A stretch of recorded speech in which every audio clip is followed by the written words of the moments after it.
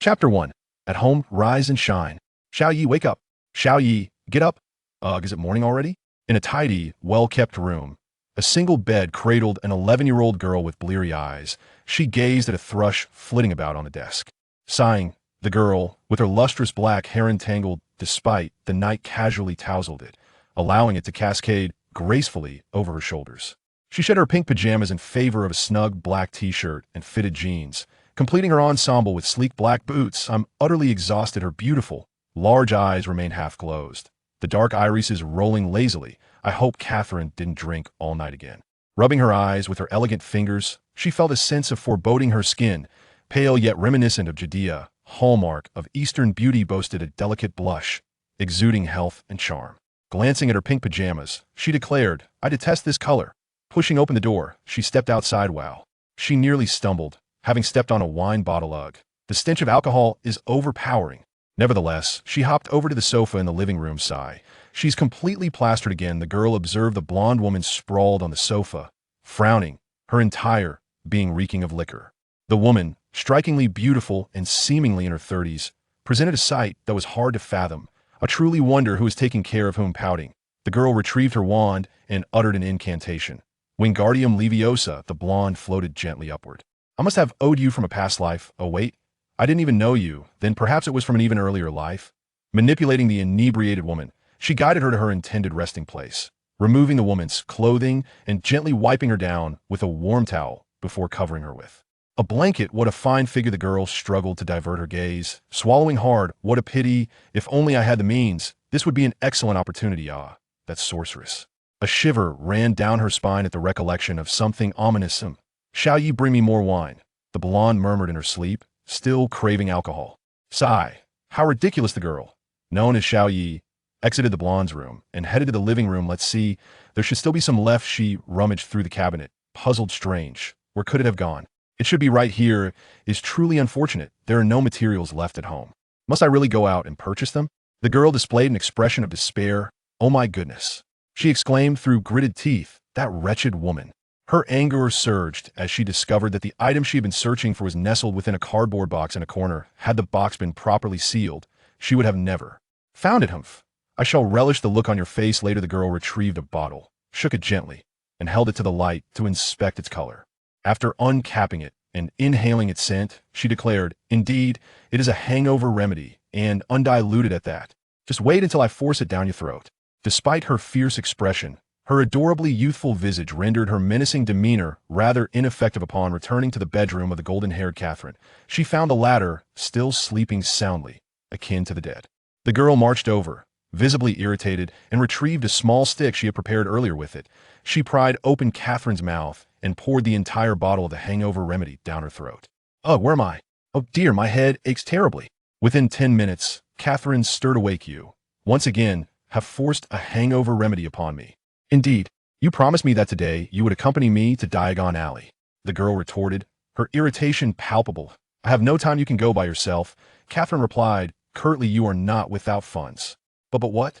I wish to sleep. With that, Catherine turned away, ignoring the girl, and resumed her slumber. Sighing, the girl felt exasperated but ultimately conceded defeat. Ugh. At that moment, the alcohol in Catherine's stomach rebelled. Although the remedy could expedite sobriety, the after-effects of a hangover were not so easily dismissed. Leaning her head over the edge of the bed, she retched. The stench of alcohol mingled with remnants of food filled the room, creating an unbearable odor. What a nuisance. The girl approached, gently patting Catherine's back to offer some comfort. A cup of water. Come forth. She waved her wand, summoning a cup filled with water she had poured earlier for herself. Here, drink a little. Catherine accepted the cup and gulped down the water in one go, feeling somewhat relieved before sprawling out on the bed in an unladylike manner. Refresh and cleanse. The girl cast a spell to tidy up the mess Catherine had made. Could you not drink so much? The girl lamented, moving to open the bedroom window to let in the fresh air. Leave me be. I am quite irritable. Catherine snapped, but upon seeing the girl's worried expression, her tone softened. I am sorry, Shia. I truly feel terrible. I regret having promised to accompany you on a shopping trip. She appeared genuinely sorrowful, covering her face as she began to weep softly. Never mind. I often visit that place myself. The girl sighed softly. You should just rest at home. She pushed open the door, hesitating for a moment before glancing back. You should forget about him. You know, you cannot save him. I understand. Yet I cannot seem to forget him. Catherine had already lost sight of the fact that he was merely a little boy. Shaking her head, she closed the door and ventured into the living room. Alas, it seems I must tidy this up first, she lamented at the disarray before her. However, as this was not her first encounter with such chaos, the girl managed to clean up with considerable speed. Having consumed a slice of bread and a glass of milk for breakfast, she hesitated momentarily before ultimately deciding to change out of her jeans and t-shirt, donning a long black robe instead, concealing her wand within the sleeve. She pushed the door open. What on earth? Why does she have so many security measures for a single room? The girl felt a mix of irritation and helplessness. Catherine's abode, her own residence, was not connected to the Fluid network, meaning she could not access Diagon Alley via the fireplace. It seems I have no choice but to take a car, she sighed, but upon noticing her robe, her brow furrowed once again. Oh, for heaven's sake. What am I doing? In a huff, she returned to her room, changed back in her previous attire, and left once more. Well, it's not too far from Diagon Alley. There's really no need to take that cursed wizard bus. It's practically like riding in a vehicle driven by a drunken driver, she muttered to herself as she made her way to the bus stop. Better to opt for a regular bus. Hey, what brings our little princess here today? As she stepped into the rundown tavern, the bald bartender's keen eyes spotted the girl. Immediately care for a drink? I'm not Catherine, she retorted, rolling her eyes with little regard for courtesy. All right, Amiria, the bartender chuckled. Shrugging his shoulders, he retrieved a bottle from behind the counter, poured its contents into a glass, and presented it to her. This is my secret homemade juice. What? Are you treating me? Amiria's dark eyes sparkled mischievously as she approached the counter and took a seat on a swivel chair. Oh my, you certainly know how to take advantage of the situation, but fine, it's not like this juice is worth much anyway, Tom said, patting his bald head. Ha, caught you. A secret juice? You truly are a joker. Amiria took a delicate sip. Oh, but your skills are commendable. Clang. At that moment, the door was flung open with considerable force. However, no light poured in. Emilia turned to see a remarkably tall figure. Hey, Hagrid. What brings you here today? Is it the usual? The bartender, Tom, seemed quite familiar with this imposing individual, preparing to pour him a drink. No, Tom, I have matters to attend to today, replied the giant, known as Hagrid, as he patted the boy standing beside him. This boy, wearing glasses and seemingly around Emilius' age, gazed curiously at her, nearly losing his balance from Hagrid's hearty pat. Oh, my goodness, Tom suddenly exclaimed. Could it be? The tavern fell silent. Good heavens, bless me, Tom exclaimed as he approached the boy, grasping his hand fervently. Welcome back. Harry Potter, welcome back. Emilia watched in astonishment as the wizards in the tavern appeared on the verge of tears, rushing towards the boy named Harry Potter, shaking his hand repeatedly. Let me think, Emilia mused, scratching her head. I feel like I've heard of him somewhere. Oh, right. This boy is the one who supposedly vanquished the Dark Lord. Intrigued, she edged closer. Her curiosity piqued. He seems rather ordinary. Just about my age. How could he possibly have defeated such a powerful dark wizard? All right. We have much to procure, Hagrid declared, swiftly parting the excited crowd with his considerable stature and strength. After dispersing the exuberant group, he led the boy, Harry Potter, into the tavern's backyard. My word, Harry Potter has returned. How splendid, Tom exclaimed, tears streaming down his face. He filled his glass and drank deeply. Today, it's on me. Hooray.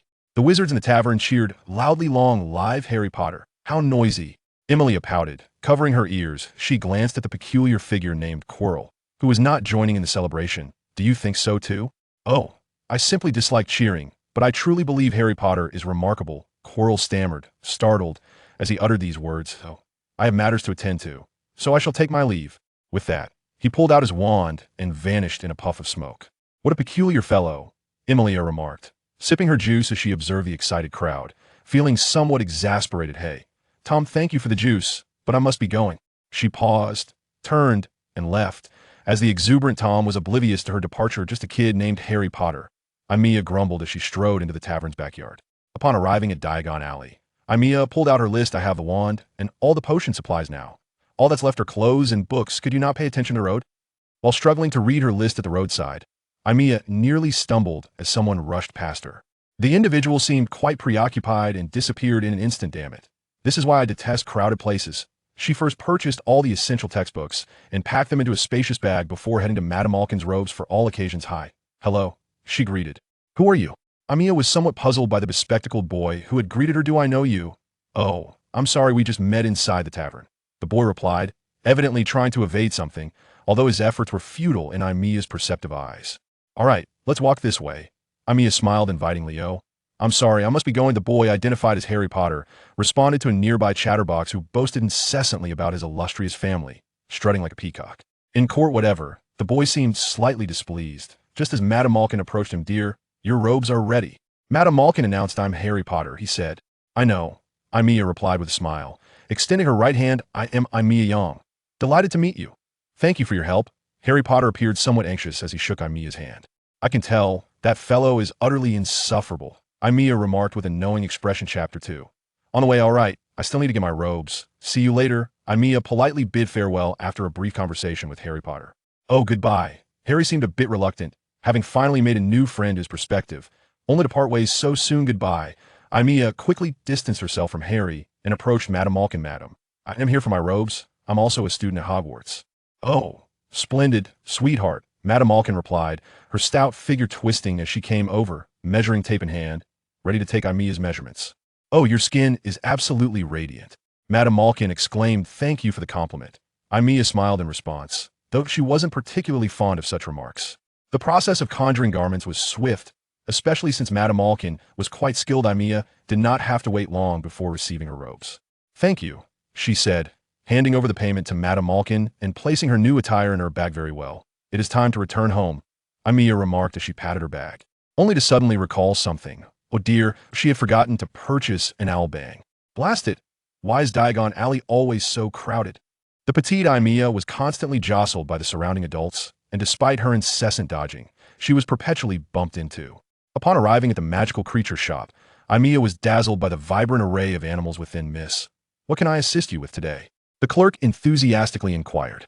"I am merely browsing," Imea replied while her gaze wandered. "Oh, how exquisite!" she exclaimed upon spotting a hawk. "Miss, you have quite the discerning eye. This is a remarkably clever little creature," the clerk responded with great enthusiasm. "Hello, little one, would you care to befriend me?" Imea extended her right hand, smiling at the hawk. The creature, adorned with black and gray patterns and only slightly larger than a pigeon, tilted its head to assess Imea before extending its right talon in response. "Ah, you are quite clever," Imea remarked as she shook the little hawk's talon, then turned to the clerk, asking, "Sir, how much does it cost?" Fearing that his own hesitation might lead to Casso unleashing an energy blast that would obliterate him, Nappa resolved to maintain his composure, biding his time until he could orchestrate his father's vengeance. However, Nappa appeared to have forgotten that he was still at the mercy of another. "Very well," Casso suddenly declared. Upon hearing this, a manic smile spread across Nappa's lips. "Let you go?" Casso sneered. "Then why did you not spare my former self before? Go to hell and apologize to the true Casso." A cold glimmer flickered in Casso's eyes as he suddenly coalesced a profound energy sphere in his hand, which he then hurled directly at Nappa's head. "You are a liar," Nappa cried out in anguish. Casso possesses an astounding combat power of 350, far surpassing that of Nappa, who stands completely defenseless against such might. Moreover, this overwhelming force is unleashed during an ambush, leaving Nappa with no means to evade. The violent energy orbs propel Nappa towards the mountainside, their searing heat eliciting agonized cries from him. Yet, Casso remains indifferent, effortlessly conjuring another massive energy orb with his other hand, relentlessly pursuing Nappa. As the two energy orbs collide, a cataclysmic explosion ensues, resonating with a thunderous roar as winds howl and tumultuous clouds gather. In the aftermath of the explosion, Nappa is reduced to mere dust, while the distant mountain, now marred by a gaping chasm, begins to crumble, with stones of various sizes cascading downwards. Has he perished? Casso's furrowed brow finally relaxed, followed by a mischievous smile. How truly cunning I am.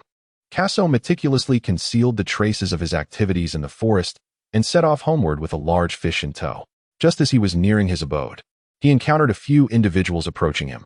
At the forefront was a short youth, possessing sharply defined cheekbones, having inherited the distinctive hairstyle and visage of his father, King Vegeta.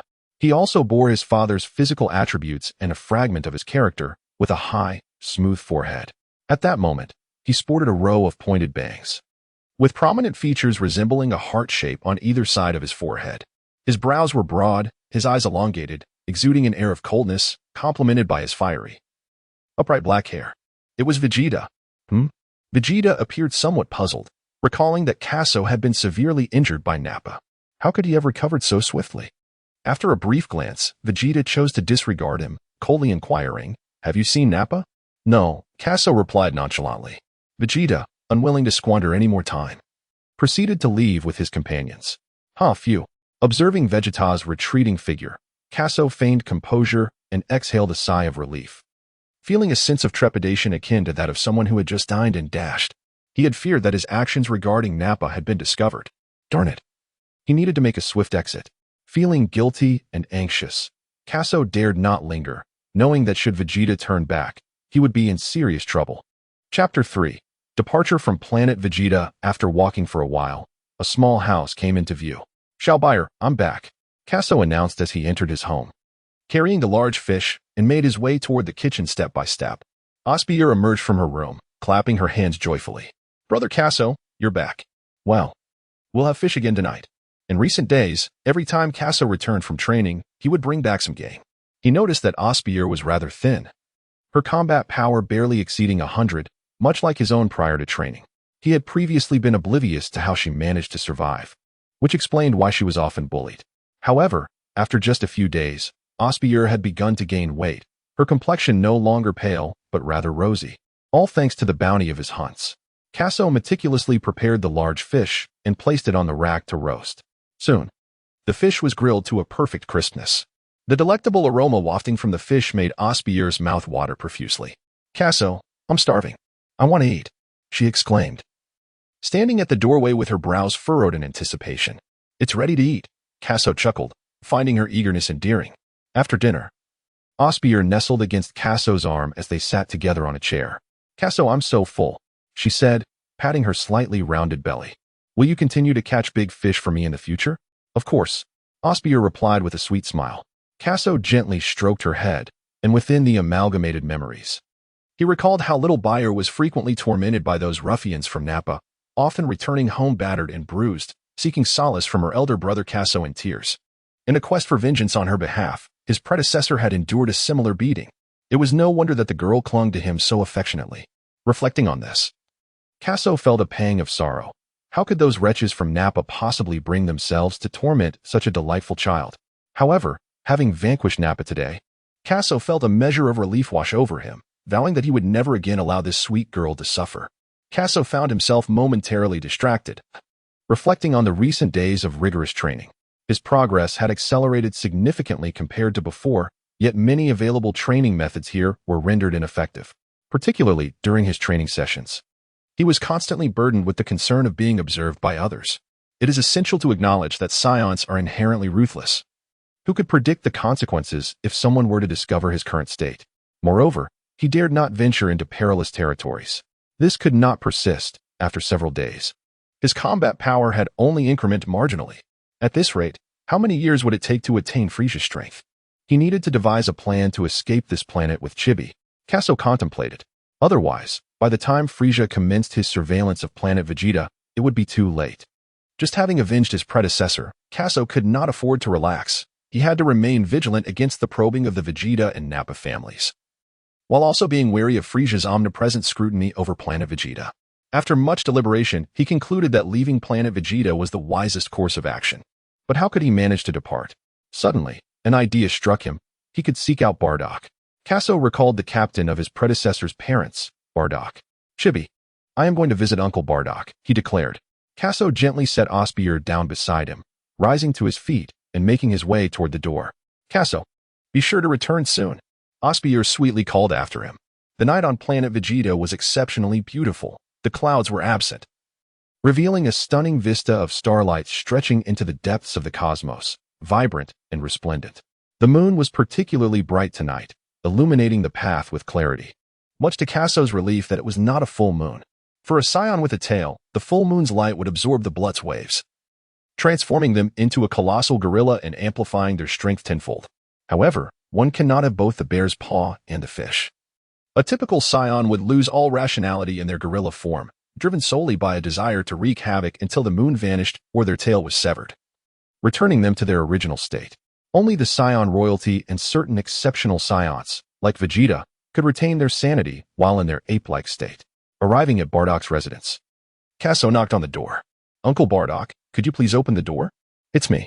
The door was swiftly opened from within by a female Saiyan, Bardock's wife, Jin. Casso, is it you? What brings you to see Bardock? Casso approached the matter directly, expressing his desire for Bedak to arrange a mission for him and Osbier. Upon understanding Casso's intentions, Bedak paused for a moment before inquiring, "I made a promise to your parents to take good care of you. Are you truly determined to undertake this mission?" "Yes," Casso affirmed. After contemplating briefly, Bedak nodded in agreement. He recognized that sheltered flowers often struggle to bloom. It is only by leaving the embrace of the eagle that one can soar high in the sky. He had once walked a similar path. As a junior warrior whose talents did not match Casso's superior abilities, sent out to complete missions early on and enduring various hardships before attaining his current strength. Therefore, letting go sooner is indeed beneficial. "Thank you, Uncle Bedak. I will strive to become stronger." Casso let out a sigh of relief, initially believing that Bedak would press for further inquiries. Suddenly, as Casso was about to depart, Bedak inquired, "Casso, have you seen that young lad Nappa?" The words echoed in his ears, causing Casso's heart to leap in his chest. Had he been discovered? Casso harbored many thoughts within, yet spoke none. Bardock also mentioned the matter of Nappa, who had vanished for a day. Perhaps an unforeseen incident had occurred. He had always been aware of the animosity between Casso and Nappa, but felt it inappropriate to meddle in the affairs of the two young boys. Ultimately, Bardock advised Casso to refrain from venturing outside for the time being, lest he become embroiled in the situation. From his memories, it was evident that Bardock genuinely cared for both Casso and Osbier. With his concerns alleviated, Casso breathed a sigh of relief. Yet he knew he must hasten his departure from planet Vegeta, for if it were discovered that he had been responsible for Nappa's demise, even Bardock might not be able to shield him from the repercussions. Days passed. Two small spacecraft hovered in the center of the square, two diminutive figures standing beside them. "Brother Casso, must we truly embark on this mission? I am frightened," the little girl exclaimed, her voice trembling with trepidation. In the past, under Bardock's care, Osbier had only faced bullying from Nappa, and as a higher-ranking Scion, she was spared from executing destructive missions. However, she had occasionally overheard conversations among her kin, tales of those who had perished while on such assignments. This thought only intensified her fear. "Little Osbier, do not be afraid. Your brother shall protect you," Casso reassured her. Casso was deeply troubled by the thought of leaving Osbier alone on Vegeta. Without his protection, it was highly likely that Osbier could become embroiled in the tragic events surrounding Nappa's demise. How could he possibly find peace of mind venturing out alone? After all, Osbier was the person he cherished most in the Dragon Ball universe. Casso gently stroked the little girl's head, reassuring her that there was no need for fear. Moreover, it would not be long before planet Vegeta fell victim to Frieza's destruction, prompting Casso to resolve to complete his mission elsewhere before returning. He intended to journey to Namek, in search of the legendary Dragon Balls, and then to Yardrat, to master the art of instantaneous movement, a skill crucial for survival. As Osbier climbed into the spacecraft, Casso meticulously adjusted the ship's navigation settings for their departure. Casso stood outside Osbier's spaceship, casting her a resolute gaze through the transparent window before returning to his own vessel. With a whoosh, the two spaceships expelled twin streams of fiery tails. The heat waves swirling as they ascended, propelled by the intense currents, soaring into the vast cosmos beyond the planet. Chapter 4. Daily training and hunting. Half a year had elapsed. In a dense forest on Mumu's star, birds flitted through the air while numerous animals gathered by the lakeside to drink, creating a scene of serene tranquility. On this particular day, two meteors streaked across the sky, their long tails merging beautifully with the idyllic surroundings. However, something was amiss. Those two brilliant meteors were hurtling toward the forest. With a thunderous roar, the spheres struck the ground, the tremendous impact creating two large craters. A powerful shockwave radiated outward, stirring up dust and exposing the underlying stones and sand. The spheres opened a door from within, and two small figures emerged, Casso and Osbier. As Casso opened the spaceship door, his eyes were immediately met with the sight of a crumbling slope, its earth and stones exposed. He leapt forward, and in an instant, he was standing atop the incline. "Casso, brother." Osbier leapt from the deep pit and joined him, wrapping her arms around him in a tree-like embrace, seeking solace in his presence. The unfamiliar surroundings clearly instilled a sense of fear in Osbier, and she found comfort only in her brother Casso. "Fear not, for we have arrived at Mumu's star." Casso cradled Osbier's petite form with his left hand, while his right hand gently caressed her flowing locks. He found immense delight in holding little Beer, the delicate porcelain doll, especially now that she had gained a bit of softness. Her entire body felt wonderfully supple and comforting. At last, they had departed from the planet Vegeta. Casso felt a release of pressure within, no longer burdened by the constant fear of his planet's annihilation at the hands of Frisia. In the anime, Vegeta's destruction appears to stem from two primary reasons, one being the Frost Demon clan's fear of the legendary Super Saiyan emerging among the Saiyans. However, the principal cause ultimately lies with the god of destruction, Beerus. For reasons unknown, Beerus commanded Frisia to eradicate the entire Saiyan race. Such formidable beings as the god of destruction remain, for Casso, an unfathomable distance away, with the potential dangers of planet Vegeta behind him. He could afford to develop at a gradual pace. As he wandered through the forest, he heard Osbier's voice. Brother Casso, this planet is stunning. She gazed about with wide-eyed wonder. Osbier, on her tiptoes, twirled in delight, utterly captivated by the enchanting surroundings, casting aside all fear and anxiety. Standing behind her, observing her carefree strides into the unknown, Casso couldn't help but chuckle. Wasn't she just terrified upon disembarking the spacecraft? Nevertheless, this planet truly was a sight to behold. Casso began to explore earnestly. Muxing 50 is predominantly a forested planet, with 20 of its surface covered by oceans, making it an environment of exceptional quality. The primary source of formidable combat power here resides in the untamed beasts that have yet to be civilized. Casso and his companions merely need to eradicate these high-powered creatures to fulfill their mission, rendering it an exceedingly straightforward task.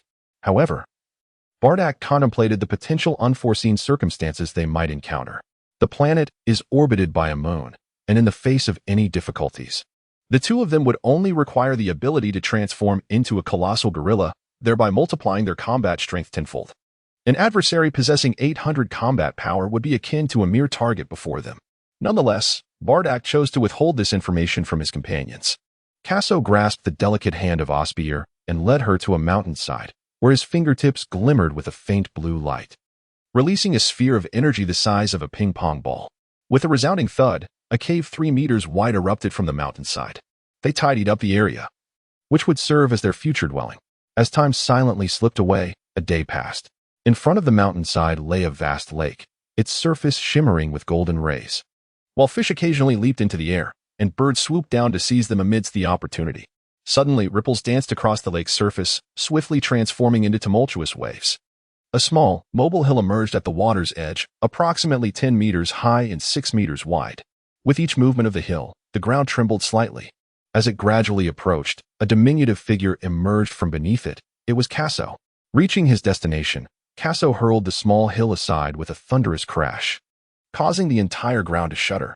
Casso, utterly exhausted and drenched in sweat, sat on the ground, gasping for breath. After undergoing grueling training, the strength within him had been nearly depleted. However, such relentless effort was not without its rewards. He felt an inexplicable force awakening deep within, akin to a parched spring suddenly gushing forth with water. Indeed, the training methods of Earth possess a remarkable efficacy. Casso reclined on the ground, taking a moment to rest. This method of training proved to be quite beneficial for him at present. However, once he surpasses a combat power of 1,000, its efficacy would diminish significantly. To achieve greater enhancements, it would be most prudent to utilize the gravity chamber. Suddenly, a violent tremor erupted from behind. Casso turned his head to see Osbier behind him, burdened with a small hillock measuring 7 meters in height and 5 meters in width. After discarding the hillock, Osbier gazed at Casso with a hint of reproach, exclaiming, "Casso, you didn't even wait for me." To which Casso replied, "Isn't it evident that I am here waiting for you?" With a gentle smile. Casso reflected upon the time spent on the Mumu planet, which had exceeded a month. He had adopted the training methods of the turtle sage, akin to those employed for little Wukong, swimming in the lake, tilling the land with his bare hands, evading ferocious beasts, and carrying the small hillock, among other challenges. He then urged Osbier to undertake the same trials. Both Casso and Osbier were elite warriors, and their potential was undoubtedly remarkable.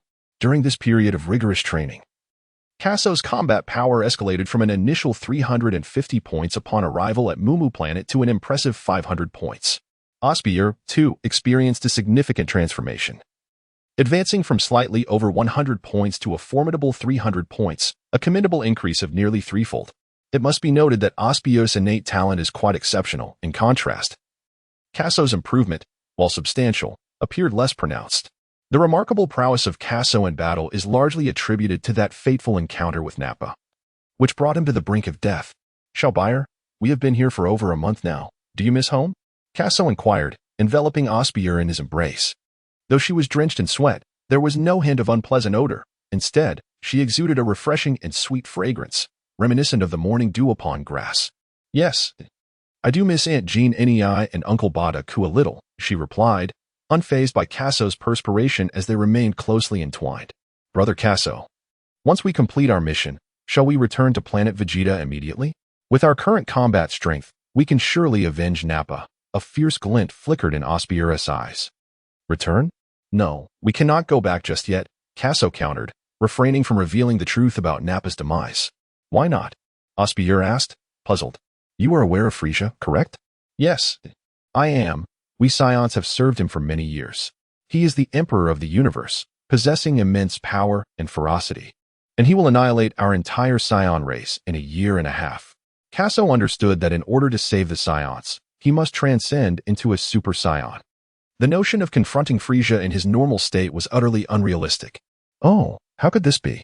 We have always been unwaveringly loyal, Osbio exclaimed, her eyes wide with disbelief.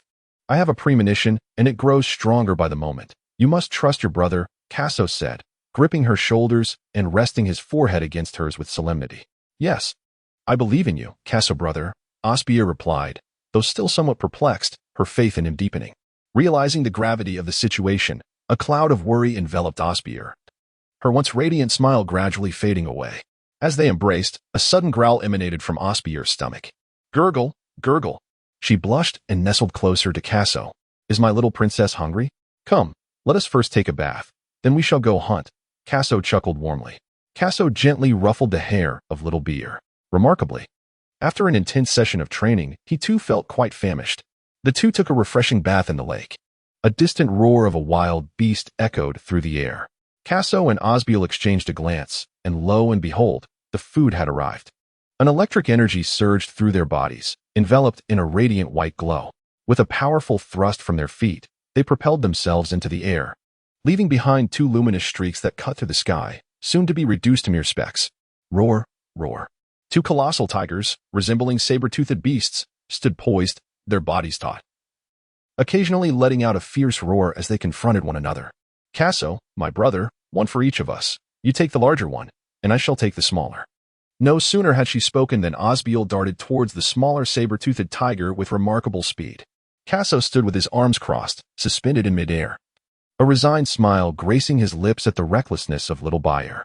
The two saber-toothed tigers, roughly the size of elephants, seemed to sense the hostility emanating from the pair and immediately abandoned their standoff, roaring at them in fury. Little tiger, behold my strike. Little Bayer hovered in the air, her hands converging as a point of blue light materialized between her palms, reminiscent of a sapphire shimmering under the light. In an instant, the tiny azure dot rapidly expanded, forming a shockwave the size of an adult's fist. With a forward thrust, the blue shockwave shot forth like lightning across the sky, aimed at the smaller saber-toothed tiger. However, the creature swiftly dodged to the side, evading the onslaught. With a resounding bang, the shockwave detonated, sending dust billowing and causing nearby trees to shatter into fragments. Curse it. I missed, little Bio exclaimed, her nimble figure darting forward once more. Seizing the opportunity while the saber-toothed tiger was still disoriented from the explosion, she closed the distance and, channeling all her strength into her legs, delivered a powerful kick. The tiger was propelled backward, crashing through trees like mere twigs, roaring in defiance. The saber-toothed tiger regained its footing, shaking its head before letting out a thunderous growl. Its gaping maw revealed sharp teeth glistening menacingly, while its claws dug fiercely into the earth, displacing soil and creating 4 deep craters in its wake. Recognizing the ferocity of the foe, little Bayer leaped into the air, taunting, "Hee hee, you can't reach me." The small saber-toothed tiger, unable to reach the airborne figure, seethed with impotent rage. Little Bayer, stop fooling around and finish this quickly. We must prepare to return. Casso dispatched the other saber-toothed tiger with a mere fingertip shockwave. All right, just give me a moment. Little Bayer summoned all her energy, conjuring a basketball-sized energy sphere in her hand. The small saber-toothed tiger, now acutely aware of its precarious situation, decided that fleeing was its only chance for survival. It turned and leapt, aiming to escape into the dense forest. Boom! The small saber-toothed tiger was struck by an energy projectile, resulting in a violent explosion. As the smoke cleared, the creature had vanished, reduced to ashes. Casso descended from the sky, shielding his face. Well, it seems this little one is beyond consumption. I never anticipated this girl to be so ferocious. Osbier, sticking out her tongue in a playful manner, felt a twinge of embarrassment. Let us be off. We are on the verge of starvation. Casso grasped the tiger lying on the ground with his bare hands and soared back to their dwelling cave alongside Osbier. Chapter 5. The transformation of Osbier into a giant ape. It has been 3 months since Casso and his companions arrived on the planet Mumu. With their combat prowess significantly enhanced, the formidable forces here have been largely neutralized. As night fell, Casso and Osbier gathered around a crackling campfire. With 2 wild boars skewered nearby, the flames danced and crackled, causing the fat from the boars to sizzle and drip onto the ground, creating a damp patch beneath them. A testament to the richness of the meat. The aroma of the nearly roasted boars wafted through the air, tantalizingly inviting. Osbier extended her small hand, seizing one of the boars, and brought it to her mouth, taking a hearty bite. The exterior was perfectly crisp while the interior remained tender. A delightful balance achieved through Casso's skillful cooking. As she savored the steaming meat, she occasionally inhaled sharply to temper the heat in her mouth. Brother Casso, your culinary skills are exceptional. This meat is incredibly fragrant, she exclaimed, her cheeks puffing with each bite. Of course, just look at who did the cooking. Casso replied, unable to resist the enticing aroma himself, as he picked up the other boar and began to feast.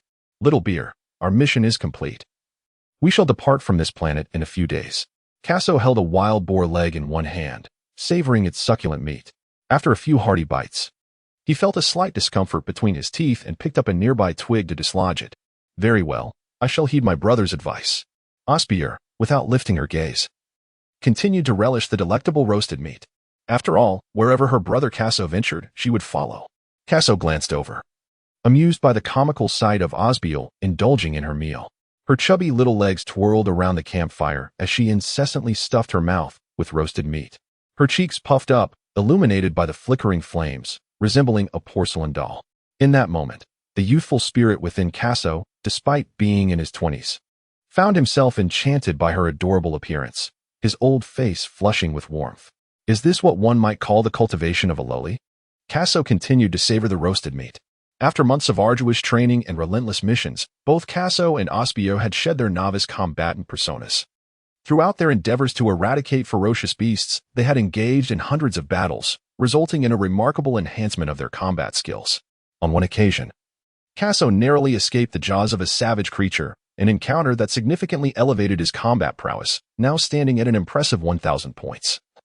While Osbier boasts a commendable 700 points.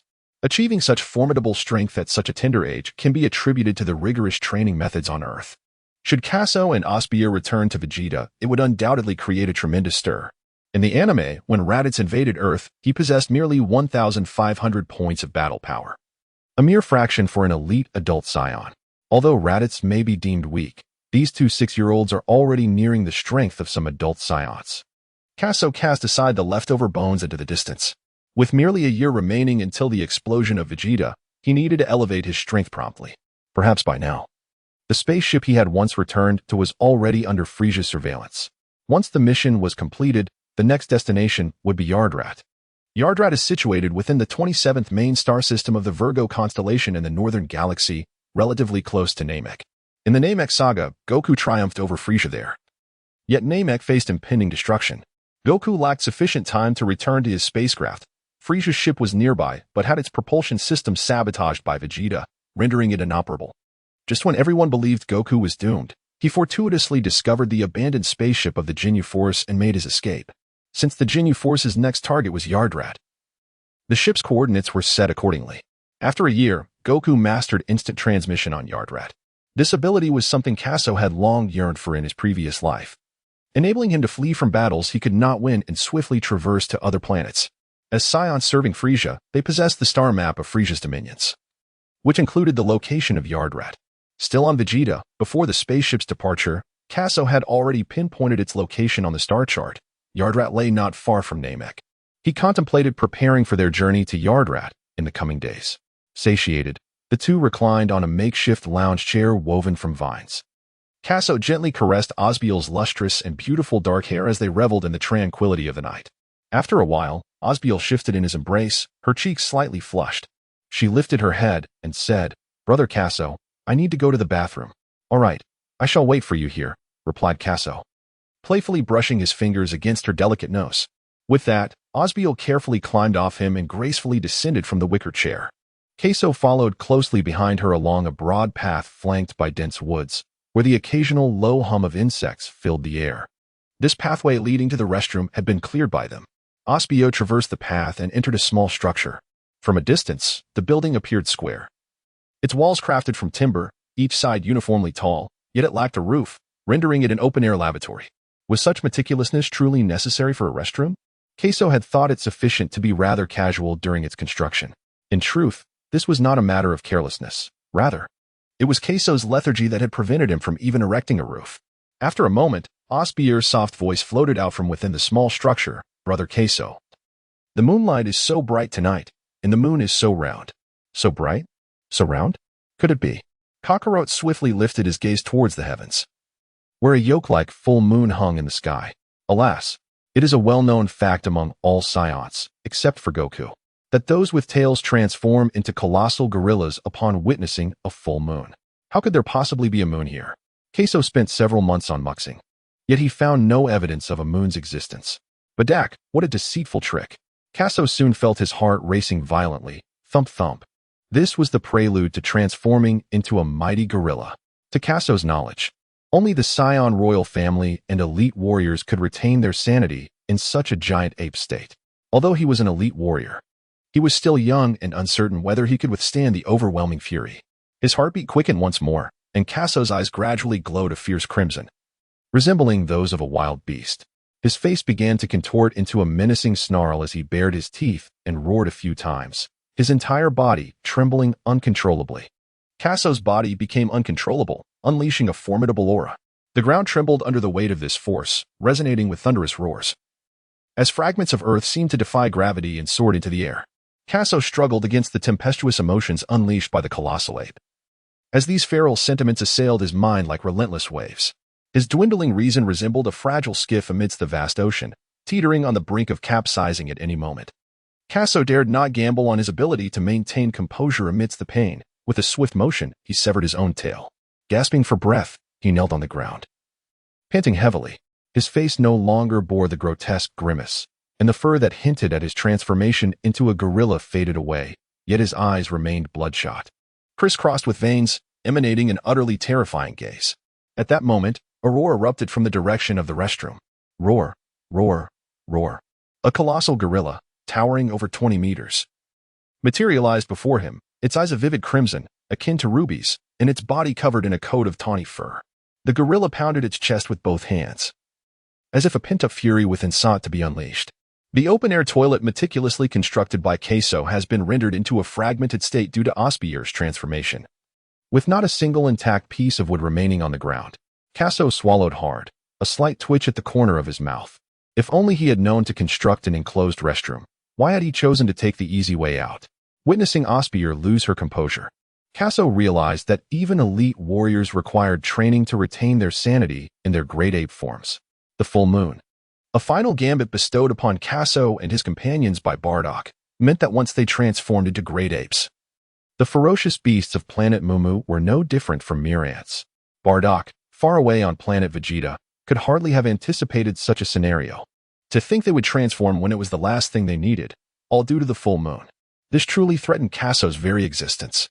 Chapter 6. Leave no one behind. A colossal gorilla, towering over 20 meters, rampaged through the forest.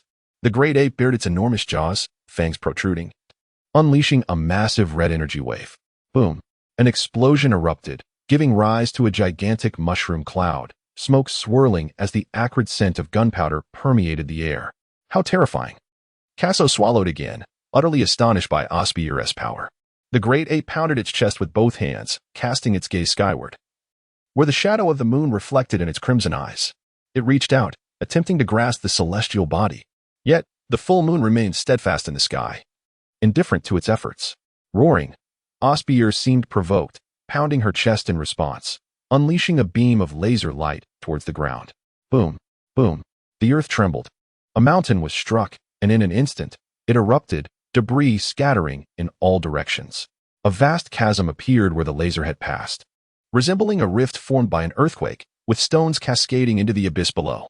Surrounding trees were toppled by the shockwave, and in some areas, sparks ignited, quickly engulfing the forest in flames. Animals fled, wailing in despair, the horrific scene reminiscent of a hell on earth. Casso was aware that the probe was equipped with a listening device, which he discarded prior to arriving at Mu Jupiter.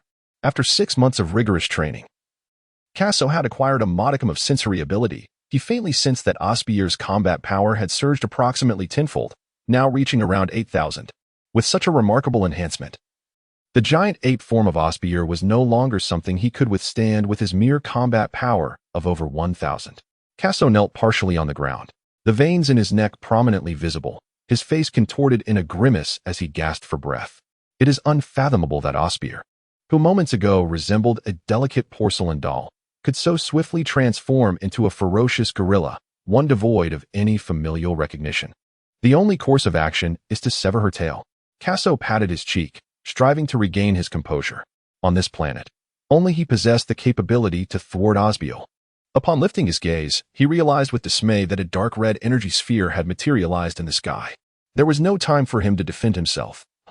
The entirety of his being was struck. Boom. Casso was struck and propelled at an astonishing speed. With a thud, he rolled along the ground for some distance before coming to a halt. Behind him lay a scar of over 100 meters, etched into the earth by his friction. Casso turned sideways and spat out a mouthful of blood, a searing pain radiating throughout his body. The upper half of his clothing lay in tatters, revealing a myriad of wounds, each varying in depth, with an excruciating sting emanating from the injuries. That foolish Shelby, Casso cursed under his breath. Grateful that this was merely a careless strike from Osbier, had it been any stronger, he would undoubtedly have met his demise. He must find a way to stop her. Casso was acutely aware that this course of action could not persist. Otherwise, the entire planet might be obliterated within a single night. It is crucial to recognize that Osbier now possesses an astonishing combat power of approximately 8,000. In this superdimensional realm, even a few hundred points of combat strength is sufficient to annihilate a planet, let alone the formidable Osbier in her current state. Casso supported himself with one hand, kneeling on the ground, striving to rise. Each movement exacerbated the wounds on his upper body, causing more blood to flow with every effort. Gritting his teeth, Casso endured the agony coursing through him and gradually stood upright. He took a deep breath and stealthily advanced across the forest floor towards the location of Osbier. As Casso approached the vicinity of the colossal ape, devastation lay scattered all around.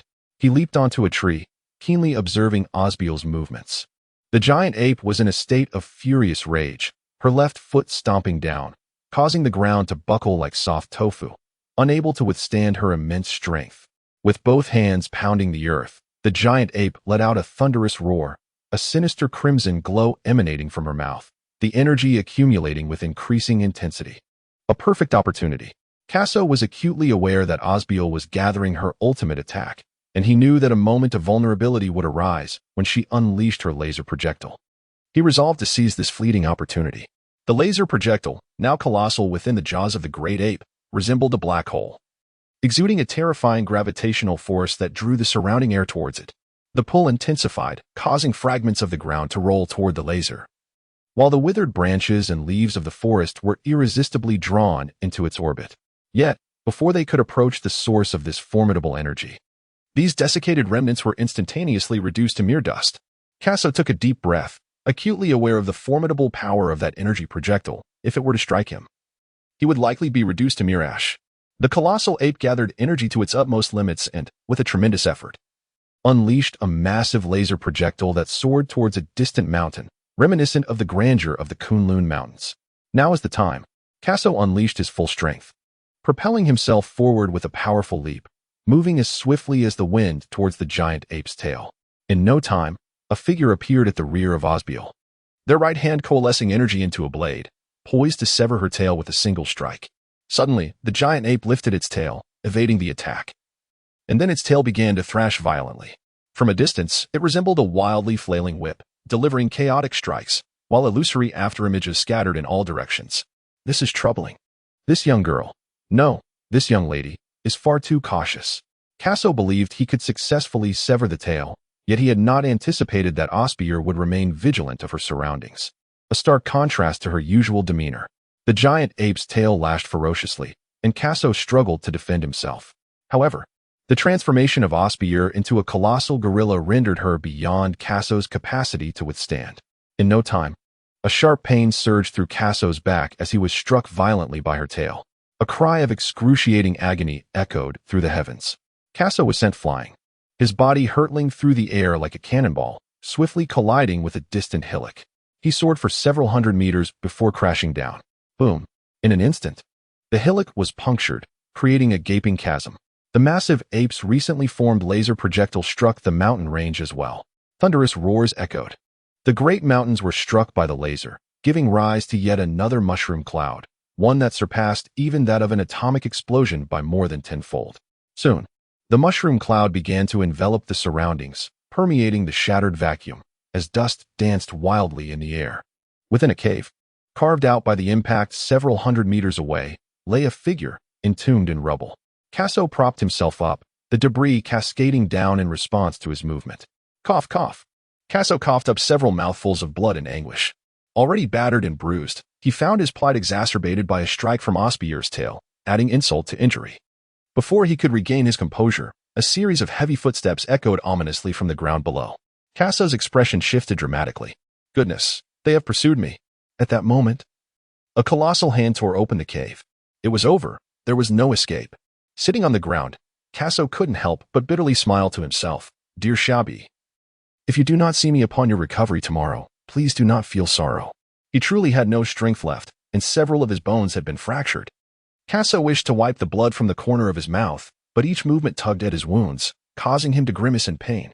Upon his arrival in this realm, he had once fantasized about becoming the mightiest warrior in the Dragon Ball universe, envisioning encounters with Goku and the opportunity to boast before Vegeta. Yet, after 6 months, not a single dream had materialized.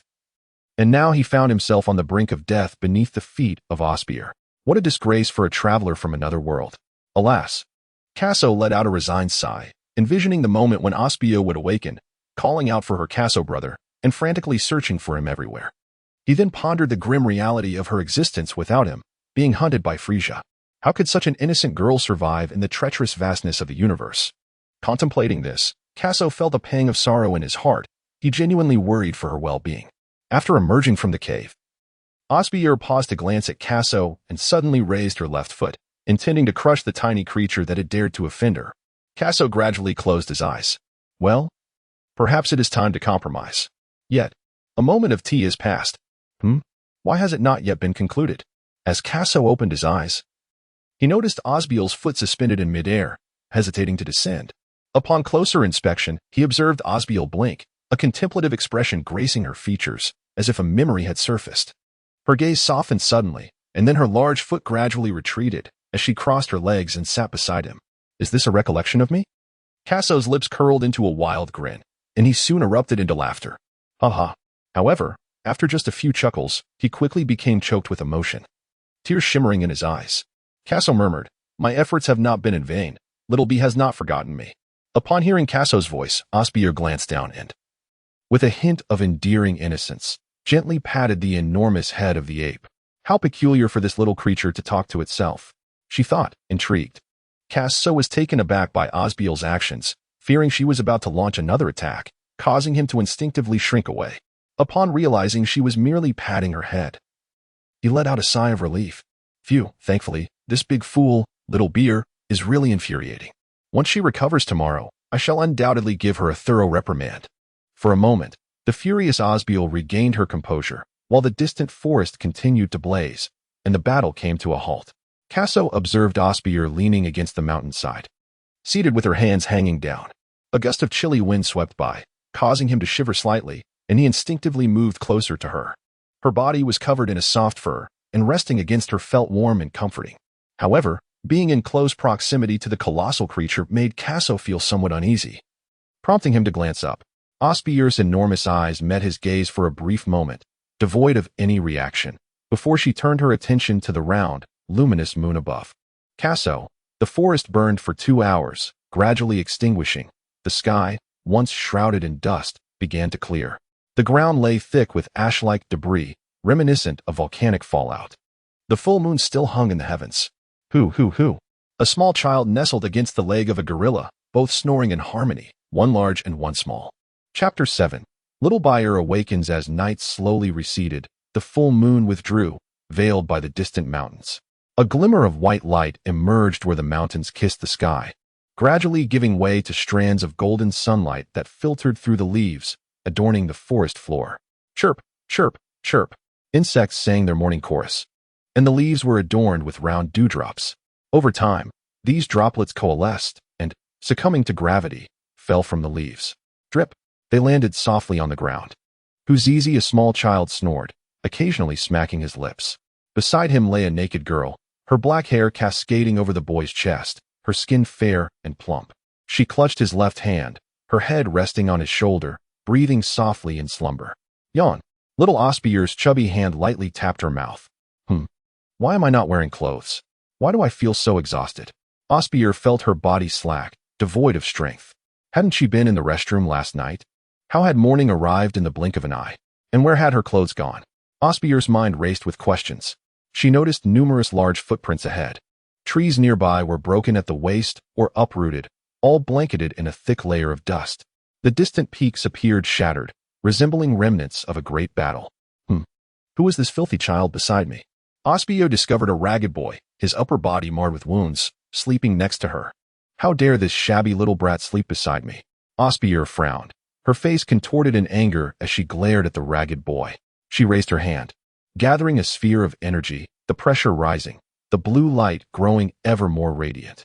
Suddenly, the dirty boy turned over, his head facing her. A mixture of blood and mud clung to his face, and his features bore a striking resemblance to someone familiar. Why does he look so much like my brother Casso? Osbier's pupils constricted. Brother Casso? The deep blue shockwave in her hand dissipated abruptly. Her eyes began to well with tears, and she immediately crawled to Casso's side, wrapping her arms around him. Tears could no longer be contained, streaming down her chubby face. Brother Casso, what has happened to you? Osbier cried out loudly. Aubriel cradled Casso against her chest, allowing him to lean upon her. On this planet, Casso's strength was unparalleled. There was simply no one capable of rivaling him. The more she pondered, the more perplexed she became, yet all she knew was that Casso was gravely injured, and her heart ached profoundly for him. Tears cascaded from Aubriel's eyes as if they were worth nothing, trickling down her chin and falling delicately at the corners of Casso's lips. Casso slowly opened his small eyes. His once bruised and battered body was now held tightly in the embrace of Osbier, whose strength and vitality were steadily increasing. Hiss. Casso inhaled sharply, wincing in pain, and promptly exclaimed, "Shall Buyer, release me at once." Huh? Osbier was momentarily taken aback, then came to a realization and hastily loosened her grip around him. Brother Casso, who has inflicted this injury upon you? Osbier's expression darkened, revealing a fierce countenance. In her recollection, aside from that one time he suffered grievously at the hands of Nappa, he had never endured such a severe wound. It's nothing, really. In a few weeks, it will heal, he reassured her. Casso rested his face against the bare chest of Osbier, inhaling deeply before speaking slowly. Who is it that has harmed my brother? Tell me, little beer, and I shall exact revenge on your behalf. Osbier embraced Casso fiercely, her expression filled with determination. Casso pressed his nose against her chest, inhaling her faint fragrance, and casually rubbed his face against her. Who else on this planet could possibly rival me? Have you forgotten what transpired last night? Right. I was in the restroom, wasn't I? Osbier appeared somewhat perplexed. What did you see while you were in the restroom last night? Casso replied with a wry smile. This little girl truly forgot what happened. Last night, as soon as I finished in the restroom, I beheld a round moon. A full moon? Then that means I transformed into a colossal gorilla. Osbier's expression turned to one of alarm.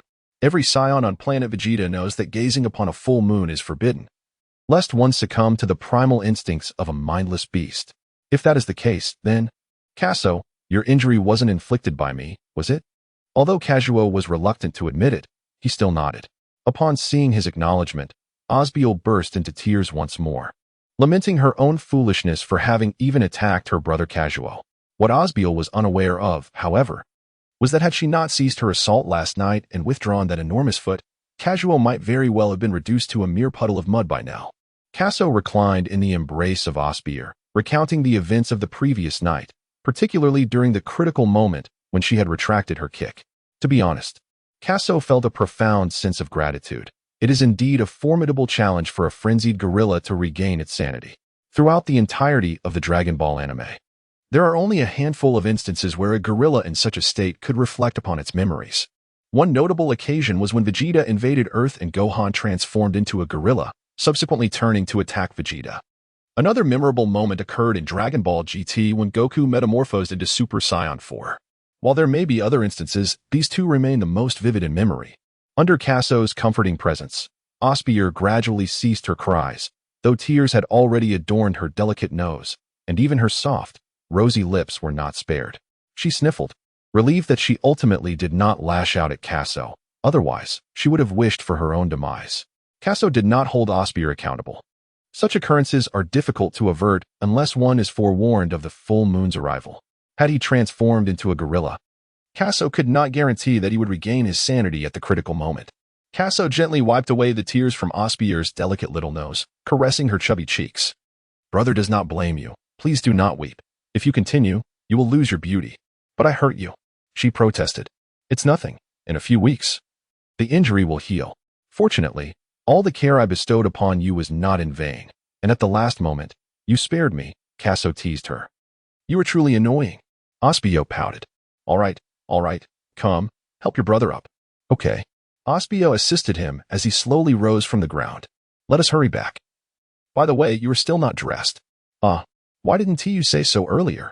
A beam of white light streaked across the sky, and from the ground, one could vaguely discern a little girl carrying a small boy aloft.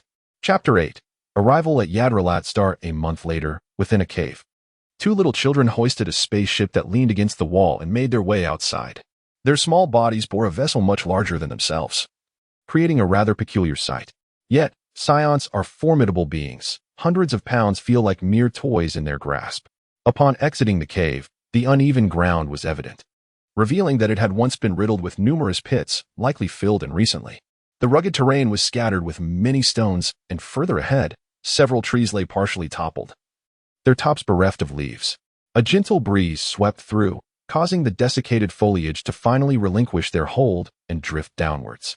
Such a scene unmistakably indicated that this place had recently endured a fierce battle.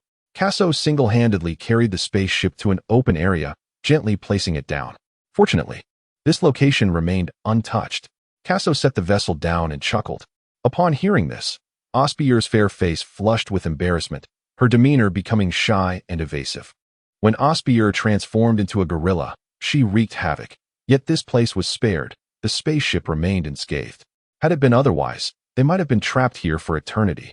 Little Beer, we now set sail for Yardrat Star to acquire a formidable technique, Casso declared, opening the spaceship door and addressing Osbier beside him. Osbier had long resolved that wherever her brother Casso ventured, she would follow. Even if Casso were to lead her to Frisia's headquarters, she would not hesitate. For Casso was now her dearest family. The two nestled inside as the spaceship door sealed shut, the base erupting in brilliant flames before soaring into the sky. Initially, they had planned to head to Namek, but after the incident with Osbier's transformation, Casso realized that survival was paramount. Thus, they would first journey to Yardrat Star to learn the life-saving technique of instant transmission. The vast expanse of the starry sky unfolded before them, the gossamer Milky Way cascading from the northeast to the southwest. Countless stars twinkled like diamonds against the night, their brilliance illuminating the darkness. Numerous planets floated within this celestial sea, some adorned in crimson hues, others in shades of teal, showcasing a vibrant spectrum of colors. Their sizes varied tremendously. Some planets were colossal, many times the size of Earth, while others were less than a tenth of Earth's size, creating a stark contrast. A massive yellow planet loomed ahead, its surface pockmarked and devoid of greenery, even moisture. Beside it floated a purple planet, shrouded in lavender clouds that danced ethereally, resembling a maiden clad in purple satin. Captivatingly beautiful. Two spaceships, one following closely behind the other, plunged into the atmosphere of this purple planet. As they descended through the atmosphere at a terrifying speed, the friction ignited the exterior in flames akin to striking a match. Boom, boom, boom. The two vessels crashed into a valley, creating two deep craters. Casso emerged from his slumber, unsealed the spacecraft's entrance, and leaped forth. To his astonishment, a being clad in a distinctive attire stood before him. Its skin bore a purplish hue, devoid of hair, and while its facial features mirrored those of humanity, its ears were considerably elongated, and its eyes possessed a more elongated shape. Irregular gray patches adorned the crown of its head, and it was of a shorter stature. "Greetings, esteemed visitor from afar," it proclaimed. "Ah, you. Greetings." Casso observed the elderly gentleman adorned in peculiar attire extend a welcoming gesture, and he endeavored to mimic the same motion in return. However, the action felt rather unusual, leaving Casso momentarily at a loss, resulting in an awkward execution. "Who are you?" he inquired. "A guest from afar. I am called Husu." The elder replied to Casso's inquiry. "Husu? Is he not the sage from the planet Yardrat? How could he possibly know of our arrival on this celestial body?" Casso pondered for a moment, feeling somewhat perplexed. Meanwhile, the spaceship beside them opened its door, and Osbier leapt out. "Casso, who is he?" she inquired, noticing a peculiar extraterrestrial being standing before her. "Are you Science?" At first, Husu did not observe Casso's tail, assuming they were not Science. However, upon seeing the girl spring forth, he realized she had a long tail wrapped around her waist, yet he still sought confirmation. "Yes, we are." "How did you know?" Osbier replied, a hint of confusion in her voice. Husu then led both of them to their dwelling, explaining as they walked. It turned out that the sage of planet Yardrat had foreseen a great calamity befalling their planet, predicting that a scion would arrive today to aid in averting this disaster. Could this be the tale of Goku fleeing to Namek in the future? How could it pertain to him? Moreover, didn't Husu mention that only one scion would descend? Yet here we stand, two of us. Casso was utterly perplexed. Husu was equally bewildered. According to his foresight, there was only one scion destined to arrive.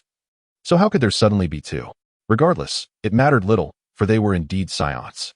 Given the formidable strength of the scion race, they should be capable of averting the impending calamity. The scion lineage is renowned for its love of battle, undoubtedly possessing immense power. Dismissing his concerns, Husu led the two onward. "Wise master, we have come here to learn the art of instantaneous movement." Casso recognized that the sage of the planet Yardrat was exceptionally astute, seemingly possessing the ability to foresee the future, much like the elder of Namek. He was direct and unambiguous, asserting that as long as he harbored benevolent intentions, they would impart their secret techniques to him. In the anime, Goku also acquired this mystical art upon his arrival on this planet for similar reasons. The inhabitants of Yardrat warmly welcome all kind-hearted, peace-loving individuals. Husu stroked his chin and said, "You may learn this skill, but we have one stipulation. Please, do tell." Casso responded. Husu then articulated the condition that in times of great calamity for Yardrat, they would hope to seek their assistance. "We agree. Thank you, Elder Husu." Casso exhaled in relief upon hearing Husu's demand. As he understood it, Husu had posed a similar request to Goku, although it was not mentioned in the anime. "Very well. This room has been prepared for your rest. Tomorrow, someone will come to take you to learn instant transmission, so please rest assured." Husu guided them into a dwelling, stating. After ensuring their accommodation, Husu exited towards the tribal assembly room. "Brother Casso, we have finally arrived at Yardrat. Is the instant transmission truly as extraordinary as you described?" Osbier asked, clinging to his arm and shaking it. "Whether it is extraordinary or not, you will know once you master it." Casso felt no desire to elaborate further, reasoning that no matter how much he explained, she would not grasp it. What could a mere child comprehend? In the Yardrat assembly room, one of the members questioned, "Are those two little ones the saviors you foretold?" "Indeed. However, the two scions that arrived today differ somewhat from my vision and my foresight. A golden-haired scion was to descend upon our planet." Husu replied. "Then what of those two? Will they be able to save our planet?" The assembly erupted into chaos. Silence. Supa, the leader of Yardrat, declared sternly from his position at the head of the room. Upon hearing Husu's prophecy, Supa was taken aback, realizing that a catastrophe loomed over Yardrat, yet there was hope for salvation. As Supa's voice boomed, the assembly quieted, though a faint murmur persisted. "Let us listen to the sage," Supa commanded. Husu rose from his seat, extending his arms, prompting silence as all ears turned to him. "Though they are not the saviors I envisioned, I have a strong premonition that they will surpass the golden-haired scion in strength." Husu paused, then continued. "As long as we maintain a cordial relationship with them, they will undoubtedly save our planet in the future." As soon as the words were uttered, the entire conference room erupted with excitement. The other elders were equally convinced by the sage's words. For all of the events he had previously foretold had indeed come to pass, this time would surely be no exception. "You all must have heard what the sage said. Starting tomorrow, Ensure that you maintain a cordial relationship with the two of them, Su Pa stated earnestly to the assembly. If there are no further matters, let us adjourn the meeting. Chapter 9. Beginning to grasp instantaneous movement, Su, this seer of sorts, proved to be remarkably adept, possessing the uncanny ability to discern the precise location of his arrival. However, one must ponder whether the butterfly effect triggered by his arrival would afford the future Wukong a similar opportunity. Casso reclined on the bed, lost in thought. Yet many questions remained elusive. Beside him, Osbier slept softly, her rosy lips parting gently with each breath. Casso smiled as he tucked the blanket around the adorable little girl, resolute in his determination to safeguard her from any harm. With the day waning, he prepared to rest, for tomorrow held the promise of mastering the art of teleportation. The following day, a young Yardrat approached, introducing himself. Greetings, I am Veer, and I am responsible for coordinating your studies in teleportation. I look forward to your cooperation in the future. Casso and Osbier exchanged a courteous bow. With Veer leading the way, they traversed a series of narrow paths, encountering numerous inhabitants of Yardrat star along the journey. These beings, varying in height, all bore a delicate lavender hue to their skin. They regarded the newcomers with curiosity, yet their eyes suggested a prior awareness of the arrival of these two Saiyans. There was no panic, merely a quiet observation from the sidelines. Veer greeted them amicably before continuing onward. At last, they arrived at an ancient-looking entrance, reminiscent of a relic from a bygone era, evoking a sense of antiquity akin to that of the Egyptian pyramids. Standing guard at this entrance were two sentinels clad in the battle attire of Yardrat star. For those unfamiliar with this combat uniform, one might recall Goku donning a similar outfit upon his return from Yardrat star to Earth. The strength of these two guards eluded Casso. He pondered whether they were significantly more powerful than himself or merely ordinary. However, given the significance of this place, Casso chose to believe the former.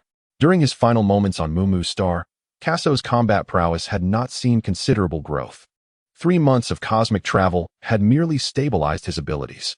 Presently, he possessed a battle power of 1,500, while Osbier had 1,000.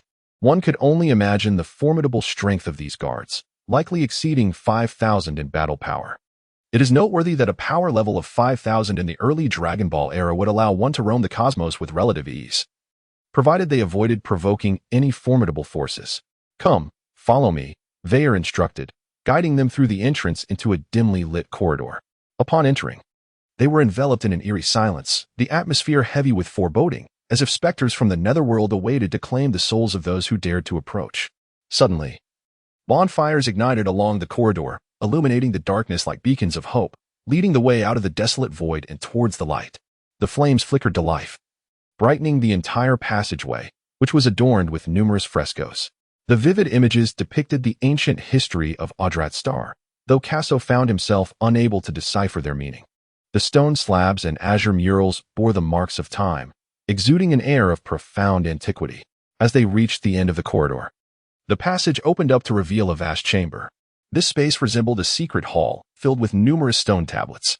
Each tablet bore intricate lines of varying depths, which, when combined, seemed to promise clarity in their inscriptions.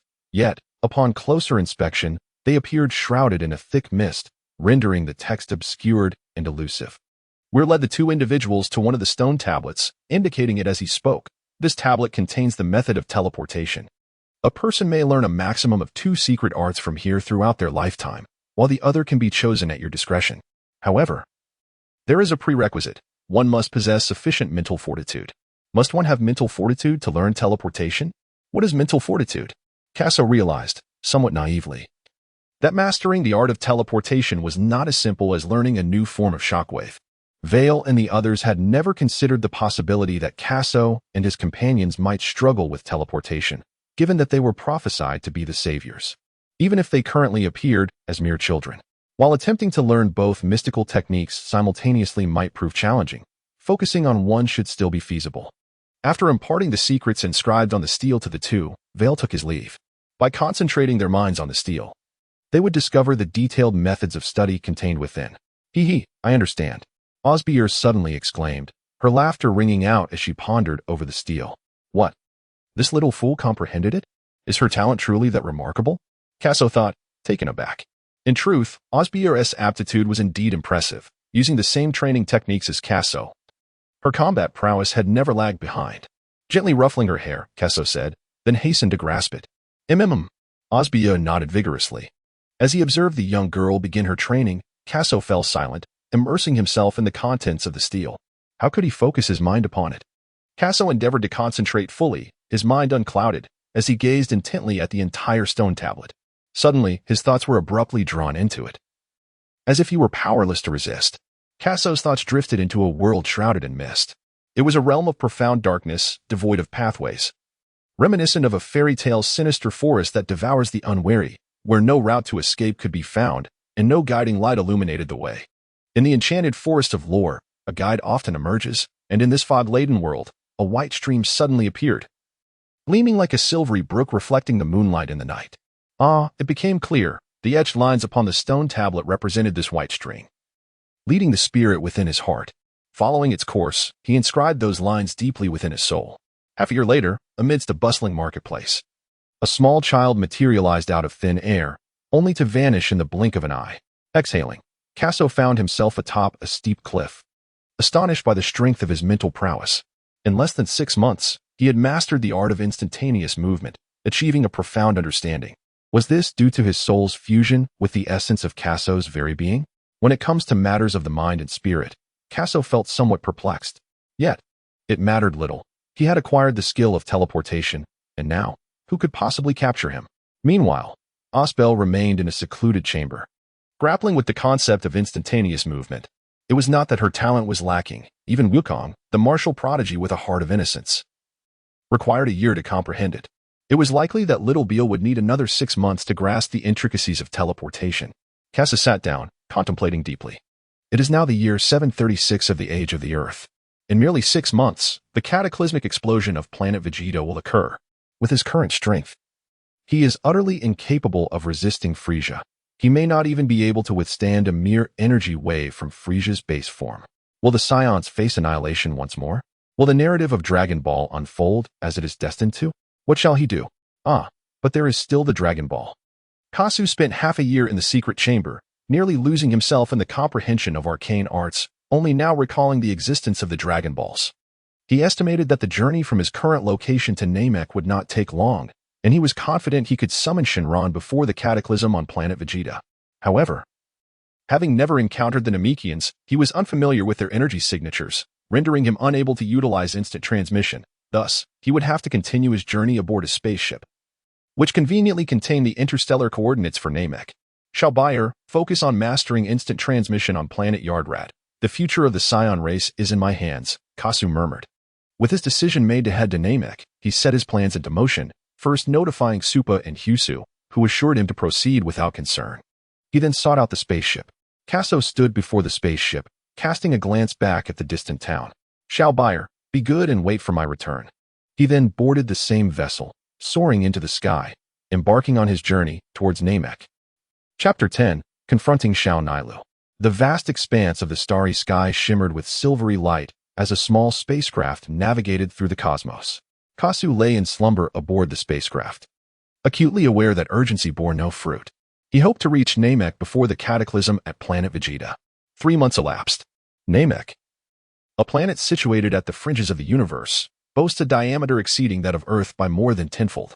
The galaxy in which this planet resides is unique, with 3 diminutive stars orbiting in unison, ensuring perpetual daylight. The orbital path of Namek is elliptical, nearly devoid of eccentricity, and its average velocity in orbit mirrors that of Earth. The inhabitants of Namek are entirely green, devoid of body hair, with 2 antennae atop their heads capable of sensing light and emitting electrical currents. Their green skin functions similarly to photosynthetic plants, by merely hydrating. They can produce starch through photosynthesis to fulfill their physiological needs. At this moment, in an Namekian village, a group of children frolicked in play. Look, what is that? One young Namekian exclaimed, pointing towards a fiery streak in the sky. The already dim sky of Namek was illuminated by the brilliance of the flame, which heralded the arrival of an object resembling a nuclear warhead, hurtling towards the ground with astonishing velocity. Is it a meteorite from beyond? They cried. Quick, inform the elder. The children dashed towards a large, white, bun-shaped dwelling. Suddenly, a spherical spacecraft transformed into a blazing dragon as it plummeted from the heavens, crashing violently into the earth. A thunderous roar echoed as a colossal crater formed upon impact. Casso awakened from slumber and leaped from the spacecraft. The pale green sky and the cerulean grass created a breathtaking panorama. After years of rejuvenation, Mecha had finally recovered from the climatic upheaval that had beset it many years prior. Casso took a deep breath, inhaling the fresh air of Namek. Reminiscent of a spring day spent in the wilderness, where the invigorating scent uplifted his spirits. The refreshing atmosphere and exquisite surroundings eased his anxious heart somewhat. Reflecting on the fact that Goku had transformed into a Super Saiyan right here, only for Namek to subsequently meet its demise, filled him with a sense of regret for such a beautiful world lost. However, the thought that Namek was later restored through the Dragon Balls of Earth brought a slight improvement to Casso's mood. Over a year had passed since his arrival, and Casso's strength had increased at a remarkable pace. He now possessed a battle power of 2,000. With only 3 months remaining until the explosion of Vegeta, it was exceedingly unrealistic to hope that such a level of power could save the Saiyans. Fortunately, there existed the miraculous Dragon Balls. Casso surveyed his surroundings, uncertain whether the Grand Elder would consent to lending the Dragon Balls to him, a Saiyan. If the Grand Elder was unwilling to part with the Dragon Balls, Casso would find himself at an impasse. In the realm of animation, it is well known that Namek is far from weak. The Namekians are categorized into various types, such as combat and healing forms. Among them, the combatants, particularly Piccolo and Nail, are most renowned. And let us not forget the formidable Slug from the movies. Their prowess greatly surpasses Casso's current abilities. In such circumstances, should Casso be unable to borrow the Dragon Balls, he would have no means to seize them. Of course, Earth possesses its own Dragon Balls, yet time is of the essence. Suddenly, a small green dot appeared in the sky, encircled by a white aura. As the dot drew closer, the figure became discernible. It was a child, his expression stern and icy, strikingly resembling a young Piccolo. "Who are you?" The green-skinned child inquired coldly as he descended beside Casso. Casso remained silent, lost in thought. Could this child be Naru? "I am Casso, seeking the assistance of the Grand Elder," he stated. Young Naru raised his eyebrows slightly, surprised that this mech star had not been in contact with the outside world for years, yet was aware of the Grand Elder. Upon hearing the mention of the Grand Elder, Naru's tone grew even colder. "The Grand Elder will not assist you. You should leave." The Grand Elder was quite old, and Naru wished not to disturb him. Casso had come to understand Naru and recognized that his temperament was indeed as he had anticipated. However, he was taken aback by just how irksome the latter's disposition truly was. He found himself in urgent need of assistance and requested a simple notification. Casso sought to avoid unnecessary conflict, adopting a humble tone. Meanwhile, young Naru stood before him, casting a cold glance without uttering a single word. After more than 2 decades in his previous life, Casso had never felt such anger. Was it so difficult to merely relay a message? Since he received no acknowledgement from the other party, Casso chose to turn away and leave. "Without you, am I truly incapable of finding my own way?" Casso chuckled lightly before soaring into the sky, intent on locating the whereabouts of the Grand Elder. "Stop right there." Little Nyla rushed forward, attempting to impede Casso's progress. "You would do well to leave Namek immediately, or I shall not be so lenient," Nyla declared. Upon hearing this, Casso crossed his small arms defiantly, adopting a posture of superiority, eager to witness how Nyla would make him regret his defiance. Moments later, Nyla's patience wore thin. "You seek your own demise." Observing Casso's unwavering stance, Nyla's fury ignited. Clenching his fists, he unleashed a formidable surge of power, a white aura expanding dramatically, exuding an overwhelming force that radiated outward. "Is that all?" Casso curled his lips slightly.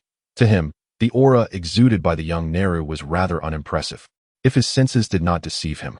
Naru's battle power should now hover around 1,500 points, nearly the same as it had been over 6 months ago. A mere child, reaching such a level of combat prowess, truly exemplified the genius of a warrior from planet Namek. However, that was where the admiration ended. On planet Mumu, Casso had diligently trained for approximately 6 months, engaging in daily battles against ferocious beasts, which had significantly elevated his combat techniques. Coupled with a battle power exceeding that of Naru by 500 points, he had little doubt that this child could pose a challenge to him. With a swift motion, Naru vanished from his original position, leaving Casso momentarily alone in the air. Casso chuckled disdainfully, contemplating the notion of engaging in combat with such a technique. A year prior, he might have found himself at a disadvantage. However, during his time on Mumu Star, he had long since mastered the art of sensing energy. Casso looked up, and indeed, A subtle ripple emerged in the atmosphere above. From above, Xiaonira transformed into a streak of lightning, racing towards Casso with incredible speed. He was reluctant to employ excessively powerful techniques. For a moment's carelessness could inflict damage upon the planet, a scenario he wished to avoid. Thus, Xiaonira exerted merely half of his strength. Casso, perceiving the movements of the young Neru, deftly sidestepped his assault. "I wager with you," Casso declared nonchalantly as he soared to the side. "Speak." Neru, realizing his attack had been futile, swiftly distanced himself, curious to hear what this young boy had to say. However, he no longer dared to underestimate this human. His recent sudden strike had proven unstoppable among his peers, yet this outsider had effortlessly evaded it. Chapter 11. The Pact of 10 Moves. If you fail to touch even a single hair on me within the next 10 moves, you shall escort me to meet the Grand Elder. Should you succeed, I shall immediately depart from planet Namek, Casso said with a playful grin directed at Neru. Neru, a being brimming with pride, akin to Vegeta and Piccolo, could hardly tolerate any provocation. Casso also discerned this truth and decided to employ provocation, directly resorting to an overt strategy, even though the opponent was merely a young child. He was confident that the other party would undoubtedly accept the wager. Casso maintained a constant smile, yet the disdainful glint in his eyes did not escape the notice of the young Neru. 10 moves? Who do you look down upon? Neru's forehead throbbed with visible veins. Is that your agreement? Casso inquired. Neru fell silent. It is widely acknowledged that Neru is exceedingly impulsive, yet he would never place the Grand Elder in jeopardy. In the anime, the grown-up Neru is acutely aware of the impending arrival of Frieza and the crisis it would unleash upon Namek. Even in such perilous circumstances, he steadfastly upholds his duties, ensuring that Gohan and the others do not encounter the Grand Elder easily. Furthermore, during the conversation with Casso, Neru could distinctly sense that this little brat was not an enemy. He merely sought the Grand Elder's assistance. Not agreeing? Then I shall seek the Grand Elder myself. After all, you cannot stop me, Casso retorted, curling his lip in defiance. Casso turned around, ready to embark on his journey. Come on, exclaimed Xiaonira. Casso's lips curled upward at a perfect 90-degree angle, embodying the essence of a mischievous child, blissfully unaware of your thoughts. Per little Nilu. Ensnared by others yet oblivious to it. Yet, one cannot blame Nilu, for he hails from the serene planet Namek, where the simplicity of life prevails, untouched by external disturbances, rendering each Namekian rather innocent. Furthermore, Casso possesses over 2 decades of life experiences from a past existence. Despite once being plagued by social anxiety that would render him crimson at the mere utterance of a word to a girl, he now finds it effortless to toy with young Nilu. The conversation between them ceased, and an air of solemnity enveloped the scene. Suddenly, Nilu altered his approach entirely, transforming into a figure of tranquility as if he were suspended in the heavens, akin to an ancient still pool, devoid of any ripples. Wisps of clouds drifted across the sky, while gentle breezes caressed the surroundings, causing Casso's bangs to sway occasionally. Something felt amiss. Casso suddenly found himself unable to sense the presence of Xiaonira, despite the figure being right before his eyes. Could it be that Xiaonira had mastered the control of his energy? However, under the guidance of the Grand Elder, it seemed hardly surprising that he could wield such power. Yet, why had he not concealed his aura from the very beginning? Was he perhaps playing a clever trick? What an astute Xiaonira. I must admit, I underestimated you, Casso muttered in frustration. At that moment, he was struck with terror. Where had he gone? The figure of Xiaonira had vanished without a trace. Casso's eyes darted wildly, scanning the surroundings, finding nothing above nor below. Then, suddenly, something approached from behind. Casso turned his body, and indeed, Xiaonira soared from behind, fist clenched, slicing through the air with the force of his strike. Just as Xiaonira was about to land a blow on Casso, the latter astonishingly evaded the attack with remarkable reflexes. Impossible. The first strike had failed to connect. Xiaonira was infuriated. This was the ultimate technique that he had implored the elder to teach him, and yet it had been dodged by this insignificant child. Unwilling to accept defeat, he resolved to conceal his presence, merging himself with the sky, determined that this child could not possibly evade him again. Casso let out a sigh of relief, grateful to have evaded the attack. He had boasted of 10 techniques to avoid being struck. And had he been hit on the very first attempt, it would have been a tremendous embarrassment. Xiaonira's move was exceedingly cunning, without a systematic cultivation of qi. It would be quite challenging to discover a countermeasure. For someone like Casso, who only had a rudimentary understanding of qi, even with a significantly higher combat power than Xiaonira, he could merely endure the blows. At best, he could rely on his formidable strength to remain undefeated. Yet truly vanquishing his opponent seemed a daunting task. Casso had initially perceived Nero as merely a petulant child, yet he was taken aback by the latter's cunning nature. He had indeed underestimated him. It was imperative to devise a strategy without delay. Casso closed his eyes, and everything seemed to return to the serene realm of Mumustar. There, Casso emulated Wukong's meditative practices in the heavenly domain, seated by the tranquil lake, immersed in quiet contemplation, striving for a stillness akin to the sky, swifter than lightning. After an extended period of meditation without discernible progress, under the subtle pressure exerted by Xiao Nilu, Casso appeared to grasp a profound understanding. As Xiao Nilu concealed his presence, Casso inexplicably smiled. He acknowledged that evading Xiao Nilu's recent attack had indeed been a stroke of luck, yet now, the circumstances felt markedly different. Casso seemed to truly sense something. In the sky, the young Nero vanished once more. Yet, through Casso's perception, he could discern a radiant orb of light ahead, shining brilliantly like a beacon in the night, illuminating his very position with clarity. The corners of Casso's mouth curled into a faint smile. This cheeky brat still believed he could employ the same tactics against him. Indeed, little Nairu surmised that Casso would never anticipate that he would once again strike from behind. Just as before, "Come forth. I am aware of your presence behind me," Casso declared, opening his eyes with a grin. Little Nairu remained silent, sensing that this fellow was merely trying to deceive him. Casso turned around, fixating intently on the position of Nero. As Nero remained still, so did Casso, both appearing foolish in their standoff. A quarter of an hour elapsed. The sky fell silent, and the small Nero could no longer contain himself, swiftly materializing from the air. "How did you discover me?" Nero queried, his frustration palpable. "That is my secret," Casso replied enigmatically. "TCH." Nero scoffed. "Do you wish to continue?" Casso inquired nonchalantly. Nero fell silent. In the eyes of the small Nero, Casso was nothing more than a petty scoundrel. Despite his formidable strength, Nero had hoped to secure victory through stealth. With his fighting techniques now laid bare, how could he proceed? Such thoughts swirled in Nero's mind, unaware that Casso shared a similar sentiment. Clearly, Nero was merely a novice, pretending to be ruffled and impulsively challenging him to a wager, only to reveal an unexpected trick, truly a little rogue. "You wouldn't dare to renege on your word, would you?" Casso exclaimed, his eyes wide with disbelief. "Let us go," Nero replied coldly. Since they were engaged in a wager, and given that his opponent was not malevolent, it was only fitting to take him to meet the Grand Elder. On planet Namek, the atmosphere had once been ravaged by climatic catastrophes. Yet it had only recently begun to recover. The planet primarily comprised land and lakes, with scarce forests, dotted with only diminutive bluegrass and sparse trees. Here, freshwater resources abounded, with small lakes nestled between the islands. On this day, high above planet Namek, two beams of white light streaked across the sky, enveloping two figures, one a young boy, the other a deep green Namekian. "How much longer?" the young Namekian asked impatiently. "What is the rush?" "You'll find out when we arrive," came the cold retort, unmistakably Nero's words. Casso had grown accustomed to his tone. It was not that Zainiru harbored any ill will towards him, but rather that it was simply his nature to treat everyone the same. With a swift motion, the two descended upon a colossal pillar composed of rock, atop which stood a dwelling fashioned in the pristine style of Namek. "Great Elder, I have brought the person."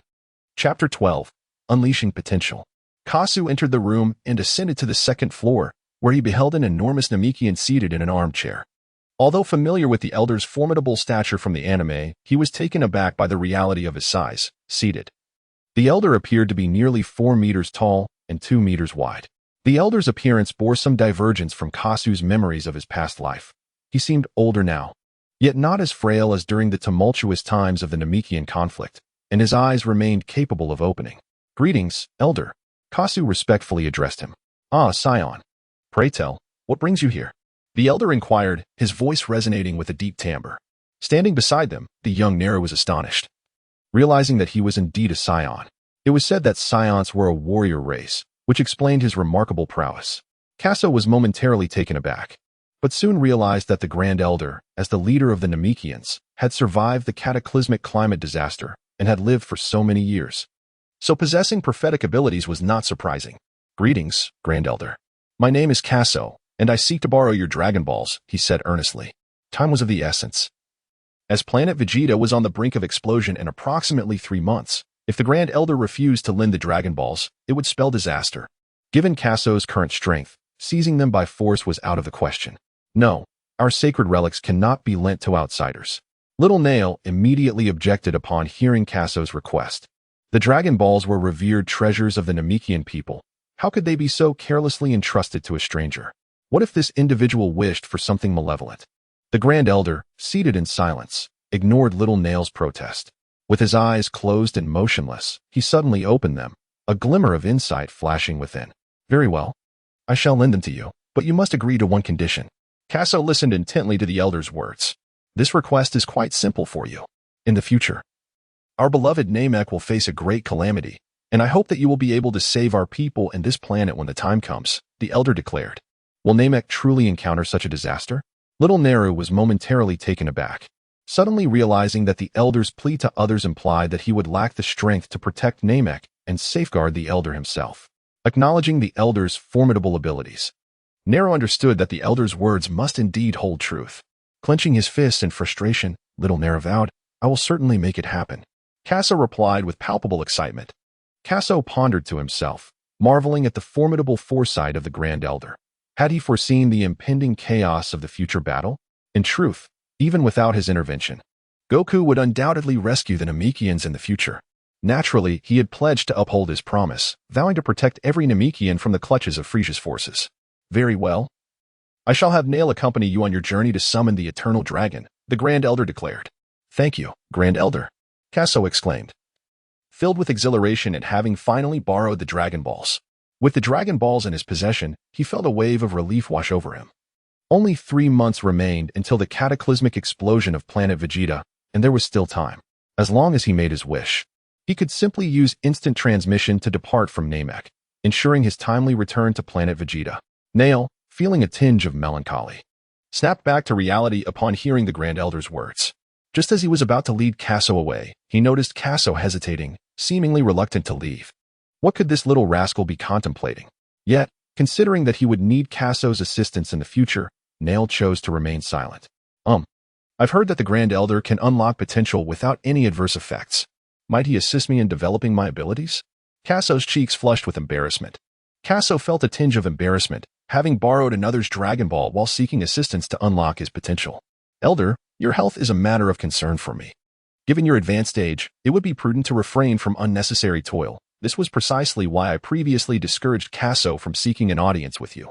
However, before I could finish my thought, the Elder interjected. No problem.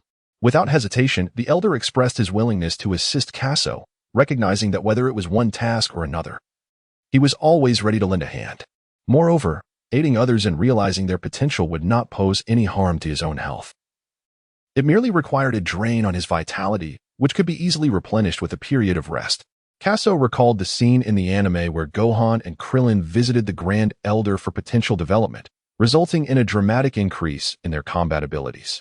He couldn't help but feel a surge of excitement at the thought of whether he too could amplify his strength several-fold. Casso approached the designated spot indicated by the Elder, when suddenly a large hand enveloped his head. A warm sensation coursed through him, a gentle flow of heat streaming from the top down, traversing every corner of his being. He closed his eyes, feeling an inner tranquility, allowing his mind to drift without dwelling on extraneous thoughts. The warmth continued to circulate within him, akin to being immersed in a newly discovered hot spring, where each cell surrendered to a state of relaxation. Abruptly, Casso sensed a mysterious power being summoned from the depths of his being. This profound essence eluded verbal description, leaving him uncertain whether it resided in his mind, his heart, or the very depths of each cell. Slowly, a profound release occurred. Bang! Casso emanated a formidable aura, as if poised for battle. 3,000, 4,000, 8,000. The combat prowess of Casso continually ascends, akin to a volcanic eruption, igniting a terrifying aura that emanates from within. Ultimately, his battle strength reaches an astounding 12,000. With a rush, the air currents expand, causing the garments of the young Nella to flutter wildly. How formidable! Young Nella's eyes widen in disbelief, overwhelmed by the spectacle before him. Casso reveled in an overwhelming ecstasy. Having slumbered aboard the spaceship for several months, his combat prowess scarcely enhanced, lingering at a mere 2,000 points. To his astonishment, the Grand Elder's potential development was astonishingly powerful, propelling him directly to a combat strength of 9,379-29266. Reminiscent of a station in a nihilistic novel, a staggering six-fold increase. It became evident that such formidable power could render one utterly entranced. Casso steadied his mind, drawing back the unleashed power into his body. Suddenly possessing such formidable strength necessitated rigorous training. Otherwise, he could never truly master this force. It was reminiscent of Frisia, who originally had 3 transformation states, each unlocking increasingly potent abilities. Yet, Frisia did not remain in his 3rd state.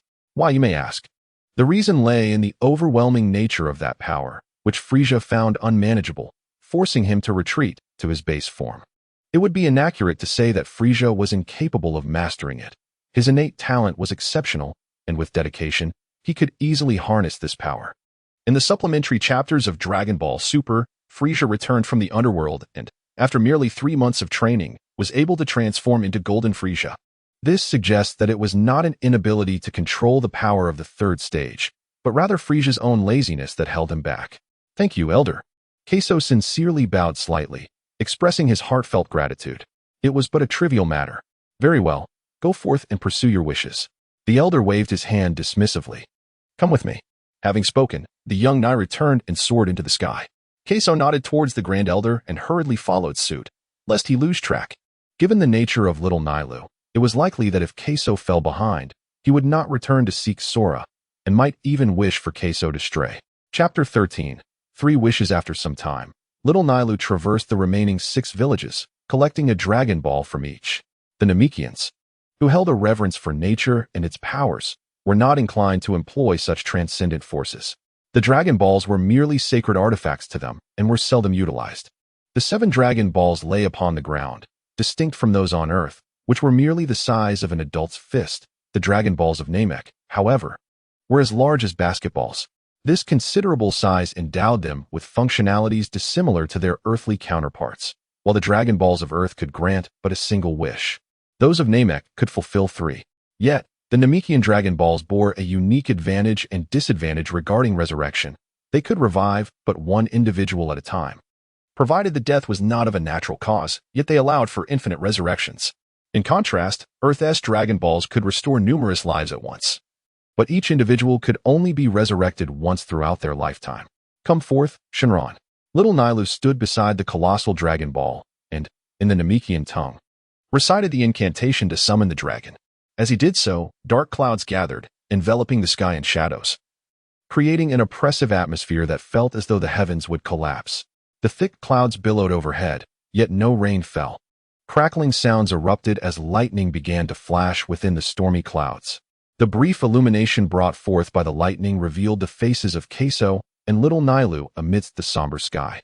A magnificent western dragon's head ascended into the air, its body entwined with bolts of lightning, and shortly thereafter, the entirety of the region could behold the form of this celestial dragon. This awe-inspiring vision struck deeply within Casso's heart. This was Shinran. The world of the Dragon Ball anime, primarily centered around the 7 Dragon Balls, now unfolded before him like a cherished dream materializing in reality. Cass's mouth fell open in astonishment, frozen in place as he endeavored to etch this moment into his memory, wishing to preserve it for eternity. Those who have gathered all 7 Dragon Balls, now is the time to voice your desires. You may now make 3 wishes, and any wish shall be fulfilled. The mighty Shinran of Namek opened his mouth, reciting his iconic line that heralds his arrival. Speak now. Little Nairu scoffed, rolling his eyes. Casso's expression was noted by him, resembling that of a rustic, utterly devoid of knowledge. For my first wish, I desire that we Saiyans be able to survive in the vacuum of space, Casso proclaimed. Little Nairu echoed Casso's words in the Namekian tongue. Prior to arriving on Namek, Casso had contemplated the 3 wishes he would request. It is well known that Saiyans cannot survive in the cosmos. In the future, during the epic battle between Goku and Frisia, Frisia annihilates the entire Namekian planet with a planet-destroying attack. While Frisia thrives in the void of space, the Saiyans do not, which would undoubtedly lead to Goku's demise. Yet, who could have foreseen that Goku would ultimately discover the spaceship left behind by Jinyu? Thus, this wish was of paramount importance. Your first wish has been granted. Please state your second wish. The dragon uttered, its eyes flashing a crimson hue. In that moment of successful wish fulfillment, a spark of clarity illuminated Casso's mind. as if his body had undergone some transformation. It seemed that he could indeed survive in the cosmos in the future, far away on the distant planet Vegeta. Bardock had just returned from a mission.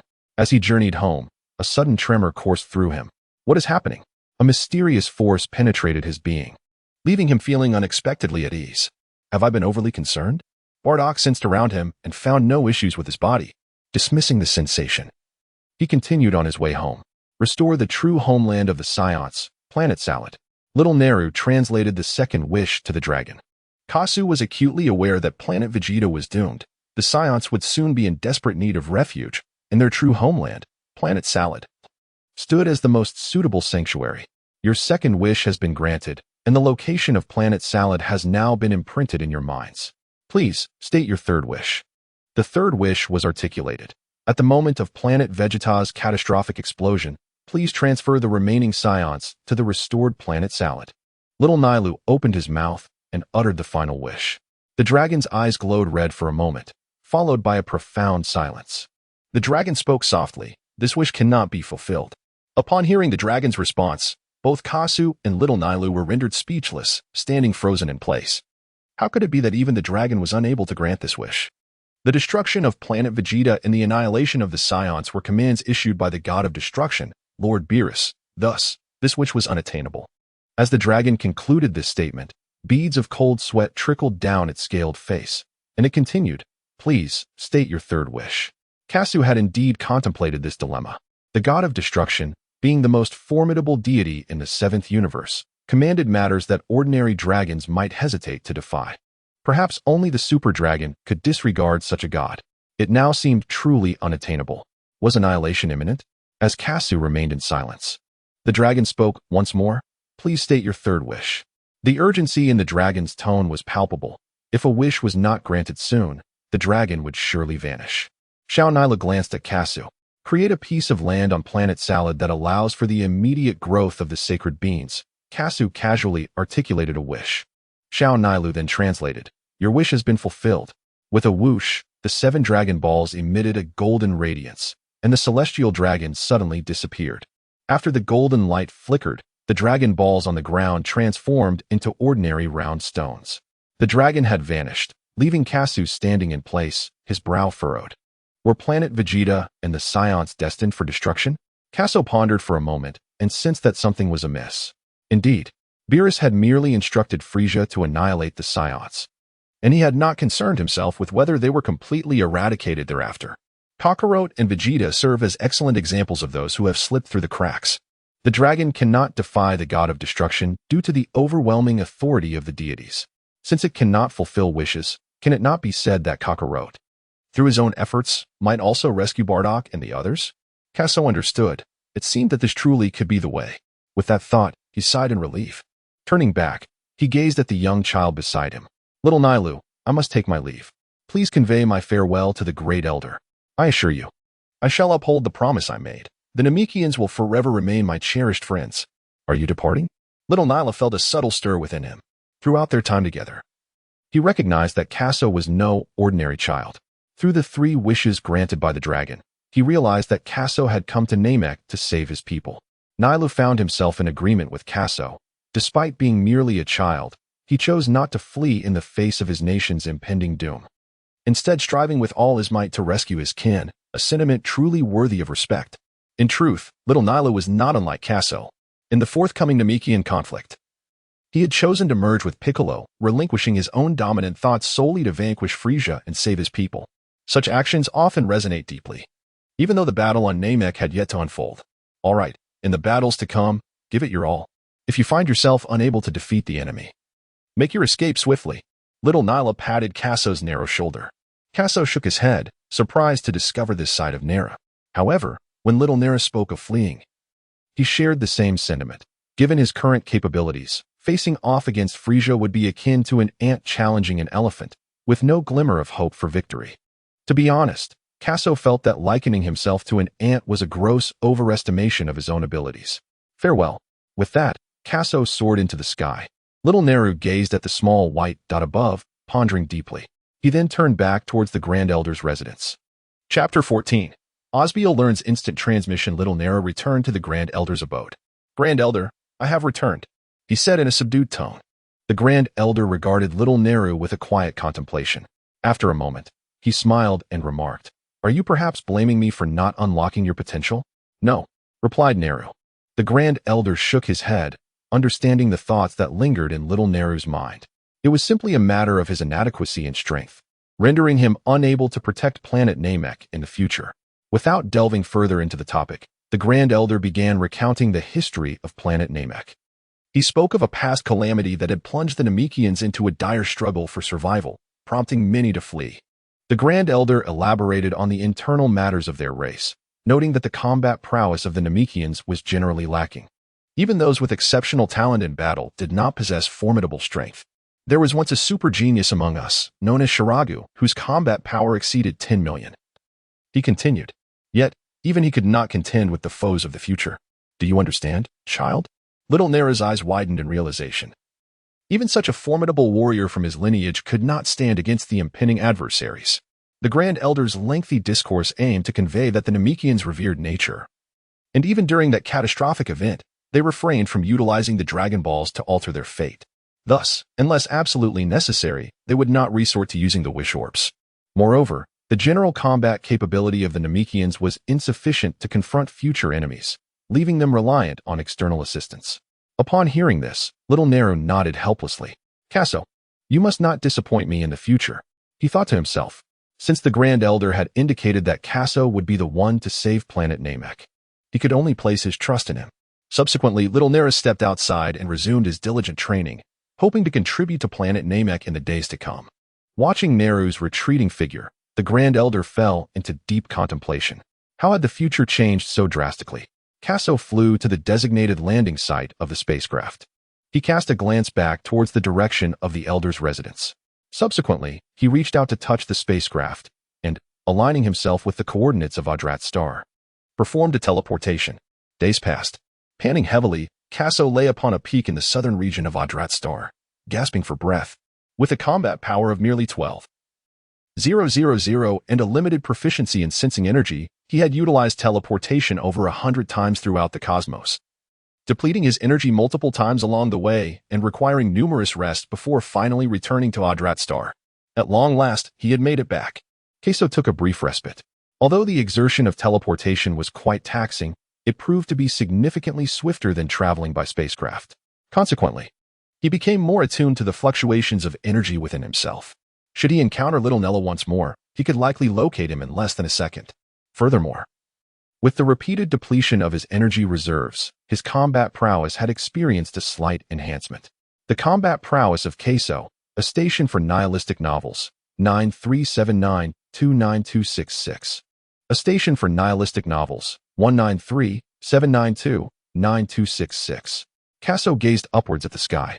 The heavens were adorned in hues of purple, with several violet clouds clustered together, floating ethereally in the expanse. A gentle breeze wafted through, imparting an almost otherworldly aura. I wonder how little Bayer is faring at this moment. Casso had been away for several months, deeply missing Osbier. During his time on Vegeta, he had never been apart from Little Beer for such an extended period. This departure was unavoidable. Should Little Beer successfully master instant transmission and emerge to find him absent, she would undoubtedly be distressed. The image of her in tears haunted Casso's mind, filling him with an overwhelming urgency to reunite with her. However, his energy had yet to fully recuperate, leaving him powerless to hasten his return. Time slipped away, second by second. Casso's aura finally regained some strength, and he eagerly activated the teleportation. Within the mystic chamber of Yardrat's star, a small girl sat before a stele, her cherubic face furrowed in concentration as if confronted with a matter of utmost importance. Suddenly, her expression transformed, beaming with delight. She lifted her diminutive hand, her finger resting gently on her brow. "Here," the girl murmured softly. In that instant, her entire form vanished from sight. Outside the mystic chamber, Casso appeared here, casting a glance at the two guards. Indeed, his previous conjecture was accurate. The strength of these guards was indeed around 5,000 combat power. Just as Casso was pondering, a small figure emerged in the sky. It was little Briar. Casso was filled with excitement as he soared upwards, embracing her tightly. "Casso, brother," Osbier exclaimed joyfully. Casso cradled her delicate form, inhaling the scent that belonged to Xiaobi. "Xiaobi," he murmured, resting his chin atop Aosibai's head. Casso, brother, please don't hold me so tightly. A faint blush adorned Aosibai's fair visage, and she felt a slight constriction in her breath. Why did she sense that Casso brother seemed a bit strange? I apologize. Casso felt a twinge of embarrassment, yet suddenly realized something. Have you mastered teleportation? He exclaimed in astonishment. Just moments ago, he had witnessed Osbier appear in midair. Rather than gracefully flying over, this suggested she had indeed acquired the ability to teleport. However, was it not a bit exaggerated? If his memory served him right, Osbier had only been training for 11 months. In truth, Casso was not the only one taken aback. The two guards stationed before the secret arch-chamber were equally astonished, their jaws nearly dropping in disbelief. They had never encountered such a prodigious talent, especially one surpassing the other. The boy named Casso had outshone the little girl, mastering teleportation in a mere 6 months. On the planet Yardrat, only the most exceptional geniuses in history had managed to achieve such a feat within such a brief span of time. I can only do it a little, Osbier admitted with a hint of shyness. Osbier informed Casso that she could currently only teleport over short distances, unable to perform long-range transfers, and at times, her attempts were unsuccessful. Even so, Casso remained utterly astonished. Osbier's current predicament seemed to stem from her lack of familiarity with the energy required, compounded by her relatively modest abilities, which contributed to her challenges. Casso pondered for a moment, thinking that Wukong might not be all that remarkable after all. Casso, I'm hungry, Osbier shyly exclaimed. Casso gently patted her head and said, let's go find something to eat now. Little Baya nodded happily. Casso took Osbier to a nearby planet, where fierce beasts roamed freely, each as large as a tiger. Before long, Casso captured a gigantic stag. After preparing it, he placed it beside the fire to roast. Osbier sat beside Casso and inquired, Casso, where have you been these past few months? I woke up and found you absent. Casso smiled and began recounting the events of the past few months. When he mentioned the little rascal, Nairu, Osbier exclaimed that Nairu was a mischievous little devil. Upon discussing the appearance of the divine dragon, Osbier's eyes widened in curiosity. Soon, Casso recounted everything except for the unexpected incident that occurred when he made his third wish to the dragon. Casso, could you take me with you next time you train to unlock your potential? I wish to enhance my combat abilities so that I can protect you. All right, little Osbier. I shall heed your every request. Casso, you are truly wonderful. Osbier tightened her grip on Casso's arm, her gaze fixated on the roasted meat before the fire. Chapter 15. Frisia's movements as Casso and Osbier savored their roasted meat, far away at the headquarters of Frisia in the northern galaxy. A colossal planet pulsed with technological marvel.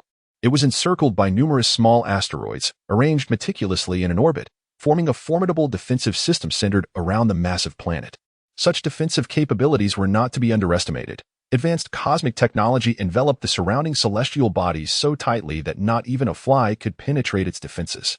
Coupled with the central command and elite troops stationed within the headquarters, it was a veritable fortress. An oval-shaped miniature spacecraft, resembling an egg with a blend of black and brown hues, glided forward. At its front, there was an open aperture where a sinister-looking alien sat. With blood-red eyes, purplish-black lips, and streaks resembling blood tears beneath his eyes, his gleaming purple shell contrasted sharply with his pallid skin. Exuding an ominous aura that sent shivers down the spine, he was Frisia. Mr. Dodoria, those Saiyan monkeys have been quite restless lately. Frisia clasped his hands before him, the oval spacecraft gliding gracefully. He narrowed his serpentine eyes, gazing at the sky, and elegantly expressed his thoughts. Dodoria, robust with pink skin and adorned with fleshy spikes on his head and arms, hurriedly approached in response to Frisia's greeting, not daring to slacken for a moment. Those ungrateful Saiyan monkeys should consider it an honor to serve Lord Frisia. If it weren't for their commendable combat prowess, they would have been dealt with long ago. Dodoria scoffed disdainfully. Ahaha. Frisia's shrill, sinister laughter echoed throughout the opulent palace as the oval spacecraft spun in place before turning back. Mr. Dodoria, your insights bring me great relief, and I am most gratified. Dodoria, taken aback by the commendation from Frisia, felt a surge of excitement welling up inside him.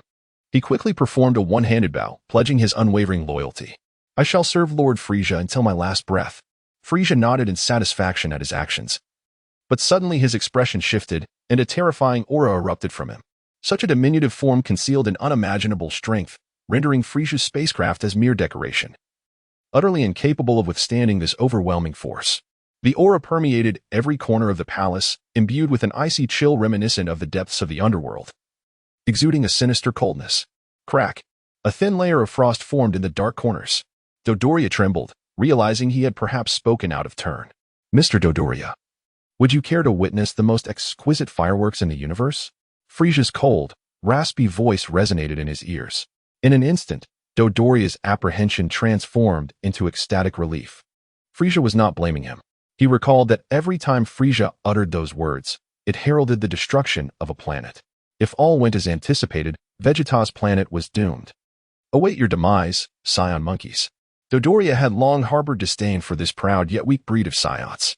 Mr. Dodoria, relay a command to King Vegeta for me. In 1 month's time, summon all Scions currently on missions. I wish to behold the splendor of planet Vegeta. Also, I have heard of his exceptionally gifted son.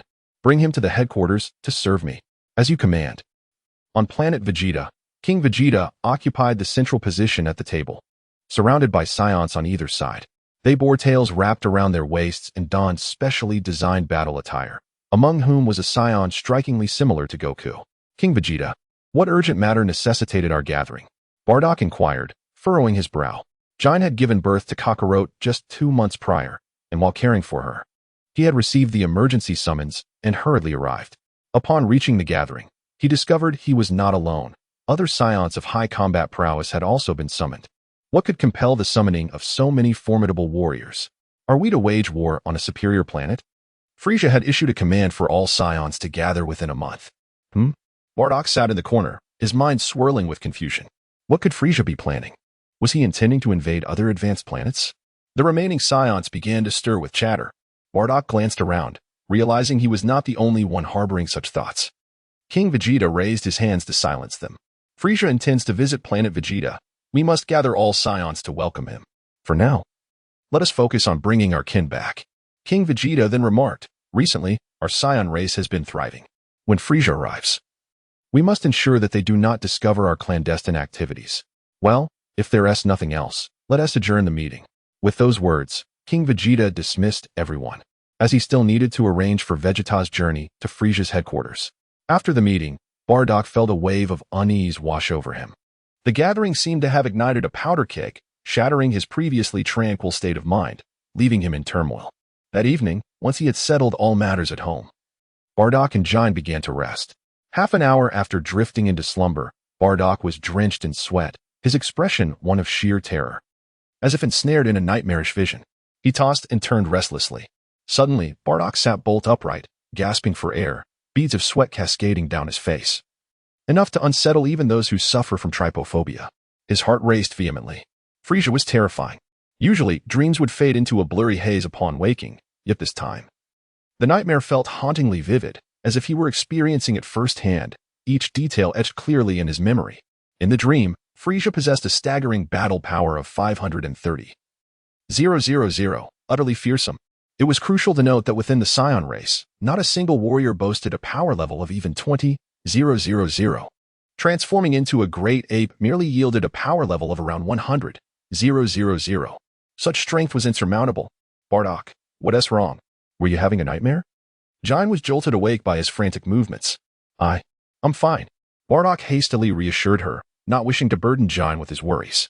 Having shared many years of life together, she was acutely aware of his inner turmoil. He merely sought to shield her from anxiety. Let us rest quickly, Jine suggested after a moment's thought, reasoning that since nothing significant had transpired within the clan recently, it likely wasn't a grave concern. All right, Bardock agreed, lying back down. Yet, the edicts issued by Frisia were far from simple. The events of the day mirrored those in his dream with alarming precision. What should he do? Chapter 16. Bidding farewell to Kakarot before the campfire, 2 small figures sat, one gnawing on a deer leg. Casso, that little brat Nairu, is so weak. How dare he bet against you? Osbier remarked, munching on her food. He is not weak. He has over 1,000 in battle power, which is even higher than yours. As Casso observed the greasy little face of Osbier, he reached out to wipe it clean, only to inadvertently spread the grease further, leaving her pouting in frustration. Is it truly this impressive? Osbier felt a twinge of disappointment, realizing that even the slightest mischief maker seemed to outshine her. Brother Casso, having undergone the Elder's potential development, has achieved a formidable combat power of 12,000. 000. She, however, possesses only 200 points of combat power and is left wondering when she might catch up to him. Osbier, with a sulky expression, bit into a piece of venison in frustration.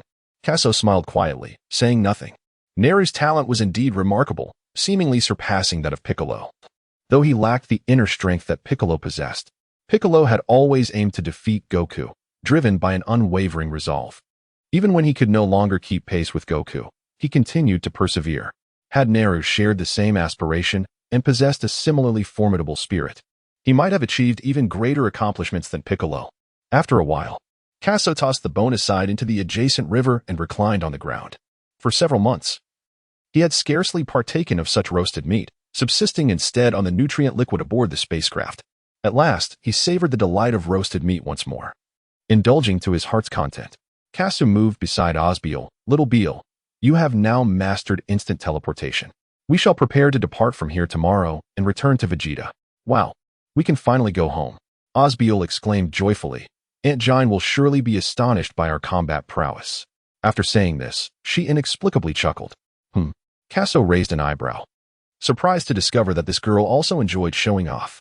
However, there was a certain pleasure in pretending to be modest while secretly harboring strength. He chuckled to himself, realizing that like attracts like.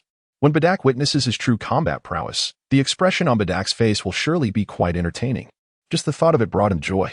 Casso and Osbiel suddenly became still. In the night, the two small figures sat motionless by the fire. Upon examining their youthful faces, one could discern an expression that danced between a smile and contemplation, as if they were pondering some profound thought. If only there were someone capable of reading minds at that moment, they would surely uncover the dreams swirling within their hearts. Indeed, both were lost in reverie, envisioning a grand display of bravado upon returning to planet Vegeta. The following day, Casso declared, "All right, let us return and bid farewell to Elder Husu and the others." After tending to the fire, Casso and Osbiel instantly transported themselves back to planet Yardrat. With a swift motion, they vanished. Casso led Osbiel to the entrance of Husu's abode. He rapped gently on the door. At that moment, Husu, hearing the commotion, emerged. "Why, sir, we are prepared to depart," Casso remarked, gazing at Husu with a hint of reluctance. After all, he had spent half a year here, and the thought of leaving so abruptly stirred a sense of melancholy within him. Yet, the imperative to return to Vegeta and rescue his kin was an unavoidable duty. "Oh, is it so soon?" Husu exclaimed in astonishment. Casso had spent half a year mastering the art of instantaneous movement, and by yesterday, Osbiel had also acquired this remarkable skill. Husu was acutely aware of the astonishing talent displayed by the two, which left him utterly astounded. He expressed his heartfelt gratitude for the warm hospitality extended to them over the past months, thanking them for enabling both him and Casso to learn the art of teleportation. "The inhabitants of the planet Yardrat are forever my friends, and should any matters arise in the future, please feel free to seek me out on the planet Sharada." As the situation with Vegeta was becoming increasingly dire, Casso provided Husu with the coordinates of Sharada. Husu opened his mouth as if to speak, but ultimately, no words emerged. Casso and Osbiel were not inhabitants of the planet Yardrat, so it was entirely reasonable for them to depart after mastering the art of teleportation. Reflecting on this, Husu could not help but let out a sigh. Well, perhaps there will be another opportunity to meet again. Husu felt a twinge of melancholy after a year of interaction. Even the most unfamiliar passerby had ultimately become a friend. After bidding farewell to Husu, Casso and Osbiel also took their leave of Supa before locating the spaceship that had brought them here. Casso and Osbiel cast a backward glance at the town of Yardrat. "Let us depart," he said, and in an instant, both he and the spacecraft vanished from sight. On the planet Vegeta, a thunderous roar echoed through the sky. Looking up, one could see numerous Saiyan vessels soaring above, leaving behind trails of brilliant white light. These were the Saiyans returning from their missions. A multitude of ships descended gracefully from the heavens. How did the mission go? Let us not dwell on it. I nearly met my end out there. What transpired? A throng of Saiyans emerged from their ships, conversing animatedly about their experiences during the missions. At that moment, a nearby spacecraft opened its hatch, and a towering figure stepped forth. Clad in the distinctive battle armor of the Saiyans, a tail coiled around his waist, and his face bore several minor scars. "Captain, I've returned," he proclaimed, striding confidently towards them. "It has been quite some time," Garrus, Bardock greeted with a smile. Today, he had no pressing matters and had come to welcome his squad members.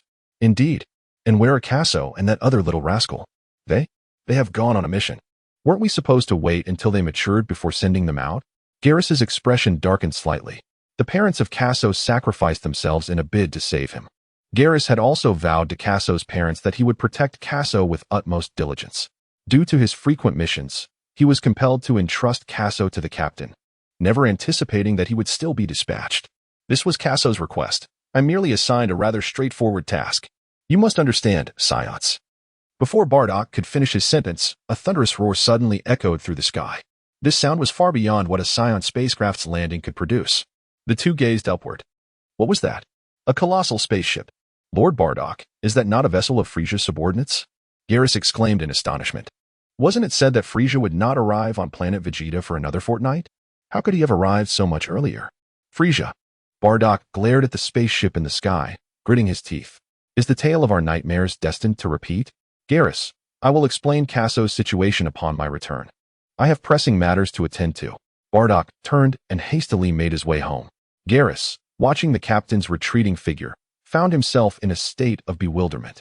That evening, the delicate giant followed closely behind Bardock. He bore a spacecraft on his shoulder, one he had pilfered from the launch center, containing the young Goku. With its listening devices dismantled, tears streamed down Giant's cheeks as she pressed her lips together, fearful of making a sound that might reveal their clandestine operation. Bardock, must we truly send Kakarot away? Giant choked on her words. There is no other choice. I hope I am mistaken. If so, we can always retrieve him. Bardock placed the spacecraft gently on the ground. The two gazed longingly through the transparent hatch at Kakarot. Kakarot, you must take care of yourself. Giant wept anew. Bardock embraced Giant tightly, lifting his gaze to the spaceship until it safely vanished into the horizon. A day later, numerous spacecraft continued to return to planet Vegeta from the cosmos. Suddenly, two relatively old spacecraft plummeted from the heavens. Through the transparent hatches, the silhouettes of two children were discernible. They gazed wide awake at the scenery outside, seemingly untouched by the slumber state. Chapter 17. Exile of Broly. The atmosphere on planet Vegeta grew increasingly tense, likely due to the impending arrival of Frisia. To the Scions, Frisia was a loathsome figure. Years prior, he had subjugated King Vegeta, compelling the entire Scion race to serve him. At that time, the Scions were in a precarious situation, having just overthrown the rule of the Zarbonians, and their people were in dire need of recuperation. They were powerless against Frisia's oppressive might. However, the Scions were acutely aware of the brutal tactics employed by Frisia. Thus, they harbored a deep-seated animosity towards him. Now, Frisia had inexplicably summoned all Scions back, leaving them to wonder about his intentions. As two spacecraft descended from the sky, Kakarot and Osbier leapt forth from within. Casso and Osbier embarked from the planet Yardrat, not merely aboard a spacecraft. Had that been the case, their return would have taken an additional 6 months. Thus, Casso and Osbier first utilized instantaneous teleportation to return near planet Vegeta, subsequently boarding their ship to complete their journey back to Vegeta. In this manner, they returned to planet Vegeta legitimately, providing a plausible explanation should anyone inquire about their arrival. Casso and Osbier returned home, greeted by the familiar arrangement of their abode. However, they found it somewhat peculiar that not a speck of dust graced the surfaces. Osbier, brushing her hand across a chair, exclaimed in astonishment, "How pristine it is! Surely, Aunt Ginia must have lent a hand with the cleaning." Observing the state of the house warmed Casso's heart. He doubted that Bardock and Garrus would engage in such tasks. While these two were kind to him and Little Beer, their attentiveness was limited to significant matters, leaving the mundane details of daily life unattended. Before long, nightfall enveloped the surroundings. Kakarot and Osbier reclined on the bed, savoring the last moments of tranquility on planet Vegeta, for soon it would fall victim to Frisia's destruction. Casso intended to seek out Bardock and Garrus shortly to explain the situation. In the nursery of planet Vegeta, an incessant beeping echoed. Alert! Alert! Alert! A massive energy surge detected. Energy levels exceeding 10,000.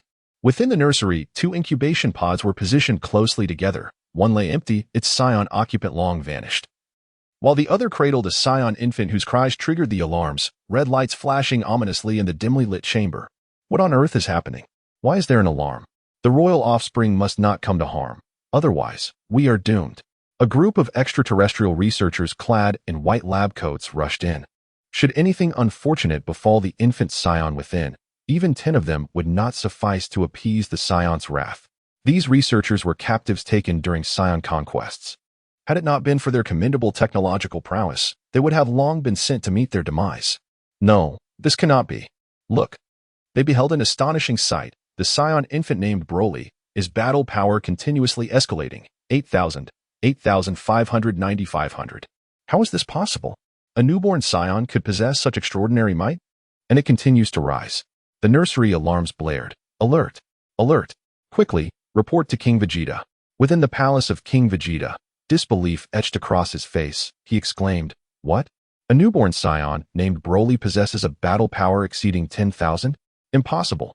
Could he be the legendary Super Saiyan? No, only my Prince Vegeta can be the strongest."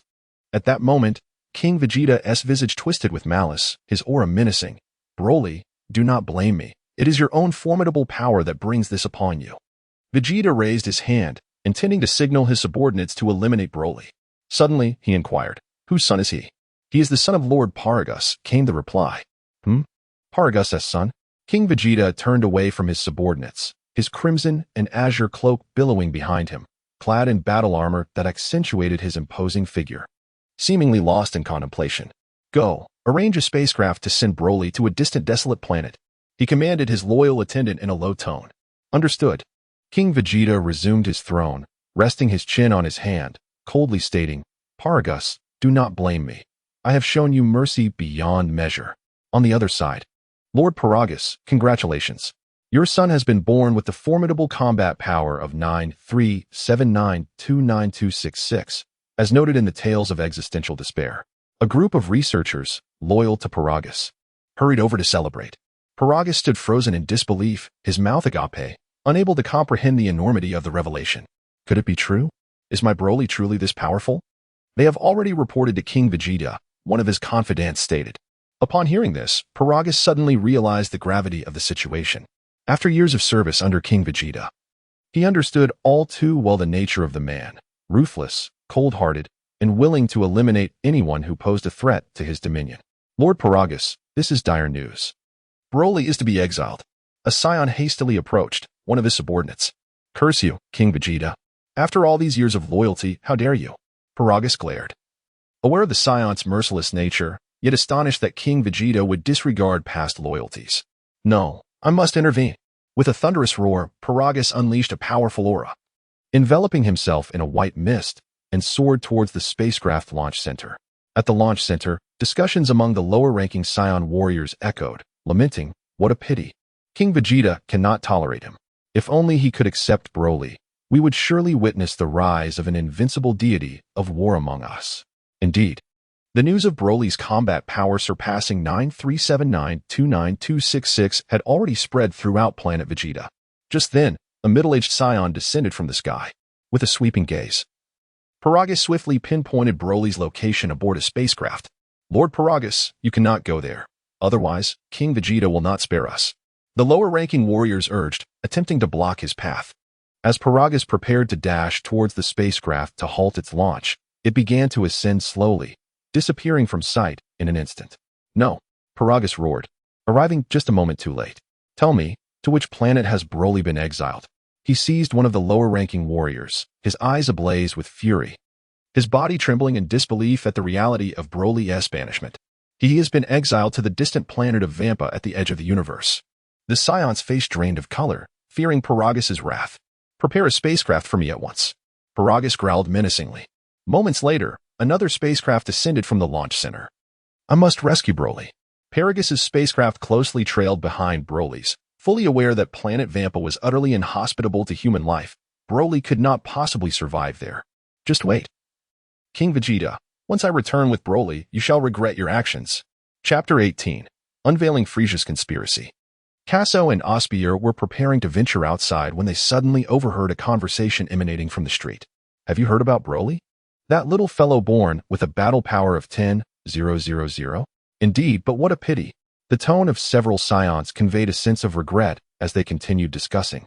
If only King Vegeta could accept Broly, within a decade, a peerless warrior would emerge within the Scion race.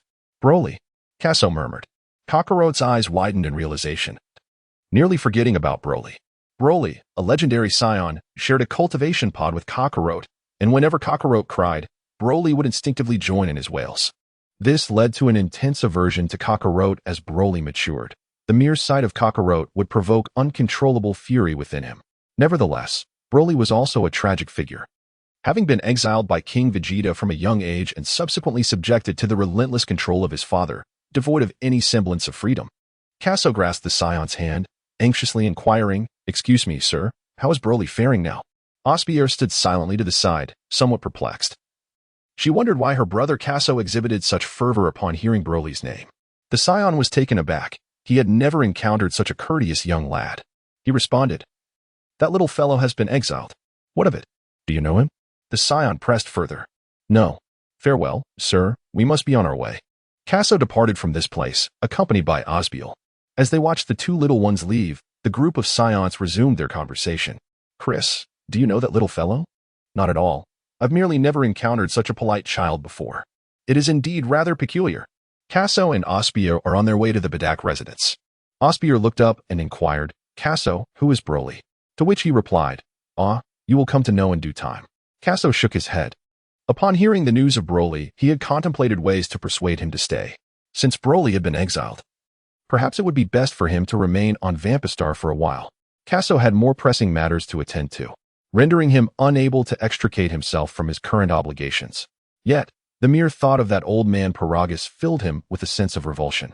In his quest for vengeance against King Vegeta, Paragus had the audacity to manipulate his own son, completely disregarding Broly's humanity. As he walked, he found himself at Bardak's residence. However, just as he was about to knock on the door, he overheard a conversation within. "Garrus, this is my explanation. Alas, what can I possibly say about this child? Perhaps this is the essence of being a Scion." The voices of Bardock and Garrus echoed out. Cassio chuckled softly, realizing that Garrus was also present within. He rapped gently on the door, and the imposing double door swung open. It was Janae who greeted him, though her expression bore a hint of distress, as if she had encountered some sorrowful matter. Casso pondered for a moment. Today, Broly had been exiled. Did that mean Kakarot was also sent away? Perhaps this was why Jine displayed a melancholic expression. "Casso, little buyer, you have returned." Upon seeing them, Jine's face brightened slightly. "Yes." Casso smiled and nodded. "And Jine." Meanwhile, Osbier joyfully embraced Jine. In the past, Jine had always cared for both her and Casso, and in Osbier's heart, Jine was akin to a biological mother. She leaned into Jine's embrace, savoring the warmth that enveloped her. "Little buyer." Jine also wrapped her arms around Osbier, as Kakarot was just sent away. It was a moment of profound sorrow for Jine. However, with the return of Osbier and the others, her heartache was somewhat alleviated. Garrus had just been discussing matters concerning Casso when he suddenly spotted Casso, prompting an excited exclamation. "Casso, little beer, you have returned." Garrus had long regarded Casso as his own child, having been saved by Casso's parents, and thus, the sight of his beloved child brought him immense joy. Grateful for their safe return, Bardock also approached to affectionately ruffle Casso's hair. After 2 years, the little one had finally filled out and no longer appeared so frail. Casso cherished the kindness shown to him by these elders, aware that without their support, he might have faced countless perils. Upon returning to planet Vegeta, Casso learned from the others that Frieza would be arriving in about 10 days, and he understood that there was little time for reminiscing. Casso inquired, "Uncle Bardock, have you experienced any ominous premonitions of late?" Bardock furrowed his brow. "How do you know?" Casso recounted a vision he had. "I dreamt of a scene where Frieza descends and annihilates planet Vegeta, leaving all of us Scions extinguished." Instead of responding to Bardock's question, Casso fabricated this statement. "What?" Chilled by the revelation, Garrus felt a tightening in his breath upon hearing Casso's words. The words spoken by Casso struck deeply at Bardock's heart. Bardock had previously dreamt of a similar vision, initially dismissing it as mere fantasy, but now it seemed undeniably true. Frieza was indeed plotting malevolently. "I too have experienced the same dream." Bardock recounted his earlier dream to everyone, explaining that it was precisely this foreboding that led him to send Kakarot away. Though he refrained from mentioning Kakarot's transformation into a Super Saiyan, Jine widened her eyes in astonishment. Both Bardock and Casso had dreamt the same dream. She had only agreed to send Kakarot away after Bardock's persuasion. Now, she felt a surge of relief that Kakarot had indeed been sent away. "Casso, is this true?" Garrus seemed to have stumbled upon a revelation of monumental significance. With a solemn affirmation, the atmosphere in the room instantly thickened, a palpable tension pervading every corner. It was so quiet that one could even hear Giant's breath. "Captain, what shall we do? We Scions cannot withstand Frisia," Garrus exclaimed, his face contorted with worry. "Calm down. Let us hear Casso's perspective. His decision to return suggests he must possess a plan." Bardock, unlike Garrus, remained composed, pondering for a moment before articulating his thoughts. Since Casso had shared that dream, Bardock had long ceased to regard him as merely a child. "Casso, please share your thoughts. Over these past 2 years, I have completed the mission on planet Mumu ahead of schedule, and then Casso continued to recount the events that followed. First, he journeyed to the planet Yardrat to learn the art of instantaneous movement, and then he traveled to Namek to summon the dragon. Upon hearing these tales, Bardock and Garrus were left in a state of astonishment. It turned out that these two young boys had experienced so much in merely 2 years. When Casso spoke of instantaneous movement, Bardock and Garrus widened their eyes in disbelief, marveling at the existence of such extraordinary abilities in this world. Kakarot continued, "At present, the Frisia force is undoubtedly surveilling the entirety of planet Vegeta. If we attempt to escape by spaceship, success is simply unattainable." Bardock, deep in thought, replied, "Are you suggesting we utilize instant transmission to lead everyone away from planet Vegeta?" Chapter 19. Bidding farewell to the Scions. "Indeed, we intend to employ instant transmission, but it necessitates the cooperation of you, Uncle Bardock. In the past, Kakarot lived in obscurity on planet Vegeta, lacking any significant presence. He was consistently bullied by Nappa and others, devoid of strength and power. Who would believe his words? Who would heed his commands?" Casso said, "In the coming days, I require you to gather a portion of our kin, as I shall take them out in groups along with Osbier." Osbier sat quietly beside him, listening attentively to Casso's words. "But Casso, is it possible for you to take all our people?" Garrus inquired anxiously. Casso managed a bitter smile. "Uncle Garrus, to be honest, with the combined strength of myself and Little Bayer, we simply cannot carry away all our kin. The strength of the Yardrat people is not particularly formidable. However, they have mastered the art of instantaneous movement, which illustrates that even those lacking in power can learn this skill. It merely requires talent and mental fortitude. Yet, to transport a greater number of individuals or to teleport them over longer distances necessitates formidable strength as a foundation. Furthermore, one must possess a profound sensitivity to the energy involved in such teleportation. As it stands, Casso has only just begun to grasp this, and as for Osbier, her understanding is even more rudimentary." Upon hearing this, Bardock shook his head. "Do not dwell on it. We cannot take all our people." Both Casso and Osbier were aware of this reality, so why did Bardock voice it aloud? They exchanged puzzled glances with Bardock. "Do not forget, King Vegeta is the true leader of the Scions. Only my squad members are beholden to my commands." Bardock's tone was laden with resignation. With King Vegeta in power, he could not effectively guide their people.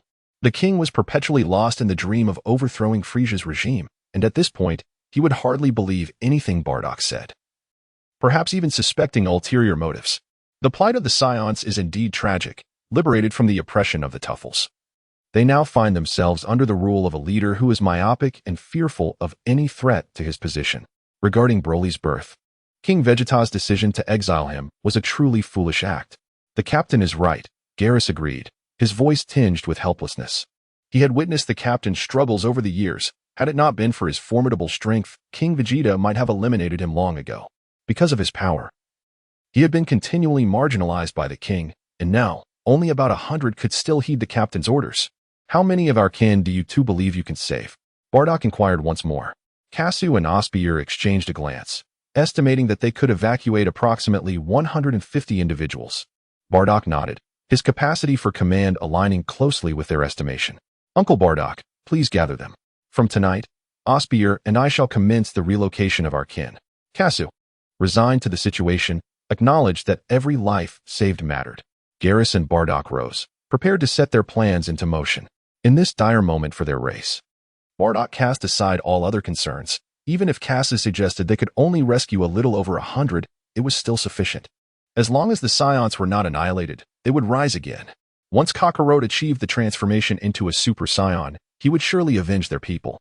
In the dark of night, within the northern forests of planet Vegeta, a group of a dozen Scions gathered, their demeanor furtive and their expressions haunted.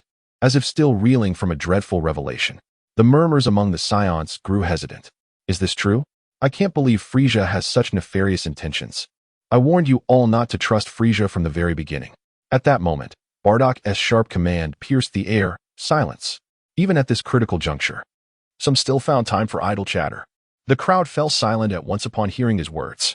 Bardock glanced at Casso and Osbier, who understood the unspoken message and nodded in agreement. Casso pointed at the two Scions, instructing, "You two, hold hands and grasp my shoulders firmly. Do not resist." Osbier mirrored the action. Prior to their arrival, these Scions were already aware of Frisia's sinister plot. Bardock had elucidated the necessary course of action, and the Scions were fully cognizant of the forthcoming events. Upon hearing Casso and Osbier's directives, the Scions nodded and approached with great cooperation. "Uncle Bardock, I shall return swiftly." With that proclamation, Casso, along with the two Scions, vanished from the spot, and the same occurred with Osbier. Witnessing Casso's sudden disappearance, Bardock felt a sense of wonder. He had experienced instant transmission 2 hours prior, yet witnessing it again was still astonishing. Bardock looked up to the sky, which sparkled with countless stars. These were the ships of Frisia's forces, densely surrounding the entire planet of Vegeta from the cosmos. From the very beginning, Frisia had exploited the Scions, incessantly issuing missions and compelling them to wage war across other planets. The worlds conquered through invasion were then sold off, yielding Frisia a bountiful profit. Yet, despite this, Frisia remained determined to annihilate planet Vegeta and exterminate the Scion race, a notion that Bardock found utterly unbelievable. 3 months prior, Bardock had sensed an impending doom. Otherwise, he would not have sent Kakarot to Earth. Nevertheless, a flicker of hope lingered in Bardock's heart, a belief that the ominous dream was but a fabrication. That was until Casso validated his suspicions. Thank goodness for Casso. Bardock shook his head. After more than 20 minutes had passed, Casso and Osbiel suddenly appeared before Bardock. Casso gasped heavily, having successfully transported the two individuals to a secure planet, a realm so distant that even Frisia's ships, at full speed, would require a fortnight to reach it. Casso had always utilized instantaneous movement with Osbier, never having transported more than one person at a time. Now, Casso was on the verge of collapse. "Brother Casso, I am utterly exhausted. I lack the strength."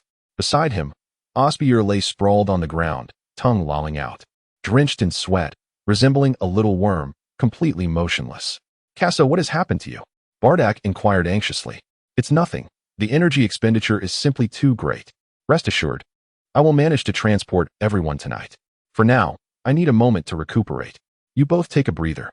Bardock observed Casso and Osbier, and the worry gnawed at him. He recognized that little Osbier had no strength left, leaving Casso as their only hope. Casso glanced at little Beer and smiled. Her ability to send away 2 individuals was quite impressive. The task was now his to undertake. After a while, once Casso had recuperated, he sent another 2 Scions on their way. This cycle continued, and as night fell, all of the dozen or so Scions had been dispatched.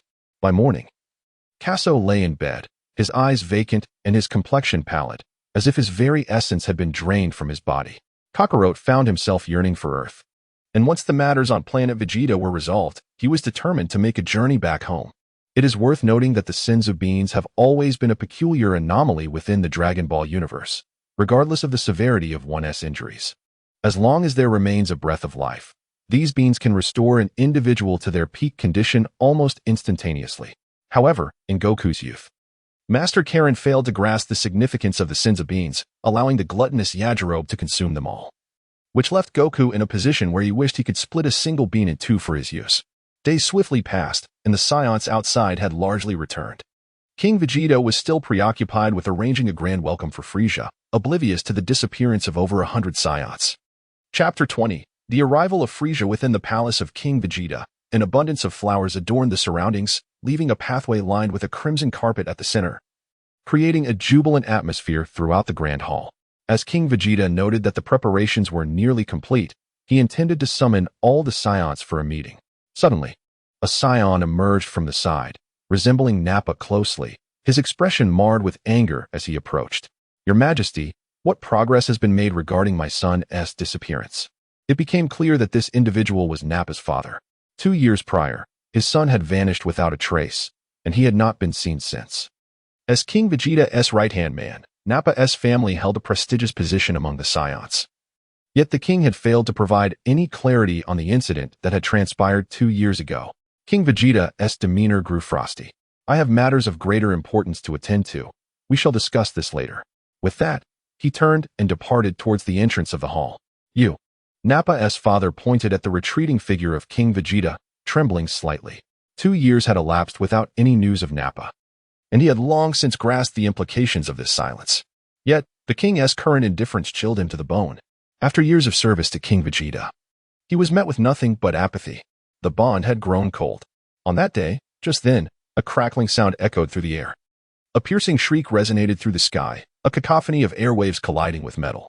The once bright daylight suddenly dimmed, as if obscured by an unseen force.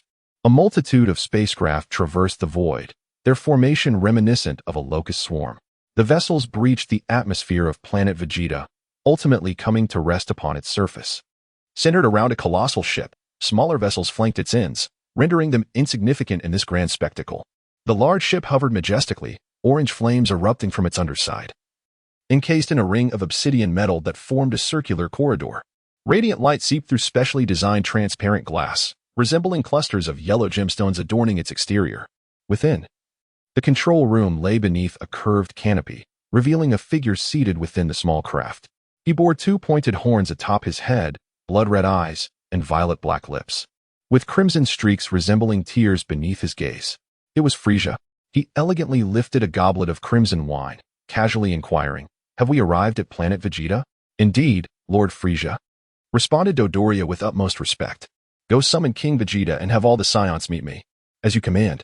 King Vegeta convened a meeting with the elite of the Saiyan race.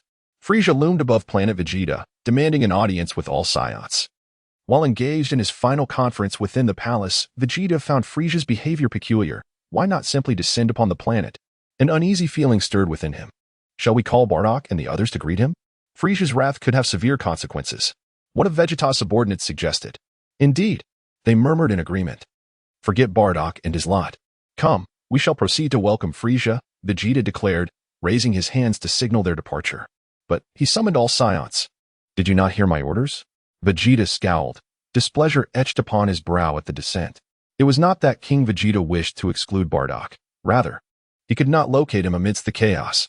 He stood for a moment, a fierce glint in his eyes, silencing the room. The atmosphere grew tense. No further objections were raised, and King Vegeta led his subordinates forward to greet Frieza. Exiting the palace, Vegeta looked up to behold the dense formation of spacecraft, blotting out the sun. The oppressive gloom unsettled him, his heart racing as if foretelling an ominous event. Was it merely his imagination? He hoped so. Concentrating, he manifested a small orb of light in his palm, only to disperse it moments later. What coalesces here is none other than the artificial moon. A fierce glint flickered in King Vegeta's eyes as he silently hoped that Frieza would not act recklessly. Frieza, seated upon his spacecraft, gradually emerged from the colossal vessel, flanked by his subordinates.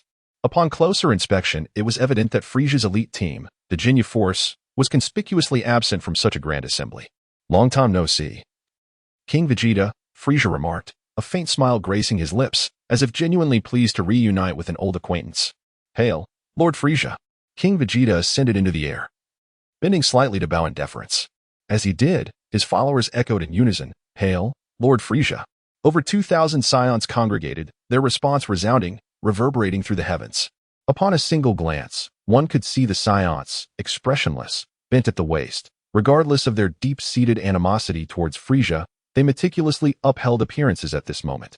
Frieza remained silent, and his subordinates did not utter a word either, leaving the Saiyans in their bowed position. The atmosphere became eerily silent. What does Frieza mean by this? King Vegeta clenched his teeth and tightened his fists, daring to steal a glance at Frieza, who regarded them with a bemused expression. Suddenly, Frieza broke the silence. King Vegeta. Is there not a fellow among you named Bardock? Why is he not present? Bardock's reputation was not solely known among the Saiyans. Even Frieza had heard of this individual. A mere low-ranking warrior who had achieved a combat power of 10,000. Frieza felt a tinge of curiosity about Bardock. The tone of Frieza's voice revealed his displeasure, causing beads of cold sweat to trickle down Vegeta's brow. Just moments prior, King Vegeta had realized that both Bardock and his subordinates were missing, nowhere to be found. Perhaps they wished to assert themselves before Frieza's arrival. That detestable Bardock. Well, King Vegeta stammered. struggling to articulate further. He could not admit that he was unable to command Bardock, for as the king of the Saiyan race, it would be utterly shameful to admit he could not manage his own subjects. Not receiving the desired response, a cold glimmer flashed through Frisia's blood-red eyes. He unleashed a terrifying aura from his diminutive form, sending a chill through the air. The nearby spacecraft swayed violently, as if they might plummet at any moment. Yet, in that very instant, Frisia retracted his aura, as though nothing had transpired. Cold sweat appeared on King Vegeta and his subordinates' foreheads, if Frisia's mere aura was so formidable. How powerful must his true strength be? Ha ha ha. It's nothing. Don't be tense. Everyone, relax. Frisia chuckled nonchalantly, while the expressions of his subordinates behind him were peculiar, as if they were watching a performance. Chapter 21. The collective transformation into Great Ape's planet Fire, located exceedingly far from planet Vegeta. Would take even Frisia's most advanced spacecraft a fortnight to reach at full speed. The sky here was a vivid green, accompanied by a dense forest, while a vast plain stretched into the distance. At the junction of the forest and the plain, over 100 figures gathered, each adorned with a tail around their waist. Captain, everyone has been successfully relocated, Cass said. Bardock nodded. Over the past several days, with Cass's nightly efforts to transfer the Saiyans, he had finally brought all his subordinates and their families to planet Fire. He was acutely aware of the vast distance between this planet and planet Vegeta. Having traversed this very region during previous missions, he was astounded that Cass had managed to relocate their kin here. Instantaneous movement was indeed remarkable. Lord Bardock, is Frisia truly intent on annihilating our planet Vegeta? Is it true? Despite having heard this once before, Bardock's subordinates sought confirmation. Upon hearing their inquiries, Bardock furrowed his brow and nodded solemnly. Sighs of resignation echoed among the group of over 100 Saiyans. Even Bardock, in the face of Frisia, had to yield. Seeking revenge against Frisia was an impossibility. They were now the last glimmer of hope for the Saiyans. Jine, cradling the frail Osbier, approached. Where is Cass? Why isn't he here? He has returned to planet Vegeta. Bardock gently ruffled Little Beer's hair, uncertain about Cass's reasons for going back. Especially since today was the day Frisia was set to arrive. Planet Vegeta must have been engulfed in flames by now, but with Cass's ability to teleport, there was little to fear. Jine seemed to understand this as well, thus she harbored no significant worries. Above planet Vegeta, King Vegeta expressed gratitude. Thank you for your understanding. Lord Frisia. Unbeknownst to him, he failed to notice the expressions of Frisia's subordinates, pondering how Frisia could be so foolish to attain the position of Cosmic Emperor. King Vegeta believed he had easily duped Frisia. Ha ha ha. I have always been lenient with my subordinates, provided they harbor no ill intentions. Isn't that right, King Vegeta? Frisia's face twitched, a smile devoid of warmth, exuding an eerie aura. Yes, indeed. King Vegeta wiped the cold sweat from his brow, perplexed by Frisia's demeanor. What did this mean? Had he discovered his intentions? It was impossible. The Saiyans had concealed themselves so effectively. King Vegeta had always covertly opposed Frisia's orders, secretly amassing strength in anticipation of the day he could overthrow Frisia's dominion over the Saiyans, much like he had done with the Zephyrians. However, he could never have anticipated that Frisia had already intercepted all communications through his scanners. Regardless of the Saiyan rebellion, Frisia had no intentions of sparing the Saiyan race, as it was a directive personally issued by Lord Beerus. You share the same sentiment, do you not? That is splendid. With his arms crossed, Frisia spun in place on his spacecraft, turning his back to King Vegeta. The obstruction of the ship rendered Frisia's expression invisible, and his silence as he faced away from all the Saiyans sent a chill down King Vegeta's spine, as if some ominous event loomed on the horizon. King Vegeta, are you interested in witnessing beautiful fireworks? Frisia remarked without turning around. What does that mean? Something feels amiss. King Vegeta suddenly realized. The previously concealed aura of Frisia erupted again, causing chaos in the atmosphere of planet Vegeta. The thin oxygen vanished in an instant, tightening the breaths of King Vegeta and the other Saiyans. Retreat. King Vegeta comprehended Frisia's intent. It was clear that he was about to turn hostile. If his assumption was correct, the fireworks Frisia spoke of would be the catastrophic explosion that would obliterate planet Vegeta. However, what King Vegeta and the other Saiyans failed to recognize was that they had been able to breathe in the atmosphere moments before, merely startled by Frisia's overwhelming presence. The reason the Saiyans could breathe in space was due to a wish made by Kakarot on Namek. King Vegeta led all the Saiyans in a swift descent toward the surface. Upon touching the ground of planet Vegeta once more, he felt a semblance of security. Frisia, what are your intentions? King Vegeta no longer feigned civility, directly addressing him. Bring it on. From high above. Frieza observed King Vegeta's lips move but could not discern his words, nor did he care. With a single command from Frieza, half of his subordinates surged forward, while the other half spread out across planet Vegeta, monitoring for any fleeing Saiyans. Dodoria, is the Ginyu Force in position? Frieza inquired coldly. Reporting to Lord Frieza. They are stationed around planet Vegeta. I am confident these Saiyan monkeys will not escape. Dodoria respectfully replied. It became evident that the members of the Ginyu Force were positioned outside planet Vegeta, surveilling the entire planet to prevent any potential escape attempts by the Saiyans. Excellent. Frieza remarked nonchalantly. On the surface of planet Vegeta, King Vegeta declared, You have forced my hand. King Vegeta seethed with fury. Truly believing that the Saiyans were mere soft fruits, easily squished at will. He gathered a surge of energy in his hand, slowly coalescing it into a luminous orb the size of a basketball, which he then hurled upwards. All eyes turned skyward. The Saiyans on the ground were acutely aware of the impending situation. They had long yearned to rebel against Frieza, yet King Vegeta had been enduring, leaving them powerless. Upon hearing King Vegeta's proclamation, the Saiyans understood the course of action that lay ahead. They collectively raised their heads, fixated upon the artificial moon. Thump, thump. The air resonated with the thunderous sound of heartbeats. It would have been insignificant if only a few Saiyans were affected. Yet now approximately 2,000 Saiyans were united in their overwhelming heartbeats. This cacophony gradually established a rhythm, creating a powerful resonance. Thump, thump. Soon, furrows appeared on the faces of the Saiyans, resembling the grimaces of gorillas in a zoo, their features contorted, fangs protruding, and their eyes glimmering with a blood-red hue. Roar, roar, roar. Their forms transcended human shape, becoming grotesquely massive, their armor expanding in tandem with their growing physiques. In mere seconds, every Saiyan present transformed into a colossal ape. Roar, roar, roar. The great apes pounded their chests, howling to the heavens. Roar, Frieza, come forth. King Vegeta bellowed, now a mighty gorilla himself, accompanied by several equally frenzied comrades, his most trusted warriors. Meanwhile, Frieza's minions charged downwards, unafraid of their impending doom. Chapter 22. A strike against Frieza. The scene quickly descended into chaos. Nearly every great ape found itself encircled by dozens of aliens. Boom. Energy shockwaves erupted in every direction, striking the dwellings of the Saiyans. While some homes merely collapsed, others were obliterated to mere dust, vanishing entirely. The once prosperous royal city was reduced to ashes in this moment, transformed into a landscape of crumbling ruins, desolate and forlorn. All of you, attack, charge. The aliens surrounding the great apes launched their assault. Bursts of energy rained upon the colossal Saiyans.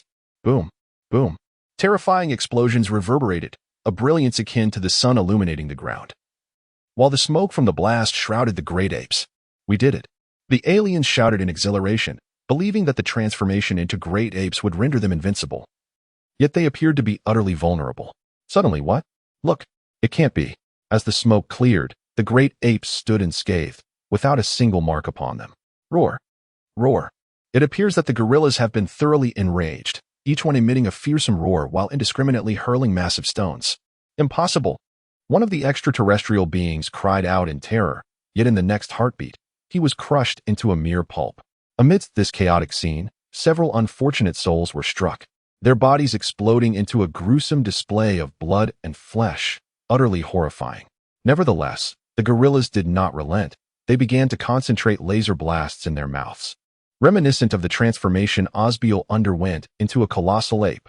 From Casso's earlier encounter with Osbier, one could discern just how formidable these gorillas truly were. Without sufficient strength to overpower them, defeating them proved exceedingly arduous. Boom, boom. Hundreds of laser blasts rained down, leaving the extraterrestrials unable to react in time, succumbing to the terrifying onslaught. In the face of such intense heat, the extraterrestrials were obliterated.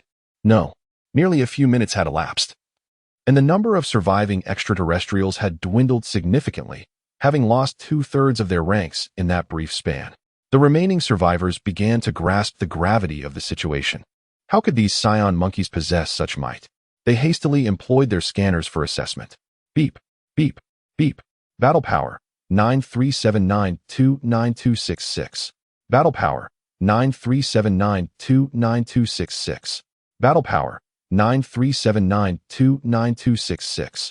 A series of combat data flickered on the scanner's display, startling the extraterrestrials. Each gorilla exhibited an exceptionally high battle power, predominantly ranging between 10,000 and 50,000. How could this be? Was it not rumored that the Saiyans possessed only a few thousand in battle power? The highest should barely exceed 9,379,29266. This defied all logic. In truth, Frieza had never disclosed to these extraterrestrials that when Saiyans transformed into gorillas, their original battle power multiplied tenfold. This is a tragic tale. Let us mourn for the extraterrestrials. In the skies above, King Frieza remarked, the transformation of the Saiyan monkeys into gorillas is truly terrifying. Dodoria trembled in fear, recalling how he had previously bullied the Saiyans, whose battle power had seemed so insignificant.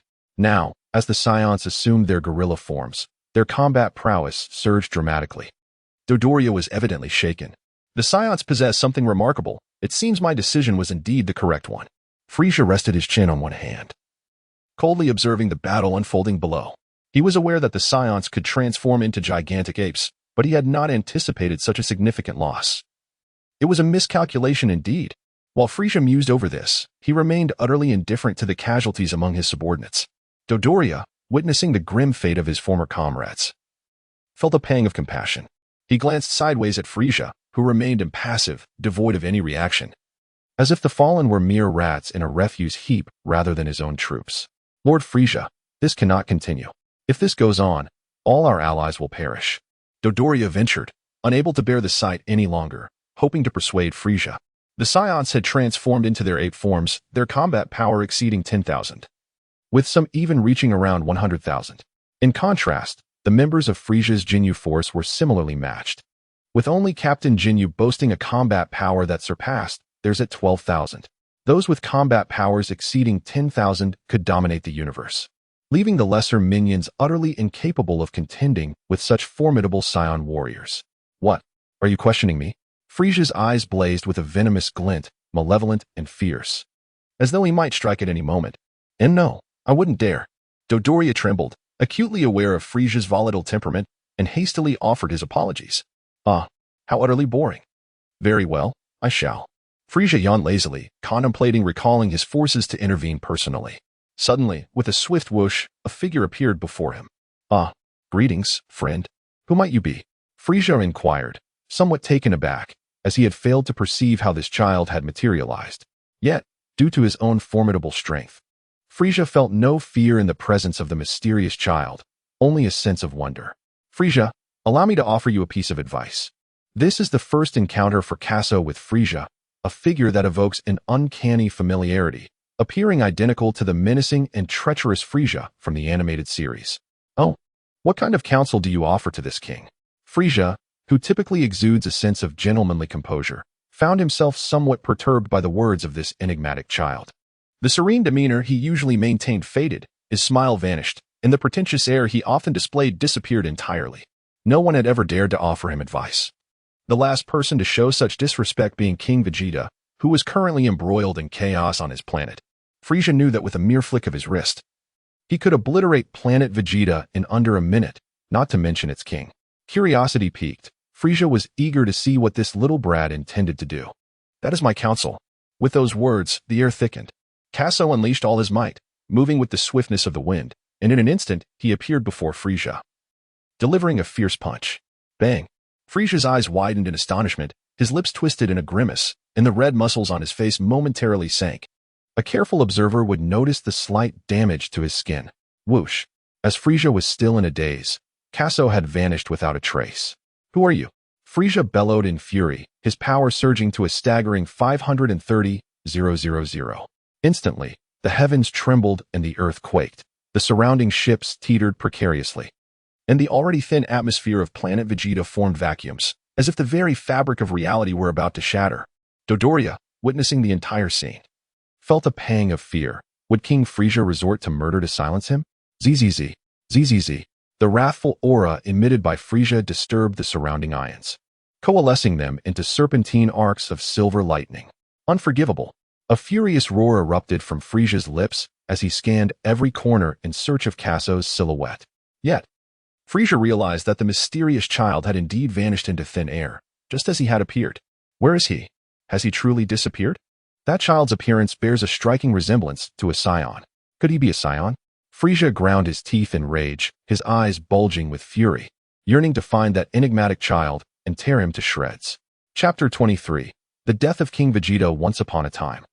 His brother Cooler had never dared to act so insolently towards him. Now, a mere child had struck him with a punch, sending Frieza into a fit of rage. He cast a cold glance at Dodoria. Frieza's ruthless nature was no secret. He would stop at nothing to achieve his goals, and he was particularly concerned about his image. If anyone were to witness him in such a disheveled state, it would spell certain doom for them. The deathly glare he cast made Dodoria feel as though he were being stalked by the most venomous serpent in existence, causing him to tremble uncontrollably. This was the end. Frieza raised a finger, pointing menacingly at Dodoria. A murderous intent suffused the air, and for a moment, it felt as if the sky itself had frozen. Ha ha! You worthless trash dare to challenge me on planet Vegeta? King Vegeta, in his great ape form, laughed heartily, his mouth agape. The number of extraterrestrial beings was considerable, yet they posed no lethal threat to the mighty gorilla. As the aliens were relentlessly attacked by the colossal ape, their numbers dwindled rapidly. Ha ha ha, Frieza! Your subordinates are utterly inept, King Vegeta declared, crushing an alien beneath his foot as if it were an insignificant insect. He then turned to his subordinates and commanded, "Come. Let us march together to vanquish Frieza." Having vanquished a portion of the extraterrestrial beings, King Vegeta, in his colossal ape form, felt an overwhelming surge of power. Convinced that even Frieza could not match him, 5 gigantic figures erupted with a radiant white aura, ascending into the heavens. Their immense bodies obscured the light above, casting the ground into darkness. The 5 great apes, their white auras blazing, shot forth beams of light that pierced the sky, swiftly ascending into the atmosphere as King Vegeta searched for Frieza. There, King Vegeta spotted the largest spacecraft, with Frieza floating ominously ahead. With a resounding thud, they accelerated, their massive forms charging toward Frieza. At that moment, Frieza pointed his finger menacingly at Dodoria, who was nearly paralyzed with fear. Upon seeing King Vegeta and his comrades approach, Dodoria felt as though salvation had arrived. Indeed, as Frieza noticed King Vegeta's advance, he lowered the finger aimed at Dodoria. King Vegeta. A glint of determination flashed in Frieza's eyes. The appearance of that small child bore a striking resemblance to a Saiyan. Thus, he resolved to hold the Saiyans accountable for this transgression. Frieza, your subordinates are nearly all defeated, and yet you remain inactive. Are you afraid of us? Ha. King Vegeta surveyed his own followers, brimming with confidence, believing himself to be invincible. How dare the diminutive Frieza encroach upon the Saiyans? Such an affront was unforgivable. King Vegeta, you exude confidence, Frieza remarked coolly, his sharp gaze fixed upon him. Those familiar with Frieza understood that this expression indicated his rising fury and readiness to engage seriously. After all, being struck by an inexplicable child was intolerable for anyone, let alone a cosmic emperor. Let me see if your confidence is matched by your strength. Frieza activated his scouter. Beep, beep, beep. The readings indicated that none of the great apes possessed a battle power lower than that of the highest tier, with King Vegeta boasting the pinnacle of strength. Clap, clap, clap. Frieza observed their power levels and began to applaud. I must admit, you Saiyans are rather impressive. Do you regret invading planet Vegeta? I assure you, it is too late. King Vegeta roared in fury, then turned to signal his subordinates, the other 4 Saiyans. Upon receiving the command, charged toward Frieza, launching a ferocious assault. King Vegeta clashed directly with Frieza, recklessly courting death. Indeed, he was courting death. Frieza's earlier composure vanished, replaced by a furious rage. A surge of energy erupted from his being, akin to a stellar core explosion. The overwhelming force permeated every corner of planet Vegeta. The ocean above roiling violently, fierce winds howling, conjuring a tempest of unpredictable magnitude, as if heralding the apocalypse. This was merely the aura unleashed by Frieza. What? As the pressure surged, waves of energy collided with reckless abandon. Even the massive forms of King Vegeta and his warriors were helpless against it, sent tumbling. Impossible. After being blown away, King Vegeta and his companions slid for a distance before regaining their footing. The tempestuous winds lashed against them, as if attempting to strip flesh from their bones, inflicting excruciating pain. The great apes exchanged glances, their crimson eyes betraying the terror they felt, reading disbelief in each other's expressions. This was inconceivable. How could Frieza be so powerful? If he truly possessed such strength, why had he tolerated the Saiyans for so long? He could easily annihilate them. The overwhelming aura emanating from Frieza filled King Vegeta with trepidation, terror gripping his heart, sending his soul reeling. Impossible, absolutely impossible. King Vegeta shook his head, unable to fathom Frieza's extraordinary might. Are you surprised, King Vegeta? Frieza, surrounded by crackling arcs of energy, appeared before him in the blink of an eye, his purple-black lips parting slightly, regaining his previous calm and self-assured elegance. King Vegeta and his companions trembled uncontrollably, their fear vividly manifested in their quaking forms. They had never witnessed Frieza display his true power, having assumed he was only marginally stronger than their transformed ape forms, believing that together they could pose a challenge. How naive! They were utterly naive. King Vegeta and his comrades lamented internally, pondering whether it was not entirely normal for a cosmic emperor to possess extraordinary strength. At that moment, King Vegeta finally awakened from his delusions. Alas, it was a bit too late. Ha ha ha. Weren't you just brimming with confidence? Frieza sat casually in his spacecraft, despite unleashing several waves of power. The vessel remained unscathed under his deliberate protection. Can you guess what my battle power is? Frieza gazed at them with a playful expression, relishing the fear in his enemy's eyes before dispatching them, finding it to be the most exquisite delight in the world. King Vegeta and his subordinates could scarcely contain their inner horror. Their lips moved as if to utter something, yet under Frieza's overwhelming presence, they found themselves utterly speechless. 530,000. I possess a battle power of 530,000. Haha. Surprised, are we? Haha. Frieza's laughter echoed, and witnessing the terror etched upon King Vegeta's face quelled the rage that had surged within him moments before. The royal entourage staggered back a few steps, their eyes wide with disbelief, expressions of sheer astonishment adorning their faces. Could the Frieza race truly be this formidable? Was this the pinnacle of human capability? King Vegeta and his companions had never heard of anyone possessing such a staggering battle power, with the highest among the Saiyans reaching merely 100,000. Achieved only through transformation, a far cry from typical battle prowess. Well then, the show is about to conclude, Frieza proclaimed, seated upon his spacecraft, extending a finger. The scene was set. The impending explosion of planet Vegeta loomed closer. An orb of orange energy, the size of a marble, manifested at his fingertip, its power gradually intensifying, the surrounding pressure becoming increasingly unstable. Crackling sounds erupted as the very fabric of space seemed on the verge of rupture, expanding instantaneously into a spherical energy ball approximately 50 meters in diameter. Planet Destruction Sphere. Haha. With a flick of his finger, the colossal sphere hurtled toward the planet beneath King Vegeta. Whoosh, whoosh. Despite its massive size, the descent of the Planet Destruction Sphere was rapid. No.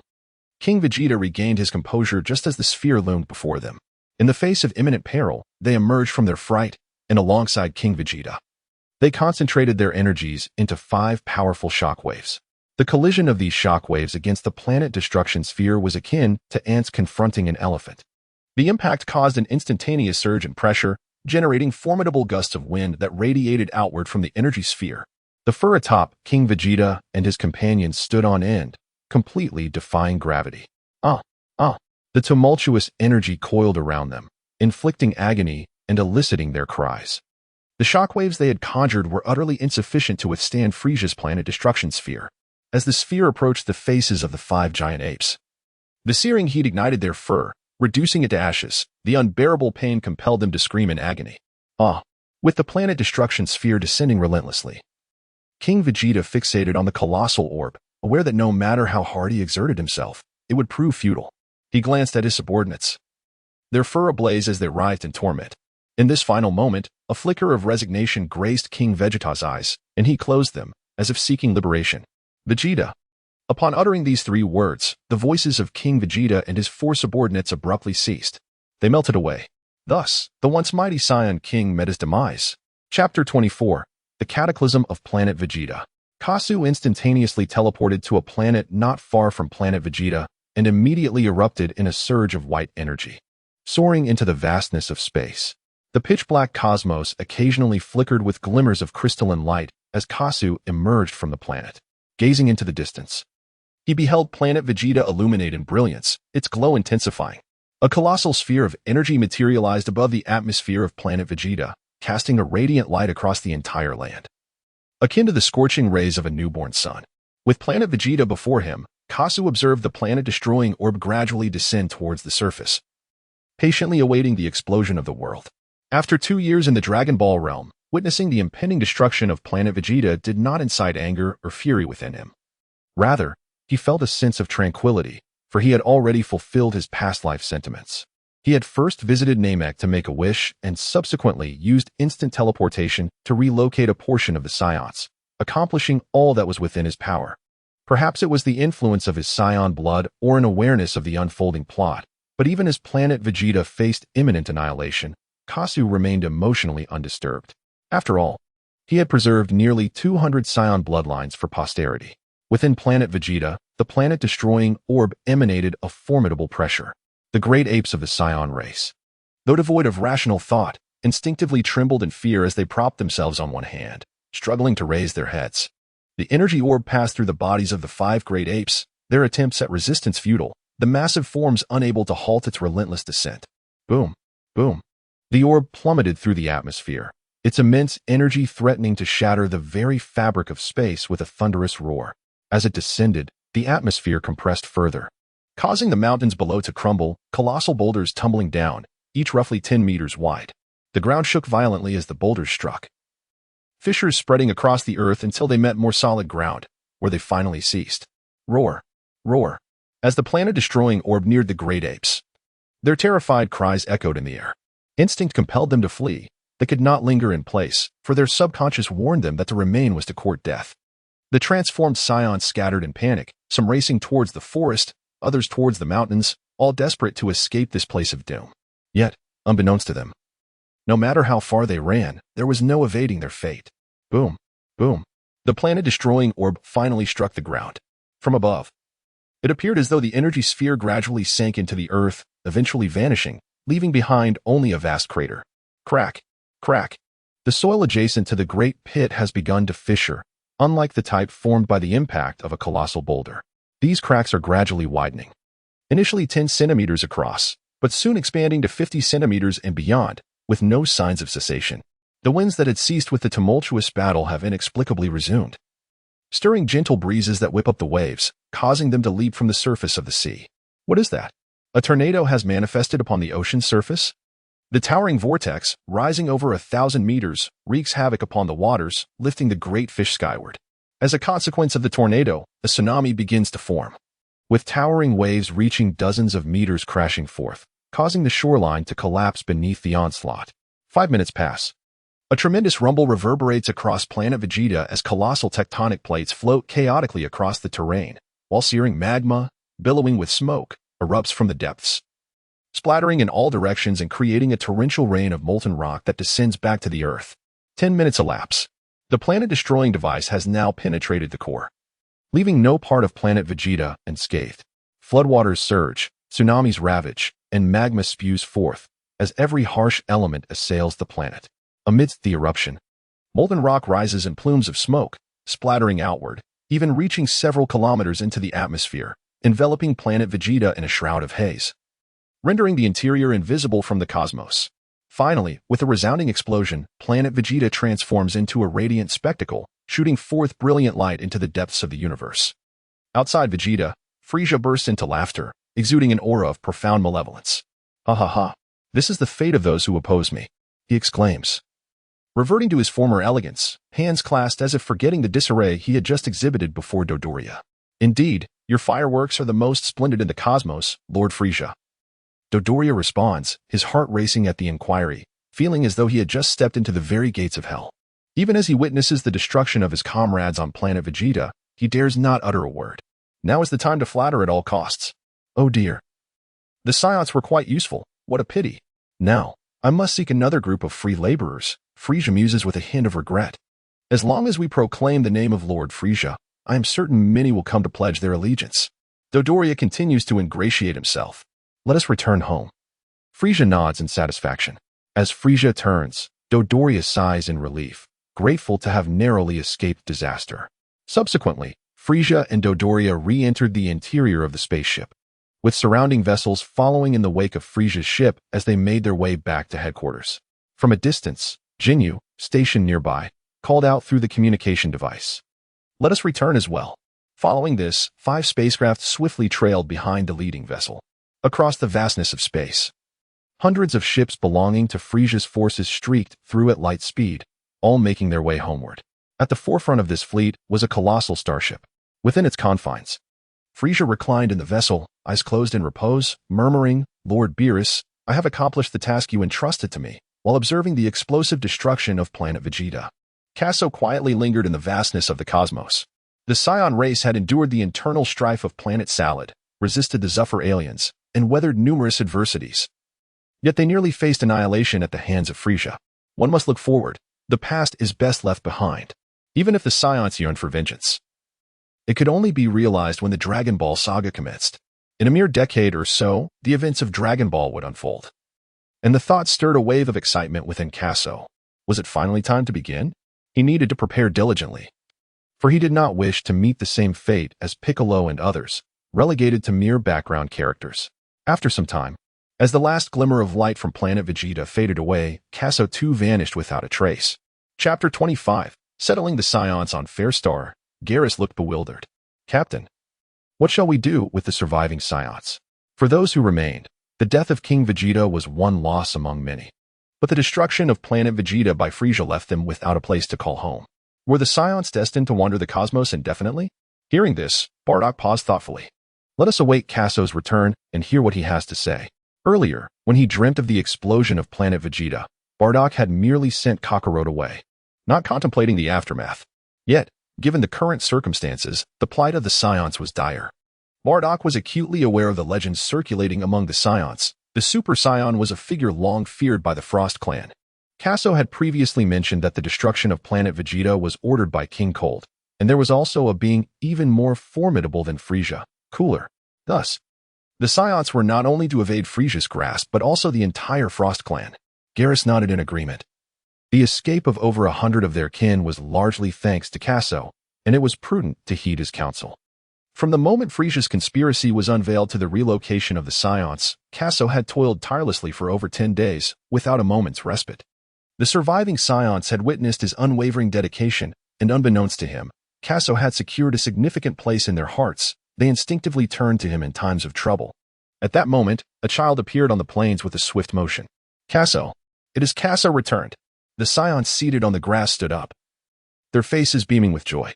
Bardock hurried forward, anxious. "Casso, what has become of planet Vegeta?" Garrus and Cast also expressed their urgency. The standing Saiyans were filled with hope, their eyes fixed intently on Casso, yearning to hear from his lips that planet Vegeta remained safe and sound. Casso gradually approached and halted before the assembled crowd. After exchanging glances with everyone, he shook his head in resignation. It has already exploded. A chill ran through the hearts of all the Saiyans present, as if they had been doused with a bucket of cold water, leaving them utterly disheartened. They could hardly believe that it had truly come to pass. Cursed Frisia. Casso glanced at the others and discerned their spirits were notably subdued. How intriguing. Even Saiyans could experience such emotions. In his previous encounters with anime, he recalled Vegeta's utter lack of response upon learning of his planet's destruction, a display of chilling indifference. Reflecting on this, it seemed most Saiyans embodied Vegeta's stoic demeanor. It was no wonder this band of Saiyans followed Bardock, nor that King Vegeta would belittle him.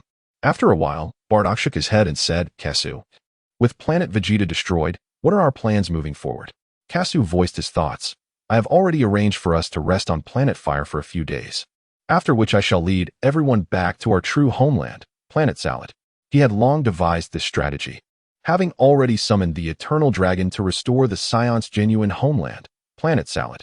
This planet represented the ultimate sanctuary for the Saiyans, and Cassius sensed there was something extraordinary about it. During his previous life, while watching Dragon Ball Super, he speculated that the Saiyans of Universe 6 possessed such formidable battle prowess due to Planet Salad. Of course, this was merely conjecture, and only upon arriving at Planet Salad would he discover the truth. The Saiyans nearby, momentarily lost in thought, were taken aback upon hearing the mention of Planet Salad. Our original homeland? Planet Salad? Was it not destroyed? Indeed, Planet Salad had perished long ago due to infighting, prompting the Saiyans' relocation to Planet Plant, which was later renamed Planet Vegeta after they overthrew the Tuffles. Upon hearing the name Planet Salad, Bardock recalled the 3 wishes Casso had previously mentioned making to the Eternal Dragon. Initially, he had deemed it implausible, but now, with Casso's assertion, could it be that Planet Salad had truly been restored, and that their entire race could survive in the cosmos? As these thoughts coursed through his mind, Bardock erupted in a burst of white energy and, with a resounding boom, soared into the depths of space. What is Lord Bardock doing? Captain, where are you going? The group of Scions was left puzzled by Bardock's sudden departure. Observing this scene, Casso chuckled softly, realizing that Bardock had never truly believed in the power of the Dragon Balls. As Kakarot observed Bardock soaring into the heavens, he deduced the latter's thoughts. He was likely intent on verifying the authenticity of those three wishes. Approaching the vacuum of the cosmos, Bardock held his breath. Upon breaking free from the confines of the universe, he attempted to inhale. Should he find himself unable to do so, he would promptly return to the surface. Gazing into the abyss of the dark universe, Bardock felt a twinge of anxiety, fervently wishing for the three wishes to be genuine, yet finding it difficult to believe. He inhaled deeply, sensing no gas entering his body. Suddenly, his eyes widened in astonishment, while the cosmos offered no air for him to breathe. He discovered that he could indeed survive in the void. How wondrous! Achieving the desired outcome, Bardock returned to the ground, erupting into hearty laughter. Ha ha! The Scions regarded Bardock with puzzled expressions, wondering what had transpired. Noticing their confusion, Bardock ceased his laughter and began to explain. It turns out that we Scions may become even stronger in the future. The Scions clenched their fists, their faces illuminated with excitement. Indeed, the Scions, true to their warrior heritage, were quick to forget their sorrow over the destruction of their planet upon hearing news that could enhance their combat prowess. Casso smiled helplessly, choosing to ignore them. Uncle Bardock, where is Osbier? It struck Casso as odd that he had returned for quite some time without catching a glimpse of Osbier. Over there. Bardock gestured. Navigating through the crowd, Casso eventually spotted Janae, cradling Osbier beneath a grand tree at the junction of the forest and the plain. It turned out that the group of burly men had obscured his view. No wonder he had failed to locate Osbier. Upon seeing Casso, Janae placed a finger to her lips, signaling for silence. Casso gazed at the chubby little biatch and nestled in Janae's embrace, peacefully slumbering. He gently traced his finger across the soft, cherubic contours of her face. After days of relentless travel, even Casso felt utterly exhausted, let alone Osbier. The sight of Osbier's weariness tugged at Casso's heartstrings, prompting him to extend his hands towards Janae, silently requesting to hold little biatcher. With a playful giggle, Janae relinquished Osbier into Casso's arms. These two little ones had grown up under her watchful eye. Their affectionate bond resembled that of a young couple, hinting that they might one day become a true pair. This thought evoked nostalgic memories for Janae, reminiscent of her own childhood with Bardock. As they two shared a similar camaraderie, everything felt so familiar. A gentle smile graced Janae's lips. Casso was oblivious to Janae's expression as he held Osbier tightly, gazing at her delicate, snow-white face, round and cherubic. Unable to resist, he planted a gentle kiss on her lips. It seemed that Osbier had been stirred awake by Casso's affection, as she subtly wiggled her charming brows and slowly opened her eyes. Brother Casso upon seeing him. Osbier beamed sweetly, "You're back." The sight of her radiant smile warmed Casso's heart, and he rested his forehead against hers, affirming, "I have returned." Chapter 26. Exploring the planet Sarada. Listening to Casso's tender voice, Osbier squinted her eyes with delight and nestled closer into his embrace. "Brother Casso, I'm hungry. I haven't eaten anything all day," she pouted, patting her little belly with wide, pleading eyes, resembling a tiny kitten. "What a little glutton." Casso chuckled at her pitiful appearance, which could melt even the heart of the 20-something uncle within him. In the night, before leading the Scions back to their homeland, Casso decided to first explore the planet Sarada. "Little Osbier, I shall take you to see the true homeland of our Scion race." Osbier nodded adorably in response. Casso accompanied Osbier as they initiated their instantaneous journey to the planet Sharada.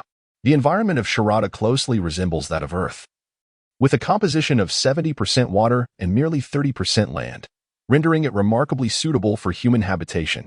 The land is adorned with a plethora of lush green flora, untouched by human development, resulting in a chaotic carpet of wild grasses. Amidst this disordered greenery, one can occasionally find scattered clusters of small flowers, each varying in species, yet sharing a common trait. Their blossoms are vivid and exquisite, reminiscent of youthful maidens dancing, exuding the vivacity of blossoming youth. At present, Sharada remains bathed in daylight, revealing two diminutive figures. "Wow, is this really the planet Sharada?" How beautiful! Exclaimed Osbier, her face radiating joy. The scenery is indeed enchanting, and the air is refreshingly pure. Suddenly, Osbier sensed an unusual feeling. An inexplicable comfort enveloped her, akin to lying in her brother's embrace, warming her entire being. Casso, do you feel anything? Osbier inquired. Casso gently patted her small head, uttering not a word. The moment he set foot on the planet Salad, he sensed its extraordinary nature. As the ancestral home of the Saiyans, it is steeped in legend. In the realm of the Dragon Ball anime, particularly during the Dragon Ball Super arc, the 6th and 7th universes are depicted as twin universes, where initially everything corresponds perfectly. However, as events unfolded, the planet Salad in the 7th universe faced annihilation, while the ancestral home of the Saiyans in the 6th universe remained intact, inhabited by numerous Saiyans.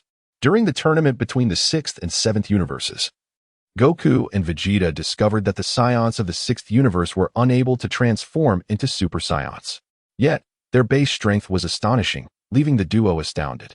This led to speculations that perhaps the Saiyans of the 6th universe thrived on their ancestral planet, nurtured by its essence, which allowed a considerable amount of S cells to flourish within them. However, the lack of a corresponding transformation method rendered them unable to ascend. Others speculated that S cells might only proliferate during times of peace.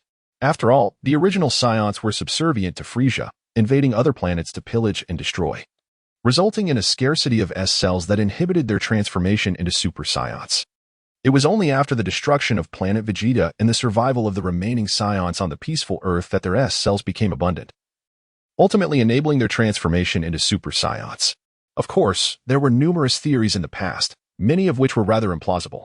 Yet, the moment Casso set foot on the planet Salad, he began to realize that both of these speculations might indeed hold truth. He attentively sensed the changes within his body, as if something was gestating inside him, accompanied by an indescribable feeling. Overall, his entire being felt as though it were immersed in a hot spring, the warm waters flowing across his chest, bringing immense comfort. Casso squinted his eyes, truly deserving of being the ancestral planet of the Saiyans. Indeed, restoring planet Salad was a wise decision. However, at present, there has yet to be any significant change in his physique. It is likely that only when the internal reserves reach sufficient levels will a qualitative transformation occur. Patience is key. Casso held Little Beer's tiny hand, taking measured steps forward to explore the primordial homeland of the Saiyans. The diminutive flora gradually faded away, giving rise to magnificent trees, one to the left and another to the right, each trunk so robust that 3 adults could not encircle it fully. Casso surmised that these grand trees must be over 50 years old. The lush woodland boasted branches that stretched the trees wide, and under the dense canopy of leaves, sunlight scarcely penetrated, casting an ambience reminiscent of twilight beneath the boughs, cool and dim. Squeak. Casso, look quickly. A melodious exclamation reached Osbier's ears, and she leapt up in delight, pointing at the tree above. Casso looked up and discovered a bird of unknown species perched on a tree, shrieking. Its feathers were pristine and well-groomed, adorned in vibrant crimson hues, and it was diminutive in size, with pointed beak and head held high, emitting a melodious song. At the sound of Osbier's shout, the bird was startled and took flight in a flurry. Did I frighten it away? Osbier pondered with a hint of confusion. No matter. Come, let us continue our journey. As they traversed through the woods, they arrived at a vast plain, carpeted with delicate, fine grass, resembling a well-manicured golf course, immaculate and devoid of any disorder. In the center of the plain rose several large stones, similarly adorned with tufts of grass. Casso and the others wondered how such large rocks could appear in the midst of the plain. These stones were approximately the height of a standard villa door and about 2 meters wide. Casso furrowed his brow and raised his hand, gathering a surge of energy. With a powerful exhale, he forcefully blew away the small blades of grass above. To his astonishment, several walls were revealed. The surfaces of these walls, shielded by the grass, had not succumbed to significant weathering. In terms of style, they bore a striking resemblance to the palace walls of Vegeta. Casso pondered for a moment, realizing that this was likely an edifice left behind by the ancient Saiyans. Brother, I no longer wish to explore. I am utterly famished. Osbier exclaimed as she plopped down onto the ground, her little tail swaying restlessly behind her. A soft growl emanated from her stomach as she patted it. Having roamed about for an entire day, she was on the verge of exhaustion from hunger, while her brother Casso still yearned to continue their exploration, which left her feeling rather discontented. Little one, how can you be hungry again? Casso chuckled, covering his face with his hand. You truly are a little foodie. After sharing a laugh, Casso, unwilling to let his dear sister go hungry, sensed the surroundings of this planet and discovered that the planet Salada was home to numerous large creatures. Casso vanished in place for 5 seconds, only to reappear, shouldering 2 enormous wild boars. Buyer, shall we indulge in roasted wild boar today? Yes, I absolutely adore the wild boar that my brother Casso roasts, replied Osbier sweetly. Casso excavated a small pit in the ground, then ventured into the forest to gather some firewood. While he could have opted to roast the meat using his intense energy waves, which would have sufficed, the challenge of mastering the cooking time and the absence of that delightful smoky flavor made firewood the preferable choice. As the saying goes, cooking without firewood lacks soul.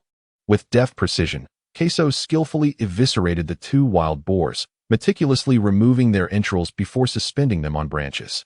Once the preparations were nearly complete, he ignited the firewood and positioned the boars beside the roaring flames. The night began to envelop the surroundings. Crackling sounds echoed as the fire blazed. Here you go.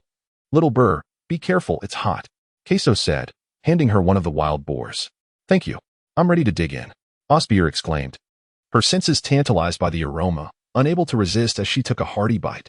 Casso cast a glance at her, smiled, and began to indulge in the roasted meat. Recently, I have been rather occupied. Once my schedule permits, I shall unveil more chapters. I aspire to reach a total of 100,000 words before my debut, and I hope for your generous support. Furthermore, if there are any aspects that could be improved, please feel free to share your insights. Chapter 27. A fierce beating for Bardock. The ebony sky was adorned with twinkling stars, while a bonfire blazed in the plains. The warm, amber glow illuminated the faces of 2 little children. One of the young girls was voraciously devouring the meat. Casso glanced over and smiled. The exploration of the planet Salad was complete, and it was nearly time to lead the Scions back to their homeland. The narrative surrounding the Dragon Balls had transformed with his presence, originally, apart from a few stragglers. All other Scions were destined to perish in the cataclysmic explosion of planet Vegeta. Now, close to 200 Scions remained alive. Once these Scions returned to this land, coupled with its unique characteristics, it is truly unimaginable what the future holds for the Scions. With the destruction of planet Vegeta, the saga of Dragon Balls is on the brink of unfolding. As Casso contemplated this, he felt an exhilarating surge within him, perhaps influenced by his Scion lineage. He yearned to reunite with Kakarot. He longed to engage in an epic battle with Kakarot. Casso pressed his lips together, realizing that he must urgently enhance his strength. If he wished to engage in a duel with the character he most admired from his previous life, his current abilities were woefully insufficient. Despite Casso's combat power being a mere 9.37929.266, akin to a character from a nihilistic novel, and Goku's power rating standing at just 2, it was essential to remember that the protagonist always prevails. When Vegeta invades Earth, Goku only needs to sustain a significant injury once to surpass Casso.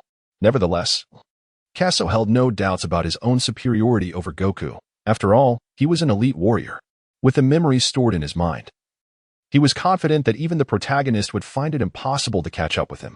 Suddenly, without warning, he let out a burp. Osbier shyly covered her mouth and exclaimed, Casso brother, I'm full. As long as you're full, that's what matters, Casso replied with a wry smile. Truly, she was quite the little glutton. Upon returning to Planet Fire, Casso and Osbier spent the ensuing month responsible for relocating the Scions to Planet Salada. The distance between Fire and Salada was exceedingly vast, and the relentless back-and-forth journey left both Casso and Osbier utterly exhausted. After the last Scion was successfully relocated, they collapsed onto the surface of Planet Salada, gasping for breath. Osbier's face was pale, her little feet trembling, and even her growling stomach lacked the strength to protest its hunger. In stark contrast to Casso and Osbier's miserable state, the group of Scions in the distance were exuberantly exploring Planet Salada, entirely oblivious to the plight of the 2. What a heartless bunch they were. Before long, the Scions suddenly erupted with excitement. This place is so comfortable. I can sense that it is extraordinary. Upon hearing this, Bardock broke out in a cold sweat. As if only he understood the planet's uniqueness. He glanced at Casso, pondering how Casso had managed to restore Planet Salada. The planet had been destroyed long ago. And while Bardock had no knowledge of what his ancestral home looked like, the moment he set foot on this planet, he could feel its peculiarity. Bardock furrowed his brow. Yet in his heart, he believed that Casso was the most extraordinary one of all. Utilizing the dragon to restore Planet Salada was a stroke of genius for the Scions of today. This lad seemed to possess an uncanny awareness. Was his foresight truly that formidable? A prophet indeed. Bardock shook his head. His own precognitive abilities only allowed him to glimpse a few crucial images. Perhaps with Casso around, the Scions would venture farther than ever before. Returning to the present, Bardock instructed, Gallus, prepare to settle our kin. Henceforth, we shall thrive on our ancestral planet.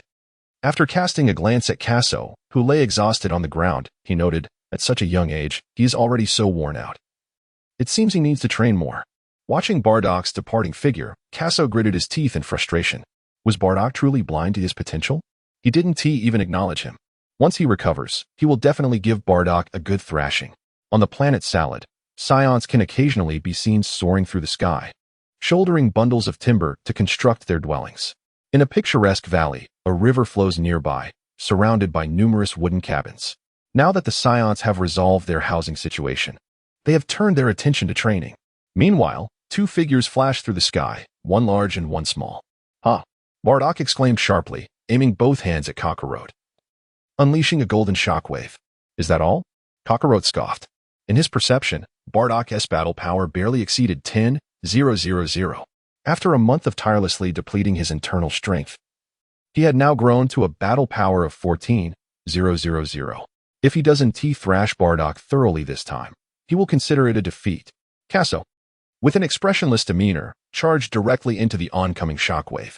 The wind howled and rushed past him at an astonishing speed, creating a sharp crack as it cut through the air.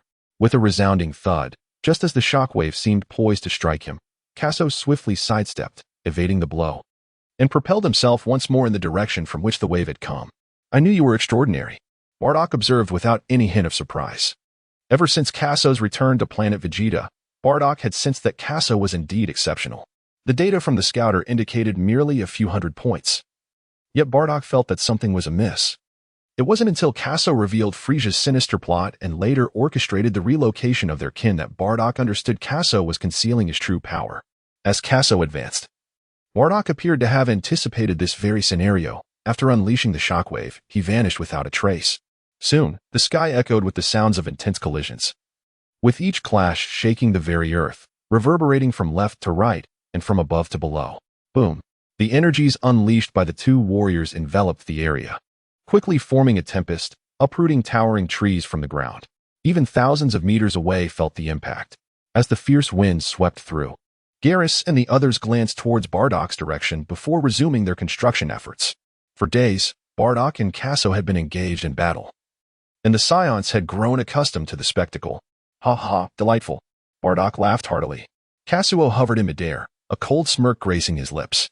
"Are you enjoying yourself? Soon, you shall truly experience pleasure." In an instant, Casso vanished from sight. Bardock's laughter abruptly ceased. Where had he gone? "What are you searching for?" Suddenly, Bardock heard a voice behind him, realizing too late that it was already too late to defend himself. Like a specter, Casso silently appeared behind Bardock. With a swift motion, he unleashed a flurry of strikes, a kick, a punch, a horizontal hook, all landing forcefully upon Bardock's back. "You lack martial ethics," Bardock cried out in agony. Casso's combat prowess exceeded his expectations, undoubtedly surpassing 10,000 in strength. It is astonishing that such a young child possesses such formidable abilities. Truly, it is terrifying. In a moment of distraction, Bardock found himself ensnared by Casso's swift strikes. When masters engage in battle, a single lapse can render one's situation precarious. At this moment, Bardock is overwhelmed by Casso's relentless onslaught, unable even to mount a defense. Boom! Casso, with the force of a tempest, sent Bardock soaring with a single punch. Whoosh! Bardock struck the ground like a cannonball, producing a thunderous sound. Boom! The shockwave rippled through the air, toppling trees in its wake, while a crater over 10 meters in diameter formed on the earth, surrounded by a web of cracks. Chapter 28. Arrival on Earth. Bardock lay sprawled on the ground, arms outstretched like a great character, occasionally coughing. His chest and back bore the marks of countless blows, and his upper armor lay in tatters. The agony coursing through him made Bardock gasp in disbelief. Damn it! How can this brat be so formidable? A bitter smile crossed his lips as he realized he couldn't even defeat a mere child. What an embarrassment. Resigned, he lay there as if conceding defeat. However, just when Bardock thought Cass's assault had come to an end, a blue shockwave suddenly soared towards him from above. "Damn you, AMU. Bardock bellowed, his thick neck straining as he cursed. Though his words were laced with anger, he dared not linger, executing a nimble roll to evade Casso's attack. If that shockwave were to strike him, without a medical pod, he would undoubtedly be bedridden for 2 weeks. Not daring to look back, Bardock was nonetheless met with the sight of a dozen energy blasts hurtling towards him. You little brat, do we have a grudge against each other? Must you be so relentless? He muttered as he fled. Boom, boom. A cacophony of explosions reverberated through the forest, smoke billowing and dust rising. In a distant valley, Garrus heard the commotion and chuckled. The captain is having quite the fun. Indeed, Bardock was thoroughly enjoying himself. He darted through the forest, a blur of motion.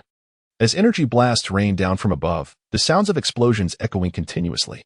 Upon witnessing Bardock's disheveled appearance, Casso smirked coldly. You mocked me not long ago. I am a man who holds grudges. An orb of energy, as large as a basketball, materialized in his hand. With a wicked grin, Casso taunted, My dear Uncle Bardock, behold what I have prepared for you.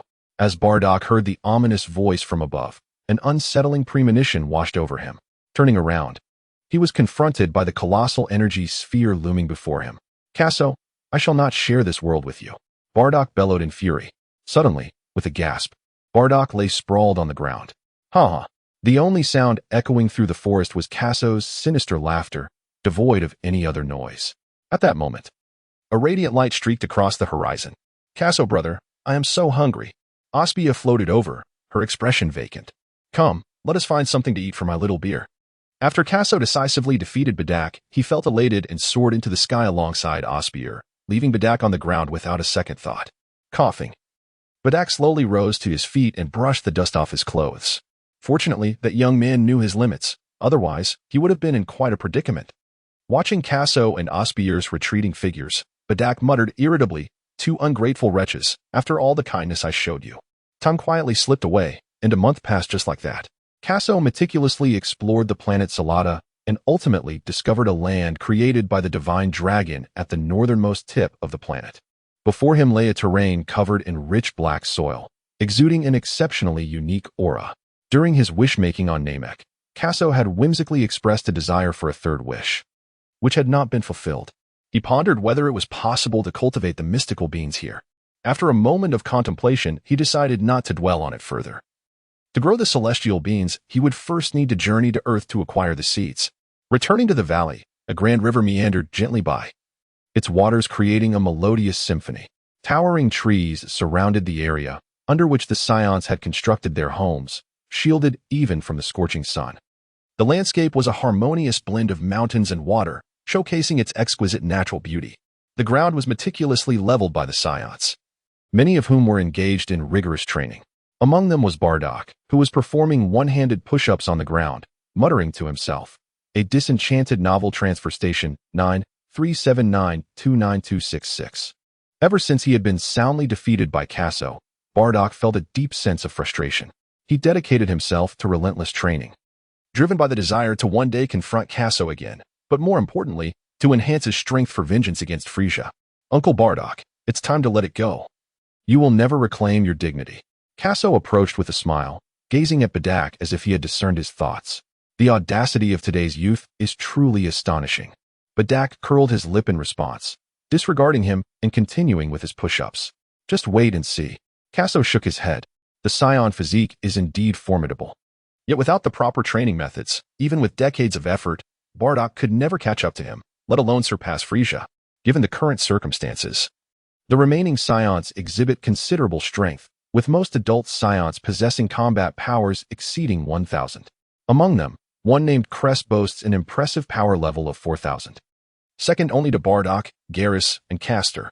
Thus, the training methods of Master Rashi have become obsolete for the Scions. The gravity chamber is their true passion. It seems a journey to Earth is imperative. Uncle Bardock, Little B, and I need to step out for a while. I'm uncertain when we shall return. Casso said nonchalantly. This time, he was resolute about visiting Earth. The legendary beans of the Cat Master are well known. A single bean can satiate hunger for 10 days. And regardless of the severity of injuries, one can recover instantly. Such effects, combined with the Scion constitution, are indeed terrifying. Upon arriving on Earth, he must seize the opportunity before Yachirobe mishandles the beans and retrieve them as soon as possible. Then, He would seek the guidance of the Supreme Kai on their application methods. Finally, he would persuade Dr. Briefs to fabricate several gravity chambers. Go on, go on. Do not disturb my training. Bardock continued his push-ups, drenched in sweat. TCH. Casso cast a disdainful glance at Bardock before departing.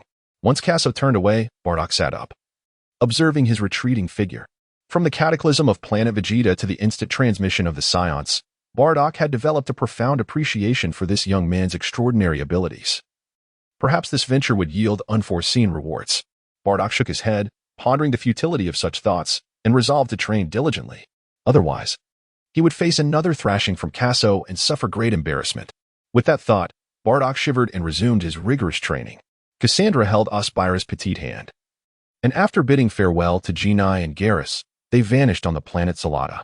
In the northern galaxy, amidst the inky vastness of the cosmos, countless stars twinkled above. Among them floated a cerulean orb, radiating in exquisite beauty. On this day, two diminutive figures emerged on Earth.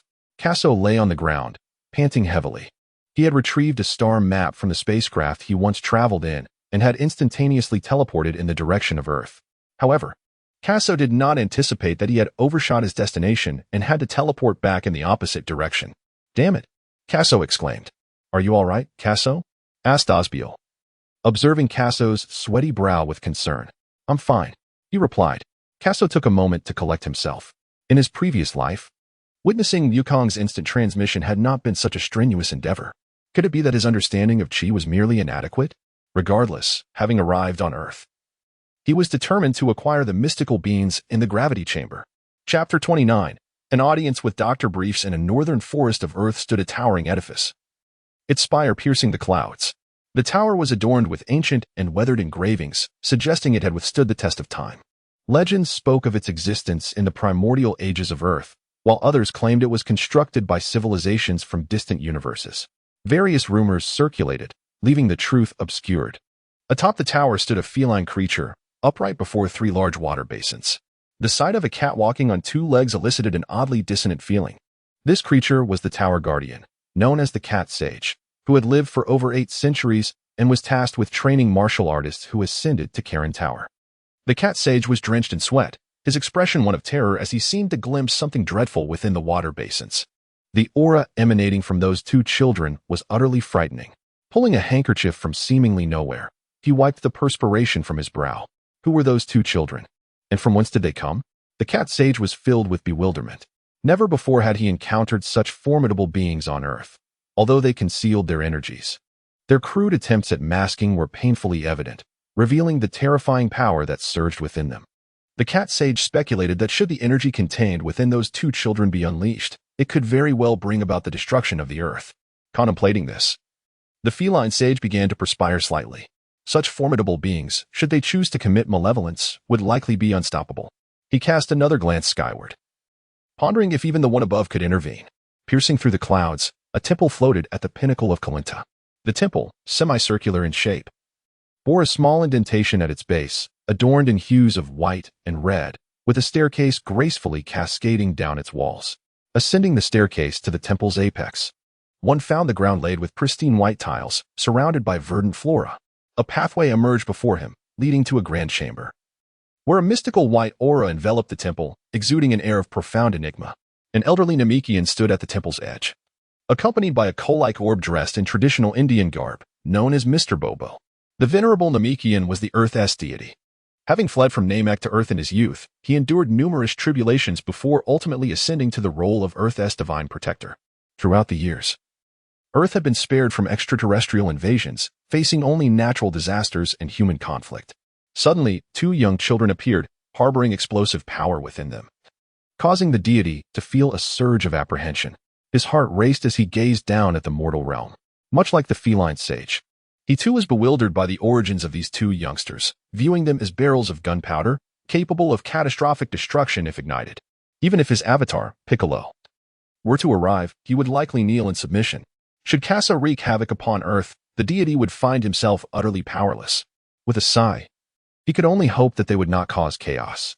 In the mortal realm, towering skyscrapers surrounded them, vehicles bustling along the streets, and advanced technology was ubiquitous. Osbier strolled along the street, captivated by the myriad of goods, her curious demeanor reminiscent of a villager visiting the city for the first time. Hand in hand with Casso, she gazed around, her eyes lighting up at the sight of delectable treats, causing her mouth to water unconsciously. "Casso, look at the delicious food," she exclaimed. "We'll go eat soon. Just be patient." Casso gently patted her head, offering a resigned smile. Osbier resembled a youthful Wukong, unable to resist the allure of delectable treats. Fortunately, the girl was quite obedient. She listened to whatever Casso instructed. Suddenly, a cacophony erupted ahead. "Hurry! Grab everything and leave. If we don't move soon, the police will arrive." A group of burly men, their heads concealed by black stockings, were looting a store. The leader of the robbers brandished a submachine gun, using his free hand to frantically scoop up capsule-shaped items from the display cases, while his subordinates mirrored his actions. Nearby, the staff lay trembling on the ground, too terrified to intervene. Casso observed the ambience of the shop and found it rather intriguing. He recalled a particular anime featuring a stunning female bandit, whose sneezes would inexplicably transform her hairstyle, accompanied by a shift in her personality. In the earlier episodes, this captivating character played a significant role, but as the story progressed, her appearances dwindled considerably. Casso pondered for a moment, but could not recall the name of that enchanting woman. She was likely still just a mere child at this point. "All right, let us hasten our departure," the leader of the robbers bellowed, swiftly leading his accomplices out of the store. The bandits emerged with great fanfare, causing the onlookers nearby to display expressions of fear, hastily retreating to the sidelines to avoid any potential repercussions. Casso shook his head, gazing at the pathetic figure with a combat power of merely 5, finally comprehending the disdain that Raditz must have felt. He held no interest whatsoever in such a feeble opponent. Perhaps a little more wandering before seeking out doctor briefs would suffice. Just as Casso was about to depart, he lifted his gaze and noticed the emblem of the Capsule Corporation emblazoned on the storefront. Were these worthless individuals attempting to seize the technology of the Capsule Corporation? A sly grin crept across his face. He had been contemplating requesting Dr. Brief's assistance in crafting a gravity chamber. In light of this, it seemed only fitting to present Dr. Briefs with a token of goodwill. The bandit hastily dashed to his vehicle, preparing to flee. Where had Casso gone?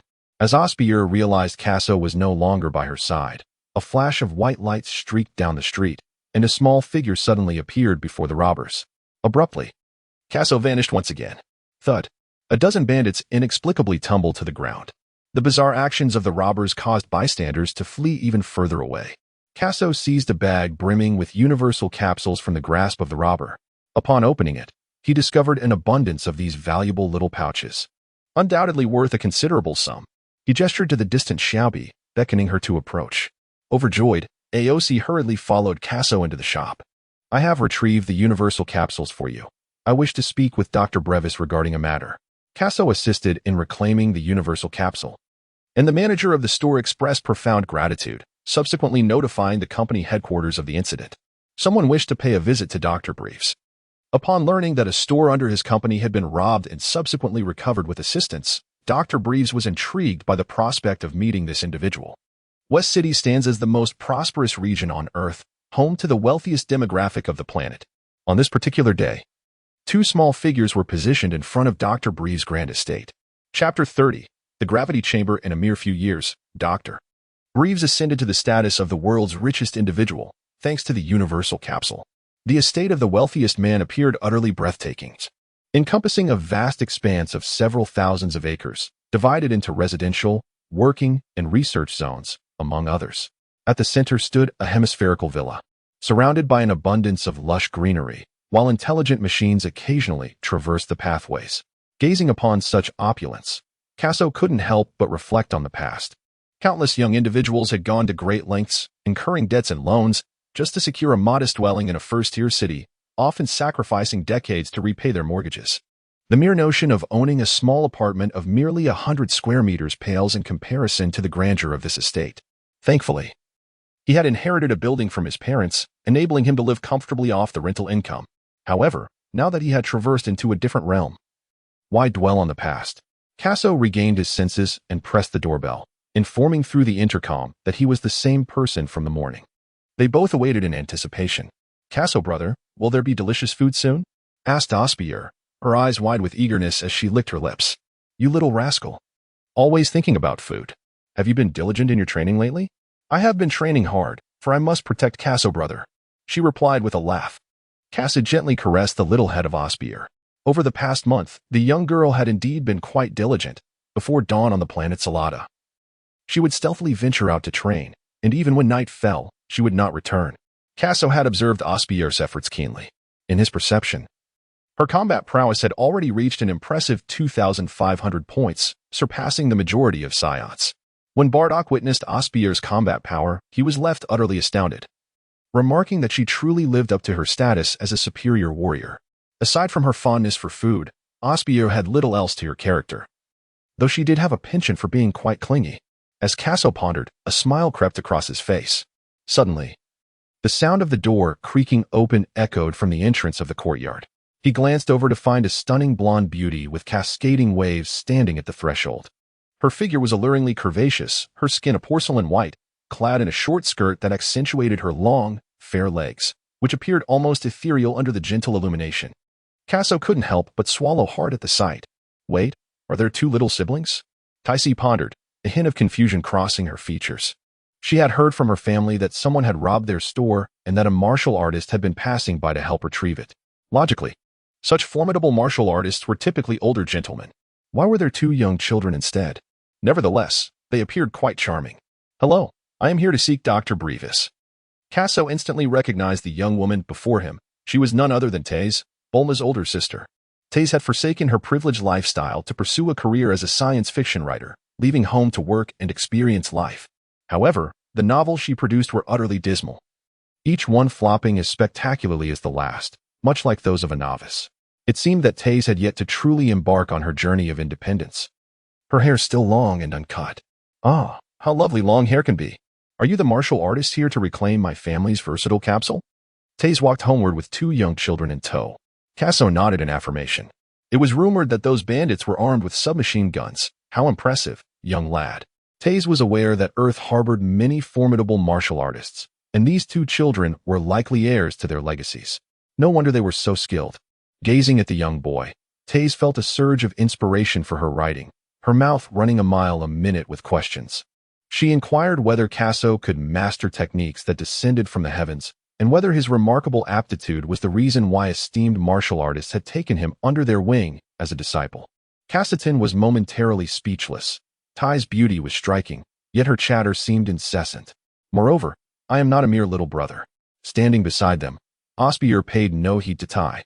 His thoughts solely focused on the delectable feast that awaited. After a brief stroll, they finally arrived at the residence of Brevis, and Tai ceased her peculiar inquiries. At that moment, a youthful voice resonated. Are you the martial artist, Bulma? Casso momentarily appeared dazed, but soon nodded in agreement. Gazing at Bulma, she noted that Bulma's height was comparable to that of Chi-Chi, both standing just over 1 meter tall. With her light blue hair and cherubic, rosy-cheeked visage, Bulma resembled a delicate porcelain doll. Casso compared her to Shabir in his heart. Still, his Shabir is the most endearing. At that moment, a couple emerged, Dr. Briefs and his wife. Dr. Briefs appeared relatively youthful now, causing Casso to feel a hint of embarrassment. He had not anticipated that he was quite handsome in his younger days. No wonder he fathered two stunning daughters, Taiz and Bulma. Mrs. Briefs, covering her rosy little mouth, exclaimed with delight, "What adorable little siblings." After saying this, she crouched down and affectionately patted Casso and Osbier's heads. Dr. Briefs, equally surprised that a mere child had helped reclaim the universal capsule, inquired with genuine interest, "Little one, what brings you to me?" Casso impatiently brushed aside Mrs. Brief's delicate hand, pondering the peculiar nature of this family. "I would like to enlist Dr. Brief's assistance in creating something," he stated. "What exactly do you require?" Dr. Briefs inquired, curiosity piqued. The young lad had previously aided him in his shop, so crafting something for him was certainly feasible.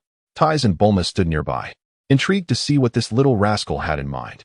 Soon enough, Casso revealed his intention to construct a gravity chamber, specifying that he only needed it to reach a gravity level of 100 times Earth's.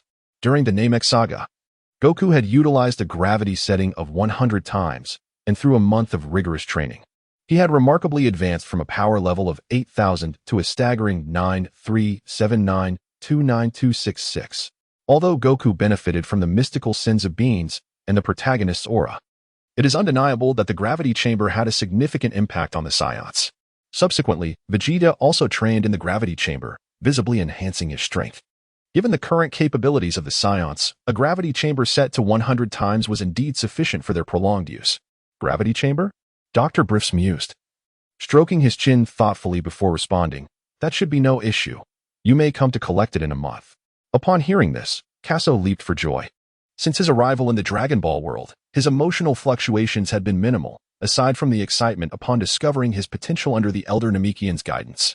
Even the destruction of planet Vegeta had registered as a mere event in his journey. Now, with the prospect of having a gravity chamber, he felt a renewed sense of hope for increasing his combat power. Once he secured more Senzu beans, he was confident he could achieve feats comparable to Kakarot. For he was indeed an elite warrior. Osbier stared blankly at her brother, puzzled by his exuberance. Meanwhile, Tais and Bulma exchanged astonished glances. Realizing Casso had just leaped onto the rooftop, an impressive feat considering the significant height from the ground. Was this something an ordinary human could accomplish? They exchanged knowing looks, acknowledging the true strength of this little powerhouse. Mrs. Briffs squinted with a smile, exclaiming, "What an impressive young man you are." Dr. Briffs maintained a calm demeanor, as if accustomed to extraordinary sights. Chapter 31. A visit to Karen Tower in his youth. Dr. Briffs was a workaholic, determined to resolve any significant issues or challenges immediately. Often spending months in the research lab. Presently, he departed to the lab to assist Casso in constructing a gravity chamber. No wonder Dr. Briffs aged so rapidly in the future, Casso reflected, observing the doctor's retreating figure. With Mrs. Briffs possessing an ageless constitution, he must indeed be under considerable stress. Why bother with such thoughts? They are of no concern to me. Casso regained his senses, gazing at Tais and Bulma. What could have prompted such expressions from them? Perhaps it was merely an illusion, yet he felt as though Tais and Bulma's eyes shimmered with an insatiable hunger. Moments ago, Casso had leapt onto the rooftop, startling Bulma, who had never encountered someone so formidable in her expansive and lofty home. "Hey, how did you manage that? Could you possibly teach me?" Bulma feigned composure, yet her eyes betrayed her excitement. Meanwhile, Tais withdrew her inquisitive gaze, aware that martial artists on Earth adhered to strict traditions, often entailing the secrecy of their techniques and the exclusion of women from teachings. She was intrigued to see how Casso would respond. Casso smirked, observing how children are easily captivated by anything that appears entertaining. In the realm of Dragon Ball, the physical constitution of an ordinary Earthling is inherently limited, which is not a disparagement of Earthlings, but rather an undeniable truth. Throughout the entirety of the Dragon Ball series, the mightiest among humans is undoubtedly Krillin. Yet, in the end, he could hardly catch a glimpse of Goku's taillight. Casso observed Bulma's eager demeanor and mused internally, if your sister were to inquire, I would gladly impart my knowledge. However, you are still too young. Come back when you have matured like her. Yet, Casso's words were far less accommodating. Though Tais was also intrigued by Casso's remarkable skills, her interest leaned more towards writing novels. Upon hearing Casso's response, Tais, cradling her delicate abdomen, burst into laughter. Haha, who would have thought my little sister would reach such a day? Bulma, however, merely scoffed in irritation. Humph, it's just an excuse not to teach me. In school, Bulma had always been the center of attention, so being treated this way by Casso, coupled with her sister's teasing, left her quite displeased. Yet, recalling the moment when Casso had leaped into the air, she couldn't help but yearn to learn. If she mastered such extraordinary skills, she could undoubtedly dominate her peers. But he refused to teach her, and the frustration was almost unbearable. At that moment, Osbier, with a pitiful tug at Casso's sleeve, implored, Casso brother, I am hungry. Casso cast a glance at Tais, who responded with a wry smile. These two little rascals certainly did not regard themselves as guests. Nevertheless, she instructed the servant to bring forth 2 platters of food. In her mind, she mused that these 2 small children could scarcely consume much, perhaps not even finishing the 2 platters. However, the subsequent scene left her utterly astonished. Within mere seconds, the 2 platters had been devoured completely. Osbiel looked at Tais with innocent eyes and exclaimed, I want more. The 3 words echoed in her ears, leaving Tais bewildered. What child could eat so much? Surely, these 2 must be little gluttons. Was it common for martial artists to possess such hearty appetites? Despite her astonishment, Tais continued to summon the servant to bring more food. 1 platter after another. An hour later, the table was piled high with empty dishes. Osbiel finally let out a burp. Casso's brother was absolutely right. There truly was delicious food. Having only ever tasted Casso's grilled meats, she found this new fare to be exquisite. Yet, she could not fathom why this older sister was gazing at her with such wide eyes. Casso licked his lips. Truly the food of Earth was worthy of its reputation. No wonder Beerus later became enamored with the culinary delights of the planet. However, now that the meal was finished and the gravity chamber had commenced its production, it was time to attend to more pressing matters. Casso smiled at Tais and Bulma, expressing his gratitude for their hospitality, and assured them that he and Little Beer would return in a month. With that, he took Little Beer by the hand and soared into the sky. Moments later, their figures vanished from sight, prompting Bulma to stammer, "Sister, they can fly," still reeling from the shocking display of gluttony exhibited by the two youngsters.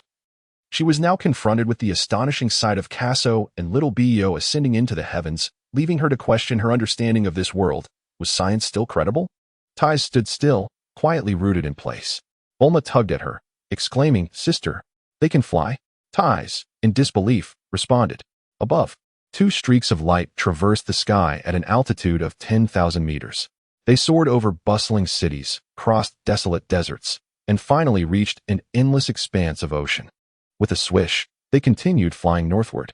Soon, they encountered a dense forest, where an ancient white tower stood majestically at its center. "Here I come, Sensibines." Casso abruptly accelerated with Osbier, the surrounding scenery rapidly receding into the distance. The speed of Casso was astonishing, creating a sonic boom even in the air, the sound reverberating throughout the entire forest. The Native Americans stationed in the woods, upon hearing this noise, instinctively gazed upward, yet they beheld nothing. Kalinta has arrived. The cat sage is breaking into a cold sweat, as the two little creatures that only appeared this morning have now reached Kalinta, soaring upwards with an astonishingly terrifying speed. As Kazuo soared into the air, he suddenly sensed an inexplicable influence on his spirit, only to regain his composure in an instant. It was then that he recalled from his previous life in an anime that Earthlings aspiring to ascend Karinta could only reach the pinnacle by climbing it barehanded. Those who attempted to scale it with external aids would merely witness the tower vanish into the heavens. Casso shook his head, realizing that they were under the influence of mental power. The builders of this Kalinta certainly spared no expense. However, with Casso having mastered instantaneous movement, how could he be swayed by such a trivial amount of mental force?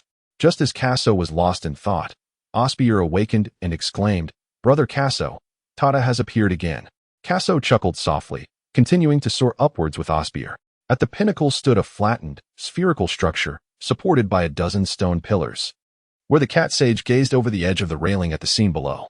The two explosive presences drew ever closer, prompting the cat sage to retrieve a small handkerchief to wipe the sweat from his brow. From whence did these two beings emerge? He had never encountered such terrifying entities before.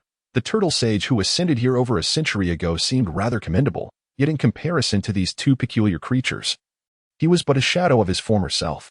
Even the formidable demon King Piccolo from 3 centuries past would likely falter against a mere casual strike from these two. What to do? The cat sage paced anxiously around the circular tower, his unease palpable.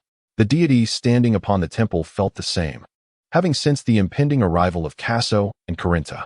Chapter 32. The Divine Revelation. Black, charcoal-headed Bobo accompanied the deity, both observing the realm below. In stark contrast to the deity's anxious demeanor, Bobo remained remarkably unperturbed, his gaze as tranquil as an ancient well, seemingly indifferent to the two peculiar beings. How swift they are! The deity furrowed his brow. The speed of the two children was astonishing, with only fleeting shadows crossing the sky. This was still Casso flying at a reduced pace. Should he unleash his full power, the might of the existential novel's combat prowess would render the deity utterly unseen. "They are here," the deity intoned gravely. At the edge of Kalinta, two little creatures suddenly appeared. Casso suddenly appeared, startling the cat sage, who instinctively took a step back. Trembling, the cat sage ventured to inquire, "What brings you two here?" It is rumored that those who ascend Karinta can receive guidance from the cat sage. "I seek your counsel on our cultivation methods." Casso chuckled softly. Upon hearing Casso's tone, the cat sage felt a sense of relief. "I possess limited strength and fear. I may not be able to offer much guidance to you." The cat sage could easily discern the condition of these two children. They boasted formidable power yet lacked the finesse to wield it effectively, and their control over energy was utterly chaotic. Through 2 years of self-exploration, Kazuo has mastered the art of instantaneous movement, believing he has a profound understanding of energy. He even managed to conceal his own aura to some extent.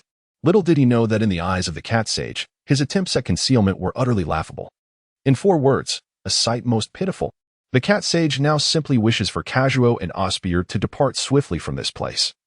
Preferring not to engage further in matters of such formidable individuals, even if they are merely 2 young children, Casso discerned the concerns of the cat immortal and spoke directly. Although we are not inhabitants of Earth, for certain reasons, we assure you we pose no threat to it. He paused, then continued, we humbly request your guidance on mastering the control of Qi. It became evident that these 2 peculiar beings were indeed not from Earth, which explained why he had never encountered them before. Upon hearing this, the cat immortal responded, then let me witness your true capabilities. Given the circumstances, it was impossible for him to refuse. Should he decline, it could potentially provoke them, leading to dire consequences for the Earth. The cat immortal could only hope that Casso was indeed sincere in his assertion of having no malicious intent towards their home. Casso smirked quietly, realizing that this hefty feline was indeed a formidable opponent. He then furrowed his brows and uttered a sharp command, unleashing the power within him without reservation. In truth, whether Casso concealed his strength or not made little difference in the eyes of the cat sage and the celestial deity. A terrifying force erupted from Casso's being. In an instant, it was as if a mountain had crumbled and the earth had split, causing the entire Calinta to tremble ever so slightly. A ferocious aura surged forth, scattering clouds within a 1,000-mile radius, as if swallowed by this overwhelming presence. The cat sage broke into a cold sweat, his legs trembling involuntarily. He knew Casso was formidable. Yet he had not anticipated the true extent of his terrifying prowess. As the violent energy swept past him, the cat sage found it difficult to breathe and hastily exclaimed, "Stop, please." Upon hearing this, Casso retracted his power. "Casso, brother, I want to join too." Osbier chimed innocently. Boom.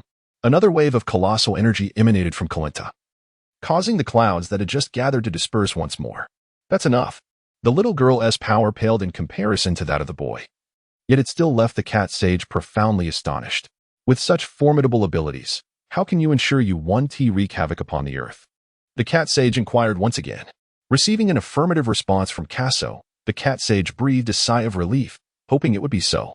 He continued, in fact, I became aware of your presence the moment you descended upon Earth. Your powers are immensely potent, yet you struggle to wield them wisely. I humbly seek your guidance. Esteemed cat sage, Casso replied with earnestness. Osbier's eyes also sparkled with a longing for knowledge. Observing their attitudes, the cat sage's anxious heart found a semblance of calm. We understand that moving from frugality to luxury is easy, but the reverse is arduous. With such immense power at your disposal, without the appropriate means, it is impossible to fully master the forces within you. Casso and Osbier sat upon the ground, intently listening. To be honest, I possess the method to harness energy, but I am unable to assist you at this moment. The cat shook its head and declared. What? Osbier suddenly sprang to her feet, displaying an unusual fury. She felt deceived by the plump feline, which had clearly indicated the existence of a technique, yet now claimed to be unable to help them. Having often heard Casso speak of Earth, she had long yearned for the mastery of its energy cultivation. If she could acquire this knowledge, she would undoubtedly grow stronger, and in time, be able to protect her brother Casso. Little beer, do not act impulsively. Let it finish, Casso exclaimed, startled by Osbier's reaction. When had she become so rash? He swiftly gathered her into his embrace and apologized to the cat sage, urging it to continue. When Osbier had risen, the cat sage's heart nearly skipped a beat, fearing for its very existence, relieved only by the presence of the young boy. With no intention of prolonging the suspense any further, the cat sage hastily concluded, I possess the method. But your formidable strength must first be subdued to learn how to wield energy. My own abilities are insufficient to contain your power. Only the deities of the temple can assist you in this restraint. Only then can I impart my knowledge. Finally, having delivered its message, the cat sage sighed in relief. Casso found himself lost in contemplation. It had been 2 years since he traversed into this realm, and under the guidance of the Elder, he had unlocked his potential, achieving a combat power of 9,379,29266, a stark contrast to the mere 200 points of that plump feline, who was of no assistance to him. He raised his gaze toward the heavens, pondering whether only the divine could accomplish such feats. Osbier, nestled comfortably in Casso's embrace, refrained from interrupting his musings. Just as they were lost in thought, 2 figures emerged outside Calinta, one clad in green and the other in black, representing the extremes of color. The divine beings. The cat sage expressed his astonishment. Upon hearing the cat sage's voice, Casso snapped back to reality and looked outside. Divine beings, after all, had revealed themselves. Casso let out a sly chuckle. Brother Casso, why does this person's complexion resemble that of a watermelon? And that coal-like head is rather peculiar too, asked Osbier with curiosity. Upon hearing this, Casso swiftly covered Shabby's mouth. Truly, one could utter anything. If others were to teach them the methods of harnessing their anger, it would spell disaster. The corner of the celestial being's mouth twitched slightly, yet Bobo beside him remained composed and unfazed.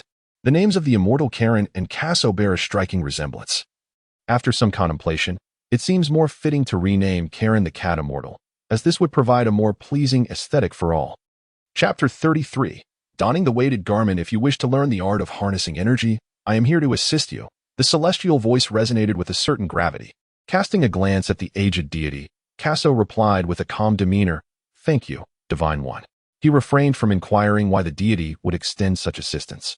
Suspecting that the celestial being shared a similar concern as the cat immortal, fearing that they might bring calamity upon Earth. Yet, could such a fate truly befall them? The deity, unaware of Casso's thoughts, nodded in acknowledgement before rejoining Bobo on the flying carpet, embarking back toward the temple. The aura recently ignited by Casso caught his attention. He had never witnessed an individual harboring such terrifying power within. Even the energy released from a planet's catastrophic explosion pales in comparison to that of Casso. Should Casso unleash his wrath upon the Earth, there would be no one capable of standing against him. The deity is acutely aware of this reality. Hence the plea for personal favor, hoping Casso might take this sentiment into account. The deity has exerted great effort for the safety of the Earth. Little did they know. Such actions were entirely superfluous. Let us depart. Casso followed closely behind Osbier. Observing the departing figures, the cat sage expressed his concerns. Everything is entrusted to the divine. As they ascended to greater heights, the air grew thinner, and the mundane trivialities of the mortal realm began to dissipate. Upon stepping into the sanctuary, Casso felt an overwhelming sense of tranquility, as if an ethereal energy enveloped the surroundings, invigorating him with each breath. The temple appeared strikingly familiar, resembling the scenes he had witnessed in the anime. However, he was reminded that this sacred place would later become a battleground in the unfolding narrative. With that thought, Casso gently shook his head. The divine instructed Casso and Osbier to wait for a moment, summoning Bobo to retrieve some items. "I am already aware of your circumstances," the divine remarked. "The cat sage speaks true. Your powers are indeed formidable and require proper restraint before you can proceed with your training." At that moment, Bobo emerged from the dwelling, holding 2 sets of orange training uniforms. "Weighted clothing?" Casso exclaimed upon seeing the garments in Bobo's hands. "You are familiar with weighted clothing?" the divine asked, a hint of curiosity in his voice. Having overheard the child's conversation with the cat sage, he was astonished that an extraterrestrial being possessed such knowledge. "I have done some research," Casso replied with a smile, choosing not to elaborate further. The divine nodded, understanding the unspoken boundaries of inquiry. Excessive questioning can often lead to discomfort and diminish the beauty of the moment. He instructed Casso and Osbier to don the weighted clothing. Casso and Osbier took the weighted garments from Bobo's hands and donned them. How heavy, how burdensome. Both of them uttered a muffled exclamation simultaneously. Casso felt that a staggering 99% of his strength was suppressed. Even during his time on Mumu Star, when he could effortlessly shoulder a small hill, he had never experienced such difficulty. Now, each step was an arduous struggle. Was this the effect of the weighted clothing? Observing this scene, the deity furrowed his brow, astonished that these 2 younglings possessed such formidable capabilities. He was well aware of the effects of the weighted clothing. To don such an immense burden and still be able to stand was nothing short of extraordinary. This shocking sight left the deity in a state of deep contemplation. "As you were channeling energy on Kalinta, I began to discern the disparity in your powers. Naturally, your weighted clothing should not be identical," he mused, leaning on his cane.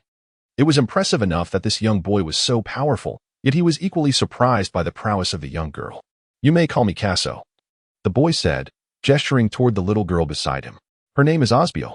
The deity regarded Casso for a moment, pondering whether he had overestimated the situation.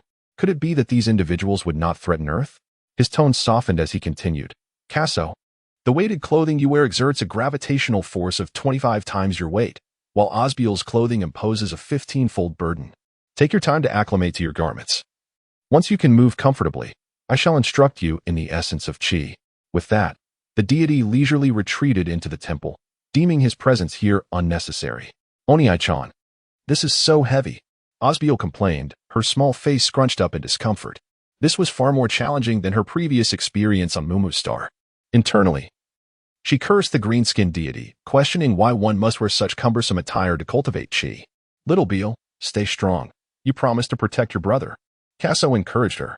In truth, he too was struggling, yet he believed that this minor hardship was a small price to pay for mastering Qi. He recalled how Goku had followed Son Gohan from a young age, enduring countless trials under the guidance of Master Roshi, ultimately climbing the arduous Kalinta in pursuit of self-improvement. Every experience had been aimed at transcending physical limits. With this thought, Casso's gaze hardened. If Goku could achieve such feats, so could he. Subsequently, the two individuals began to adapt to the weighted garments. Initially, they could only manage a step or two at a time, each stride causing them to sweat profusely, their bones creaking incessantly. After half a day, Casso had barely traversed a quarter of the path. He now lay against the perimeter of the temple, gritting his teeth in an attempt to rise, yet he found himself utterly unable to do so, feeling the last remnants of his strength deplete. He could only rest for a moment before continuing to acclimate to the burdensome attire. Thus, 3 days passed. During this time, the pair tirelessly adjusted their movements, striving to adapt to the weighty impacts of the garments. Whenever fatigue set in, they would take a brief respite, only to resume their activities within the temple once rejuvenated. By now, they had managed to walk normally. Observing the two as they conversed while traversing the temple, the deity was taken aback. In his mind, these children ought to have required a month to walk with such ease. To his astonishment, they had achieved this level of proficiency in merely a few days. How remarkable! In the following days, Casso and his companion seemed to have discovered a rhythm in their adaptation to the weighted attire, making substantial progress each day. A week later, Casso and Osbier were already able to run within the temple. Casso, come chase me. Osbier laughed heartily as she sprinted. You stop right there. Casso called as he pursued her. The deity stood nearby, watching these two little ones as if he had witnessed a ghost. All right, Casso. You two come here for a moment. After a week of interaction, the deity had discerned the true natures of these two children. They were certainly not malevolent beings, but rather possessed a certain innocence, particularly the little girl. This realization brought him considerable relief. Cassio and Osbier hurried over, seemingly unaffected by the burdensome garments they wore. Your progress has exceeded my expectations. Your talents are truly remarkable, the deity exclaimed. You flatter us, Cassio replied with a smile. No, this is not mere flattery. I have genuinely never encountered such extraordinary talent, the deity continued. Now that you have acclimated to the weighted garments, allow me to impart the concept of Qi to you. Qi pervades all existence. It resides within the human body, within animals, and even within stones and plants. As humans possess the highest form of wisdom among all beings, our 5 senses and our myriad emotions influence our perception of Qi. Thus, to master it, we must cultivate a calmness akin to the vast sky and a swiftness reminiscent of lightning. Casso found himself lost in contemplation. He understood the final words of the celestial being, yet he was unaware of the reason behind the need for tranquility akin to that of the sky. At last, he has come to comprehend the cause. Casso yearned to gaze upon the celestial deity, hoping to receive guidance on his path. The deity replied with a serene demeanor, Next, I shall summon Bobo to train you. He will provide you with the necessary instruction. With that, the divine figure retreated into the temple. At that moment, Bobo appeared before the two, standing silently and making no utterance. Casso, his skin is rather peculiar, Osbier remarked, pointing at Bobo.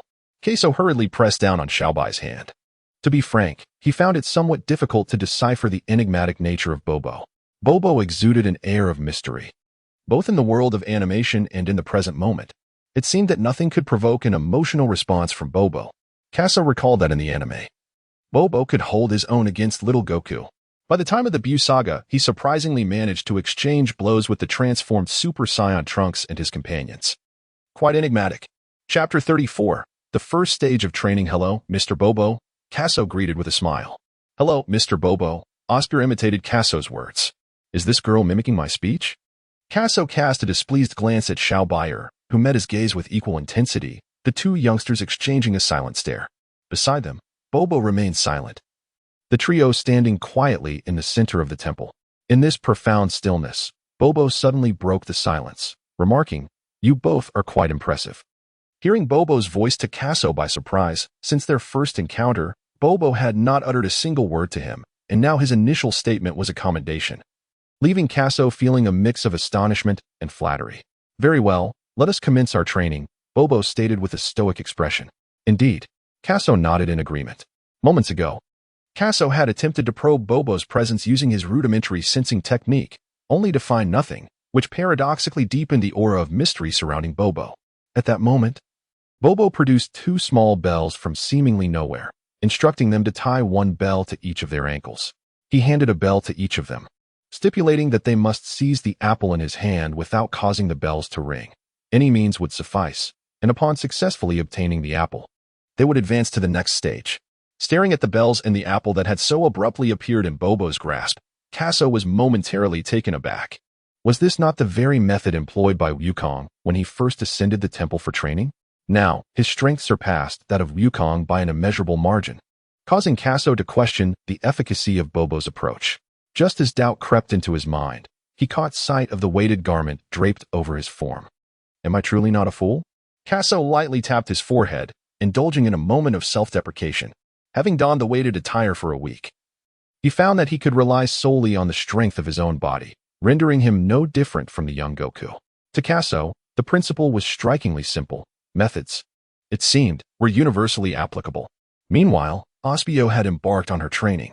Mr. Bobo, here I come, she exclaimed, charging forward. However, at that moment, a series of bells chimed. Ignoring the sound, Osbier pressed on, intent on seizing the apple from Bobo's grasp. In a remarkable display, Bobo, without any visible movement, effortlessly evaded Osbier's advance, raising his hand in an attempt to deliver a light flick to her forehead as a form of reprimand. Suddenly, a thought crossed his mind, and he withdrew his hand, opting instead to flick her outstretched little hand. Ouch, that hurts. Osbier immediately crouched down, cradling her small hand. Internally, she cursed. How could this little coal ball be so quick? Her hand was nearly swollen from the flick. How infuriating. Remember, you must not let the bell ring, Bobo calmly stated, remaining stationary. Yet, in an instant, he pivoted around. Indeed, another bell chimed from behind him. Without hesitation, Bobo raised his hand and delivered a flick to Casso's head. Ah, that hurts. Casso pressed his hand against his forehead, only to discover a sizable bump had formed. Goodness, was it really necessary to strike with such force merely for a surprise attack? Furthermore, why was it that Little B was spared while he himself bore the brunt? This seemed a quintessential case of favoring the female over the male. At that moment, Casso was engulfed in a tumult of thoughts, feeling utterly speechless. Bobo observed the two with a profound gaze, urging them to continue. Casso and Osbier exchanged a glance, both filled with disbelief. Cautiously, they took a step forward. Suddenly, the sound of bells rang out, followed by 2 resounding thuds. Instinctively, they crouched down, covering their wounded spots, their mouths releasing cries of agony. Time passed slowly. After enduring numerous impacts, Casso lay exhausted on the temple floor, while Osbier leaned beside him. One was adorned with swollen bruises, the other's hands were crimson, and both wore expressions of utter despair. It was truly a formidable challenge. Initially, Casso believed this training would be a straightforward endeavor. However, when faced with the reality of the exercise, he discovered it was of nightmarish difficulty. No matter how he moved, he could not prevent the relentless ringing of the bells, which filled him with a profound sense of hopelessness. Casso closed his eyes, opting to rest for a moment before proceeding. He recalled how Wukong had initially faced the same predicament. No matter what he did, the bell would inevitably chime. The only way to silence the bell was to remain still, yet how could one remain motionless and still seize the apple? This thought plunged Casso into a perplexing loop. What had Wukong done back then? He murmured to himself. He remembered Bobo's words, "Be as tranquil as the sky." Indeed, that was it. To silence the bell, one must first embrace tranquility, not just in body, but in spirit as well. By harmonizing both aspects, one can align with nature and act according to one's desires, allowing the spirit to guide the body and integrating the bell as an extension of oneself. Mr. Bobo, please continue. Casso appeared to have grasped something significant. He immediately leaped up from the floor and addressed Bobo, while Osbier remained in her original position, gazing at Casso's retreating figure, murmuring to herself, "Brother Casso, are you in such a hurry to offer yourself as a sacrifice?" In the distance, Casso and Bobo stood in a straight line when Casso suddenly closed his eyes.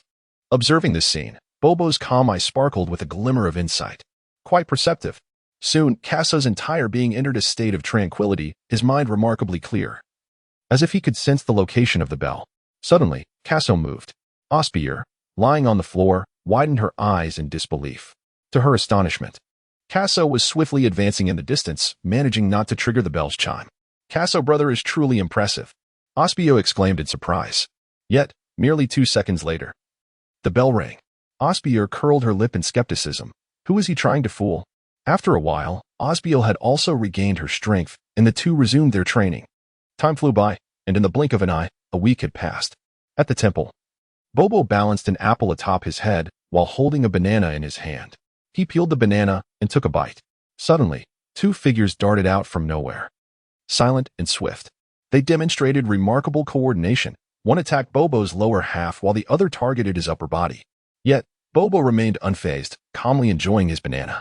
With a subtle push from his toes, he curled his body into a compact form, effortlessly evading their strikes, while the apple atop his head remained perfectly still.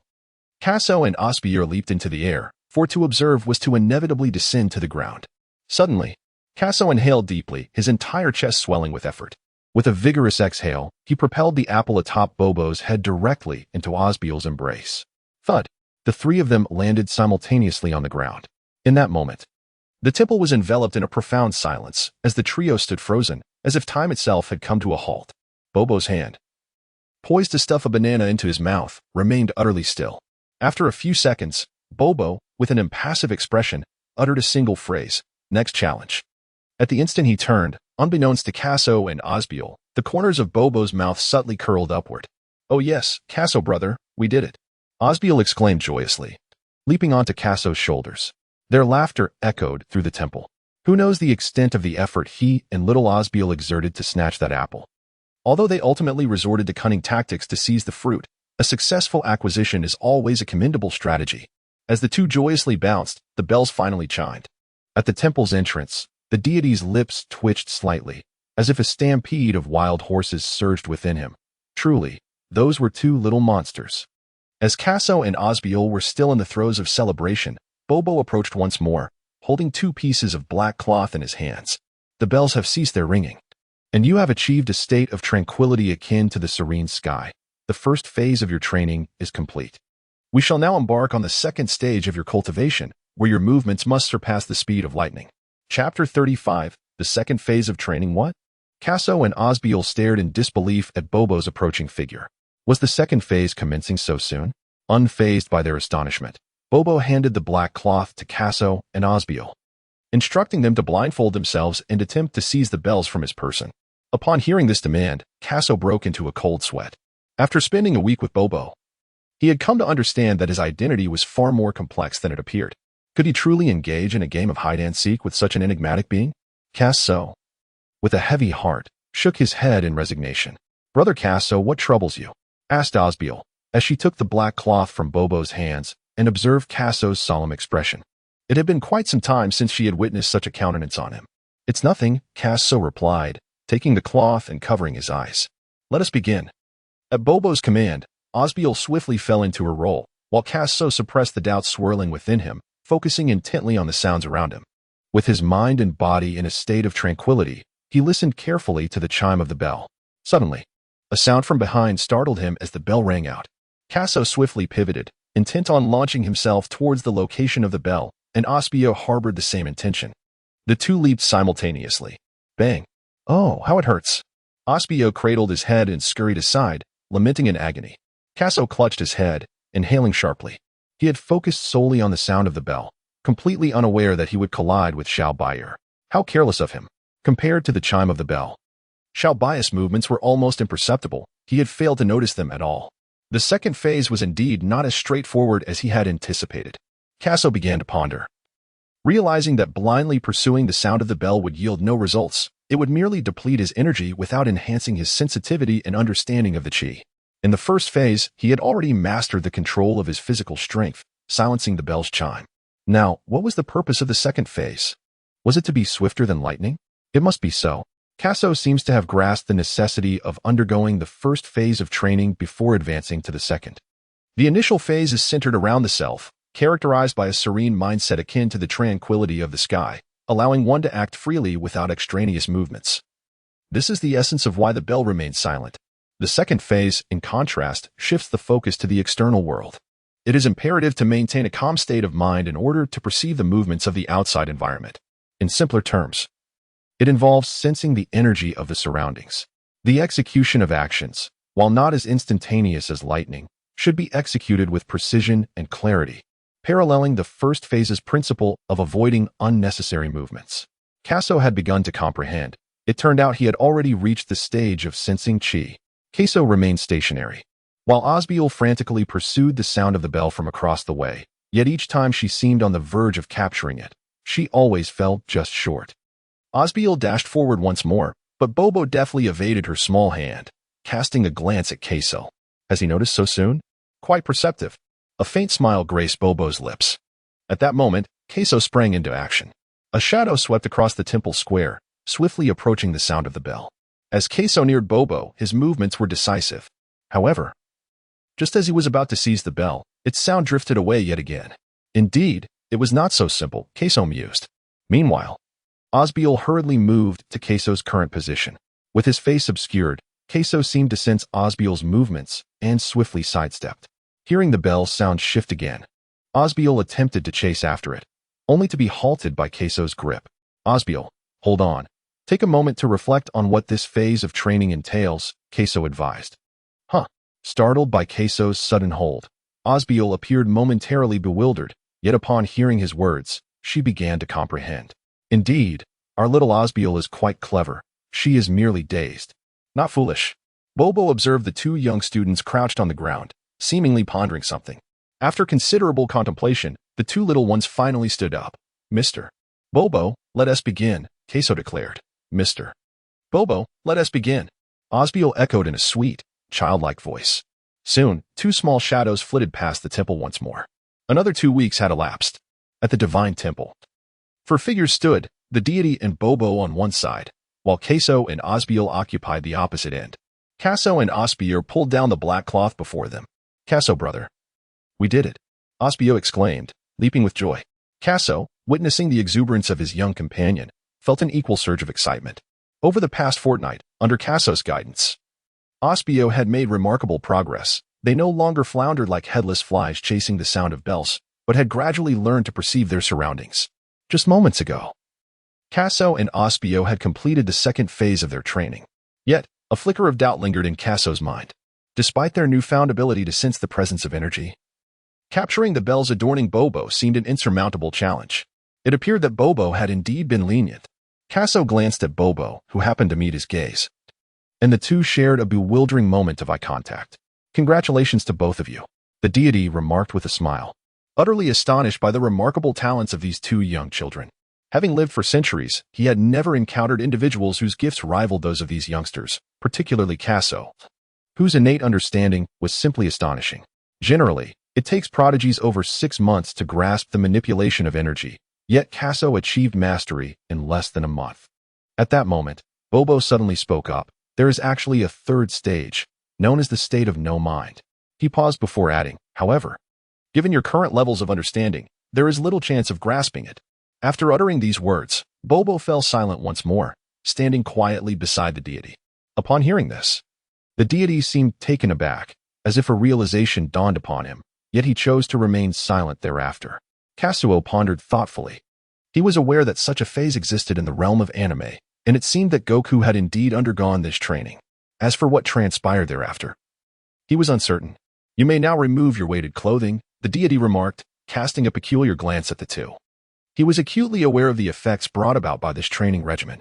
Casso and his companion had endured the weight of their garments for a full month, relying solely on their physical strength for training.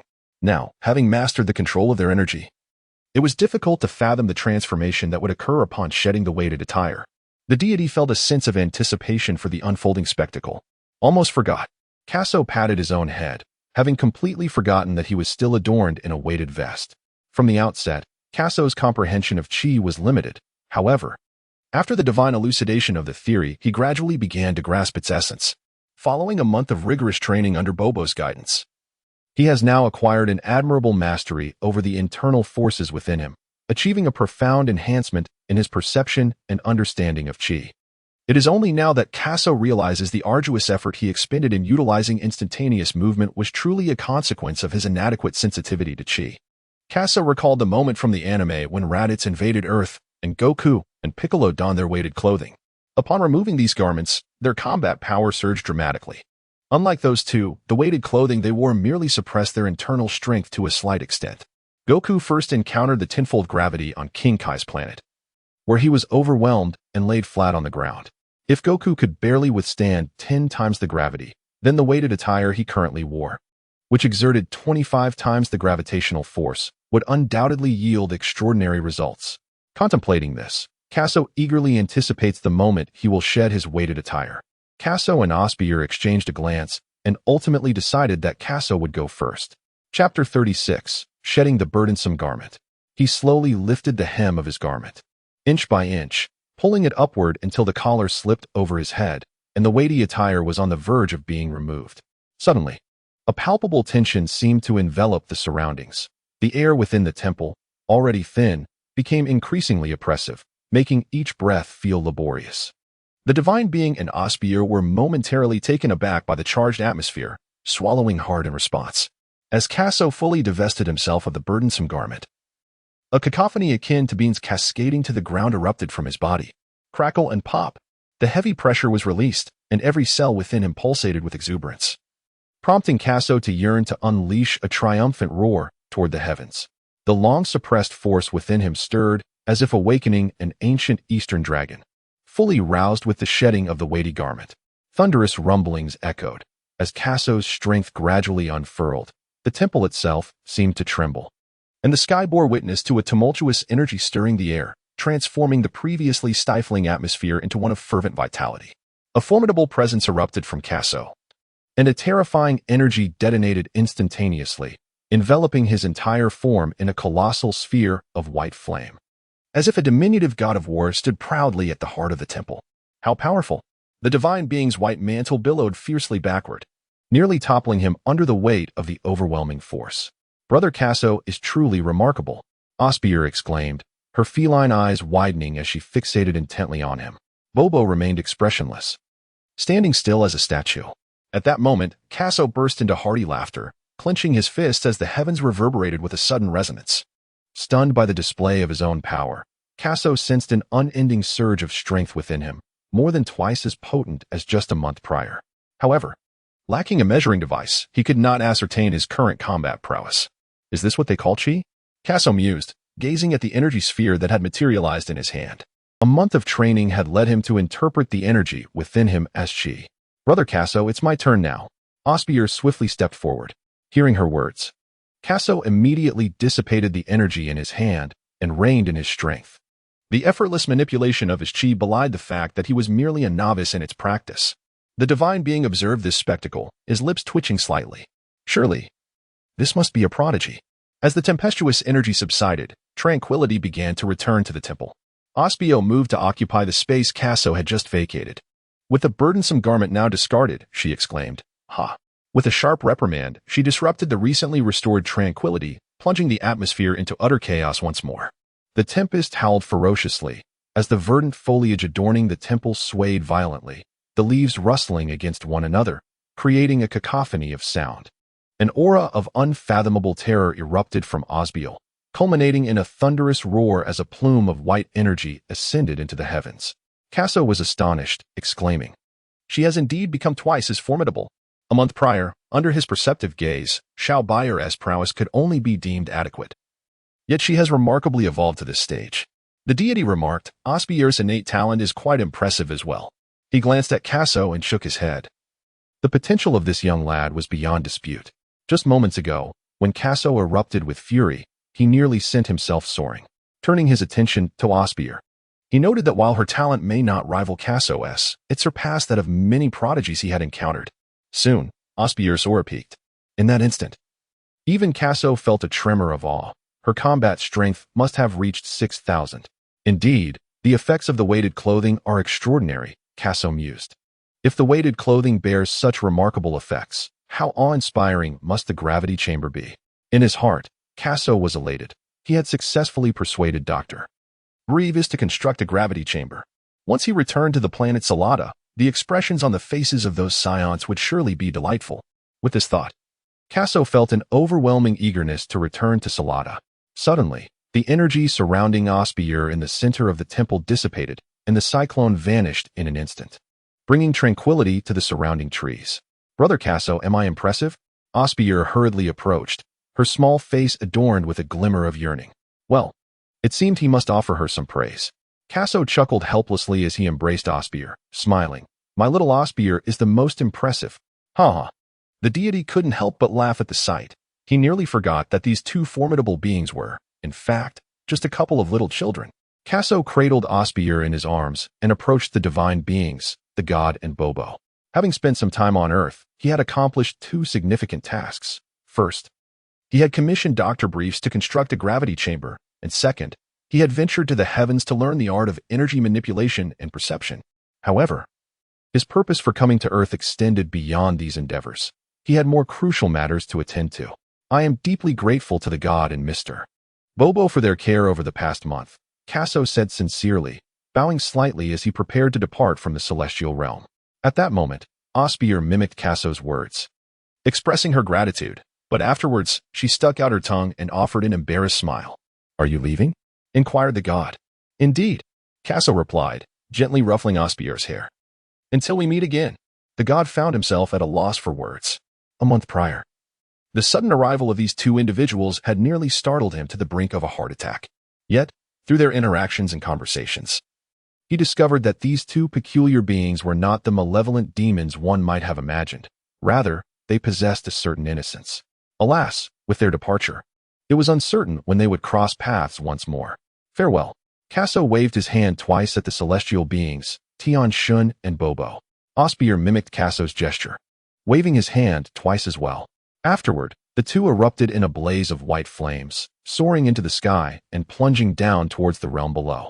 As Casso departed, Bobo gazed at him with a peculiar expression, yet no one else seemed to notice this detail. Two streaks of white light streaked across the heavens. Upon the heights of Corinta stood a plump feline, who observed two radiant beams of light hurtling towards itself. What could these two be after? The cat sage felt a twinge of confusion. At this hour, they should be mastering the manipulation of energy in the celestial realm. Had they truly learned it? Shaking its head, the cat sage deemed this improbable, for it had never encountered anyone capable of perceiving and wielding energy within a mere month. However, as the two younglings approached, the cat sage's initial trepidation began to dissipate. It had gleaned from the celestial messenger that they were not malevolent beings. When the cat sage first received this revelation, it found it utterly astonishing. How could such a fierce aura emanate from them yet still classify them as good? Despite its astonishment, the cat sage placed considerable faith in the words of the heavenly deity. Chapter 37. The exchange for celestial beings. The two diminutive figures stirred up a tremendous wave, causing the cat sage's delicate whiskers to cling to its cheeks as a tempest surged forth, rendering its eyes nearly shut. What could these rascals possibly intend? Why abandon their training in the celestial realm to come here? The cat sage struggled to comprehend their motives. As the two orbs of white energy approached ever closer, just before reaching Corinta, Casso and Osbiel suddenly dispersed the energy enveloping them. The sky returned to tranquility. The cat sage, witnessing this spectacle, was left utterly astounded. As if a thunderclap had erupted above its head, the aura of Casso and the other had seemingly vanished in an instant. Had they truly grasped the essence of energy? The cat sage rubbed its eyes and scrutinized the scene once more, seemingly forgetting that energy itself is invisible. "Hello," Casso greeted as he descended onto Corinta. Noticing the cat sage's bewildered expression, he touched his own face, wondering why he appeared so peculiar to the feline. The cat sage's astonishment was not without reason. In the anime, Goku had triumphed over King Piccolo and then spent 3 years in the afterlife mastering energy. Of course, the cat sage was only aware of Goku's training in energy. It was unaware of any subsequent endeavors. Now, witnessing two young children achieve mastery of energy in less than a month, effortlessly controlling it, was truly astonishing. The cat sage extended a small paw, trembling slightly, and pointed at Casso, exclaiming, "Have you truly learned to harness energy?" "Yes. Is there a problem?"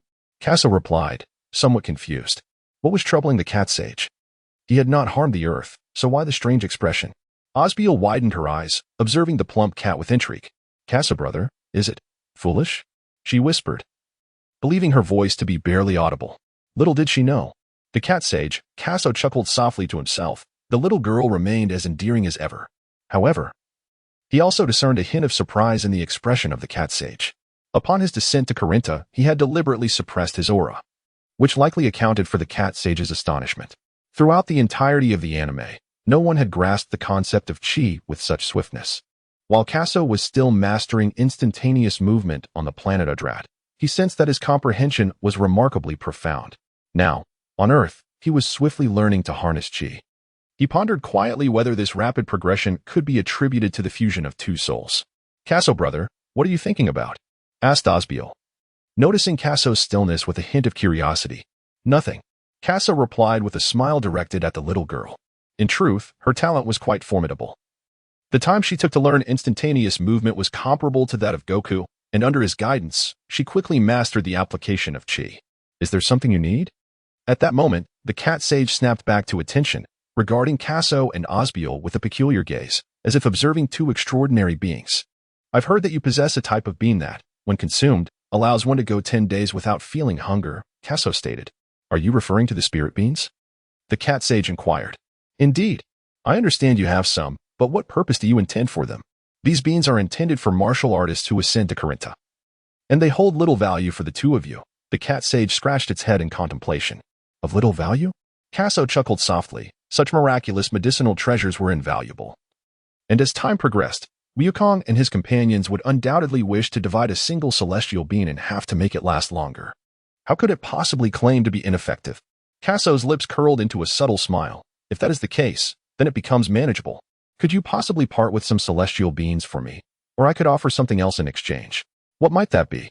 The cat sage, while unaware of the profound significance of the celestial beans, had devoted centuries to cultivating them and was reluctant to bestow them upon others without recompense. However, it was open to exchanging them for something deemed less valuable. Upon hearing the cat sage's words, Casso smiled faintly, sensing a glimmer of hope. Initially, he had suggested that the cat sage give him the celestial beans freely, only to later propose a barter, allowing the cat sage the option of choice. He understood that even something of little value should not be given away without due consideration. Indeed, the cat sage's response did not disappoint him. How about I trade you some fish? Fish? The cat sage was momentarily taken aback, but then its eyes sparkled with excitement. Yes, yes. However, realizing its overzealous reaction, the cat sage feigned composure and proposed, how about 20 fish for one celestial bean? Noticing Casso's lack of response, it pondered whether its request was too demanding. After a moment of contemplation, the cat sage admitted that its initial demand might have been excessive. Clearing its throat, it said, if you find my request too high, I could settle for 10 fish in exchange for one celestial bean. You must understand that the efficacy of the celestial beans is remarkable. Consuming one can stave off hunger for 10 days. No, let it be 20 fish for one celestial bean. Casso's face remained impassive, yet his heart soared with uncontainable joy. Not to mention exchanging 20 fish for a single magical bean. He would gladly part with 20,000 fish for just one. Xiaobi, please wait for me here. I shall return shortly. With that, Casso abruptly vanished from his spot. A brief moment later, he reappeared as if nothing had transpired. During his absence, Casso had ventured into the city, where he borrowed dozens of capsules from a large, all-purpose capsule shop.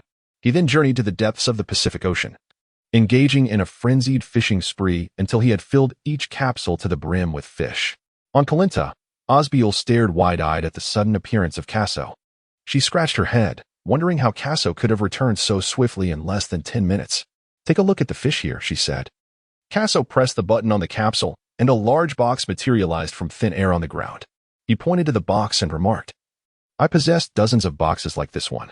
With a swift pull of his hands, Casso flung open the lid of the box, and a cascade of fish tumbled forth. The sight of so many fish left the feline sage breathless. It had never encountered such an abundance. The last time it savored fish was nearly a century ago, and the taste had nearly faded from its memory. Surely, this bounty would suffice for an extended period. With that thought, the cat sage's heart raced fervently.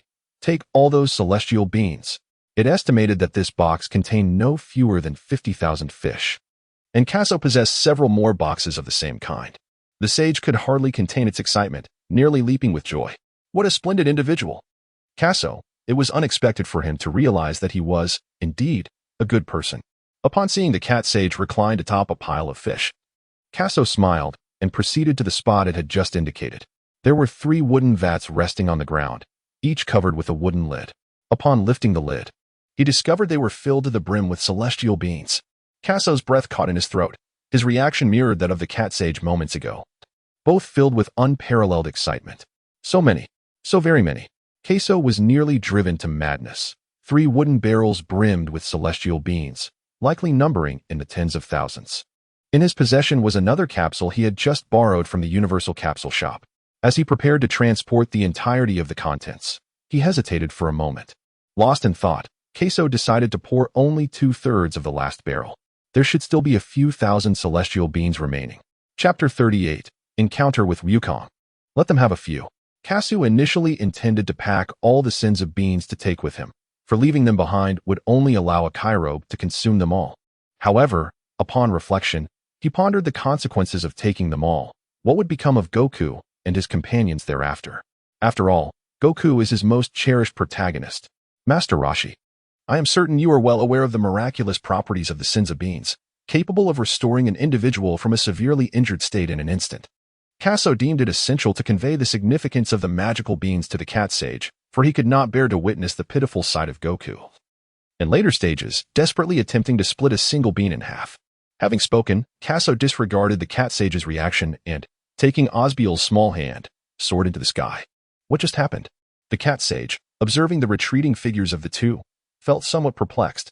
Having cultivated the beings himself, how could he be unaware of their effects? Truly a strange individual, the cat sage murmured. After a while, seated amidst a pile of fish, the cat sage fell into contemplation, seemingly grasping Casso's words. Having lived atop Karen Tower, the cat sage had only been able to learn of the affairs of the lower realm through 3 water tanks. In recent years, few exceptional martial artists had ascended to Karen Tower from Earth. Consequently, the magical beans had seldom been utilized. Furthermore, after cultivating the beans, he had merely employed them as a means of abstaining from food, neglecting their true efficacy. Thus, it dawned upon him that the magical beans were indeed a remarkable treasure. The cat sage then recalled the commotion caused by Casso and Osbier upon their arrival on Earth, pondering whether every being from the universe possessed such extraordinary abilities. What would happen if Earth were to be invaded, and there were no magical beings to rely upon? The more he contemplated, the more he felt a sense of unease. It seemed prudent to discuss this matter with the heavenly deity. Gazing at the mountain of fish, the cat sage's expression shifted to one of pain. Muttering a curse under his breath, what a waste. Suddenly, 2 beams of light streaked across the sky. Casso and Osbier soared side by side, utterly oblivious to the reaction of the cat immortal. Where are we headed now, Casso? Osbier inquired curiously, flying alongside him. You'll find out soon enough, Casso replied. Casso soared into the distance, heading towards a vast forest. As she glided over the dense expanse of trees, the undulating peaks of the surrounding mountains came into view, with the occasional sighting of majestic wild beasts. Soon, a narrow pathway emerged within the woods, its edges meticulously cleared of underbrush, indicating that it was frequently traversed by travelers. Following the path, a mountain peak resembling a bun appeared ahead. Casso, that hill looks just like a steamed bun, exclaimed Osbier, her thoughts drifting towards the delicious treat, nearly causing her to drool. This quaint little hill was aptly named Bun Mountain. Casso smiled, surprised that little buyer had memorized the appearance of the steamed bun after just one tasting at the Tai's residence. The Bun Mountain was the dwelling place of Wukong and his grandfather, Sun Wufan, and later, after Wukong wed Chi-Chi, they continued to reside there. At this moment, Casso pondered that Wukong must be nearing his descent to Earth. As he flew, he soon spotted a house. Casso vividly remembered that Wukong's home contained a Dragon Ball. He intended to retrieve the Dragon Ball and request Dr. Briefs to construct a Dragon Ball radar. Before arriving on Earth, Casso had contemplated that even if Dr. Briefs were to assist him in constructing a gravity chamber, he could only produce a single one at best. However, one chamber would hardly suffice for the utilization of over 100 Saiyans. Thus, he conceived the brilliant idea of employing the Dragon Balls to wish for the duplication of over 100 gravity chambers. Pleased with his ingenious notion, Casso couldn't help but commend himself. Yet, one might ponder why he did not simply request the dragon to create all the gravity chambers directly. Why the necessity for Dr. Briefs to first fabricate one? Was this not a redundant step? It remains unclear whether Casso considered this aspect. Casso, there is no one here. As Osbier descended from the sky alongside Casso and entered the house, she discovered it completely deserted.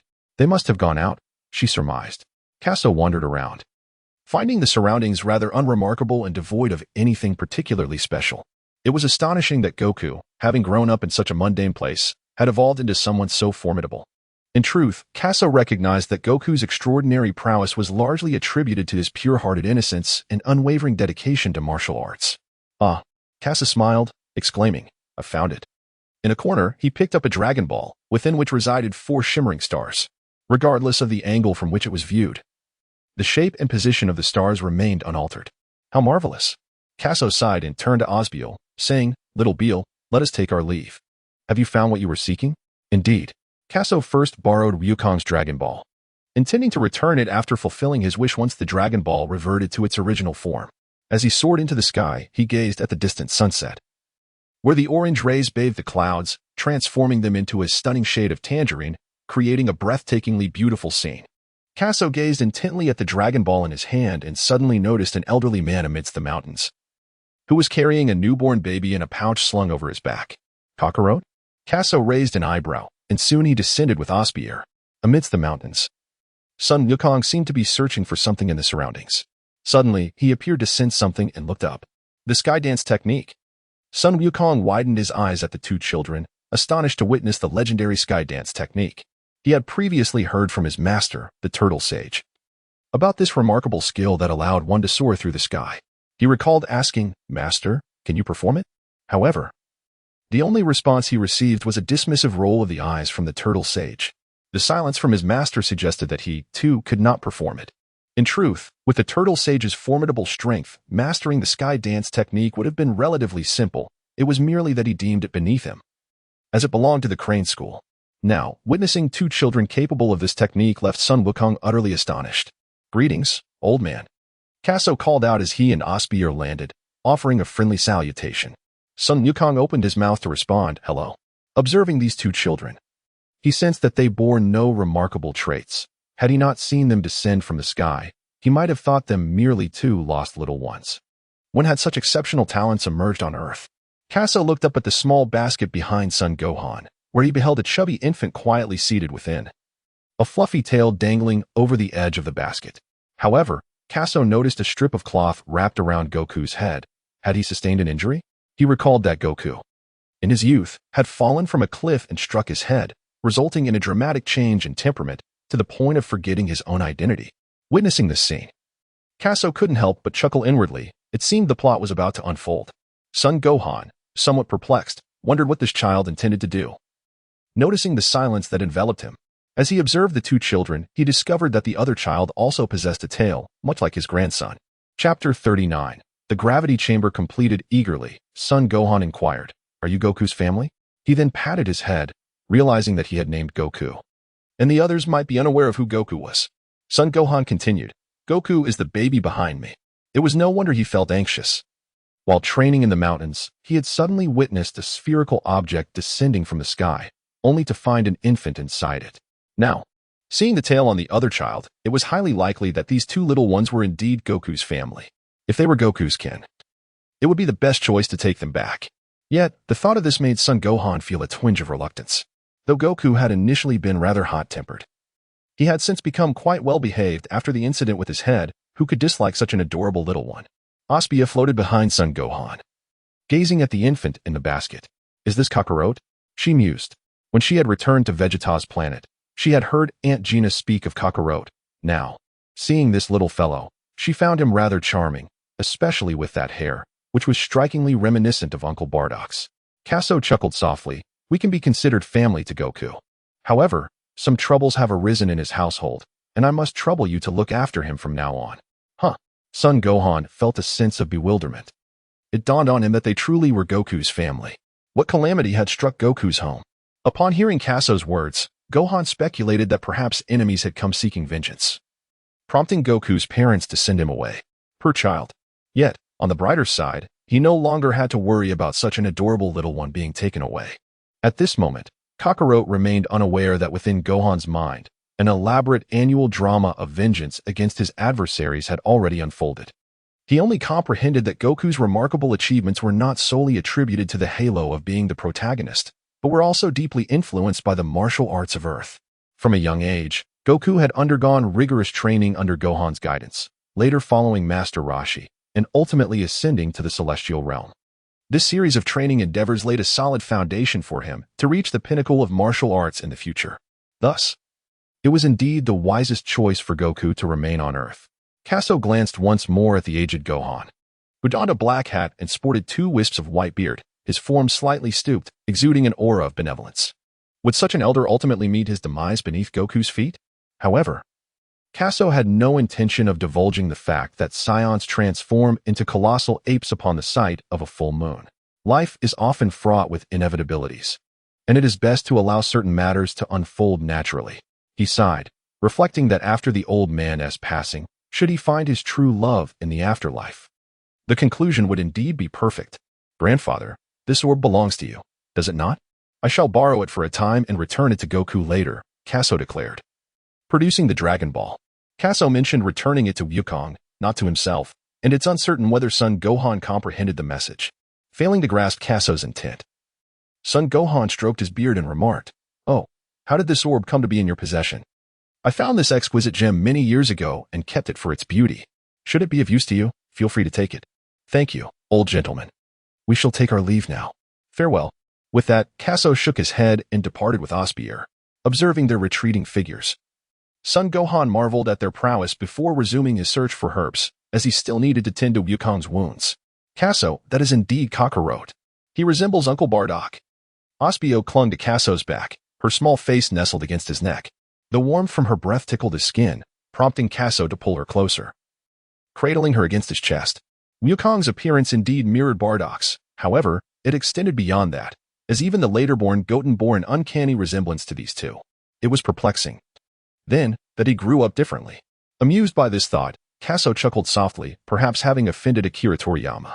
He then planted a kiss on Osbier's cheek and declared, "Come. Let us seek out delicious treats." "Oh yeah."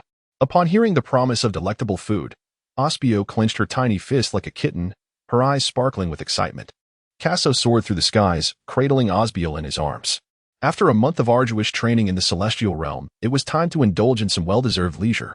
Otherwise, relying on teleportation to instantly arrive at Tai's home would render the experience rather mundane. In the West City, the residences exuded opulence.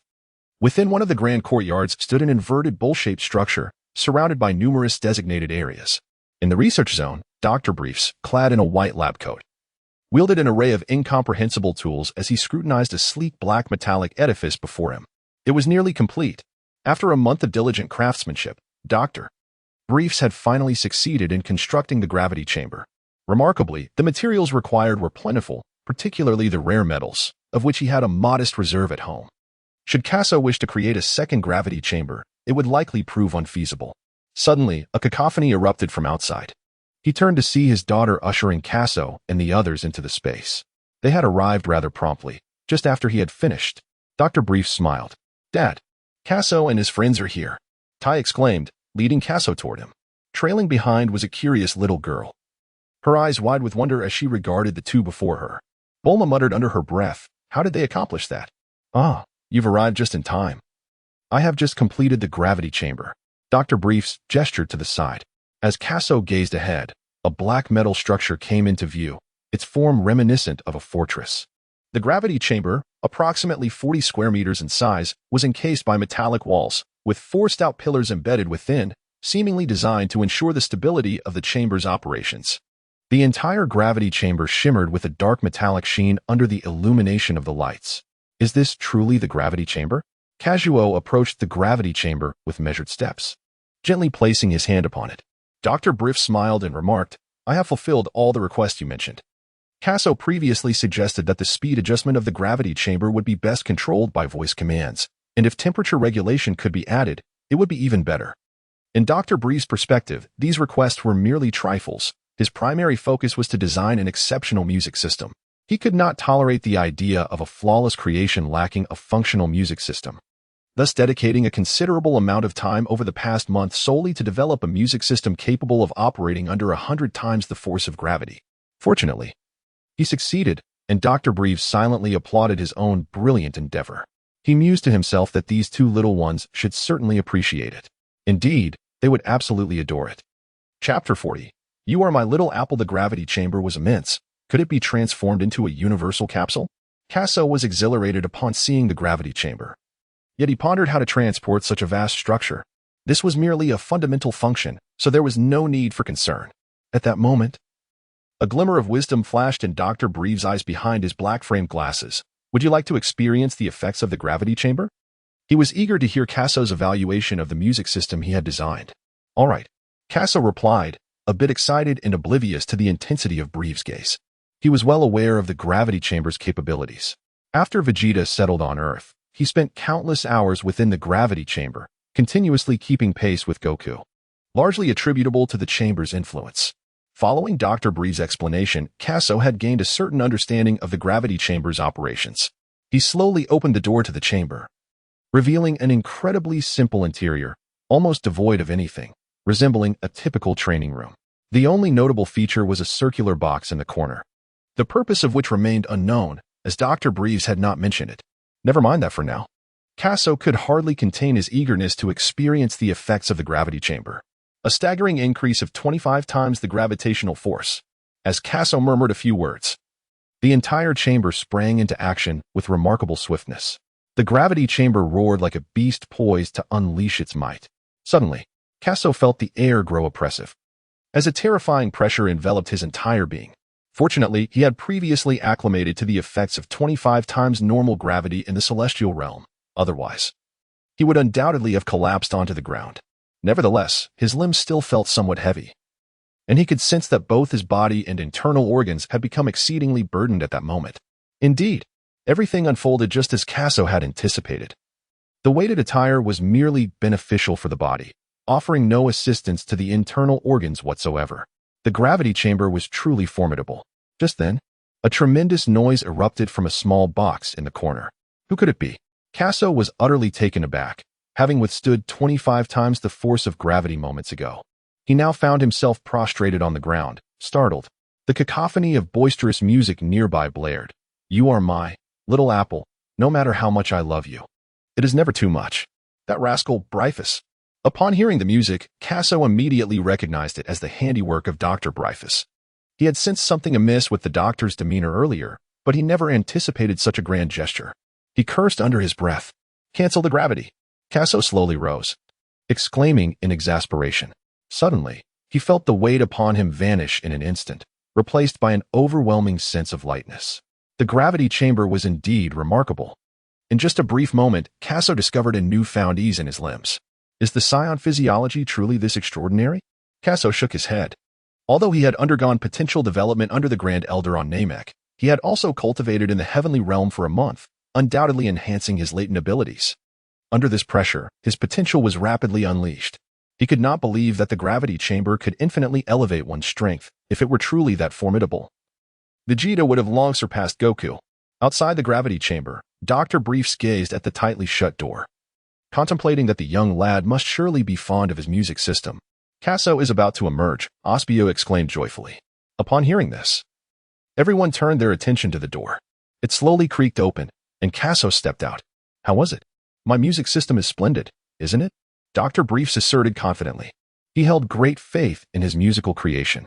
How could a warrior endure arduous training without the accompaniment of a fine melody? Noticing Casso's silence, Dr. Briefs felt certain that the young man was thoroughly pleased. In that moment, silence spoke volumes. Thus, Dr. Briefs basked in a profound sense of accomplishment. Casso felt as if a tempest of thoughts were raging within him, leaving him momentarily speechless. After a brief silence, he sincerely expressed his gratitude, saying, "Thank you, Dr. Briefs." Although he found the recent commotion somewhat perplexing, he was genuinely appreciative of Dr. Briefs' assistance. After all, he had not contributed much to Dr. Briefs' endeavors, having merely retrieved a few universal capsules, which paled in comparison to the value of the gravity chamber. At that moment, Bulma approached, her small hand resting on Casso's shoulder. Casso, how well does the gravity chamber my father built work? It's amazing. Casso nodded earnestly. Indeed, the gravity chamber was highly effective. He had felt a noticeable enhancement in his abilities after just a brief stint inside. However, he was puzzled by her intentions. Since my father has already constructed the gravity chamber for you, how about you teach me to fly? Bulma's face lit up with excitement as she gazed at Casso. She was utterly astonished to witness Casso soar into the sky, having never heard of anyone being able to ascend without external aid.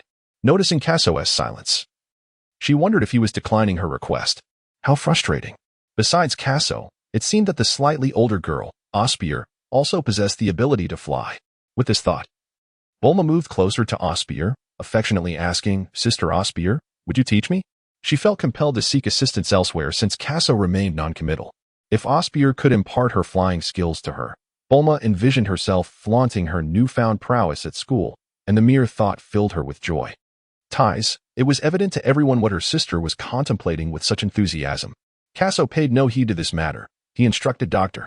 Briefs to assist him in retracting the gravity chamber into its capsule form. Such an immense gravity chamber could not be transported via instant transmission, but fortunately, the brilliant Dr. Briefs had devised a universal capsule. Once transformed into the shape of this versatile capsule, it could be conveniently stowed away in a pocket, allowing for effortless transport back to planet Salada. After a while, Casso turned around, only to find Osbiel and Bulma engaged in lively conversation, sharing laughter and joy. Meanwhile, Ties glanced at him, shrugged her shoulders, and appeared somewhat resigned. "Casso, here is Osbier. Little Biddy, would you be so kind as to take me for a flight?" Bulma grasped Osbier's small hand and gave it a gentle shake. Having often seen individuals soaring through the air in movies, she yearned to experience the sensation of free flight herself. "Very well." Osbier puffed out her cheeks and replied in a rather mature manner. "It seems I have just made a new friend, so why not take her for a little adventure? Children these days can be quite bothersome." It appears Osbier has forgotten that she too is merely a child.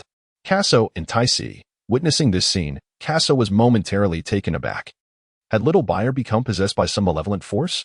Yet, upon seeing her puffed-up cheeks, he found her inexplicably adorable, as if his heart were melting from sheer cuteness. In the blink of an eye, the two small children, each around 1 meter tall, soared into the air, darting through the open door. Chapter 41. Ascending with Taisio? Dr. Brevis, upon seeing his little daughter take flight, was somewhat astonished. It turned out that this little one could fly. In Dr. Brevis's mind, he thought that today's youth were truly remarkable, completely oblivious to the fact that this was an astonishing occurrence. His reaction was indeed peculiar. One would typically be utterly shocked to see someone flying, yet he merely expressed slight surprise, followed by a lack of further response. Could it be that the minds of geniuses operate in such a whimsical manner? Subsequently, Dr.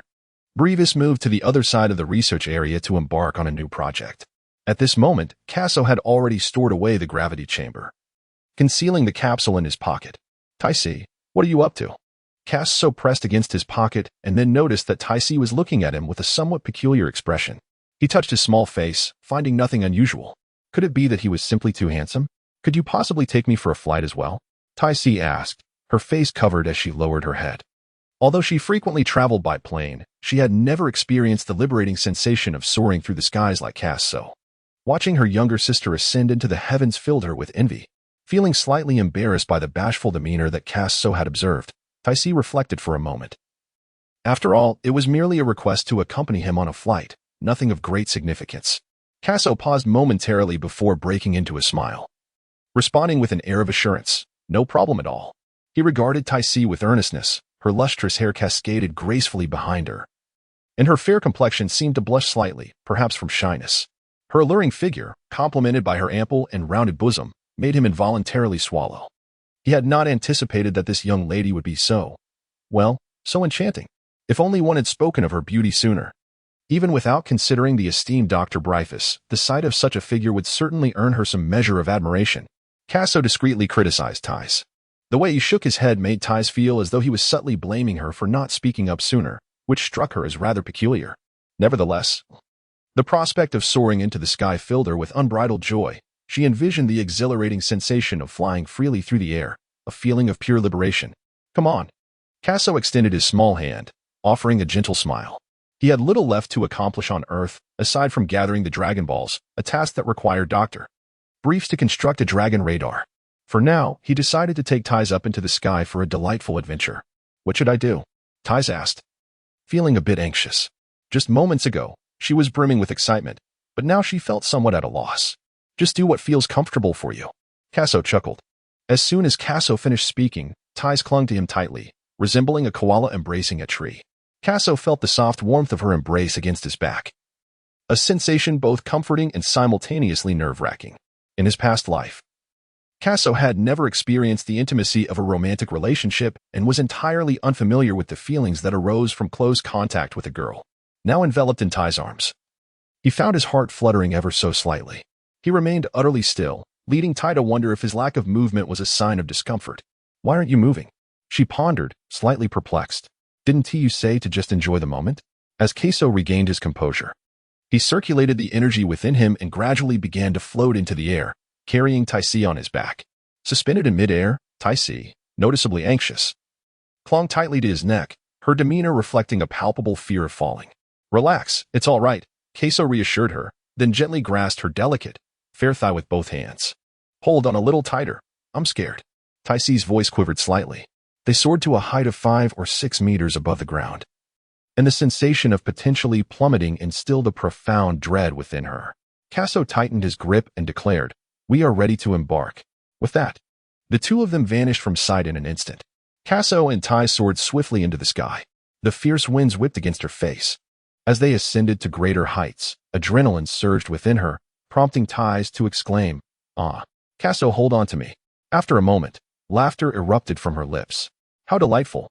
Ty spread her arms wide, and as they glided through the clouds, she playfully stirred them, effortlessly passing through. The sensation of being intimately connected with the sky was exhilarating and liberating. This was the essence of free flight.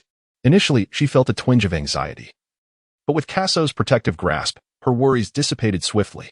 No matter how much she squirmed, Casso's small hands clung tightly to her legs.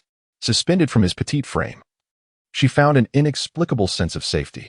Stealing a glance at Casso, she suddenly realized that his youthful visage appeared rather handsome. At this thought, her heart fluttered slightly, and a faint blush graced her cheeks. After all, he was just a child. What was she thinking? Just as Ties drifted into her reverie, Casso executed a dramatic turn in midair, followed by a rapid drift. Once again, the air was pierced by Ty's shrill scream. Phew! Ty patted the lofty figure before her. Upon returning to solid ground, she finally felt a sense of relief. In Ty's eyes, Casso was nothing short of a mischievous rogue, utterly lacking in tenderness, and his reckless speed had nearly terrified her to death. "Ty, are you all right?" Casso inquired. Feeling a tad embarrassed, it was his first time carrying such a stunning beauty, and naturally, he felt a bit anxious, forgetting to moderate his speed. "I'm fine," Ty replied, rolling her eyes at him, realizing only now that he had shown concern.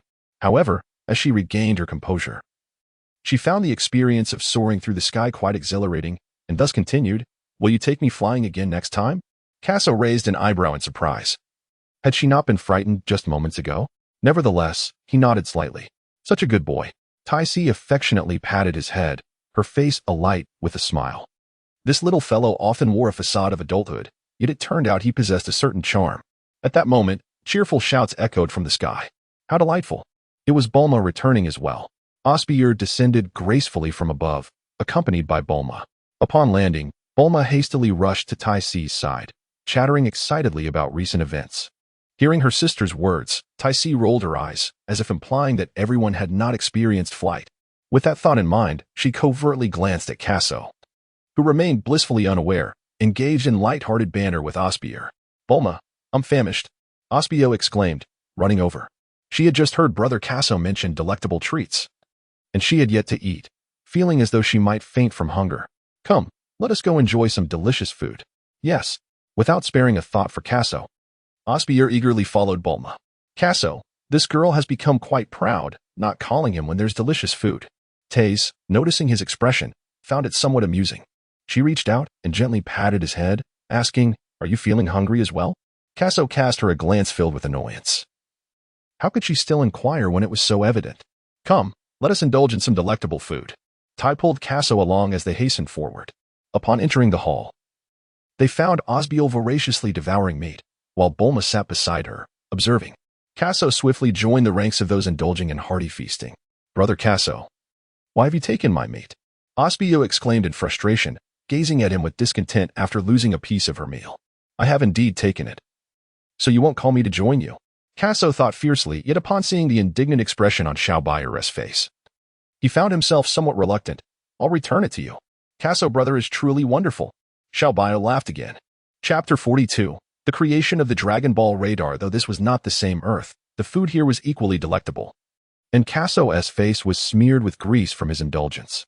Taisi rested her delicate chin on her hands, observing Casso from the side with a faint smile gracing her lips. However, upon noticing the table littered with empty plates, she grew somewhat curious. How could his seemingly small stomach possibly accommodate such an abundance of food? Moreover, it showed no signs of bulging. Burp. Casso set down the plate in his hand, contentedly burping after a satisfying meal. With his hunger quenched, he was ready to attend to more pressing matters. Is Dr. Breves available now, Thais? Casso wishes to enlist assistance in the creation of a Dragon Ball radar. However, others have only just completed the construction of a gravity chamber for him. And now he seeks their help once more for the Dragon Ball radar. Casso felt somewhat embarrassed. Is there something you need? At that moment, Taisi and Bulma both turned their attention to Casso, while Osbier was still engrossed in her culinary endeavors. I would like Dr. Breves to assist me in creating a small device, Casso said, a hint of shyness in his voice. What kind of device? Taisi inquired with curiosity. His demeanor suggested that the matter was of significance. Otherwise, he would not feel so self-conscious about bringing it up. However, what could it possibly be? Her curiosity was piqued. Beside her, Bulma looked at Casso with a puzzled expression, eager to hear what he had to say. Casso slowly withdrew a Dragon Ball from his pocket and gestured towards it, saying, I wish for Dr. Breves to assist me in creating a device that can sense its location. Bulma felt a sense of familiarity with the orb and took it from Casso's hand. She scrutinized it, recognizing that she had indeed seen it somewhere before, yet despite her efforts, the memory eluded her. I believe I can construct that device without troubling my father. Bulma shrugged her shoulders in resignation, indicating her willingness to take on the task. Bulma, can you truly do it? Thais expressed a hint of skepticism. She knew her sister was exceptionally intelligent and frequently engaged in small inventions. Nevertheless, given the significance of the object to Casso, she felt it would be wiser to let their father handle it. Why don't you trust her? Bulma shot her sister an exasperated glance. With Bulma's intellect, I have faith in her abilities. At that moment, Casso sided with Bulma. He recalled that the saga of the Dragon Balls commenced with Bulma's quest for them, beginning when she discovered one in a storeroom and researched extensively, unveiling the legend of the 7 Dragon Balls. Thus began Bulma's journey to find them, officially setting the stage for the Dragon Ball narrative. Even though Bulma was still quite young, Casso remained optimistic about her capabilities. With that thought, he gazed at her with hopeful anticipation. Finally, you've spoken sense. Await my news. The haughty Bulma grasped the Dragon Ball and departed without a backward glance. Her assistance to Casso was, in truth, a means to coax him into teaching her the art of flight. That girl, Thais chuckled, dismissing her sister's antics, with both Bulma and Casso expressing confidence. It seemed there would be no issues. After some time had passed, Osbier lay on one side, her small hands resting on her belly, displaying an expression of pure enjoyment. Having never tasted anything so delectable, she contemplated remaining on Earth indefinitely. In that moment, the Saiyans' fierce and combative nature dissipated, leaving only a sense of gluttony and languor. That girl. Casso shook his head, a smile of resignation adorning his face. Traditionally, Saiyans held little regard for food, but after experiencing Earth's culinary delights, Casso was convinced that they would go wild for it. Even formidable beings like Whis and Beerus were not immune to such temptations. Thus, witnessing Osbier's contentment, Casso chose to remain silent. How is Bulma faring? Thais inquired, noticing Bulma emerging from the workshop and promptly rising to her feet, with anticipation etched across his face. Casso gazed at her. According to the narrative of Dragon Ball, it was Bulma who initially created the Dragon Radar. However, given her tender age, could she truly accomplish such a feat? A twinge of anxiety flickered within him. If Bulma were unable to produce it, he would have to rely on Dr. Breves. I've done it, Bulma exclaimed with a nod and a smile. When she obtained the Dragon Ball, a flurry of design ideas danced in her mind. Her first approach involved detecting its oscillations, for she understood that most objects in the world emit a unique wave pattern. Should she find that the Dragon Ball emitted no such waves, she had a contingency plan at the ready. However, upon conducting the detection, she discovered that the Dragon Ball indeed possessed a remarkably distinct wave pattern. Once she detected the presence of waves, the problem simplified considerably. Thus, she swiftly crafted the Dragon Radar. Such a trivial task could hardly pose a challenge for her, and with a proud demeanor, Bulma looked at Casso. lifting her alabaster chin slightly, resembling a regal swan. Observing this scene, Casso couldn't help but smile. Bulma, at such a young age, exhibited remarkable prowess, truly deserving of her reputation as one of the most intelligent individuals in the Dragon Ball universe. Now that I have prepared this for you, will you teach me how to fly? Bulma inquired, her eyes twinkling with delight. Initially, she sought Casso's guidance, but when he remained silent, she turned to ask Osbier for help. Yet now, gazing at the small figure sprawled on the couch, she felt that it would be more beneficial to have Casso instruct her. Bulma understood that relying on others often led to a sense of indebtedness, and at this juncture, Casso would undoubtedly find it difficult to decline her request. With that thought, she began to envision herself soaring through the skies. Casso, indeed. It is often said that when one offers unsolicited kindness, it is either deceitful or driven by ulterior motives. However, given the considerable assistance Bulma's family has provided him, it would be prudent to impart some knowledge on cultivating energy to her. This way, when the saga of the Dragon Balls truly commences, she will possess at least a modicum of self-defense. After all, during this tranquil period, he finds himself with little to occupy his time. As for transporting the gravity chamber back to Salada, a month's delay is insignificant.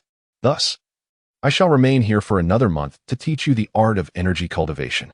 Casso solemnly remarked, however, I must inform you that the cultivation of energy is indeed arduous. Are you certain you wish to pursue it? Bulma vigorously nodded in affirmation. After pleading numerous times, Casso finally consented, and Bulma, fearing a reversal of his decision, eagerly nodded again. Moreover, she was well aware that no path of cultivation is devoid of hardships. She had long since steeled herself for the challenges ahead. Observing the exchange between her sister and Casso, Taisai found it quite amusing. Aware that if she wished to learn as well, Casso would undoubtedly be willing to teach her. However, her interest in cultivation was rather scant. Her passion lay more in the realm of novel writing. With this thought, she began to contemplate her future plans. Having been unable to find inspiration for her writing, Taisai had remained at home for an extended period. It was only a month prior that she had met Casso and Osbier, both diminutive yet remarkably powerful. Just a month later, Casso had taken her soaring through the skies.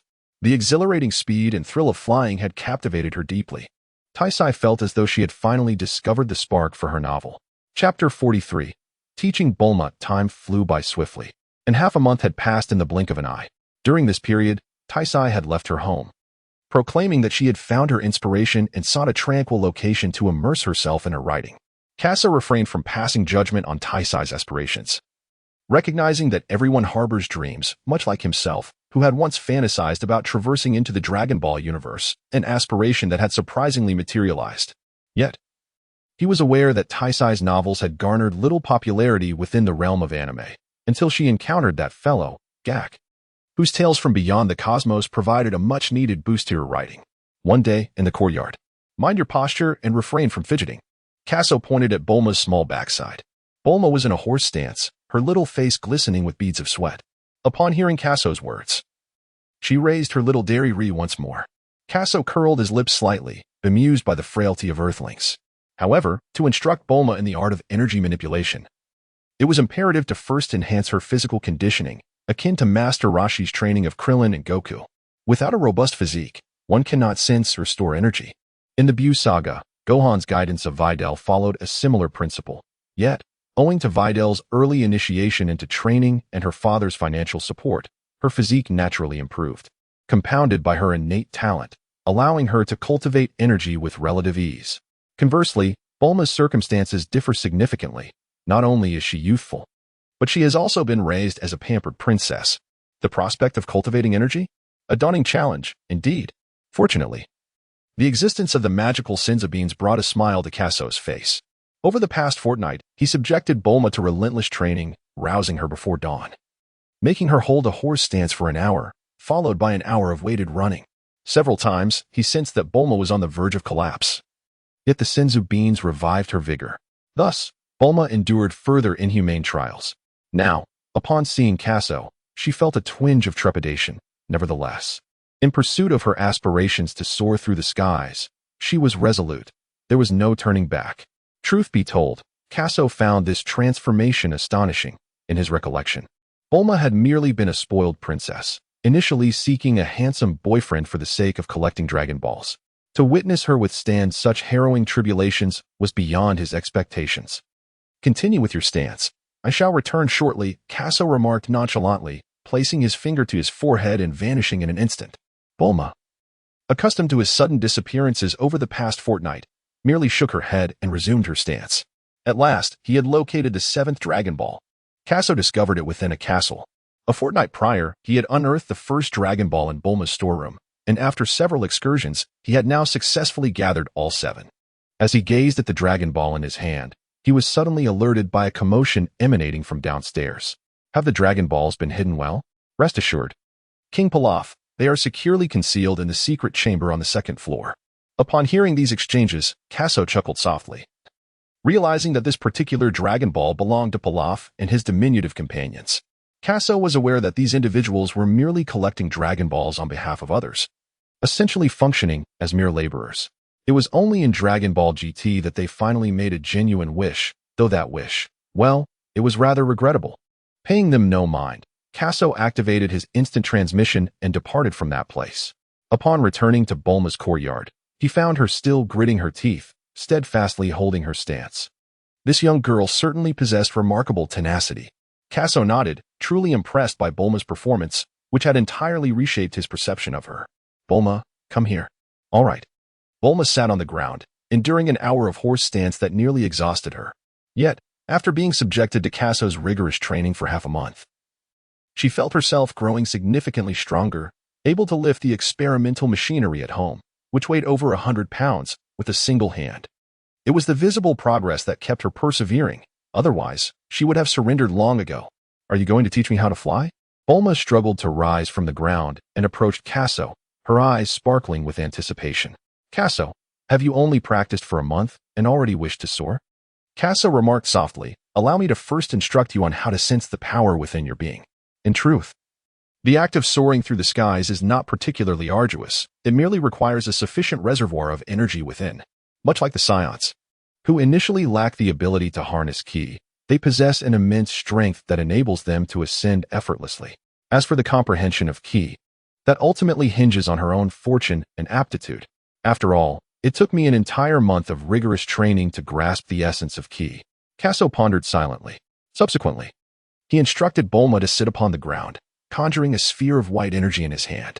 As the orb manifested, a fierce wind swept through the courtyard, causing the surrounding trees to rustle violently. Dr. Briefs and his wife, upon hearing the commotion, hurried over, only to retreat swiftly upon witnessing Casso instructing Bulma. It was evident that the couple was well aware of Bulma's training. Remember this sensation. Casso hurled the sphere of energy towards Bulma, enveloping her in a flash of brilliance. In truth, Casso was uncertain about how to impart his knowledge, to soar through the skies. One must not only comprehend the essence of energy, but also possess an abundance of latent power within. However, Casso harbored doubts about Bulma's capabilities, believing it prudent to allow her to first sense the existence of this energy, hoping that one day she might come to grasp it herself.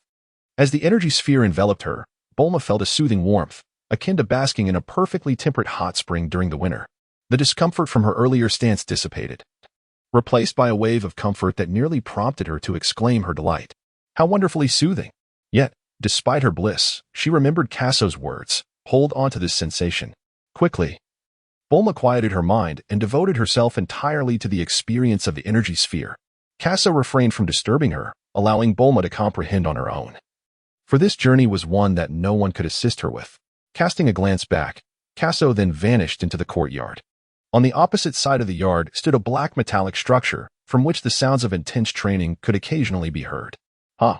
Hoo-ha! Casso appeared before the gravity chamber and, upon hearing the sounds within, called out, Little buyer, let me take you to see something intriguing. Chapter 44. Summoning the Earth Dragon. Soon, the gravity chamber slowly opened. Out stepped a delightful little girl, her face glistening with perspiration, and a small tail wagging enthusiastically behind her. Just then, Osbier, who had just completed her training, emanated an aura reminiscent of a ferocious giant ape, instilling an involuntary sense of fear in all who beheld her.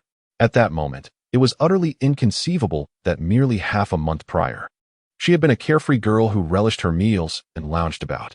Casso brother, where are we going? Just follow me, and you'll find out. Kazuo chuckled softly. Marveling at the remarkable effects of the gravity chamber, before retracting it into a versatile capsule, which he tucked away into his pocket. Soon, two diminutive figures soared into the sky, traversing the bustling metropolis until they arrived at a desolate expanse. Osbier gazed as Casso retrieved several orbs from his small backpack, which emitted a resonant hum when brought together. It was truly enchanting. Little Beer, did you not express a desire to behold the appearance of the divine dragon? Allow me to grant you that glimpse now. Casso bellowed towards the 7 Dragon Balls. Come forth, Shinran. As his words echoed, the sky abruptly darkened, with ominous clouds gathering, creating an oppressive atmosphere that hinted at an impending storm. Suddenly, bolts of lightning cascaded from the heavens, striking the 7 Dragon Balls with a force reminiscent of apocalyptic thunder. Just as Osbier believed the orbs were doomed, they began to glow even brighter, a humming sound intensifying around them, creating a resonance that momentarily discomforted her ears, though she quickly acclimated to the noise.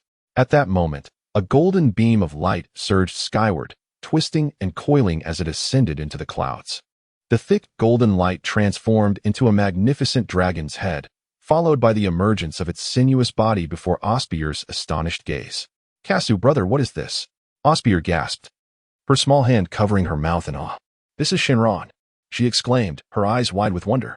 It dawned on her that this was the very dragon Casso had spoken of, rumored to grant 3 wishes. In her mind, she had always believed that the Dragon Balls were capable of fulfilling 3 wishes, unaware that the Dragon Balls on Earth were, in fact, quite different. Soon, the colossal, elongated figure of Shinran fully materialized before them, its presence somewhat subdued against the darkened sky. Speak your wish. Any wish you desire, I shall grant. Shinran's raspy, ancient voice reverberated throughout the expanse. At that moment, Osbier was filled with exhilaration. She had finally laid eyes on the dragon Casso had described, though she couldn't help but find the creature somewhat unattractive. Casso was oblivious to the thoughts swirling in Osbier's mind. Had he been aware, he too would have lamented the hideousness of the dragon, which paled in comparison to the majestic 5-clawed dragon from his home on Earth. He tossed a universal capsule, and in an instant, a gravity chamber materialized in the open space. Casso pointed towards the gravity chamber and proclaimed loudly, "Assist me in replicating 200 identical gravity chambers on planet Salad." Upon hearing this aspiration, Osbier's eyes sparkled with delight. She had previously experienced the effects of the gravity chamber herself. If similar chambers could be provided for her kin, the Scion's prowess would undoubtedly become exceedingly formidable. Yet, she felt a twinge of anxiety regarding the feasibility of this wish. The atmosphere grew tranquil. Suddenly, the Eternal Dragon spoke. Your request is exceedingly simple. Your wish has been granted. Far away on planet Salad, in the northern region, not far from the fields where the mystical beans were cultivated, 200 gravity chambers materialized out of nowhere. This astonishing sight startled the passing Scions, who hurried back to inform Bardock. The Eternal Dragon continued, "Until we meet again." With that, the dragon transformed swiftly into a golden beam of light, and the Dragon Balls ascended alongside the radiance, swiftly darting across the sky in various directions. Just at that moment, Casso seized the opportune moment, leaping into the sky just as the Dragon Balls were about to vanish, capturing 2 of them, one from Bulma's home and the other from Gohan. Brother Casso, our wish has truly been granted. How wonderful! Osbiel exclaimed, her excitement propelling her into the air. With an abundance of gravity chambers, it was nearly impossible for the Scions to refrain from flight. However, wasn't it said that there were 3 wishes? In response to Little Beel's query, Casso enlightened her about the varying abilities of different dragons. Meanwhile, in the Celestial Temple, the Supreme Kai and the Cat Sage felt their earlier anxiety dissipate upon hearing Casso's wish. Although they had discerned that these 2 were not malevolent beings during their previous interactions, a sense of tension lingered during the invocation of the dragon. What if they made an evil wish? Fortunately, all was well. The Supreme Kai exchanged a glance with the Cat Sage, acknowledging the validity of its earlier remarks. Presently, Earth boasted 2 few exceptional martial artists, with only Master Rashi and Master Shin standing out, and if one were to insist on including another, Gohan would qualify. Faced with such a precarious situation, Earth would be doomed to unprecedented calamity should it fall prey to extraterrestrial invasion. It was imperative to intervene in the development of martial arts on Earth. Casso remained completely unaware that the celestial being was observing him from the temple. However, even if he had been aware, it would have mattered little, for he posed no threat to Earth. With his objectives on this planet accomplished, Casso was eager to witness the impact of the gravity chamber on Osbier's training. Little beer, let me see the fruits of your efforts over the past fortnight. Hee hee. Don't let me make you cry, dear brother Casso. Such audacity. Casso chuckled softly, bemused by the boldness of the youth today. Suddenly, Osbier erupted with a fierce aura, enveloping her entire form in a radiant white flame. Her petite figure soared into the air. Bang! It was as if a supersonic aircraft had streaked across the sky, the sound of breaking the sound barrier producing a deafening crack. Swift as lightning, Osbier dashed through the heavens, leaving a trail of brilliance in her wake. And in the blink of an eye, she was upon Casso. With a raised leg and a horizontal punch, a flurry of unrelenting attacks rained down upon Casso. The force of her strikes whipped through the air, creating a violent tempest that crashed into the ground, shattering it instantaneously. Within a kilometer radius, not a single spot remained unscathed. Fortunately, this was an uninhabited area. Had it been in the city, countless lives would have been at stake. Quite impressive indeed. Casso remained unperturbed as he deftly countered each of Osbier's attacks. The force of their collisions resonated as if meteors from the heavens were crashing down upon the earth with tremendous might. Just as Casso felt a tingling in his limbs, Osbier abruptly vanished from sight. Was it this technique once more?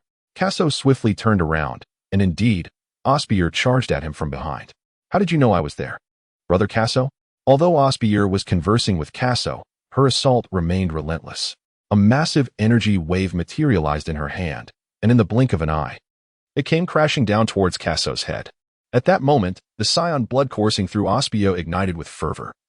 Yet she was acutely aware that this attack would be futile against Casso. Indeed, the energy wave struck Casso squarely, yet for reasons unknown, it did not explode, instead passing through his body as if he were a mere illusion. Chapter 45. Bulma's sense of energy. The instant Osbier vanished, Casso sensed a ripple behind him, identical to the technique previously employed by Neru. The energy wave surged towards Casso's face, but he transformed into a bolt of lightning, repositioning himself in an instant. His original location was left with a lingering afterimage, unnoticed by Osbier. Boom! The energy wave, having traversed Casso's shadow, slammed into the ground, resulting in a violent explosion. The very ground that had been shattered by Osbier's earlier punch erupted in a cataclysmic blast, akin to a nuclear strike. Smoke billowed and dust swirled. Stay focused. Just as Osbier was scanning the surroundings for Casso, a familiar voice resonated from behind her. Damn it! Osbier gritted her teeth the moment she recognized the voice. It was too late to react. However, just when Osbier felt her doom was imminent, Casso merely patted her hand and said, "Silly girl. How could I ever bear to strike you?" Through their recent skirmishes, Casso had gauged Osbier's strength to be approximately 9,000 in battle power. Just half a month ago, when she had shed her weighted clothing in the other world, her power was around 6,000, but it had skyrocketed to 9,000 now. Truly terrifying. The Saiyan hierarchy is categorized into 3 levels: upper, middle, and lower, along with an elite warrior category. In the Saiyan subconscious, only elite warriors and a select few upper-level warriors could attain a battle power exceeding 9,000 upon reaching adulthood. If Osbier were to return to Planet Salad and reveal her current battle power to Bardock and the others, they would undoubtedly be astonished. However, Osbier's rapid increase in power was largely due to the magical beans, as Casso had generously shared hundreds with her when he acquired them. Brother Casso, am I weak? Osbier curled up, clinging to Casso's chest. In truth, she had been training diligently, often exhausting herself to the brink of collapse in the gravity chamber. Thankfully, with Casso's magical beans, she had made strides, yet she still found herself unable to keep pace with him. How could that be? I can hardly defeat you. Osbier tightened her grip on Casso's hand. Why do you have to be stronger than me? I want to protect you, Casso. Osbier blurted out without a second thought.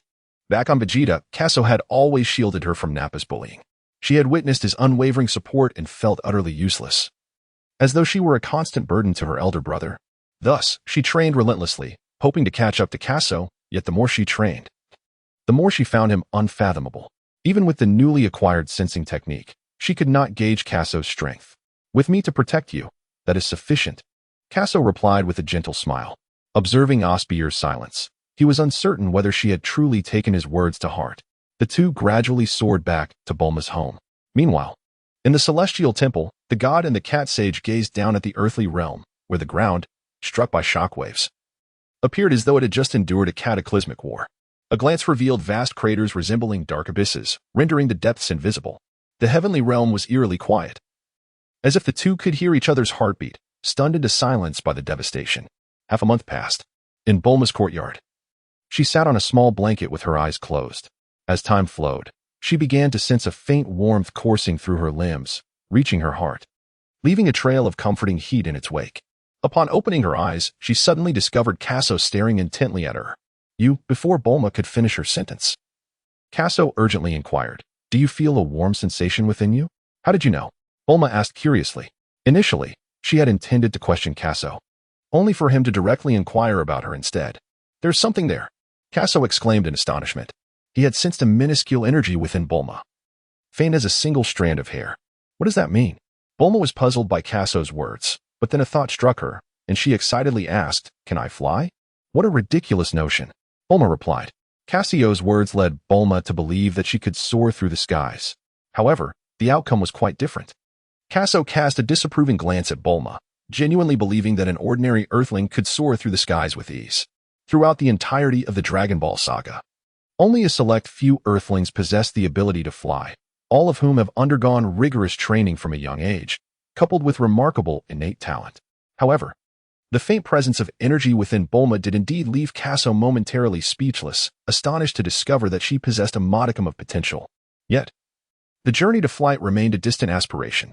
First and foremost, Bulma needed to commit to her training, cultivating her inner energy to a substantial level, and secondly, she must elevate her combat power to a threshold of at least 80 points. In Casso's estimation, such a combat power should barely suffice for Bulma to take to the air. "Humph," Bulma retorted with a roll of her eyes, questioning the necessity of such astonishment given her current inability to fly. Judging by Casso's earlier tone, one might assume that Bulma was indeed on the verge of flight. The two lapsed into silence once more, the courtyard enveloped in tranquility.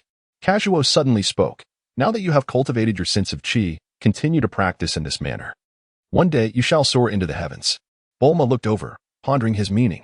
Was he about to depart? "I am preparing to leave this place, henceforth. You shall train on your own. Furthermore, in my absence, do not rush your practice. Be certain not to train as I previously instructed you. You do not possess the miraculous beans." Casso expressed his concerns, fearing that Bulma might recklessly act on her own without the safety of the senzu beans. If one were to train without regard for their life, it would indeed be perilous. However, Bulma was already aware of this, despite her youth. She was among the brightest minds in the Dragon Ball universe. Thus, upon hearing Casso's words, she merely smirked, fully aware of her own intelligence. "I'm leaving," she declared. And without a backward glance, Casso vanished into thin air. As Bulma surveyed the empty yard, a sense of unease washed over her. Throughout the past month, Casso had maintained a stern demeanor during her training, yet afterward, he would linger behind her, claiming to admire the scenery. It was evident he was concerned for her safety. Contemplating this, Bulma mused, perhaps he isn't so detestable after all. Suddenly, she noticed a small pouch atop the table. Curiosity piqued, she approached and opened it, revealing 10 senzu beans within. "What a contradictory fellow," she remarked, though a smile soon graced her lips. Having spent 2 months on Earth, she had achieved significant milestones. Not only had she mastered the practical application of ki, but she had also prepared 200 gravity chambers for the Saiyans. Lastly, she returned the 2 petrified Dragon Balls to their original positions. With her tasks completed, Casso glanced back at Earth before disappearing into the cosmos alongside Osbier. On planet Salad. A month prior, 200 mysterious black structures had suddenly appeared, leaving Bardock perplexed regarding their purpose. Considering Casso had been away for 2 months, Bardock wondered if this was the work of that young man. Chapter 46. Return to planet Salad. At that moment, 2 small figures appeared against the azure sky. "Lord Casso." "It is Lord Casso who has returned," the Saiyans training below shouted in unison. The Saiyan race was known for its pride. They could not tolerate those of lesser strength who dared to look down upon them. However, Casso had demonstrated exceptional abilities while rescuing the Saiyans, even triumphing over Bardock in a one-on-one confrontation, earning the title of the strongest among them. It is in the nature of Saiyans to submit to the powerful. Thus, at some point, the title Lord Casso began to circulate among the Saiyan populace. When they called out this name, it was with a sense of deep respect, completely devoid of any resentment. Outside the wooden hut, a cacophony of voices erupted. Bardock paused, contemplating how to address the mysterious black structures. Uncertain of their origin, he considered the possibility that they belonged to an enemy and resolved to destroy them immediately. Yet, recalling Casso's prolonged absence, he worried that they might be his belongings, which could spell disaster for them all. Do not forget that if Casso can enable the Scions to survive in the cosmos, what is beyond his capabilities? Stepping outside, I beheld two figures in the sky. It was none other than Casso himself. Casso, did you bring back those ominous structures from the planet Yardrat? Bardock inquired, eager to ascertain the truth of the matter. However, as soon as he uttered these words, the atmosphere became electrified with excitement. Just a fortnight ago, these dark edifices had materialized here, startling me greatly. Indeed, I had thought that Frisia was in pursuit. The Scions engaged in animated discussions, and only upon hearing Bardock's words did they grasp that this might once again be the handiwork of Casso. Previously, Casso had accomplished numerous extraordinary feats. Thus, what purpose could these shadowy structures serve? Casso gradually descended from the sky. Upon observing the gathering of people, he decided to reveal the purpose of the gravity chamber. These are gravity chambers, capable of adjusting the gravitational multiplier, serving as the finest training apparatus for our Scion race. Disregarding the expressions of those around him, Casso cast a glance at Osbier. Little Osbier showcased her current prowess to everyone. With a nod of obedience, Osbier gracefully made her way to a vacant area, distanced from the Scion's wooden dwellings. Upon hearing Casso's words and witnessing Osbier's actions, all the Scions present held their breath, their eyes fixed with anticipation on her forthcoming display. Casso's series of actions made Bardock and Garrus acutely aware that something extraordinary was about to unfold. They widened their eyes, fixated on Osbier, fearing they might miss a single moment of the spectacle. Osbier understood Casso's intent. He merely wished to demonstrate the effects of the gravity chamber to their kin. Clenching her tiny fist against her waist, she allowed her bangs to flutter in the breeze. Suddenly, a formidable aura emanated from Osbier, centering around her like an earth-shattering force, quickly forming a pressure field in the surrounding area. With each gradual release of her internal power, the pressure intensified, causing fissures to appear in the rock beneath her feet. A tempest arose, rustling the leaves around them with an uproar. How formidable! How can this be? Even Lady Osbier possesses such strength. Under the overwhelming pressure, the Scions instinctively referred to Osbier as Lady, with no sense of resistance. Bardock gazed intently at Osbier, sensing that the power within her was far beyond what she had displayed. Indeed, with a fierce roar, Osbier unleashed her might, her battle power of 9,000 surging forth in an explosive wave. The earth trembled, the mountains quaked, and a colossal aura enveloped the entire area. The rocks beneath her could no longer withstand the force and shattered, cracks sprawling across the terrain like a spider's web. The rampant energy swept through the air, howling like a tempest, causing the Scions to stagger back in awe. Only Casso and Bardock remained steadfast, while Garrus and Chris struggled to maintain their composure. Little Osbier. Bardock swallowed hard, wanting to say something but at a loss for words. Osbier, you may contain it now. Casso chuckled lightly. Upon hearing Casso's words, Osbier nodded vigorously and swiftly retracted her overwhelming power back within. As the chaos subsided in the absence of her unleashed energy, tranquility returned to the surroundings. Though the devastation left behind left the Scions in a state of stunned silence. This is the effect of training in the gravity chamber, Casso noted, observing the group's astonishment. Ignoring their days, he continued, these gravity chambers can elevate from 1 times gravity to 100 times gravity. As Casso spoke, the Scions gradually regained their composure.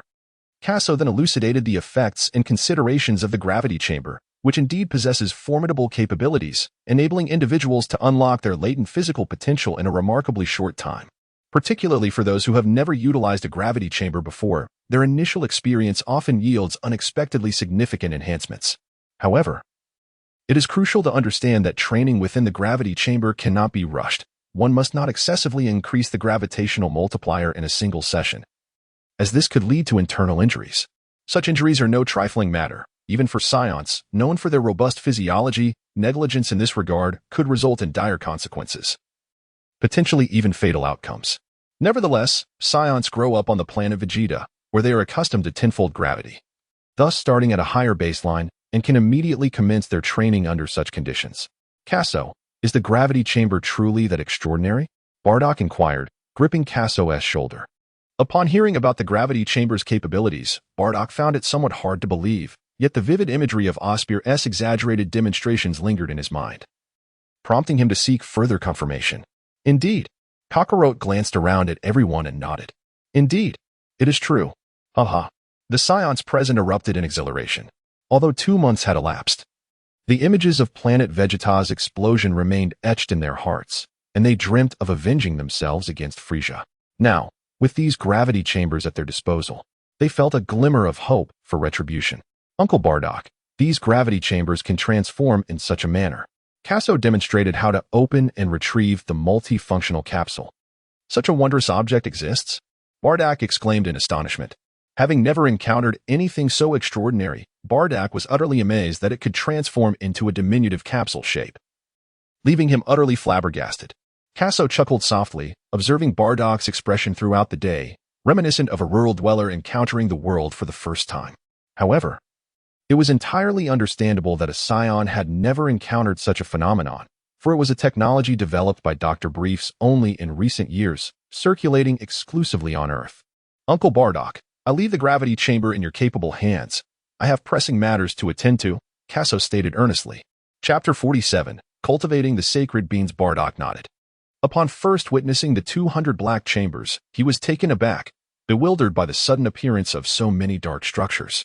These ominous black chambers were densely packed together, evoking a somewhat eerie atmosphere even in daylight. He initially thought they might be the resting places of the deceased. Yet, it became apparent that they were treasures. Bardock resolved to spend his days within the black chambers. No, rather, in the gravity room. In the northern region of Salado Planet, surrounded by lush, verdant woods, there lay an expansive clearing that appeared rather jarring, as if it had encroached upon the original forest. At the center of this clearing stood over 200 gravity chambers, dark and imposing, reminiscent of the grandeur of the Qing dynasty. Nearby was a patch of land measuring approximately 40 square meters, distinctly special. Bardock led Garrus to this location. Captain, do you truly believe that little buyer achieved such prowess through this device? Garrus inquired, scratching his head. One would assume so. To be honest, Bardock was still in a state of shock. Even if Osbier were a superior warrior, it seemed implausible for one so young to attain such accomplishments. Thus, it must be attributed to the gravity chamber. He then pondered, if he too utilized the gravity chamber, might the results be equally remarkable? That would lead to great fortune for them. Silence. Must you shout so loudly? Have you never witnessed such marvels? Bardock scolded, exasperated by Garrus's naivety. If others were to learn that such ignorance resided within his squad, he would be utterly humiliated. After Bardock departed, Garrus, unable to contain himself, gestured rudely at Bardock's retreating figure. You were just wide-eyed and gaping at little buyer. Yet, fearing retribution, he kept this thought to himself, hastily following behind Bardock. You go to the left and gather all the gravity chambers as Casso instructed, Bardock commanded decisively, pointing to the left, while he himself headed to the right. The two engaged in the collection of the gravity chambers. After several minutes, the ground was piled high with capsules, prompting onlookers to wonder if these two were afflicted with some incurable ailment, consuming such an abundance of large capsules. Soon, only a few dozen gravity chambers remained on the ground. Bardock and Garrus stood back to back against the capsules, gradually converging from either side to gather the gravity chambers. They appeared indifferent to the remaining capsules, but anyone who thought so would be gravely mistaken. These 200 gravity chambers were the very foundation of the Scion resurgence. Should anyone dare to lay a finger on them, Bardock and Garrus would ensure that such an individual would deeply regret their existence. Finally, it was accomplished. Bardock and Garrus exhaled in relief. The next step was merely to distribute them among their kin. The Scions, renowned as a warrior race, yearned for battle and power, and the gravity chambers were custom-made for their needs. Thus, there was no concern that the Scions would disapprove of these gravity chambers. Captain, remember to save one for me. Garrus gazed longingly at the pile of capsules.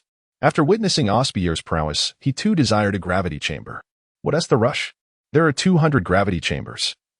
Everyone will get their share. That's true, Garrus replied, scratching his head in a rather silly manner. In Bardock's eyes, this fellow was simply amusing. Let us go. Bardock and Garrus took the capsules and soared into the sky. As the two departed, a small figure suddenly appeared in the vacant space. Casso glanced at the retreating figures of Bardock and Garrus, having overheard their entire conversation. He chuckled softly. To be candid, Garrus was indeed rather simple-minded. Turning back, he resumed his thoughts. As Casso approached the edge of the blackened land, He examined it closely. The soil was not truly black. Its authentic hue was a rich brown.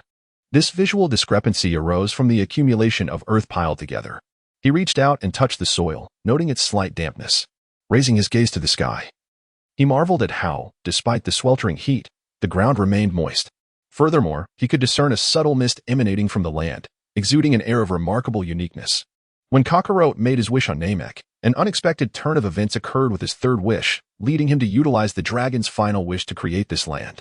However, the expanse appeared somewhat diminutive, measuring approximately 40 square units. Casso recalled that the cultivation of the mystical beans seemed to necessitate the irrigation of divine water. He pondered whether this land, crafted by the illustrious dragon, would indeed yield the precious beans. As the adage goes, practice is the sole criterion for verifying truth. Surely, by planting the mystical beans, the answer would soon be revealed. With this thought, Casso resolved to take action. He carefully planted a single mystical bean in the soil, refraining from sowing more to avoid waste. Once the bean was planted, Casso quietly settled beside it.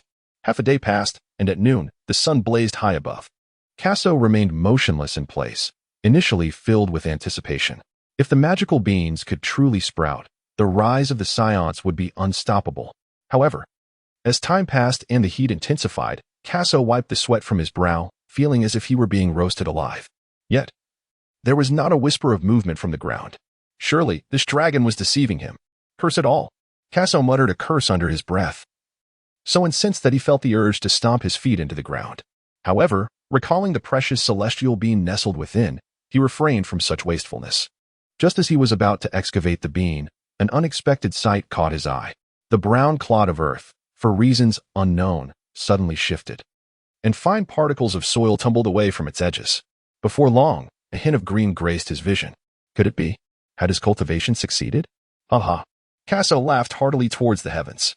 Initially, he had approached the dragon with a spirit of experimentation, and though the dragon had granted his wish, he remained uncertain about the viability of the celestial bean's growth. To his astonishment, this patch of land was indeed capable of nurturing celestial beans. As he gazed at the sprouting green, countless thoughts raced through Casso's mind. He pondered how many beans a single seed might yield if it were merely a one-to-one exchange. The land would be rendered futile.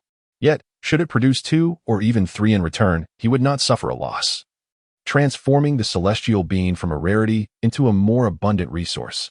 He would wait to assess the situation once the beans matured, but during their growth phase, he must ensure that no beasts could jeopardize them. He could enlist the Saiyans to guard the area. Casso had already devised a plan, then turned to depart, preparing to relay these matters to Bardock. Next, they awaited the harvest of the magical beans, hoping it would not be a mere one-for-one exchange. Shortly after Casso's departure, the verdant growth seemed to have risen slightly. Moreover, beneath the expanse of land, a certain sound echoed, reminiscent of an underground river flowing. However, the already departed Casso was oblivious to this phenomenon. Chapter 48. The Maturation of the Magical Beans. Upon returning to his residence, Casso sought out Bardock that very evening to recount the events of that afternoon. Initially, Casso anticipated that Bardock would be skeptical of the existence of such miraculous beings. However, to his surprise, Bardock exhibited no reaction. He merely nodded repeatedly, indicating his understanding of Casso's plan and his commitment to arranging for personnel to safeguard that land. In Bardock's eyes, if Casso could enable the Saiyans to thrive in the universe, what could possibly be more astonishing? After all, they were merely a few beings capable of instantly healing all wounds. It was as if Casso had never witnessed the world beyond his own experience. Bardock cast a disapproving glance at Casso. With matters concerning his kin settled, he resolved to commence his training the following day, reminding Casso to ensure the protection of the sacred bean seedlings. Without a backward glance, Casso departed. Watching Casso's retreating figure, Bardock pondered, arms crossed and chin resting on his hand. What if this young man were to become the leader of the Saiyans? Given Casso's esteem among his people, it seemed unlikely that anyone would oppose him. Yet, Bardock shook his head. Casso was still too young. Perhaps he would be ready in due time. Within the valley, wooden houses surrounded the area, and a small river meandered before him. Under the sun's warm embrace, flecks of light danced upon the water's surface, harmonizing with the picturesque surroundings to create an atmosphere of serene tranquility. Not far along the riverbank, there stood a darkened house, from which the sound of fists slicing through the air could occasionally be heard. 9998. 9,999. A deep, labored breathing resonated from within the gravity chamber as a small figure relentlessly threw punches, each movement stirring a fierce wind. Sweat cascaded down, only to dry and then soak anew. This was Casso's third group training session, and as the count reached 10,000, he collapsed onto the ground, his prominent veins standing out against his forehead, rendering his expression exceedingly fierce. Restore gravity, he rasped, his muscles twitching from the intensity of the training. With a low rumble, the gravity chamber responded, the gravitational force rapidly returning from 35 times normal to its standard state. As the oppressive weight of 35 times gravity lifted, Casso felt as though a mountain had been removed from atop him. Casso lay upon the ground, finally feeling a sense of relief. Over the past month, he gradually acclimated from a gravity of 25 times to 35 times. In the pursuit of cultivation, one cannot solely focus on refining one's energy or merely developing the physical body. To neglect one aspect in favor of the other inevitably leads to limited achievements. Take Vegeta. For instance, he spends his days entrenched in the gravity chamber, engaging in intense training while overlooking the cultivation of his energy or the refinement of his mental state. Although his combat prowess is formidable, he will always fall slightly short of Goku in terms of enlightenment. This principle is further exemplified by Piccolo, who consistently dons weighted clothing and frequently engages in meditation. By balancing both aspects, he maintains a harmonious state within his body, which accounts for his remarkable accomplishments. Otherwise, achieving such a level of cultivation with the constitution of a Namekian would be exceedingly arduous. Casso diligently devises a training regimen each day, imposing strict standards on every movement, ensuring that every part of his body is effectively trained under the weight of gravity's pressure. In addition to physical refinement, Casso places great emphasis on cultivating a tranquil state of mind. He recalls that Bobo once mentioned that after he and Osbier completed the second phase of their training, there remained a third phase to pursue, an ethereal state of being devoid of desires.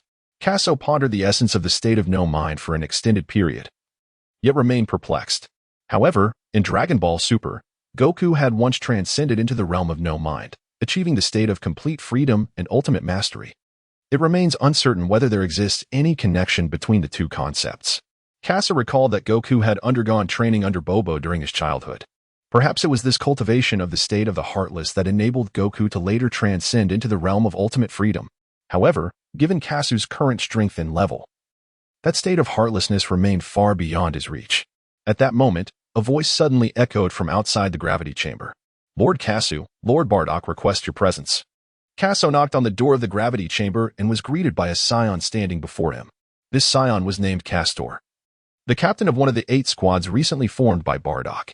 "You may return for now. I shall join you shortly," Casso said. Drenched in sweat and feeling quite uncomfortable, he resolved to take a shower before seeking out Bardock. "Farewell, Lord Casso." Castor promptly vanished from his doorstep. Half an hour later, after taking a shower, Casso arrived at Badak's house. "You little rascal, why are you so slow?" Badak's expression bore a hint of displeasure. Half an hour earlier, he had sent someone to fetch Casso, yet he had only just now arrived.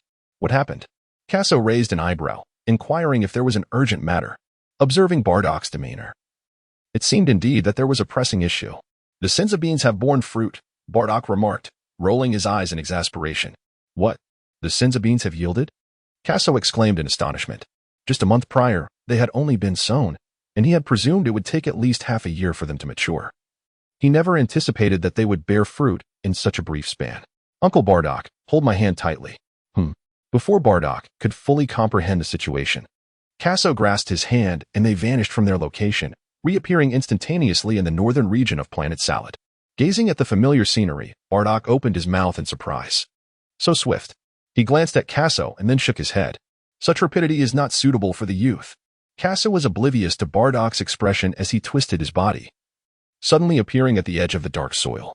The Scion station nearby also took notice of their arrival. "Lord Bardock, Lord Casso, what brings you here? Feel free to take a look. You may continue your patrol." Bardock waved his hand dismissively. Casso remained silent, gazing blankly at the celestial bean sprouts. Before him lay a stretch of 40 square meters of fertile black soil, in which approximately 40 celestial bean saplings had been cultivated. After a month, these saplings had transformed from mere sprouts into towering celestial bean trees, reaching a height of 1 meter. Their roots were robust, and their foliage flourished abundantly. Fortunately, Casso had merely intended to experiment with the cultivation of celestial beans, assessing the outcome of the initial batch before determining the approach for subsequent plantings. To his astonishment, the spacing of the first batch proved to be just perfect. Casso gazed upon the enchanting sight before him, where each miraculous bean tree bore 2 vibrant green beans, plump and round, exuding an irresistible allure. The heavenly beans contained within Casso's universal capsule differed slightly from those adorning the current plants. Yet he understood this was merely due to the absence of sunlight drying them. A 1-to-2 exchange was indeed satisfactory. Each bean tree yielded a mere pair of fruits, a fact that aligned perfectly with Casso's expectations.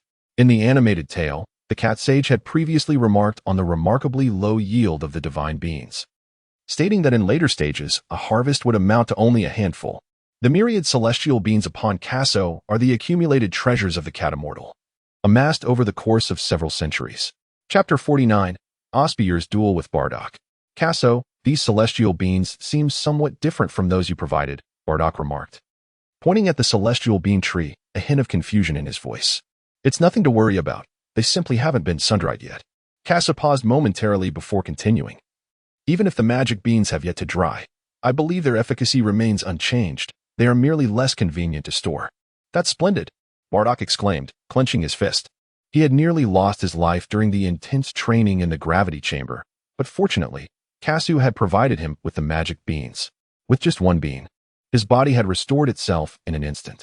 Now, with Casso cultivating such a bountiful harvest of these beans, although they may not suffice for the entire clan's needs, prudent rationing would render them adequate. Having already experienced the miraculous effects of the beans, Bardock felt a surge of excitement within him.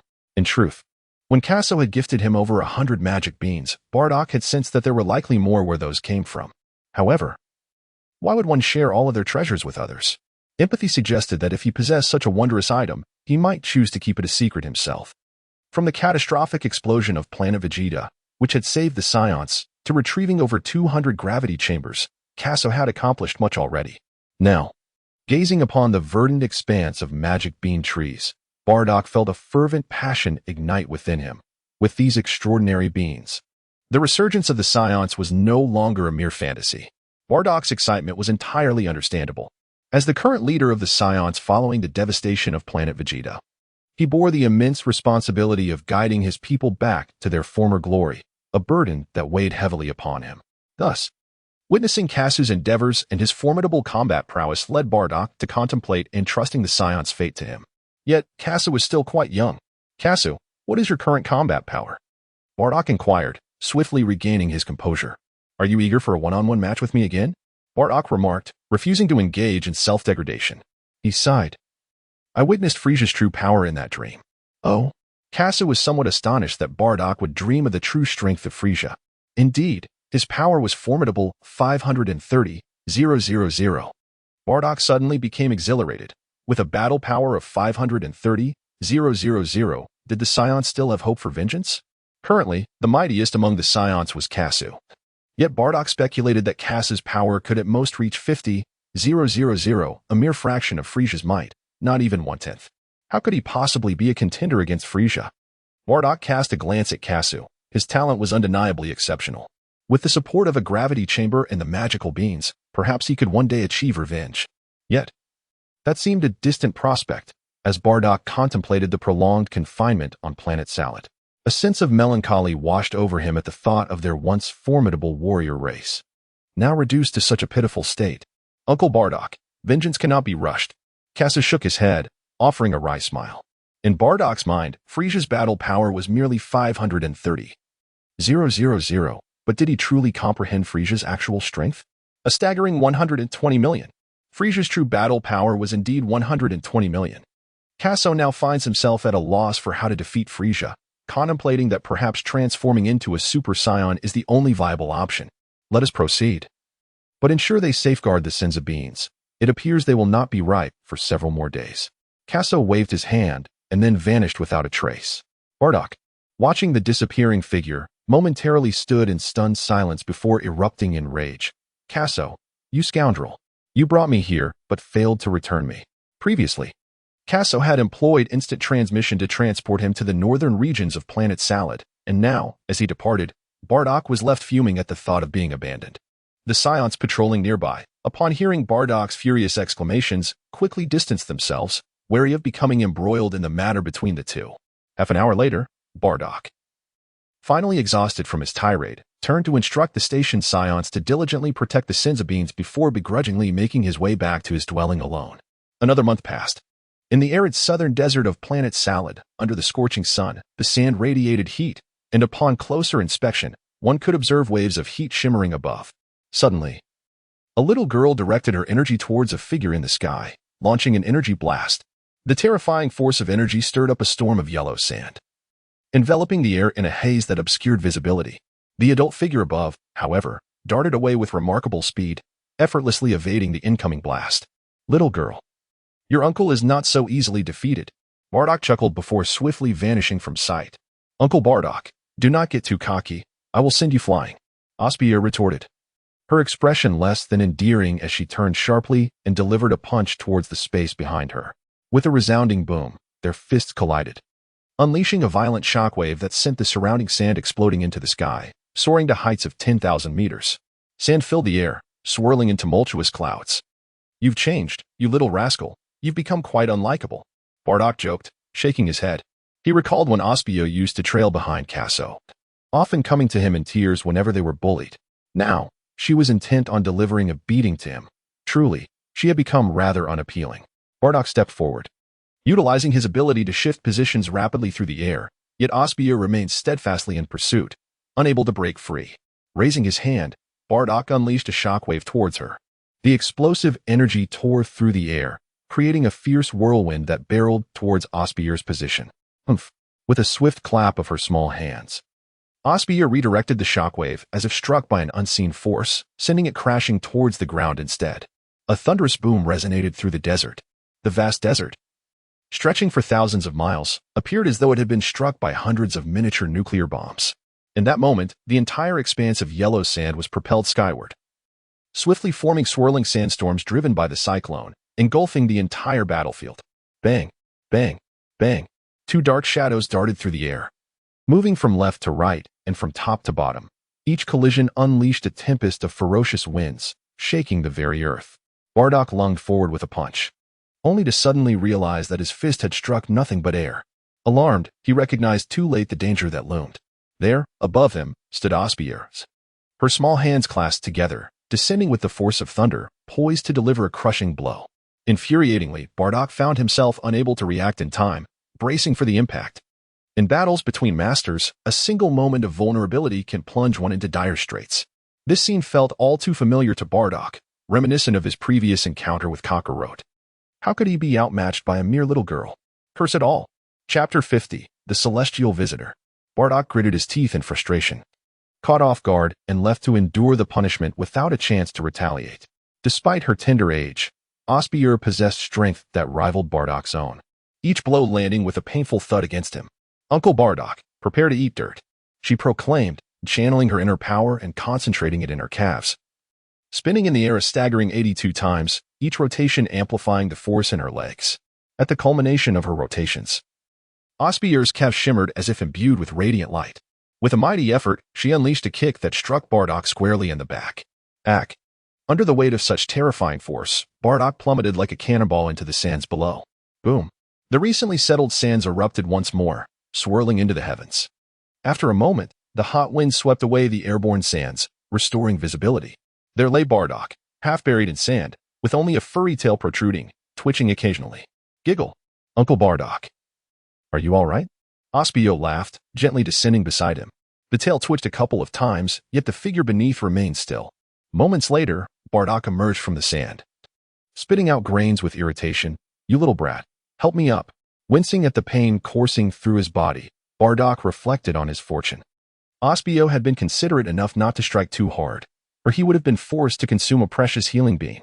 Nevertheless, her taunt about eating dirt had, ironically, led him to a mouthful of sand. What a disgrace. Not long ago, Bardock sensed that Osbier was not his match. Today, when the girl suddenly sought to spar with him, he assumed it was merely an endeavor to hone her combat skills. Little did he expect it would result in his defeat. With a battle power of approximately 50,000, he found himself bested.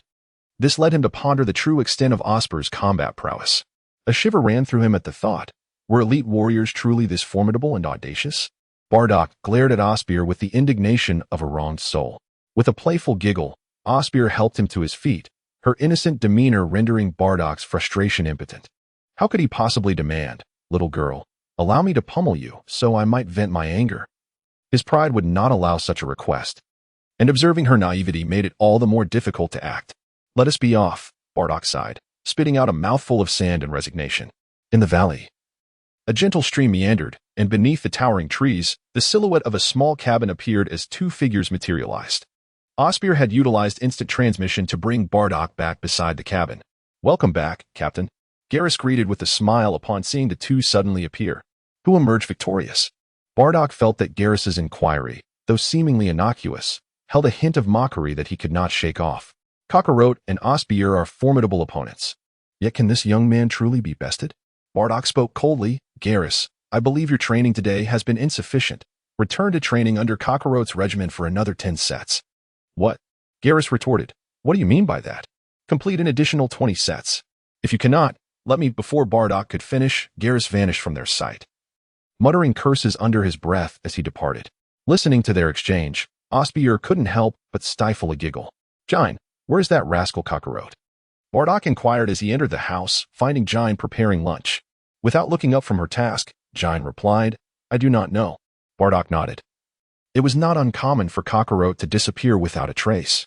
The Saiyans should focus on utilizing the gravity chamber and the Senza beans for training, leaving the matters of the universe aside, especially since Frisia's forces were still hunting down the remnants on planet Vegeta. If they carelessly ventured into space and allowed Frisia's forces to discover the existence of over 150 survivors on planet Salad, the Saiyans would find themselves embroiled in conflict once more. Bardock wished to avoid such a scenario, yet he felt reassured by Kakarot's ability to teleport without warning. "Lunch is ready," Jine called as she finished setting the table, inviting the two to eat. They sat quietly at the table, awaiting Jine's arrival with the food. "Little Osbier," Bardock began, but was abruptly interrupted by Osbier's serious tone. "Uncle Bardock, please hold your words." As her voice echoed through the small cabin, an eerie silence enveloped the room, and Bardock felt a chill run down his spine at Osbier's icy words. What was happening? Jine continued her preparations in the kitchen, and the living area fell into a hushed stillness. As time passed, the tension grew palpable. Bardock dared not breathe. Osbier furrowed her brow. "Someone has infiltrated Planet Salad." "What?" Bardock sprang to his feet in alarm. Could Frisia's forces have pursued them? After the explosion of Planet Vegeta, Frisia was aware that many Saiyans were unable to return, and he sought to eliminate any surviving remnants. Naturally, Goku and Vegeta, the primary protagonists, would be spared. This knowledge heightened Bardock's anxiety. He feared the discovery of Planet Salad by Frisia. There could be no mistake. Osbier stated with unwavering certainty that it was understandable for Bardock to be unable to sense the movements of others now that the Saiyans had lost their scouters. However, through her attunement to energy, she could perceive two distinct auras rapidly descending over the Planet Salad. One followed closely behind the other, with the latter exhibiting greater strength, seemingly in pursuit of the former. "Little Beer, swiftly guide me to their landing site." Bardock's face contorted with worry, his mind racing with urgency. He was eager to reach the scene. If these individuals belonged to Frisia's forces, they needed to devise a means for the Saiyans to evacuate the planet without delay. Otherwise, it would be too late once Frisia arrived. "Uncle Bardock, relax. Their power is not formidable. Any one of our kin could easily vanquish them." According to Osbier's perception, the two auras were composed of several weaker energies, with the strongest boasting a power level of merely 5,000.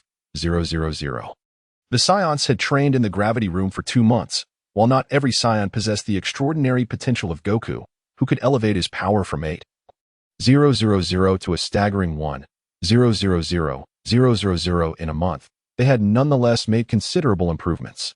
As Osbier understood it, aside from a handful of support Saiyans, all others now wielded battle powers exceeding 6,000, including the female Saiyans. Thus, there was no need to fret over these extraterrestrial visitors. "Little Beer, my concern lies not with those weaklings, but with the possibility that they might expose our location." As Osbier remained still, Bardock's anxiety escalated. Upon hearing his words, Osbier suddenly grasped the gravity of the situation, causing her body to shudder involuntarily. "Uncle Bardock, we must depart at once." As Osbiel hastily placed her hand upon Bardock, She activated the instantaneous teleportation. Chapter 51, Princess Philia, above the planet Yardrat. A massive spacecraft swiftly pierced through the atmosphere. Judging by its construction, the hull was crafted from the exceedingly rare zero metal found in the cosmos, a substance both precious and remarkably resilient. Were it not for the numerous battle scars adorning the vessel's exterior, it would undoubtedly exude an aura of grandeur. Its peculiar design resembled that of an egg, encircled by a band of black metal, with windows strategically positioned every few meters. Through these windows, one could glimpse a dozen figures huddled together. At the center stood a woman whose appearance bore a striking resemblance to that of the elven race. Her shoulder-length, azure hair cascaded gracefully, adorned with a snow-white veil. Her enchanting figure combined with an ethereal beauty, reminiscent of a celestial goddess untouched by mortal affairs. Such an ice queen often possesses an irresistible allure for men. Yet, her frostbitten visage was pallid, as if she had endured severe trauma. The gravity on this planet is incredibly oppressive. Quickly, everyone, activate the gravity adjustment bracelets. At this command, the gathered figures promptly activated their bracelet-like devices. The moment the gravity regulators were engaged, a tremor coursed through them, followed by a restoration of equilibrium. Yuna anxiously inquired, "Princess Philia, how are you faring?" "Princess, hold on a little longer. You must endure, Your Highness." The surrounding women urged, their tones laced with urgency. "Elder Yuna, when did this planet come into existence?" Philia furrowed her brow, suppressing her agony. The Zero spacecraft had traversed the cosmos for half a day and was now on the brink of descending onto this planet. Yet, Philia recalled from the star chart that this region of the galaxy bore no record of such a planet. Is that so? Regardless, we shall confront those cosmic pirates upon landing. Yuna gritted her teeth, displaying an expression of unwavering resolve in the face of death. Philia's brow was furrowed with anguish. The excruciating pain coursing through her body, coupled with the immense mental strain, rendered her speechless. As the princess of the Lolita clan, her lineage was steeped in antiquity, seemingly intertwined with the ancient Saiyans. The number of individuals belonging to the Lolita clan was scarce, even fewer than the Saiyans of yore, comprising merely over 200 souls. Yet, each member possessed unparalleled intellect, particularly in the realm of technological advancement, rendering them among the most esteemed entities in the universe. The vessel she currently occupied, the Zero ship, was constructed from the finest materials and technologies her clan could offer. However, during her expedition to gather materials, she fell prey to cosmic pirates, who targeted her ship as it ascended, striking one of its engines with an energy cannon. To ensure the ship's successful departure, Philia engaged in a fierce battle with the dog-headed aliens for several rounds, but the disparity in strength was insurmountable, and she ultimately returned to the ship severely injured. Fortunately, the other engine remained intact, and thanks to the extraordinary technological prowess of the Lolita clan, the ship managed to escape, albeit under relentless pursuit by the pirates. With their energy reserves dwindling, they were forced to land on this planet. "Brother, we have struck it rich," exclaimed a frog-like alien, his excitement causing his grayish-blue skin to shimmer with a strange reddish hue, reminiscent of someone under the influence of Viagra. "Let us catch up to them. Follow my command and accelerate," commanded the dog-headed alien seated aboard the vessel. "As you wish." The wind howled fiercely as dark clouds loomed overhead. The two ships descended onto the planet Salata, one trailing closely behind the other. The Saiyans nearby, alerted by the commotion above, rushed towards the scene. "They're about to emerge," Osbier, who had arrived earlier, stated solemnly. Bardock fixed his gaze intently on the two vessels, having served under Frisia for many years. The Saiyans were well acquainted with the specifications of his ships. However, based on the design, it appeared that these vessels did not belong to Frisia's empire. With this thought, Bardock felt a slight sense of reassurance. As soon as Osbier finished speaking, the doors of both ships swung open simultaneously. "Princess Philia, we must exit swiftly," Yuna urged, supporting Philia as they, along with their kin, hurried towards the ship's exit, flanked by female guards wielding energy cannons. Meanwhile, aboard the other vessel, the dog-headed alien bellowed with laughter, "Ha ha ha, everyone, come out." Yet, as his laughter subsided, he sensed something amiss. His subordinates had fallen silent. Turning around, he was met with the sight of his minions sprawled upon the ground, utterly useless. The canine-headed extraterrestrial uttered a curse, confident in his considerable strength, which rendered the surrounding gravity of little consequence to him. Nevertheless, he chose to prioritize capturing the crew of the vessel ahead. Accompanied by a few individuals who could barely maintain their footing, he emerged into the open air. Soon, both parties descended to the ground. Princess Philia, whose skin was already remarkably fair, appeared even more pallid due to her injuries. Princess Philia, hold steady. We shall confront them, Yuna exclaimed, her heart racing as she beheld Philia's ashen complexion. She longed to vanquish the band of cosmic pirates and escort the princess back to their kin for treatment. The surrounding female guards watched Philia with deep concern while she shook her head silently, fully aware of their dire predicament. The opposing force boasted a combat strength of 5,000, rendering their weapons utterly ineffective. Ha ha ha, surrender without resistance. The canine-headed alien taunted as he caught up. You all must protect the princess, Yuna urged her fellow guards. As the two sides clashed, the battle was imminent. However, at that moment, dozens of figures soared through the sky. Fools, Bardock muttered under his breath upon seeing the newcomers. If the Scions had approached stealthily, remaining undetected by the front lines, it would have been acceptable. Yet, their brazen appearance would surely raise suspicions. If the location of the Scions were to be broadcasted via wireless communication, their situation would become exceedingly precarious. Indeed. Upon spotting the newcomers, both factions converged, eyeing them warily. Yuna, supporting Philia, murmured, "It seems this planet is home to a group of natives." In their frantic flight, they had failed to notice the circumstances of the planet. On the other side, the canine-headed alien furrowed his brow, astonished to discover the presence of natives on this planet as well. Natives? It was fortunate that Vegeta was not present.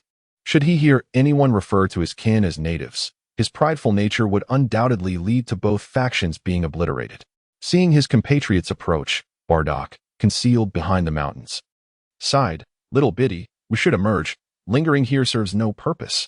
At that moment, two more figures appeared in the sky. Bardock, accompanied by Osbier, landed before the Scions and cast a cold glance at the leader, Castor. "We shall settle this later." Initially, upon seeing Bardock, Castor intended to inquire about the situation. However, upon hearing Bardock's stern admonition, he found himself bewildered. What is going on? I haven't done anything wrong.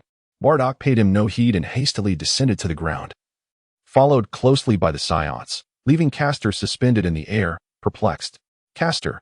On the ground, a group of individuals suddenly re-emerged, establishing a tripartite standoff, with an eerie silence enveloping the atmosphere as each faction scrutinized the others. After a brief interval, the alien with a canine visage could no longer restrain himself and asserted, "Indigenous folk, it would be prudent for you to depart with your companions. This matter does not concern you." Faced with dozens of unknown races represented by the natives, the alien sought to avoid unnecessary complications, intent only on seizing their plunder and making a swift exit.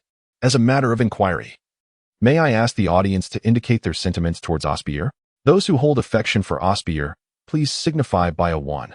Those who do not, respond with a 2. Chapter 52. Kakarot takes action indigenous? Upon hearing this, Bardock's fury erupted into laughter. The Scions are an incredibly proud race. They have always deemed others as the indigenous ones. And never has anyone dared to address a Scion in such a manner. Not even Frisia would stoop to such disrespect. At that moment, the Scions flanking Bardock burned with indignation, their bodies poised for action. Yet, they refrained from making a move without Bardock's command. Bardock curled the corner of his mouth. The current position of the Scions was concealed from the others, and coupled with the recent remarks, it was clear that these intruders were doomed, regardless of their identities. However, from their dialogue, it became evident that this was merely a case of ordinary cosmic robbery. Under the reign of King Vegeta, the Scions had engaged in such endeavors frequently. Yet Bardock had never permitted those around him to participate in such acts. Understanding the situation, Bardock felt a sense of relief wash over him. He recognized that these small-time cosmic pirates were merely individuals seeking their own survival, lacking any organizational structure, and thus, no external communication devices could be at play. First, he would observe the unfolding drama, and then he would eliminate them all. Bardock, along with his companions, maintained a quiet vigil, refraining from speech, while Castor merrily rejoined the throng. Ha! The canine alien laughed heartily upon witnessing Bardock's group's discretion. In response to the alien's earlier comments, Yuna, fuming with anger, retorted, "Do not heed their words. We are of the Lolita tribe. If you assist us, we shall forever remember your kindness." "Uncle Bardock." Osbier tugged at his sleeve. Bardock interjected, "Shoo, do not speak. Let us watch the spectacle unfold." "Oh." Young Osbier nodded, her innocence evident. Yuna observed, after all she has said, that burly man is merely toying with the little girl beside him, completely disregarding her words. This infuriated Yuna, causing her teeth to clench in frustration. In truth, the Lolita tribe was not far from this planet. Aboard the Zero spaceship, it would take merely a day's journey to arrive. If assistance from her kin could be awaited, Yuna could afford to bide her time. However, upon witnessing Philia's expression, she feared it would soon be too late for intervention. The surrounding female guards were equally anxious. Suddenly, a sound pierced the air. Leaning against Yuna, Philia inexplicably spat out a mouthful of blood. Princess Philia. The crowd was thrown into a state of panic. Observing Philia's increasingly pale complexion, Yuna glanced again at Bardock and his companions.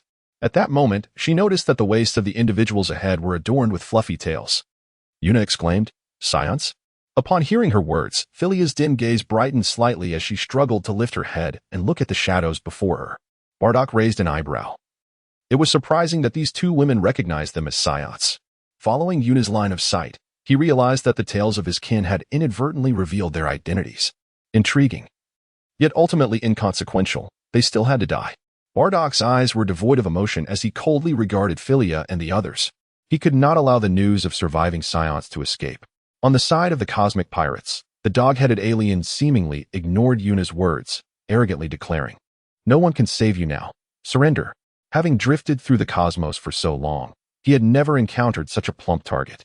Seeing that the entire ship was crafted from pure metal, he could hardly suppress his excitement, swallowing hard. In such circumstances, no one could resist temptation. Even if Jesus himself appeared, it would be the same. Charge. At the dog-headed alien's command, his subordinates swiftly drew energy cannons, aiming them at Philia and her entourage. Faced with several energy cannons, the group of maidens fell into disarray. The tips of the energy cannons began to emit a blinding light that grew ever brighter. The violent energy causing turbulence in the air, occasionally erupting in crackling bursts. Elder Yuna. The maidens looked to Yuna, uncertain of what to do. Yuna fixed her gaze on Bardock and the others, calling out in a desperate attempt, "My ancestors once rendered aid to the Scions." In truth, Yuna's statement was inverted. It was the Scion ancestors who had once aided the Lolita tribe. She merely sought to capture the Scions' attention, hoping they would intervene to save them. However, Yuna underestimated the Scions' merciless nature. Upon hearing her words, Bardock's eyes flickered momentarily, yet he offered no further reaction. He had a responsibility to his kin. Even if Yuna spoke the truth, Bardock would not hesitate to act decisively for the safety of his people. Despairing, Yuna glanced down at Philia in her arms. As the princess of the Lolita tribe, Philia had always been exceptionally bright, mastering the tribe's advanced technologies effortlessly, while the Lolita tribe lacked any innate cultivation talent. Philia was an exception, exhibiting remarkable aptitude from a young age, currently boasting a combat power of 1500. Such an extraordinary princess, what a pity. Yuna seemed resigned to her fate, closing her eyes. The energy cannon had gathered its full might, and a terrifying pressure emanated from all around. The dog-headed alien glanced at Bardock, noticing his lack of reaction. Showing a degree of understanding, the alien thought better of eliminating the entire group. He coldly commanded, "Fire." 7 or 8 energy cannons simultaneously unleashed dazzling beams of laser light. The female guards, however, were not inclined to remain passive. They fired their own energy cannons in response. Seeking their doom, the dog-headed alien, a formidable warrior with a battle power of 5,000, effortlessly intercepted the guards' attacks before they could reach halfway. The beams continued their trajectory. Just as they were about to strike Yuna and the others, a small figure suddenly materialized before them, with a swift motion of his tiny hand. The laser beams transformed into wisps of blue smoke and vanished. "Who are you?" the dog-headed alien shouted. "Bardock, why aren't you saving them?" Yuna exclaimed. "Their lives are of no concern to me. You haven't yet informed me of your whereabouts." Bardock approached, followed closely by the Scions, who collectively shouted, "Lord Casso." The chorus of voices was deafening. The dog-headed alien appeared to witness something truly terrifying. A mere child had managed to withstand multiple fully charged laser beams. Surely, he himself could not accomplish such a feat with ease. The alien swallowed hard.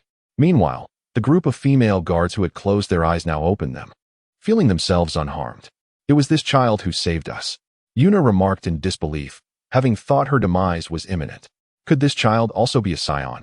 She glanced over, noticing that the small boy had a tail wrapped around his waist.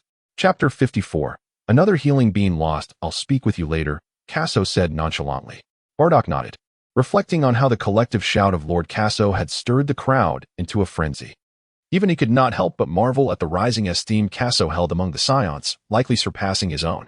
This suited Bardock perfectly, as in 2 years' time he could entrust the Scions to Casso. Observing Casso effortlessly block all attacks, the dog-headed alien widened his eyes.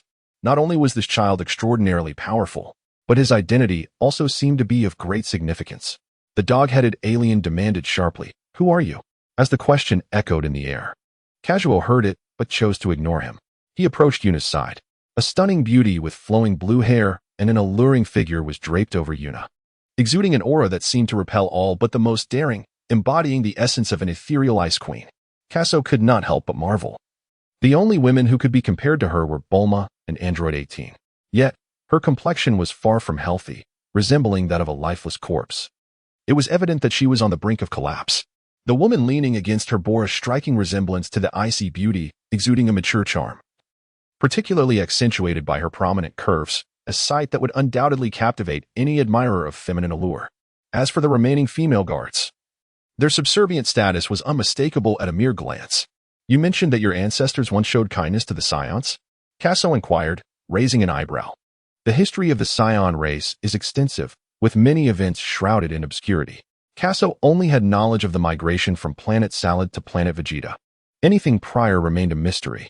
However, according to Yuna, could this possibly pertain to matters concerning the ancient Scions? At that moment, Philia coughed up a mouthful of blood, which trickled down her chin and stained her garments. "Princess," Yuna, disregarding Casso's question, spoke with a quiver in her voice. "Little brother, do you have a healing pod? Our princess is on the verge of death." "Little brother?" Casso was momentarily taken aback. A black line seemed to sweep across his head, leaving him utterly speechless. In the world of Dragon Ball, it appears that the voluptuous sisters have a peculiar fondness for addressing others as little brother. Regrettably, I do not possess a healing pod here. Before Casso could finish her words, Yuna's entire body began to sway precariously. Had she not been holding on to Philia, she might have already collapsed. "Princess," Yuna cried, tears streaming down her face. The Lolita tribe had never produced such a remarkably gifted individual, and Philia, whom Yuna had watched grow since childhood, shared a bond with her akin to that of a mother and daughter, their feelings for one another deeply profound. Casso cleared his throat twice and said, "I do not possess a healing pod, but I have this." With that, he retrieved a magic bean from his pocket. However, the thought of giving it to Yuna pierced his heart like a knife, evoking a deep sense of anguish. Philia lay across Yuna's chest, her face ashen. Although from an external perspective she appeared unscathed, the blood she had just coughed up indicated that her internal organs had suffered considerable harm. Such an injury, not even a lesser-known race could endure, and even the robust Scions would find it challenging without a healing pod. While it may not lead to death, it would likely confine her to bed for at least half a year. Thus, one could only imagine the plight of a frail woman like her. "What is this?" Yuna thought as she looked at the bean Casso offered. She felt that this little brat truly lacked compassion. Her beloved Princess Philia was on the brink of death. Yet he dared to mock them with a single bean. This bean could save her. Casso remarked with irritation, "Don't want it? Fine, that just saves my magic beans. They really think beauty is everything. If it weren't for the desire to hear tales of the Scions, I wouldn't even spare them a glance." Meanwhile, the dog-headed alien seethed with indignation. Ever since he had spoken, he realized that no one was paying him any mind. Despite possessing a combat power of 5,000, which would allow him to dominate the cosmos in the early stages of the Dragon Ball saga, he felt utterly disregarded. "Brother, they aren't acknowledging you," his subordinates incited. In the universe, reputation is paramount, and spurred by his underlings, the dog-headed alien felt a fire igniting within his chest. Seemingly forgetting that Casso had effortlessly blocked all attacks with a single hand. Die. The dog-headed alien suddenly appeared 100 meters above, gathering yellow energy orbs in each hand. A halo of light encircled the orbs, growing larger with each moment. In a bid to regain his dignity before his subordinates, he channeled all his strength and hurled them downward with great force. On the ground, Yuna, upon hearing that these beans could save lives, found the situation hard to believe. Yet, with no healing pods available, she had no choice but to take a gamble. However, just as Yuna grasped the magic beans, a brilliant light appeared above. And the oppressive aura of energy was terrifying. Those with a combat power below 2,000 could hardly stand. The winds howled, and dust swirled violently. The female guards frantically huddled together, desperately trying to withstand the oncoming tempest. Yuna held tightly onto Philia, even with her combat power of 1,000. She found it impossible to maintain her footing at that moment. Don't. Faced with the overwhelming energy above, despair washed over Yuna. How could one resist against a powerhouse of 5,000 combat power? There was no escaping. As her body continued to retreat, she slowly closed her eyes. In the fleeting moment before her eyes shut, Yuna suddenly heard a curse. "Shut up, you wretched fool." Then a shockwave surged skyward, followed by a thunderous roar. Instantly, silence enveloped the surroundings. Curious, Yuna opened her eyes to see a cloud of smoke hanging in the air. The dog-headed alien had vanished, and the area around her had grown eerily quiet. Casso maintained his pose of lifting a hand, and Bardock couldn't help but smirk. Does this kid think he's impressive? Osbier clapped her hands in excitement, exclaiming, "Brother Casso is so cool." Bardock remarked, as the smoke cleared, the legendary scenario of being unharmed had not occurred. The dog-headed alien was reduced to nothing but debris. Such a worthless being with merely 5,000 combat power hardly warranted further elaboration. Is he truly dead? Yuna widened her eyes in disbelief. How could a master with 5,000 combat power perish so easily? It was no wonder that Yuna reacted this way. Within the Lolita tribe, the pinnacle of combat prowess was represented by Philia, yet that alien creature effortlessly vanquished her. As Yuna gazed at the small hand that Casso had yet to release, she wondered if this little rascal was responsible for it all. At that moment, a profound saying echoed in her mind. How terrifying this was. If she did not save her soon, Philia would truly meet her demise.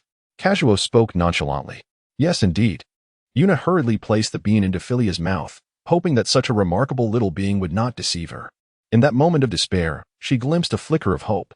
However, regardless of how Yuna attempted to administer the bean, the dazed Philia simply could not swallow it. What to do? Panic surged within Yuna once more. No matter how potent the bean's effects might be, it would be futile if Philia could not ingest it. Casso furrowed his brow, sensing that the presence of this older sister was growing increasingly faint. Hurry, or it will be too late. Without a moment's hesitation, Casso thought to himself, why not crush the celestial beans with your mouth and pass them to her? Chapter 55, The Time Machine. The Lolita clan had suffered greatly from an ancient calamity, resulting in significant casualties, and their reproductive capacity was particularly feeble. After many years, they had only managed to sustain a population of over 200 members. The current leader of the Lolita was quite aged and would soon relinquish her position. Princess Philia, the sole daughter of the leader, possessed terrifying talents across all domains and was highly regarded by her kin as the most suitable candidate for the next leader. If she were to perish, it would be a monumental loss for the Lolita clan. Mouth to mouth? Yuna's fair complexion flushed with embarrassment. Yet for the sake of saving Princess Philia, she could not dwell on her reservations. Soon, their lips met. The following thousands of words are omitted. On another front, the demise of the dog-headed alien startled the nearby group of extraterrestrials. Among space pirates, there exists an unspoken rule that to forage in a particular star domain, one must pay a foraging fee to the strongest pirate in the area. The dog-headed alien was indeed the mightiest pirate in the vicinity. The other pirates could hardly fathom that their leader had met such an untimely end. "Boss," they exclaimed, "what do we do now?" "Run." Indeed, the group of space pirates hastily made their way to their ships. When had Salata planet become accessible to just anyone? The position of the Scions was not to be divulged. A bunch of worthless trash. Bardock scoffed upon witnessing the scene. Let us get to work. Yes. Castor dared not meet Bardock's gaze, for he vividly recalled Bardock's ominous words. Thus, he was the first to ascend into the sky. The remaining Scions swiftly followed suit. Launching themselves into the air, thunderous explosions echoed from the distance, reminiscent of a spectacular display of fireworks. The efficacy of the senzu beans is widely acknowledged. Yet Yuna was unaware of this. All she comprehended was that it represented the sole hope of rescuing Philia. Swiftly, she crushed the senzu bean and administered it to Philia's lips. As they parted, a slender thread of transparent liquid lingered between the two crimson mouths. Is it over? Cassio was momentarily taken aback. The sight of two elder sisters sharing a kiss was undeniably delightful. He yearned for more of that enchanting view. Yuna remarked, "Are today's children so irreverent?" Just as Yuna found herself at a loss for words, Philia, leaning against her chest, coughed softly. Cough. Philia gradually opened her eyes to find elder Yuna cradling her, with a child beside them. She recalled being struck by a formidable foe and sustaining grave injuries. Was she not on the brink of death? Moreover, prior to her unconsciousness, she seemed to have heard news of the Scions. Princess Philia, how do you fare? Yuna inquired anxiously. In the vast cosmos, many wondrous remedies exist. Typically, injuries necessitate entry into a healing pod for treatment. However, the healing pods within the Lolita tribe are remarkably advanced. For injuries such as Philia's, timely access to a healing pod could facilitate recovery, albeit it would require several months. Yet, to Yuna's astonishment, that single being had miraculously healed Philia in mere seconds. I'm fine. Philia's tone was somewhat flat, betraying none of the severity of her recent injuries. That's wonderful. Yuna embraced Philia tightly. Kakarot glanced at Philia, who appeared remarkably composed. Her words revealed no hint of anxiety. Yet, the expression in her eyes betrayed a tumult of emotions far from the tranquility one might expect. She was a beauty who seldom wore her feelings on her face. Indeed, a stunning one at that. Meanwhile, Lord Bardock proclaimed, they have all been eradicated. As the Scions descended back to the ground, the cosmic marauders possessed a battle power of no more than 2,000. Even if the canine-headed extraterrestrials were still alive, they would surely meet their demise. What of Castor? Bardock inquired, a hint of perplexity in his voice. Captain Castor has already returned to training. The Scions exchanged furtive glances. The farce between Castor and Bardock is well known. Castor has now fled, and it seems likely he will meet a grim fate soon. Bardock mused, is this young man truly so exceptional? Let him go. I shall ensure he faces the consequences. He then turned his gaze towards Casso. Among cosmic pirates, external communication devices are a rarity, which is precisely why Bardock instructed his kin to take action, confident that the Scion's secrets would not be divulged. However, the group of female beings posed a different concern. Bardock was unaware of their origins and had never heard of the Lolita clan. Judging by the advanced technology of their spacecraft, it was evident that their faction possessed considerable prowess. Bardock feared that before they could even land on Salada, they might transmit information about this location. It was imperative to capture them for thorough interrogation. With the gravity chamber and Senza beans, the Scions only needed to develop steadily, and they must not show leniency when confronting enemies. Yet, Bardock could not help but notice Casso standing before two women, his expression rather lecherous. The future leader of the Scions. Bardock's eyes flickered momentarily. The Scions, proud as they are, would never willingly submit to Frisia. King Vegeta, once the ruler of the Scions, was covertly amassing strength, biding his time to overthrow Frisia's tyranny. However, King Vegeta's overconfidence and short-sightedness rendered him an inadequate leader. He was ruthless towards his kin. And in a bid to secure his throne, he even exiled Broly to planet Vampa. Such a leader is unworthy. Yet Casso possesses the potential to become the leader of the Scions. It remains uncertain whether he can be ruthless enough in critical matters. Bardock murmured to Casso, do not disappoint me. Meanwhile, on the other side, with nothing pressing at hand, Casso remarked with a smile, let us discuss the Scions. The origins of the Scions are shrouded in mystery, and Casso was genuinely intrigued by any insights regarding them. The Scions, you say? Philia replied calmly as Yuna beside her awkwardly shifted, recalling her earlier statement about their ancestors having benefited the Scions, a claim that was far from the truth. However, seeing the eager glint in the young boy's eyes, coupled with the fact that others owed them a debt of gratitude, Yuna steeled herself and said, long ago. At an indeterminate time, our Lolita clan achieved a significant breakthrough in technological advancement. What breakthrough? Casso felt a tinge of confusion. Wasn't the discussion meant to revolve around the Scions? However, since the topic had shifted to technology, his interest was piqued. Well, our kin has successfully developed a time machine.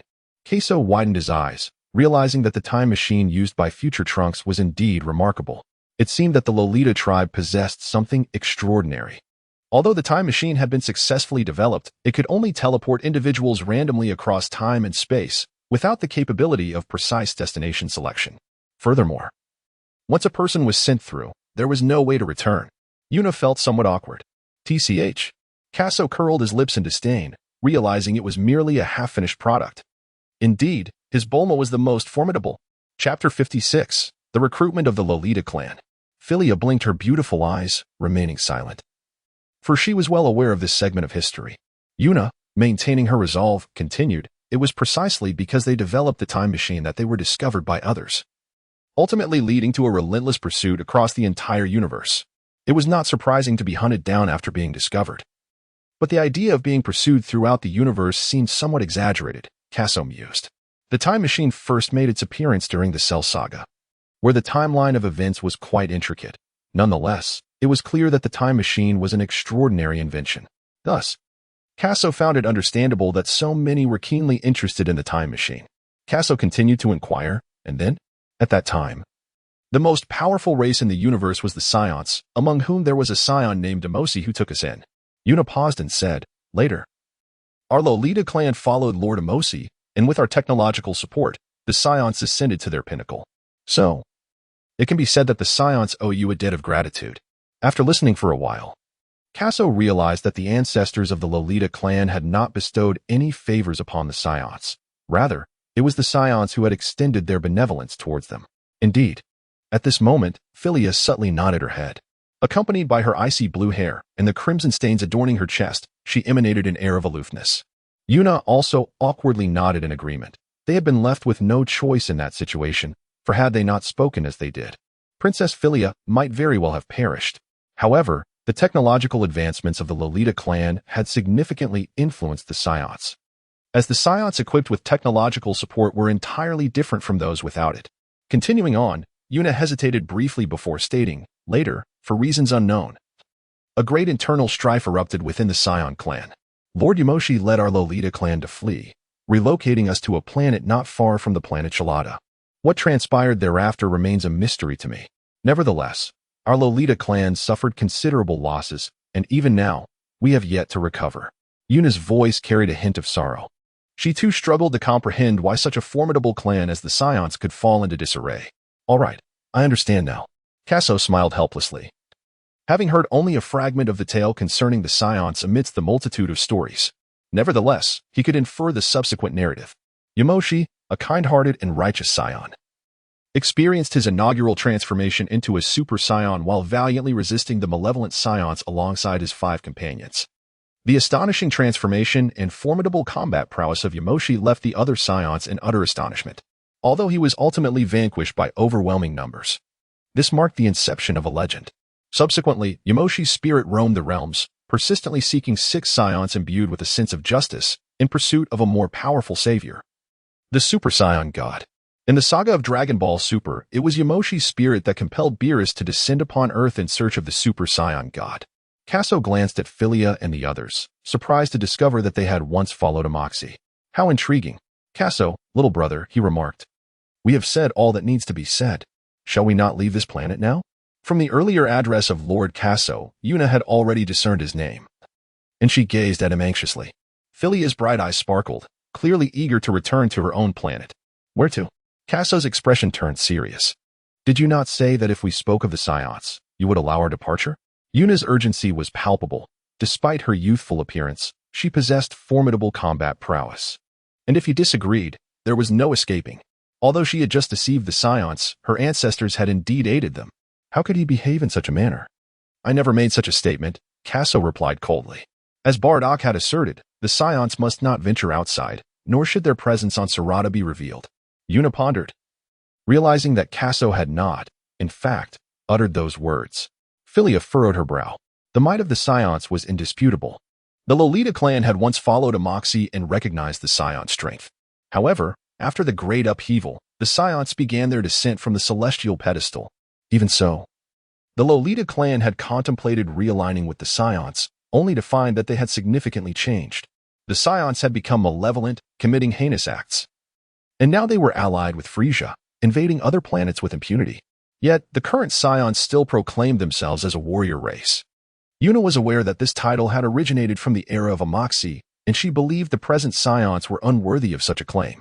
Thus, she was reluctant to engage with them further. But why were they being prevented from leaving? Philia, equally curious, looked at Casso, wondering if this little boy truly embodied the legendary Scion race. Had it not been said that the Scions had fallen from grace? She found this little brother to be quite impressive. Did you know that the Scions were destroyed by Frisia? Casso strolled before them. Since hearing Yuna speak of her ancestors, he had refrained from explaining the reason for their detention, instead perceiving this as a potential opportunity. Yuna and Philia widened their eyes, convinced they had misheard. The entire universe recognized the Scions as loyal subordinates of Frisia, yet who would believe that they could be annihilated by their own master? It was no wonder they displayed such expressions. Let me put it this way, Casso prepared to disclose his intentions. It is impossible for you to leave here. Either your entire clan aligns with us Scions, or I shall annihilate the Lolita clan. Casso spoke with an icy detachment, akin to a lurking assassin poised to snatch away a life at any moment. Even the frosty Philia shuddered upon hearing his words. This child is utterly terrifying. You. Yuna gasped, startled by Casso's declaration. When were the Scions annihilated? If so, why do these Scions still persist? Yuna was utterly perplexed. However, according to Casso's assertion, if the Scions had indeed been eradicated by Frisia, they would merely be remnants of their race, compelled to seek refuge on this planet. Their unwillingness to allow her and Philia to depart stemmed from a fear of information leaking, alongside a desire to prevent them from relaying news back to their kin. In a decisive move, they might even consider assimilating their entire race. Contemplating this, Yuna and Philia exchanged glances, each reflecting a shared astonishment in the other's eyes. Casso observed their expressions keenly, noting their realization. Quite astute, indeed. Chapter 57. Arrival at Lolita Star. Casso allowed them to continue pondering here. In truth, there was little to contemplate. It was either to ally with the Scions or perish. These were the only two choices. Moreover, if mere ants could strive to survive, one could hardly expect an entire race to do otherwise. Thus, Philia and Yuna would undoubtedly opt to merge with the Scion lineage. Approaching Bardock, he remarked coldly, "Boy, have you noticed how the beautiful older sister has softened?" "Don't speak nonsense," came the retort. "You'll see for yourself soon enough." Casso pinched Osbier's face, causing her to shriek in frustration and exclaim, "Naughty brother." Bardock's foresight was commendable, yet it was impossible for him to possess knowledge of every eventuality. He was unaware of the profound transformation that the inclusion of a technologically advanced race would bring to the Scions. As Yuna aptly articulated, the return of the Amasi alongside the Lolita clan to the Scion fold, bolstered by high-tech support, facilitated an astonishing and rapid expansion of Scion influence, reaching unprecedented heights. Currently, the Scions were devoid of any resources, lacking even the most rudimentary of scanners. Their inability to sense energy rendered them akin to the blind in battle. Before long, Yuna and Philia approached, while the other female guards remained stationary. "I concur," Philia stated coolly. The leadership of the Lolita clan would inevitably fall into Philia's hands. She was acutely aware of the current state of affairs within her clan. Frankly speaking, aside from their prowess in technological research, the Lolita clan was lacking in all other aspects. They possessed no inherent cultivation talent and struggled to safeguard their own research outcomes. While the Lolita clan exhibited remarkable unity, it lacked the requisite strength to protect its achievements, relying instead on formidable powers to assist in marketing their products, rendering the profits they garnered negligible at best. At times, they were unable even to recoup their initial investments. Upon hearing Casso's remarks, Philia, though initially taken aback, soon came to a realization. The Scions were immensely powerful, and perhaps by aligning themselves with them once more, the Lolita clan might undergo a remarkable transformation. Casso observed the nods exchanged between the two, feeling no sense of surprise. Disagreement equates to demise. Having chosen to align with the Scion forces, you must now disclose whether any information regarding the Scions has been leaked. Casso's tone remained eerily calm. To an untrained eye, he appeared nonchalant, yet those familiar with him sensed an unsettling change. "When we were being pursued by that beast, we sought refuge within our clan, albeit before we had even set foot on this planet." Yuna hesitated to meet Casso's gaze, stammering, "However, our spacecraft is equipped with a tracking system." Suddenly, the sky trembled violently. In that instant, even the strongest found it difficult to maintain their footing. Bardock's pupils contracted, his heart racing with trepidation. "This boy is truly terrifying." Casso's clenched fist soon relaxed, and he spoke coldly, "Tell me, in which direction is your planet?" Yuna, somewhat perplexed, responded, "However." "Speak," Casso shouted fiercely. He had no time to squander. If the members of the Lolita clan disseminated news of this planet, all his efforts might be in vain. The sight of the child in such a rage startled both Philia and Yuna. Philia instinctively pointed towards the north. "Do not resist." Impatience marked Casso's voice as he took Philia's delicate hand, activating a teleportation. Amidst the peril facing their race, the beauty before him was rendered insignificant. Unless. Upon witnessing Casso's sudden disappearance, Osbier expressed her discontent. "Brother Casso has run away again." Bardock interjected, "Not far from the Shalata planet, on the Lolita star." The sky was a pale green, adorned with a few brown clouds. Rays of light broke through the clouds, cascading over the skyscrapers, reflecting a gray hue that melded with the unique metallic materials, exuding an aura of advanced technology. In a spacious conference hall, Dark golden chairs were occupied by an assembly of individuals, predominantly women, whose appearances resembled that of Philia, yet their demeanors were worlds apart. An elderly woman, leaning on a cane and flanked by two female guards, sat in the highest chair and solemnly announced, "I have just received word that our princess is being pursued by assailants and has landed on an unknown planet." As her words echoed, a wave of commotion swept through the hall, with over 200 Lolita people voicing their outrage. Who is it? It must be the Shalberians behind this. How dare they treat us so, especially if we remain allied with the Saiyans? Indeed, leader, we must retaliate. The princess cannot be in jeopardy. The Lolita clan had once been hunted throughout the universe, yet since aligning with the Saiyans, few dared to challenge them. Other extraterrestrials bowed before them in deference. Silence. The woman, Ivany, continued, "It is not their doing. Philia and her companions merely encountered space pirates, albeit those with a combat power of 5,000. The mention of such formidable strength silenced the hall instantly. The highest combat power among the Lolita clan was merely Princess Philia, at a mere 1,500. What shall we do? I intend to seek assistance from the Shalberians." Ivany's voice fell, tinged with resignation. The heavens had granted the Lolita clan remarkable intelligence, yet deprived them of the talent for cultivation. Otherwise, they would not resort to seeking aid at the slightest trouble. However, the Shalberians were notorious for their ruthlessness, and enlisting their help would undoubtedly exact a heavy toll on the Lolita clan. As if on cue, dissent arose once more, but within seconds, the chatter subsided. The Lolita clan, endowed with high intellect, swiftly grasped the crux of the matter. In the neighboring star systems, the Shalberians boasted unparalleled strength, their combat prowess even surpassing the notorious station of the world-weary novels. Thus, it seemed that only the Shalberians could rescue Philia. In the Grand Hall, more than 200 members of the Lolita clan were acutely aware that their only hope rested with the Saiyans. Without their aid, their princess would surely perish. How frustrating. In this moment, the Lolita clan found themselves reminiscing about their days under the guidance of Yamase. Suddenly, the hall was illuminated by the appearance of two figures, one tall and one short. It was Princess Philia. The princess had returned. All the Lolita people rose in unison, their hearts swelling with excitement as they gazed upon her radiant presence. They had been contemplating seeking the aid of the Saiyans when, unexpectedly, Princess Philia reappeared. She acknowledged everyone with a nod before approaching Yvonne, saying, "Leader, I have returned." Chapter 58. The submission of the Lolita clan returning is a relief. Yvonne's voice trembled with emotion, yet she quickly regained her composure before her kin. "Speak," Casso urged, eager to resolve the matter at hand. Philia furrowed her brow, finding this young one rather intimidating and far from endearing. She replied calmly, "Leader, the news of my pursuit has not spread, has it?" Yvonne shook her head. She had intended to seek assistance from the Saiyans, but fortuitously, Philia had returned. Thus, no one was aware of her peril. Philia sighed in relief, grateful that the information from that distant planet had not been transmitted. Otherwise, this little Saiyan might have obliterated the Lolita star. "Leader, let us once again ally with the Saiyans." Philia was well aware of her clan's plight. Enduring oppression from the Saiyans was far less favorable than following them. If this young one possessed such strength, how formidable must their entire race be? However, there was a significant drawback. The Saiyans from the previous planet were remnants hunted by Frisia, and aligning with them posed considerable risk for the Lolita clan. Yet, to remain unaligned with the Saiyans would mean certain destruction for Lolita Star. Having contemplated all these concerns, Philia quietly awaited Yvonne's response. At this moment, the Lolita people stood once more.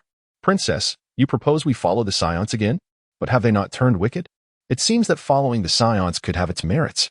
Various opinions echoed throughout the conference hall, revealing a discord among them, perhaps due to prolonged oppression by the Saiyans. Most members of the Lolita clan displayed little aversion to joining forces with them, some even wore expressions brimming with anticipation. Yvonne furrowed her brow. How can you say such a thing? As the leader of her clan, she had considered numerous factors. However, some matters could not simply be undertaken on a whim. She had to think of her people and could not act impulsively. "For if we do not join the Saiyans, we face annihilation." Philia spoke softly, stating the facts with utmost sincerity as she swiftly recounted the sequence of events. As her final words echoed in the hall, an enveloping silence descended. The members of the Lolita race cast incredulous glances towards Casso, their eyes reflecting disbelief. Could it truly be possible for such a diminutive scion to possess a combat power surpassing that of the notorious protagonist in the existential novel? After a moment of contemplation, Yuvini nodded affirmatively. Very well. The tribe's records contained numerous historical accounts, and none understood the terrifying prowess of the scions better than she, their leader. If they did not heed the child's counsel, the Lolita star could very well face annihilation. Furthermore, aligning with the scion forces might not be a detrimental course of action. Observing the unfolding situation, Casso was momentarily taken aback. Had they reached an accord so swiftly? Typically, in times of racial peril, one would expect a fierce resistance before any agreement was forged. Nevertheless, he resigned himself to the circumstances. Casso paid little heed to the details. As long as they agreed to join the Scion clan, all matters were negotiable. I shall grant you a day to prepare. Thereafter, I shall escort you from this place. With that, Philia tossed her icy blue hair and prepared to depart. However, an announcement pierced the air. Chief, the Sharbirians request an audience. Before the messenger could finish, a blue-skinned extraterrestrial with a hooked nose barged through the door. Unfazed by the expression of the Lolita people, the Sharbirian sauntered up to Yuani and brazenly declared, Old woman, how fares the latest research? Just make it good enough to sell quickly and earn some profit. The Sharbirians, boasting formidable combat prowess akin to the characters in the nihilistic novel 937929266, exhibited a shocking arrogance. Yuani seethed with anger, but felt utterly powerless. In the vast cosmos, strength reigns supreme. No matter how advanced one's technology may be, without power, one remains subjugated. The Lolita people had suffered this fate in the past, and they continued to endure it in the present. Presently, Yuani entrusted the research of her clan to the Sharbirians, yet they treated the Lolita people with such disdain. Casso observed this scene and tugged at Philia's sleeve. Has this fellow always been so insolent? Little brat? Philia shot him an annoyed glare. That infuriating child. Nevertheless, she nodded in acknowledgement. The Sharbirians were notorious for their arrogance throughout this star region, particularly towards the Lolita people. As a princess, she was acutely aware of this. Shall I eliminate him? Casso raised his head to speak, feeling quite uncomfortable. Thus, he floated into the air, standing shoulder to shoulder with Philia. However, as he turned his head, he inadvertently caught a glimpse of the snow-white expanse before her. Oh, how dazzlingly white! Upon hearing this, Philia's eyes sparkled with a newfound brightness. Is it truly possible? Indeed. Casso withdrew her gaze from her chest, for the fear of being seen and labeled a little rogue weighed heavily upon her. However, having just welcomed a highly advanced race into their fold, she felt a sense of elation. It was no trouble at all to stand up for the Lolita people. Meanwhile, witnessing Vani's silence, Shabi erupted in fury. Old heck, I'm addressing you. The Lolita people, long accustomed to the oppression from the Shauber, couldn't help but display their indignation at the disrespect shown towards their leader. It was no wonder that some wore expressions of eager anticipation upon hearing of their alliance with the Scion forces. In the hall, only Shabi's voice echoed. Ivani remained silent, her cold gaze fixed upon him. With the Lolita now allied with the Scion clan, she was well aware that the Scions would never allow their own to be mistreated. Indeed, a youthful voice rang out. You ugly creature, who do you think you are? Upon hearing this, Shabi instinctively straightened his posture and arrogantly declared, I am Shabi. So what? Casso nearly burst into laughter. However, his expression suddenly turned cold. You can go die. He raised his small hand, and a luminous azure orb materialized, unleashing a tempest of energy that stirred the ions in the void, forming spiraling silver dragons. No. Shabi emitted a sound of sheer terror. Boom. The blue shockwave leaped through the air, instantly crashing into him with a resounding explosion. Within less than half a minute of his appearance, Shabi was utterly vanquished. Impressive. Philia clasped her delicate hands together, her eyes sparkling with starlight. The Lolitas swallowed hard. After enduring oppression for so long, someone had finally stood up for them. At that moment, the Lolitas felt that joining the Scion race was indeed a wise decision. Yvin wore a gentle smile. Indeed, she had not misjudged the Scions. Hey, am I not formidable? Casso turned to glance at the icy beauty, evidently in high spirits today. If you manage to eradicate the Sherber clan, I shall concede your prowess. Philia remarked with a slight curl of her lip. This playful demeanor surprised Casso. Even the icy beauty could exhibit such an expression. Yet, upon hearing the intent to annihilate the Sherber clan, he let out a cold laugh. Since we are already taking action, let us ensure their complete obliteration. Where are they? Philia's eyes widened. She had merely been speaking offhandedly. Chapter 59. Philia's son, the Sherber clan, was not unfamiliar with their brazen visits. And as a princess of the Lolita tribe, Philia had witnessed her fair share. In such situations, one often had to endure in silence, harboring resentment without the courage to voice it. After all, they were up against formidable beings with combat prowess exceeding that of the characters in the novels of despair. Having endured oppression from a single Sherber for far too long, the sudden emergence of an ally felt akin to wandering in a parched desert for 3 days and nights, only to stumble upon an oasis. Philia's gaze softened as she regarded Casso. This little brat was not so intolerable after all. Quickly gather your belongings. Tomorrow I shall take you away. I am now off to deal with the Sherber clan. Consider it a welcoming gift for your induction into the Saiyan ranks. Casso held Philia's delicate hand and looked up with a smile, saying, "Let us depart." As soon as the words left his lips, the two vanished from sight. With their departure, the conference hall erupted in a frenzy. The image of Casso vanquishing the Charberian lingered vividly in the minds of the Lolita people. Although that Charberian was not particularly formidable and Princess Philia could have dealt with him in due time, it was astonishing that this young scion had dispatched him with a single strike. Leader, he is truly remarkable. We have finally returned to the Saiyan lineage. Ha ha. The Charberians are in serious trouble now. The Lolita people were filled with excitement, leaping with joy. Iwani nodded, equally eager to return to the Saiyan heritage. Observing the close bond between Philia and Casso, she felt it was time to pass the leadership of the Lolita people to Philia. With her daughter's connection to this young lad, the Scions would undoubtedly treat the Lolita people with kindness. With this thought, Iwani wore a knowing smile. The stars twinkled brilliantly in the vast expanse of space. In this celestial realm, several planets of varying hues floated nearby, all revolving around a central gray planet of similar size. On this day, a small figure accompanied by a strikingly beautiful woman appeared on the gray planet. Is this Charber Star? It does not seem particularly impressive. How could you not prevail here? Philia remarked, her lips twitching slightly. In the realm of interstellar literature, the battle prowess exhibited here was already quite formidable. Such experts could easily serve as squad leaders within Frisia's forces. Should we proceed to obliterate this planet? Casso pondered for a moment. Well, let us allow you to catch your breath first. Under Casso's perception, the highest combat power on Shalber Star was merely that of a trivial 9,379,29266, as depicted in the nihilistic narratives. The remaining inhabitants were nothing but detritus. No. It would be more accurate to say that all individuals on this planet were of no value. Hand it over, Casso stated nonchalantly. His intention was solely to facilitate an instantaneous teleportation with Philia, and he was not a lecherous individual at all. Philia understood this and willingly extended her hand to Casso. Feeling the slight chill and smoothness of her hand, Casso's heart stirred ever so slightly. Let us depart. With a swift motion, the two vanished without a trace. In a gray palace, a blue-skinned Shalberian remarked, Lord Shaley, the creations devised by the Lolita people are truly remarkable. Our coffers are nearly overflowing. Seated at the highest position within the palace, Lord Shaley cackled. Ha! Those women are indeed quite impressive. Lord Shaley, considering how much the Lolita people have profited us, should we not treat them with a bit more kindness? No need. They are merely a bunch of worthless trash. Of course. The blue-skinned Shalberian, sensing a change in Shaley's demeanor, quickly offered a sycophantic smile. Within their clan, Shaley's commands were absolute, and none dared to defy him. At that moment, two figures suddenly materialized within the palace. This is the place. Oh, could you perhaps react differently? Your demeanor is rather dull. Casso shot a disgruntled glance at Philia.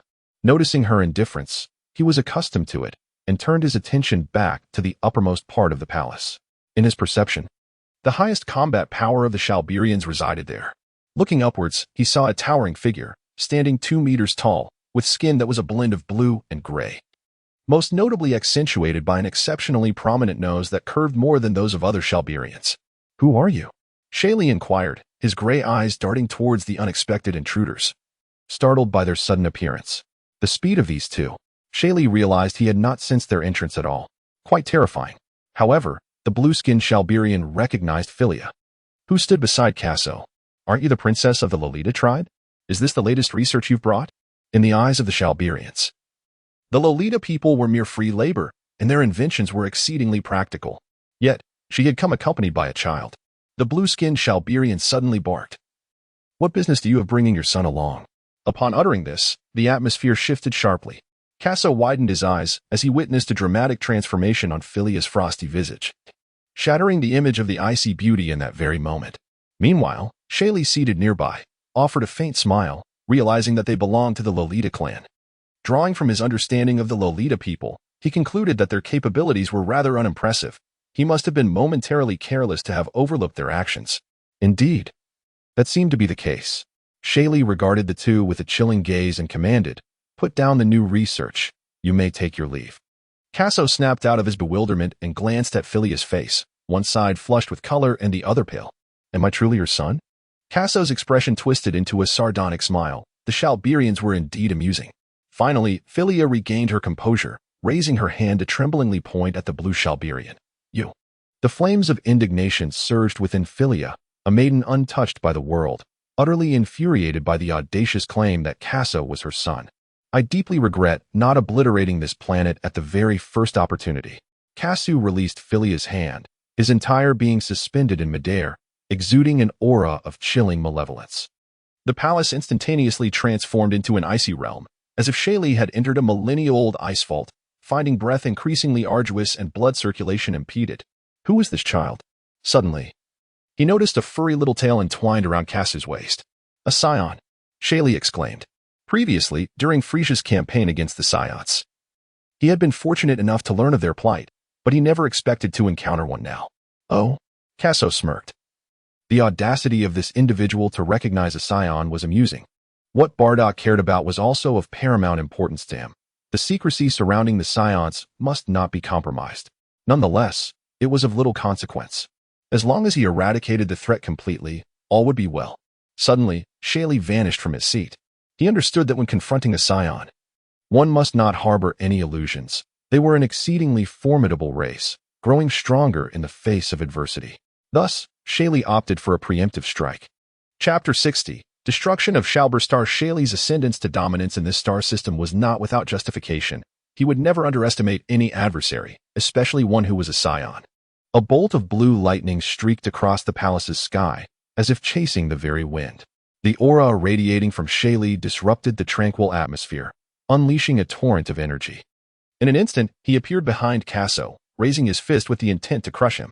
However, seeing Casso's lack of reaction, a sense of unease washed over him, as if his heart had momentarily ceased to beat. With a sharp intake of breath, Shaylee instinctively retreated a few steps, his heart resuming its frantic rhythm. He gazed warily at the young boy before him. The typical strength of a Scion may not be overwhelmingly potent, yet their physical constitution was extraordinarily resilient. Many years prior, when Shaylee possessed a combat power of merely 5,000, he had encountered a Scion whose power was only around 2,000. Initially, he had been able to overpower that Scion. Yet as the battle progressed, the Scion grew increasingly fierce, eventually matching him blow for blow. Just when Shaylee believed he had the upper hand, that Scion had hurled a wave of light into the sky, transforming into a colossal ape. Fortunately, he had managed to escape in time. Otherwise, he might have perished. This young child now emanated an aura that felt even more intense than that of the Scion from his past. Shaylee instinctively believed that should he dare to advance further, he would meet his demise. Why had the child suddenly ceased his movements? At the moment Shaylee initiated his attack, Philia was taken aback, puzzled by the abrupt stillness. Unbeknownst to her, Shaylee had just narrowly escaped the clutches of death. However, that reprieve was fleeting. In a fit of rage, Shaylee fumed. He was intimidated by a mere child. With a swift motion, he unleashed a surge of blue energy towards Casso, the energy sphere hurtling forth, generating a searing heat akin to that of the sun through friction with the air. Even Philia on the ground could feel the terrifying temperature. "Be careful," she exclaimed urgently. As the energy was poised to strike Casso, Casso suddenly turned, raising a small hand to grasp forward. A menacing energy sphere came to a halt in his palm, swirling ominously while emitting a terrifying hissing sound. With a decisive squeeze, Casso crushed the energy sphere, transforming it in an instant into a dazzling burst of light that scattered around like a fairy scattering flowers, resplendent and captivating. Witnessing the spectacle, Philia's eyes widened, her mouth forming an astonished "Oh, what a remarkable little brat." Meanwhile, Shaylee was overwhelmed with terror, retreating incessantly and muttering, "Impossible." The Scions had been besieged by Frisia's forces, and he never anticipated that this remnant could be so formidable. That recent attack had utilized 80% of his power, yet it was effortlessly obliterated. How dull. Casso remarked coldly, his desire to play having waned. With that statement, he vanished in a flash. The chilling aura erupted once more, infused with murderous intent, leaving Shaylee enveloped in dread. No matter how diligently he searched for Casso, there was no trace to be found. At that moment, Shaylee felt a sharp pain in his heart. Looking down, he saw a small hand piercing through his chest. A tearing agony surged from his heart to his brain, radiating throughout his entire body. With a splatter, a jet of blue blood erupted from Shaylee's mouth as his body trembled uncontrollably. Moments later, he collapsed backward with a thud. Was this how he would perish? Philia approached him cautiously, observing the once mighty Shaylee lying lifelessly on the ground, and it felt surreal. After a brief pause, he remained utterly still. Perhaps it was for the best. She shook her head, her blue hair gently swaying behind her, as the pent-up frustrations of the past were suddenly released. Philia blinked her beautiful eyes, steadfastly gazing at the small figure. From this day forth, the Lolita clan would follow the Scions with unwavering loyalty. Let us depart. Casso approached Philia, instinctively taking her delicate hand in his. He then said, "Hold your breath for a moment." In an instant, the two vanished, leaving the palace engulfed in an eerie silence, with only the boastful Sherber remaining. He gazed at the elder sprawled on the ground, then patted his chest, relieved that the pair had chosen to ignore him. Casso, accompanied by Philia, transformed into a streak of lightning, piercing through the heavens and breaching the atmosphere, arriving beyond the cosmos. Philia, mindful of Casso's words, held her breath. They lingered outside the planet Sharber when, suddenly, Casso raised his hand. A resplendent blue radiance ignited above his palm, growing ever brighter as energy surged forth, illuminating the vast darkness of the universe like a nascent sun, casting light across the entire star domain. In an instant, a blue energy sphere, 10 meters in diameter, materialized before Philia's eyes. Overwhelmed by the sheer magnitude of this formidable energy, her heart raced uncontrollably, and she instinctively pressed her small hand against her chest, murmuring to herself, "His battle power must be at least 100,000. The searing energy continued to compress, the pressure surrounding the energy sphere escalating. In that fleeting moment, it was as if the very fabric of space could be heard tearing within the cosmos. Casso furrowed her brow, and with a swift motion of her delicate hand, the colossal energy sphere plummeted downwards at an alarming velocity. Subsequently, without a backward glance, Casso vanished into the cosmos, accompanied by Philia. The energy sphere penetrated the atmosphere of Shalber, unleashing a terrifying pressure that caused the planet to tremble incessantly. The earth quaked and the seas roared, painting a vivid picture of an impending apocalypse. Within the palace, the blue-skinned Shalberian sat upon the throne of Shaylee, a position that offered no semblance of comfort. Yet, in a thunderous moment, the Shalber planet erupted in a cataclysmic explosion. Half a day had elapsed. Casso returned to Lolita Star with Philia. The planet was bustling with activity, with people hurrying about, yet their faces radiated joy, as if they had encountered something delightful. "My dear, it seems your kin are not averse to joining the Scion forces." Upon their arrival, Casso continued to hold on to Philia, seemingly oblivious to the need to release her grip. Perhaps it was merely an oversight. Philia cast a disapproving glance at Casso, remaining silent yet exuding an air of icy elegance. At that moment, Iwini approached from afar. "You have arrived just in time." "I have obliterated the Sharberans," Casso remarked nonchalantly. "Is that true?" Iwini exclaimed in astonishment. Casso nodded helplessly.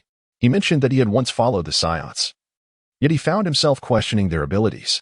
Iwini glanced at Philia, who also nodded in agreement. "Wonderful, wonderful," Iwini exclaimed with palpable excitement, her eyes glistening with unshed tears. One could discern from her tone the immense grievances the Lolita people had endured over the years. It appeared that joining the Scion clan was indeed the right choice. After a moment, Iwini regained her composure and spoke. "Lord Casso, are we nearly ready? When shall we depart? Have all the necessary equipment been packed?" Casso understood that for the Scions to revitalize their race, they must invest in technological advancements, and those very devices were precisely what the Scions currently required. Otherwise, returning them to Planet Salad would yield nothing, as even a top-tier scientist like Bulma would be rendered helpless in such desolation. Everything was prepared. Yvonne, leaning on her cane, gazed at Casso, astonished that such a young child could possess such formidable prowess. It was unfathomable how he managed to reach Shalber in a mere half-day and obliterate the entire planet. Were the Scions truly this powerful now? Casso, unaware of her thoughts, nodded. "All right, let us gather all of Lolita's companions." The Lolita Star and the Sharada planet were not far apart. Traveling aboard the Zero ship would take merely a day. Now, Casso intended to employ instantaneous teleportation to transport them in batches. Furthermore, Casso's current prowess surpassed her previous capabilities. Relocating the Lolita clan along with the necessary equipment should require no more than half a day. With the presence of the mystical beings, it might even take less than a day. With this thought, Casso breathed a sigh of relief. Friends? Casso had casually mentioned the term, prompting Philia and Yvonne to exchange glances, followed by soft laughter. This little rascal was quite endearing. Lord Casso, I shall summon our kin at once. Yvonne nodded to Philia and then slowly made her way back to the conference hall. Half a day later, evening descended upon them. The sky was adorned with countless stars, and the moonlight danced among them. The square was illuminated by bright lights, with over 200 Lolita individuals standing in the center, occasionally whispering among themselves. I wonder if the Scions are fierce? Surely not. They recalled how their ancestors had once followed the Scions. Now, as they returned to them, the mere thought filled them with excitement. At that moment, anticipation gleamed in the eyes of the Lolita people. Oh, I forgot to mention. Yardrat planet has 10 times the gravity, so do take heed. Earlier, Casso had observed Yuna and her companions landing on Yardrat planet without any discomfort. Likely due to some advanced technology, but it was prudent to offer a reminder. Yardrat planet? Philia and Yvonne were taken aback. Their clan's records indicated that Yardrat planet had exploded due to the Scion's internal strife. How could Casso still speak of it? I'll explain later. You should have a means to cope with tenfold gravity, right? Casso was eager to expedite the relocation of the Lolita clan. Indeed, Philia nodded. Their race had always prioritized technological advancement. As early as the Emoshi era, the Lolita clan had already developed gravity regulation devices, enabling them to accompany the Scions. However, was that previous planet indeed Yardrat? Philia was astounded, for she recalled that their records mentioned the planet held extraordinary significance for the Scions. When the Lolita clan was oppressed by the Cherubers, they had contemplated returning to the Scion lineage, but the absence of Yardrat's support rendered their efforts futile. Philia's heart fluttered. Although the Scions were fewer in number now, with Yardrat planet, there was hope. Lost in her thoughts, a charming smile unconsciously graced Philia's face, her beauty blooming like a snow plum blossom in an instant. Casso, witnessing this, mused inwardly. What on earth is this silly girl thinking? Soon, the Lolita clan had gathered. With the Lolita individuals standing on one side and various technological devices arranged on the other. Let us prepare to depart. As Casso observed the situation, he proceeded according to the previously agreed-upon plan with Yvonne. He first transported the Lolita tribe members to the planet Salada, and then he sent the equipment back. On the planet Salada, not far from Bardak's cabin, a group of figures suddenly materialized, approximately 20 individuals. The moment these 20 individuals set foot on the planet, their bodies quivered slightly, but they swiftly returned to normal. This was due to the adjustment of their gravitational multipliers. Upon witnessing this, Casso subtly nodded to himself. If they could not even handle this modicum of gravity, then the Lolita people were indeed rather inept. Suddenly, a voice emerged from the cabin. Casso, brother. Osbier dashed forth with remarkable speed, leaping onto Casso, her tiny legs clinging tightly to his waist. At that moment, Badak also emerged from the cabin. Uncle Badak. These are friends of the Lolita clan. Please take good care of them, for I must continue to bring their kin over. Casso gazed at the Osbier hanging on him, and said, Little Beer, come assist your brother. In an instant, the two vanished from sight. As for the departure of these two little rascals, Bardak displayed little reaction. He merely found himself somewhat bewildered in the presence of so many female creatures. Has Casso managed to transport an entire nation? With the assistance of Osbier, the speed of Casso's transmissions has markedly increased. In less than half a day, apart from Philia, they have successfully relocated all the Lolita people and their technological apparatus. Now, only Philia remains on Lolita Star. With an expressionless gaze, she surveyed the surroundings of her home, then shook her head. The future will be brighter. Her thoughts drifted to that little rascal, and a faint smile crept onto her lips. At that moment, Casso returned to Lolita Star. All right, it's your turn. With a swift motion, the two vanished from Lolita Star. On Salada planet, the Scions had been alerted ever since Casso appeared with the 20 Lolita individuals, standing by in anticipation of his return. With the arrival of Casso and Philia, the entire Lolita clan had been successfully transported back. Brother Casso, Osbier exclaimed, leaping onto his shoulders. Casso supported herself on her small rear, addressing the nearby Bardak, Uncle Bardak. These are friends from the Lolita tribe. They once followed us Scions. Casso soon recounted the origins of the Lolita clan. Upon hearing that they had once accompanied Yamushi, the Saiyans, including Bardock, displayed no immediate reaction. However, when Casso mentioned that Yamushi was the first Super Saiyan, the collective excitement of the Saiyans erupted like a boiling cauldron. Was the legend of the Super Saiyan indeed true? Did such beings truly exist? Every Saiyan clamored with fervor, their voices overlapping in a cacophony. Amidst the fervent excitement, only Bardock maintained a stoic demeanor as he observed the commotion, for he knew the legend was genuine. His son Kakarot was destined to become the second Super Saiyan. Yet, Bardock glanced at Casso and mused silently. Perhaps Kakarot might even be the third. Chapter 62, Filia's Dilemma. Leader Iweni. This is our Saiyan chief, Bardock. Casso rudely pointed at Bardock. Upon noticing this, Bardock merely curled his lip. Had he not been outmatched, Casso might very well be sprawled on the ground now. Greetings. Iweni had learned from Filia that the Saiyans were being hunted by Frisia's forces and were forced to take refuge on planet Salad. However, she was not overly concerned. From the moment Casso brought her kin here, she had sensed that this little rascal possessed a remarkable skill.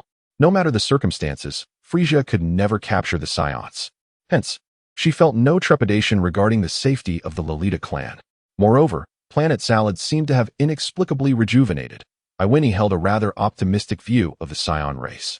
Welcome to our fold, Bardock said nonchalantly, observing the group of Lolita people, most of whom were women with only a few men.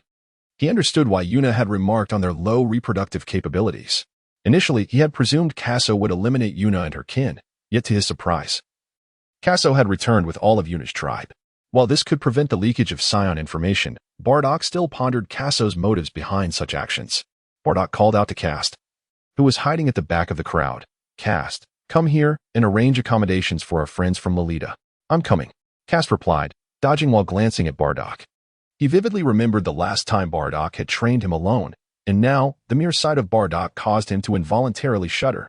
Casso cradled Osbier and addressed Filia, saying, First, let us ensure your kin are settled. Filia nodded subtly, and then followed Cast along with the Lolita clan. The aura of these Saiyans felt rather unremarkable to her. In stark contrast to Casso, however, Filia held the conviction that their interactions would evolve over time. Once they departed, Bardock bellowed at the surrounding Saiyans. Why are you all standing around? Do you intend to remain here until dawn? Not at all. Hurry, go explain to Lord Bardock. Do you wish to perish? In an instant, the Saiyans vanished without a trace. Uncle Bardock, this manner of yours may cost you friends, Casso chuckled. Despite Bardock's harsh demeanor towards his kin, Casso understood it to be merely his style of leadership. The Saiyans were well aware of this too, which often led to their irreverent behavior. There was a reason behind Bardock's popularity among his people. Bardock shot an irritated glare at Casso. What on earth are you up to? Were it not for the knowledge of this lad's prophetic abilities, he might have been stopped from acting this way. The more individuals who were privy to the Saiyans' affairs, the greater the risk of exposure. Casso cradled Osbier and brought her to his side. Uncle Bardock, Saiyans will not remain on planet Salad forever. Indeed. But what does that have to do with your bringing her back? Bardock crossed his arms and gazed up at the sky. The vast expanse, adorned with countless stars, captivated him, and his mind wandered through many thoughts. The desire for vengeance against Frisia would take much longer than anticipated. Bardock sighed. I understand your reasoning. Do share it with me. While holding Osbier, Casso realized she had fallen asleep. He gently brushed his fingers against her small nose. For Saiyans, merely having a gravity chamber is insufficient. We also require spaceships and scanners. Upon hearing this, Bardock nodded. He had previously noticed that Casso and Osbier possessed a remarkable technique, one that not only concealed their own power, but also enabled them to discern the location of enemies without the aid of a scanner. Kakarot has imparted the understanding of such techniques to the Saiyans. However, their ingrained and brutal application of energy has rendered them incapable of truly grasping it. Bardock possesses only a faint understanding, yet he is aware that mastering this unique skill could yield lifelong benefits. You are indeed correct. We Saiyans cannot remain on planet Salad forever, and the necessity of scouts and spaceships is undeniable. While it is true that Saiyans can survive in the cosmos, Bardock knows that inevitably they will seek vengeance against Frisia. Casso's insights were indeed profound. Upon reflection, Bardock cast a glance at the young boy, pondering how he could conceive such a multitude of thoughts. Truly an extraordinary child. Observing Osbier in her slumber, he could not resist planting a gentle kiss on her forehead. The technology of the Lolita clan is remarkably advanced, You shall witness it in due course. With that, he cradled the little girl and soared into the heavens. Time passed quietly, and a year slipped by. Planet Sharada was transformed by the Lolita people into distinct zones: residential, ecological, training, and research areas. Everywhere one looked, high technology flourished, and the regions suitable for the Scions were reimagined as modern metropolises, where one could occasionally glimpse the Lolita people traversing the roads in their eco-friendly vehicles. Within a chamber of the research area, Philia held a universal capsule, examining it from every angle and even employing various detectors to investigate its properties. Yet, she remained baffled by its underlying principles. How could it possibly encapsulate objects? 6 months prior, she had received a universal capsule from Casso and had immersed herself in relentless study, but had gleaned no understanding. Frustrated, Philia tugged at her icy blue hair, on the verge of exasperation. Perhaps she should consult that little rascal.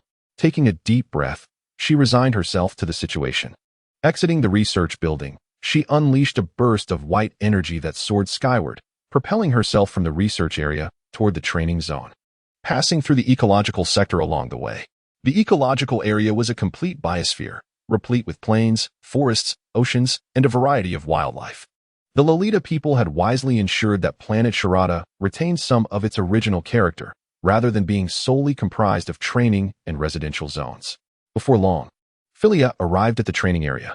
A glance revealed an array of dark chambers. These gravity rooms, given the right materials, could be easily constructed by Philia.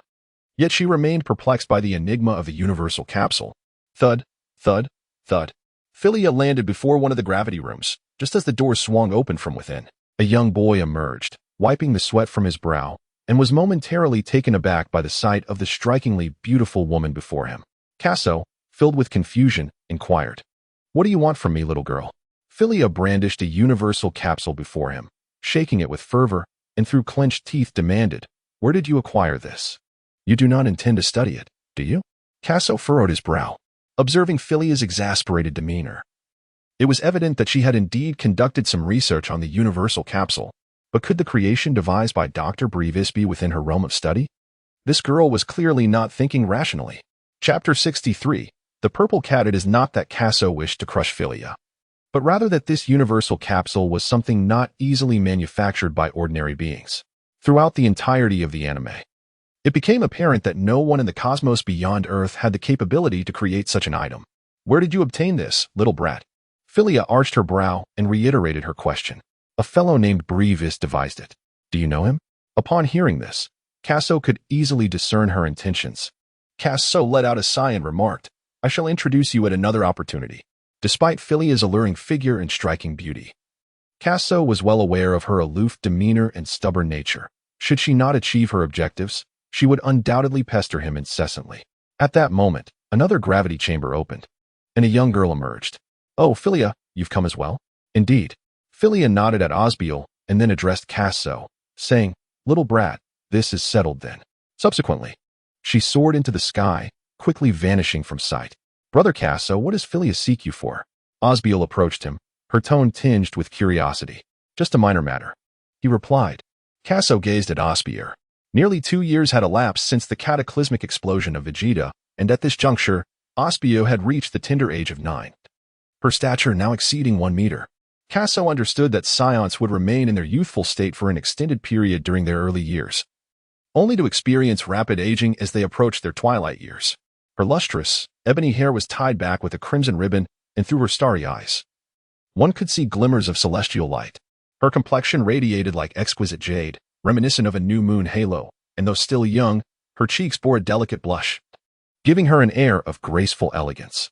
Casso found himself momentarily entranced, lost in admiration. "Brother Casso, the transformations among the Scions are remarkable," Osbiel exclaimed. Hearing her tone, Casso couldn't help but smile wryly. It dawned on him that this girl was no longer the naive little shadow she once was. Over the course of a year, the Lolita people had fully integrated into the Scion race, creating a harmonious blend of their cultures. The advanced technology of the Lolitas had significantly impacted Planet Salad, influencing not only daily life, but also enhancing the prowess of the Scions themselves. They had redesigned the gravity chamber, augmenting its functionality, and most notably, they had eliminated the music system within. Additionally, they developed numerous healing pods, rendering the use of Sinza unnecessary for minor injuries. After all, with only 80 Sinza produced each month, it would be impossible to meet the demands of the Saiyans. As a result, the overall strength of the Saiyans had seen substantial improvement, aside from support personnel. Even the weakest among them boasted a combat power equivalent to that of a character from a nihilistic novel, 9379292266. Bardock had reached a combat power of 120,000, nearly matching that of the captain of Friesia's Jinyu force. This realization ignited a spark of excitement within Casso. As long as they did not encounter Friesia's formidable strength or some hidden bosses, the Saiyans, with their current capabilities, should be able to dominate their realm. Brother Casso, what are you pondering? Osbier furrowed her brow and gently tapped his waist. I was merely contemplating whether we should journey to Earth. As soon as Casso uttered these words, Osbier's two little eyes sparkled with excitement. Wonderful, wonderful. You wish to indulge in delicious food, don't you? Casso replied with a hint of annoyance. Yet, at that very moment, a commanding voice emanated from behind Casso. Young one, did you mention there is something delectable to savor? Casso turned his head and beheld a purple feline creature standing behind him. Casso rubbed his eyes and looked closely once more. It had a slender physique, with two pointed purple ears standing erect. A golden circlet adorned its neck, and it was clad in garments reminiscent of ancient Egyptian attire, strikingly similar to the legendary Anubis. This was none other than the god of destruction, Beerus. Casso's pupils suddenly contracted, his heart racing wildly, and a layer of cold sweat broke out on his back. The appearance of this feline creature suggested that another individual must be present. Indeed, beside it stood a remarkably tall and flamboyant man.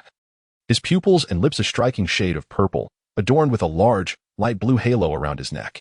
Whis, who are these two gentlemen? Asked Osbier with a smile as she gazed at them. Upon hearing her voice, Casso hurriedly covered her mouth, regardless of the girl's futile struggles to break free.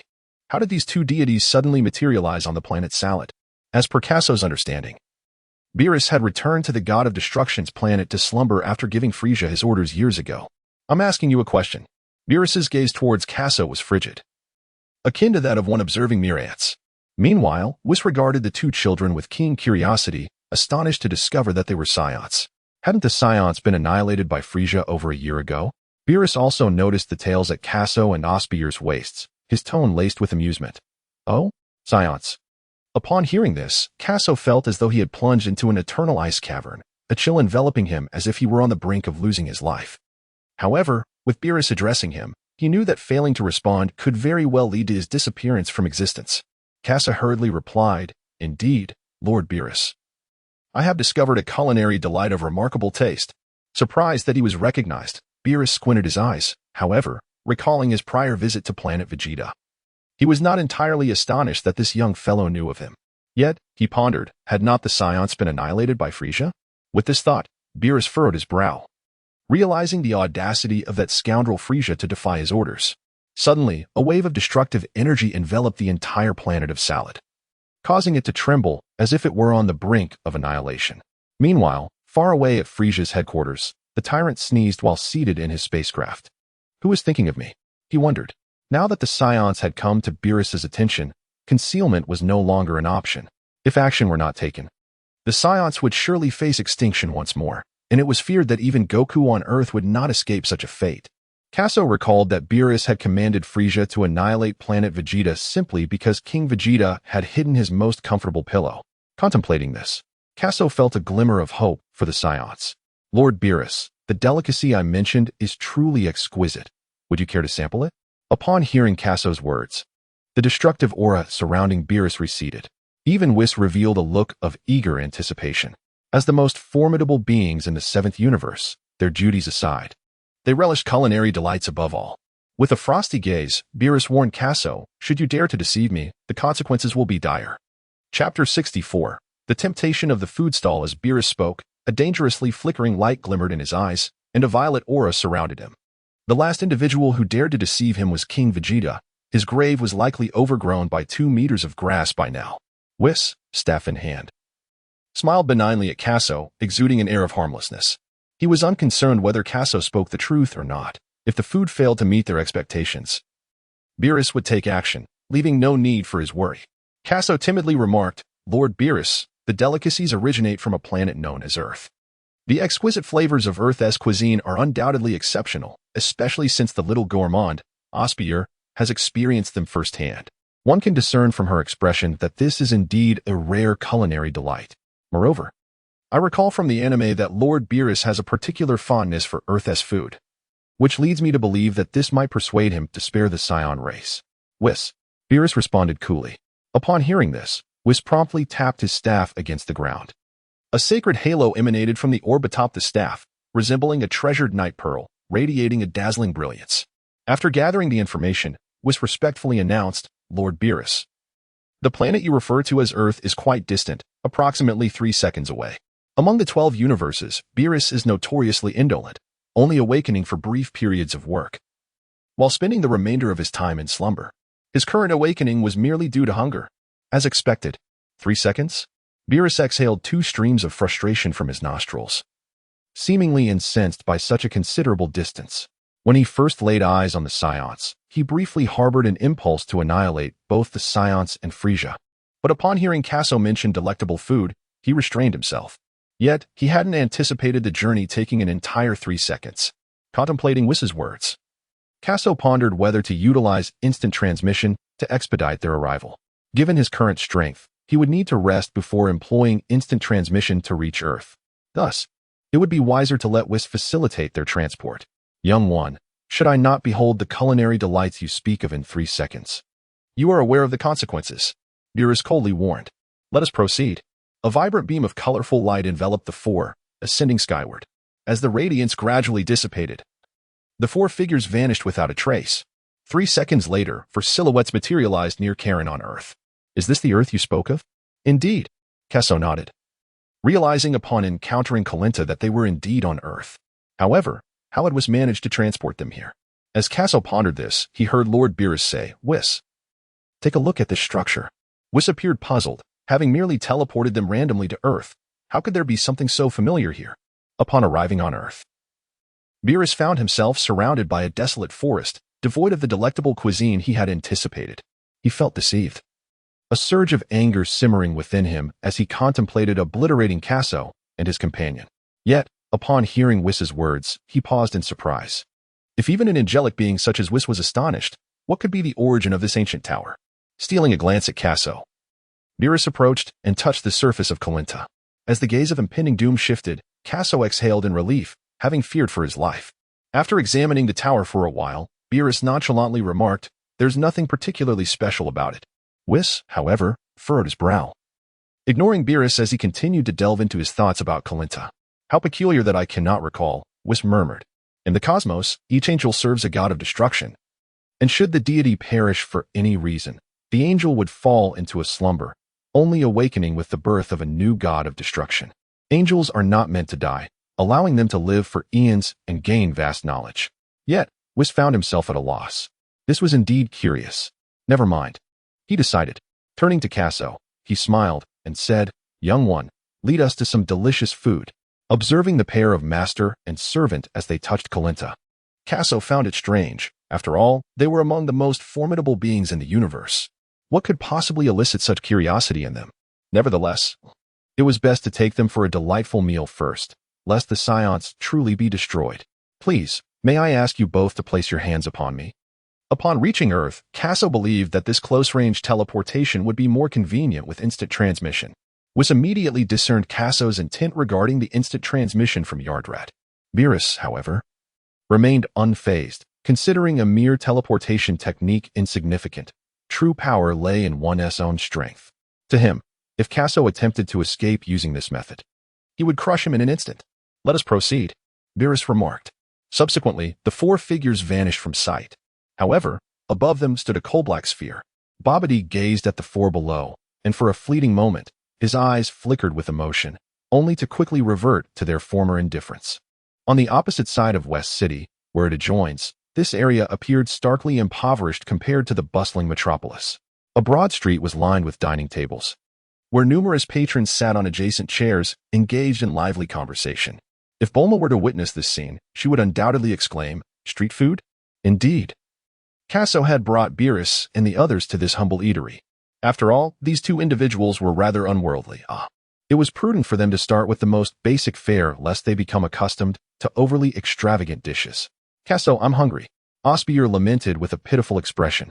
Beerus, drawn to the delectable aromas wafting from the neighboring table, swallowed hard, momentarily forgetting his intentions of annihilating the Scions. His singular focus was on the impending meal. Whis had already turned his attention to the adjacent table, intently observing the others as they chewed, unable to suppress his own swallow. Kid, do you want to die? Beerus growled with mounting impatience. He had never encountered such mouth-watering food, and yet this young man was dawdling and serving him. Under Beerus's piercing gaze, Casso shuddered and quickly bellowed, "Waiter, bring the food." Before long, the staff of the eatery filled the table with an abundance of dishes. However, Casso was acutely aware that this mere spread would not suffice for the appetites of these individuals. Shortly after, another establishment complied with his command, delivering every morsel from their kitchen. One by one, the eateries along the street presented their culinary offerings. Chapter 65. Bulma's Ferocity, a table brimming with exquisite delicacies, featuring both aerial and aquatic delights, was laid before them. The presentation of each dish, while not as refined as that found in high-end restaurants, was far from unappealing, and the aromas emanating from them were irresistibly enticing. Beerus and Whis, intoxicated by the delectable scents, found their appetites awakened. Whis, unable to contain his eagerness, delicately picked up a piece of fish and placed it in his mouth, savoring each bite. The flavor exploded in his mouth, stimulating his salivary glands, which responded by producing a copious amount of saliva. As he swallowed the fish, Whis' violet eyes widened in delight, as if his very soul were immersed in divine radiance, and he uttered a satisfied murmur, so delightful. Beerus had long since swallowed several times, and unable to restrain himself any longer, he dove in with fervor, devouring dish after dish with voracious enthusiasm. Witnessing this spectacle, upon witnessing the scene, Casso curled his lips in disdain, remarking, "You little rascal, a mere street stall is sufficient to handle you all. This is mine. Mine. Do you dare to challenge me?" Bills, observing the exchange, noted that Whis stifled a chuckle, recognizing that while this young boy might grant the god of destruction some respect, this girl, lacking in discernment, would never show him any reverence. However, as Whis regarded the girl, he sensed that despite her average talent, her mind remained rather innocent. Individuals of her nature may not progress swiftly in their cultivation, yet their potential is boundless. Moreover, like Bills, she possessed a profound love for food. Contemplating this, Whis gazed at Osbier with an unusual expression. "Little Beer, come and savor this." Casso was truly intimidated by Little Beer, daring to compete with Beerus for food, clearly reckless. He hurriedly retrieved another platter of roasted meat. Alas, Osbier appeared somewhat displeased, biting into the meat with a sullen demeanor. Meanwhile, Beerus was wholly absorbed in his meal, his face smeared with grease, seemingly oblivious to Osbier's earlier rudeness. Soon, the sounds of clattering dishes filled the air once more. Half a day passed. The 10 tables in the bustling eatery were piled high with plates, stacked to a height of 5 meters at each table. Passers-by gaped at the sight, astonished. Surely these individuals must be monsters. Beerus reclined in his chair, resembling a sated, slender feline, his expression one of utter delight. "This is quite decent," he declared, belching heavily, his stubbornness evident. Turning his gaze towards the 2 Scions, he found them increasingly agreeable. It seemed the delicacies they spoke of were indeed delectable. At that moment, Beerus recalled his rotund brother and wondered if he had ever savored such delights. Likely not.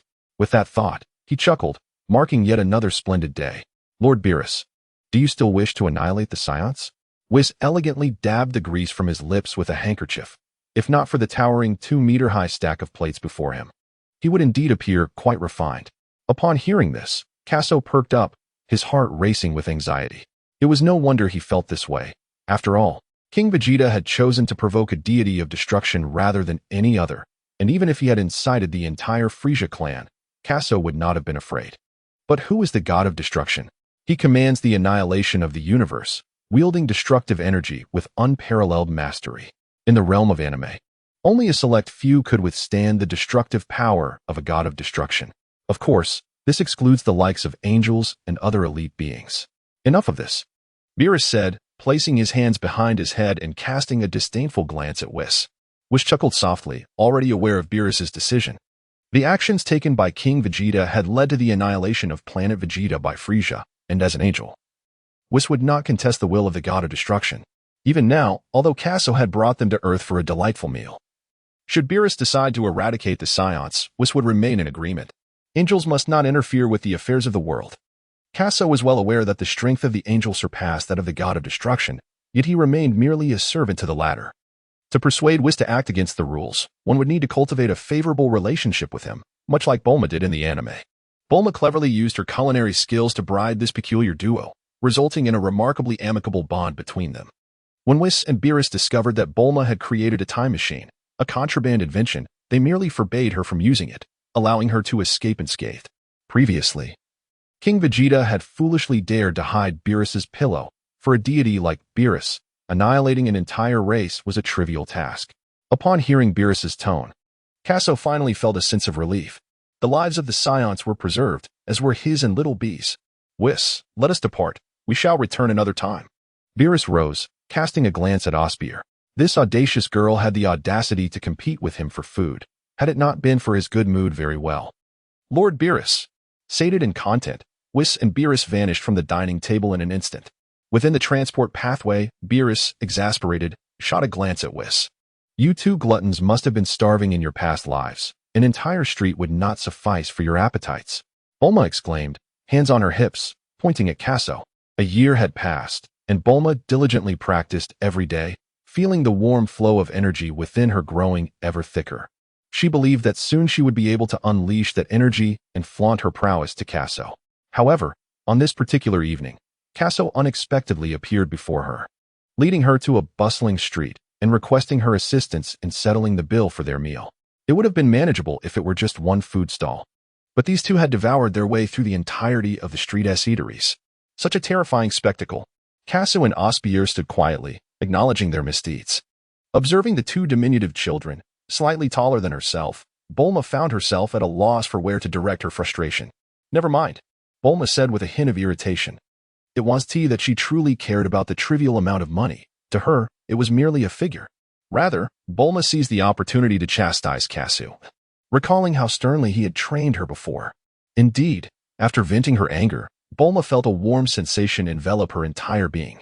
How delightful it is to unleash one's frustrations. Casso, you're quite fierce, Osbier timidly remarked. You weren't so intimidating when Bulma wanted to fly.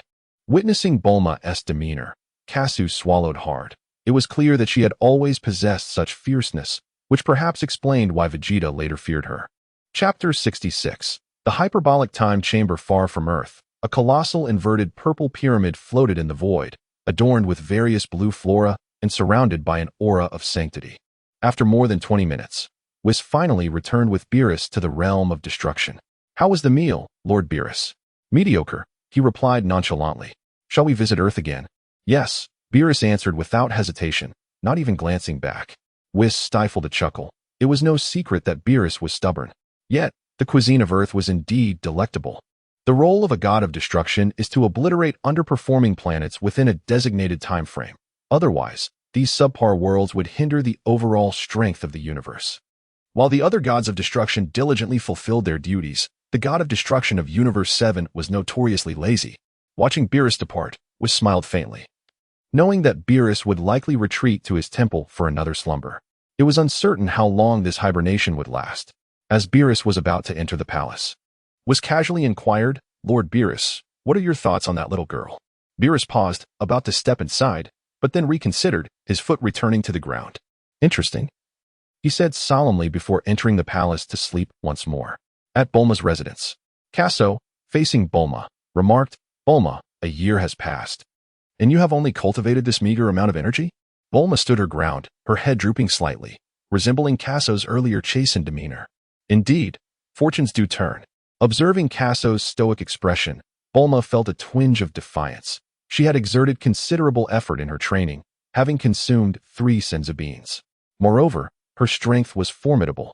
She could lift heavy machinery single-handedly, and had even apprehended criminals during her outings. How infuriating it was that Casso would not offer her a word of praise. Bulma silently cursed under her breath. Noticing Bulma's sulking expression, Casso felt a pang of guilt. He had merely intended to change the subject. Little did he know that reprimanding someone could become addictive.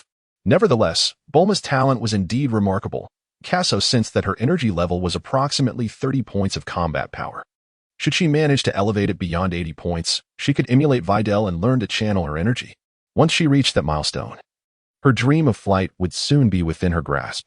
Continue your training diligently. You are on the brink of soaring into the skies, Casso encouraged, unsure of how to console her. Really? Truly? Oh yes. Upon hearing Casso's words, Bulma, invigorated, propelled herself with such enthusiasm that she almost reached the ceiling. What a child she was. Casso chuckled softly, his spirits remarkably elevated.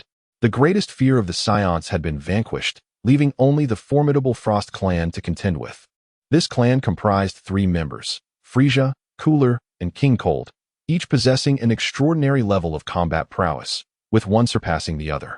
In the anime, Cooler made his debut with an astonishing power level of 470 million, significantly eclipsing that of his brother Frieza. In his subsequent appearance, Cooler's internal energy surged to a staggering 10 billion. As for King Cold, who accompanied Frieza to Earth, Vegeta once remarked that King Cold's energy was tenfold that of Frieza's. This implies that his combat strength must exceed at least 1.5 billion.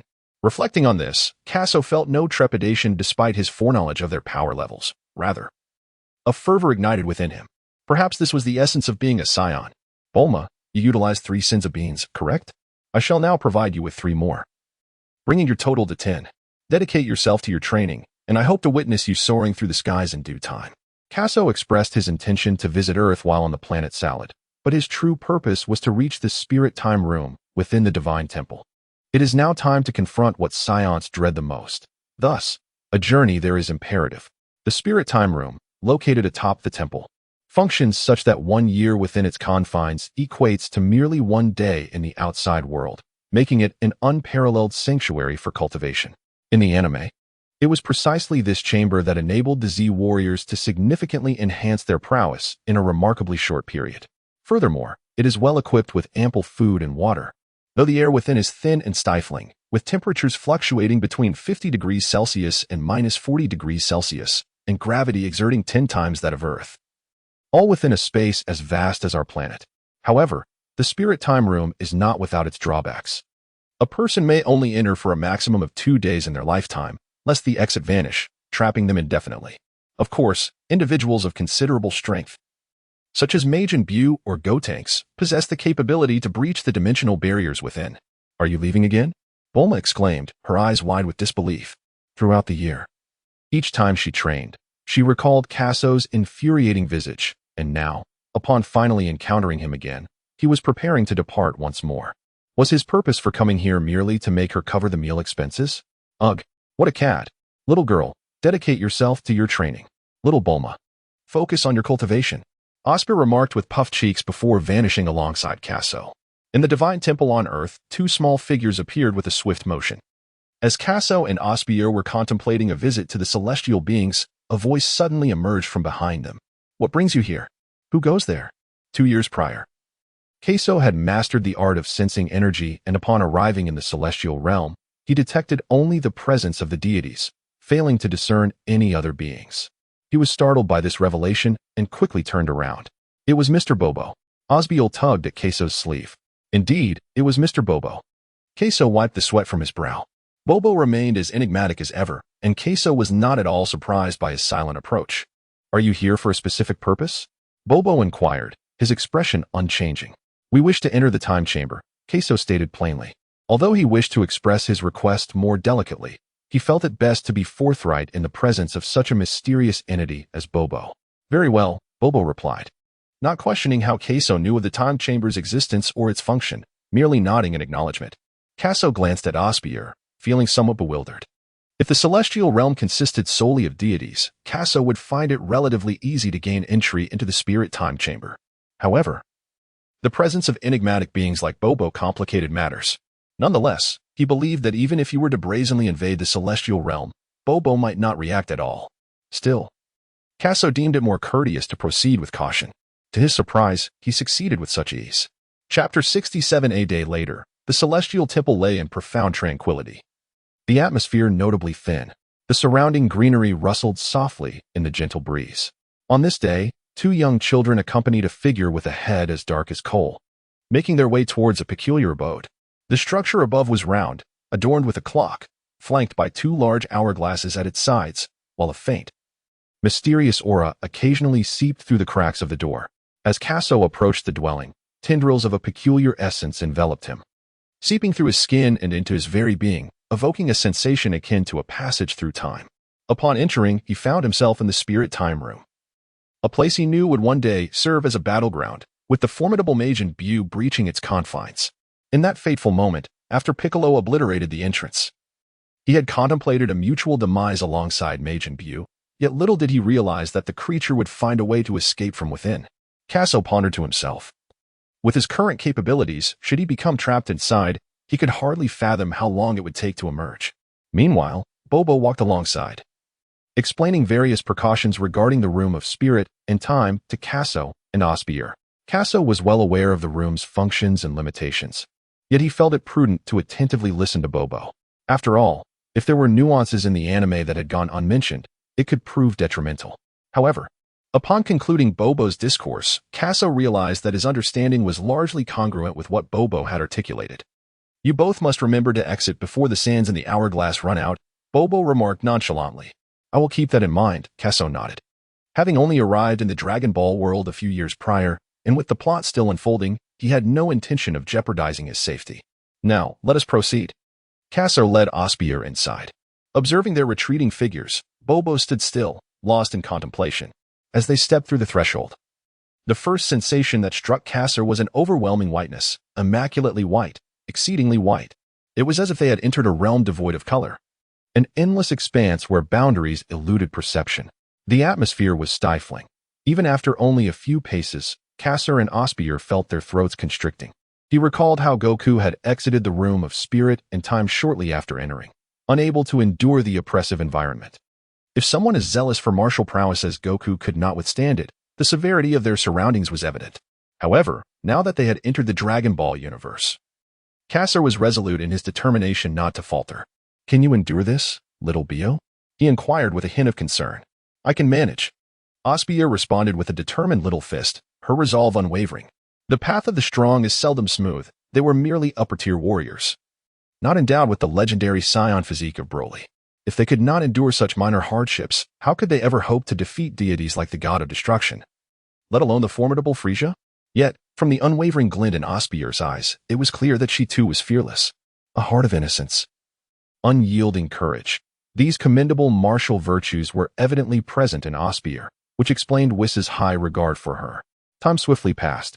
Within the room of spirit and time, two small figures were engaged in their vigorous training. Osbier infused her entire being with power, launching rapid punches towards the heavens. Her swift, intense movements conjured a tempest, as the entire space was swept up in a whirlwind. Bang! Their fists collided, sending tremors through the air. A sound akin to mountains crumbling and earth shattering resonated throughout the chamber. There she was.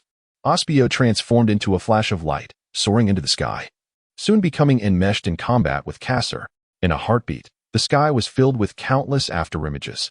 Each clash reverberated with earth-shaking force, followed by a cacophony of thunderous blows. "Little Beer, let us pause here." Casso grasped her tiny fist. "All right." The two descended to the ground, momentarily calming their emotions before settling into a meditative posture, floating serenely in the air. Casso and Osbier have spent nearly a year within the confines of the time chamber.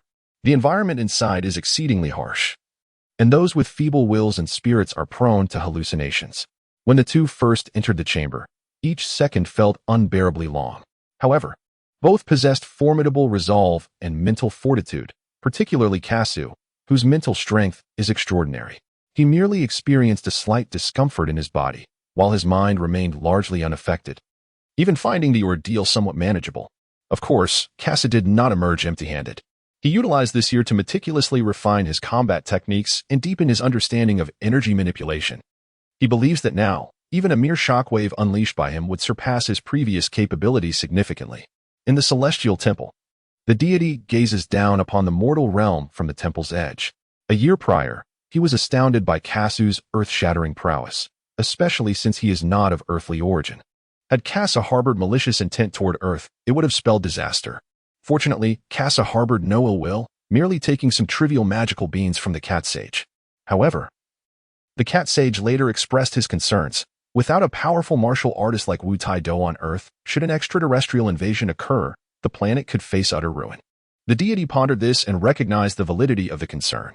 The inhabitants of Earth exhibited little awareness of potential dangers, and if the cat sage's fears were realized, the planet could indeed meet its demise. Thus, employing his divine abilities, the deity sought to inspire the populace, instilling in them the knowledge of a legendary temple above Karen Tower. He proclaimed that with the cat sage's endorsement, they could ascend to the celestial realm for the deity's guidance. While observing the mortal world, the deity also discovered a fascinating child, whose innocence bore a striking resemblance to Osbier's. Such pure-hearted individuals often excel in martial arts. Yet, he also noticed a fluffy tail protruding from the child's posterior, reminiscent of Casso and his companions. Could they belong to the same lineage? At that moment, two small figures emerged from the time chamber. The deity is here. Casso chuckled. Is it not enough to wait a couple of days? The deity replied with a smile, leaning on his staff. He had learned from Bobo that Casso and his companion had returned to Earth and entered the time chamber. The deity did not oppose their entrance, rather, he found it delightful. Aware of their formidable strengths, he reasoned that by bestowing them with favors and cultivating a sense of indebtedness, he could count on their assistance should Earth ever find itself in peril. One day would suffice. Casso shook his head. During the years spent in the time chamber, he meticulously refined all his techniques. Although his combat power had not significantly increased, his personal fighting skills had transformed remarkably.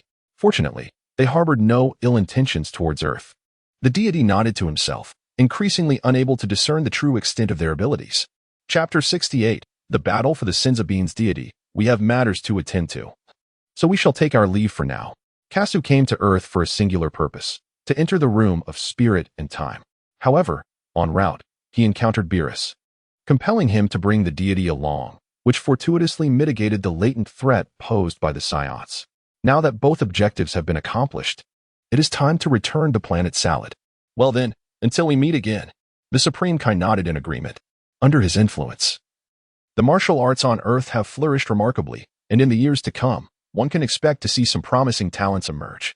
Casso departed from the celestial realm with Osbier, and subsequently arrived at a shop in the western city. Brother Casso, why are you purchasing these instant noodles? You will understand in due time. Casso did not delve into lengthy explanations. He simply purchased an abundance of instant noodles as a precautionary measure. The shelves were relentlessly stripped of noodles by Casso, who spared no brand. However, upon encountering a specific brand featuring pickled cabbage, he hesitated and ultimately decided against it. Satisfied with his haul, Casso had nearly emptied the store of its instant noodles, all of which were stowed away in a versatile capsule. As he exited the shop, he exhaled a sigh of relief, grateful for the black card bestowed upon him by Bulma, which contained enough funds to last him a lifetime. Indeed, soft living is the most delectable of all. With that, the two vanished without a trace. On the planet Salad, as time progressed, the strength of the Scions escalated. Bardock divided all Scions into 10 squads, each led by a captain, while Bardock and Casso oversaw all the captains. The Scions had no objections to Casso's leadership over the captains. In fact, they welcomed it with enthusiasm. On this particular day, a grand duel arena occupied the center of the training area, surrounded by seats filled to capacity, half occupied by Scions, the other half by Lolitas, including Philia among them. Bardock glanced at the list in his hand and remarked casually, the next match will be between Chris's squad and Cassto's squad. Due to the limitation of producing only 80 Senza beans per month, with 40 reserved for seeds, Bardock had to set aside a portion of the remaining beans for contingencies. Consequently, there were simply not enough Senza beans to distribute among the Scions. Thus, Casso proposed a solution, to have the squads engage in combat, with higher-ranked squads receiving a greater share of Senza beans. This merit-based acquisition of beans would leave no room for complaints among the Scions. Bardock found this method of dueling quite appealing, as it instilled a sense of pressure among the Scions. When a Scion feels pressure, it can lead to terrifying outcomes. Much like during the Namek saga, when Vegeta could not fathom how Kakarot, a low-class warrior, could ascend to Super Saiyan, while he, a noble Scion prince, remained unable to transform. The humiliation intensified Vegeta's pressure, ultimately driving him to achieve Super Saiyan status within just 1 year. The duel arena, spanning 10,000 square meters, stood with 30 Scions poised atop its platform. Castor derisively remarked, Chris, concede already. A year ago, the Lolita clan developed a detector that revealed your combat power to be a mere 70,000, while most of your team members boast only 40,000. In contrast, my own combat prowess stands at 80,000. How could you possibly contend with me? Surrender? Chris curled his lips slightly. The concept of surrender was non-existent in a Science lexicon. Even if defeat were imminent, they would never yield. Furthermore, victory was not an absolute certainty for Castor. Let the battle commence. With Castor's declaration, the atmosphere of the duel arena grew palpably tense, the clash imminent. At that moment, two small figures appeared beside Philia at the edge of the arena. Observing the unfolding duel, Casso paused momentarily. He had envisioned such a form of combat long before the senzu beans ripened, yet he had not anticipated encountering this battle upon his return. He was determined to watch closely. Castor swiftly ascended towards Chris's position, while the other team members each found their respective opponents. The 30 teams erupted with white auras, a blinding display that engulfed the duel arena, sending shockwaves that even ruffled Casso's hair, lifting it skyward. Hey, how many matches have we had so far? Casso inquired, cradling Osbier as he sat beside Philia. This is the penultimate match, Philia replied coolly. She had grown accustomed to Casso's sudden appearances, even during her bathing hours. The team that has already advanced must be Garrus's squad, Casso squinted thoughtfully. Among the Scions, apart from Bardock, Garrus was the strongest, boasting a formidable combat power of 90,000, making it improbable for the other team leaders to rival him. Indeed, Philia nodded, then turned her gaze away. Garrus's strength is quite unfair to the other Scions. She had experienced the effects of the senzu beans firsthand, and when combined with a Scion's physique, it could yield terrifying results. She felt that utilizing such a dual format to acquire senzu beans would only serve to empower the strong further. Fairness? Casso smiled faintly. For the world is inherently unjust. Without pressure, where would motivation arise? Observing Casso's silence, Philia refrained from continuing the conversation, as it was a matter pertaining to another's kin. If he himself was indifferent, why should he concern himself so deeply, with so many thoughts fixated on others? It would be far more beneficial to ponder the principles behind the creation of the universal capsule. With this thought in mind, Philia cast an irritated glare at Casso. Look quickly. Casso failed to notice Philia's expression as he pointed towards the dueling arena, though the number of participants had dwindled by more than half. Casso understood that the true battle was only just commencing. A dozen formidable auras erupted once more, and the tempest surged forth, unleashing a powerful shockwave that shattered the entire dueling ground, reducing the stones to mere dust within this maelstrom.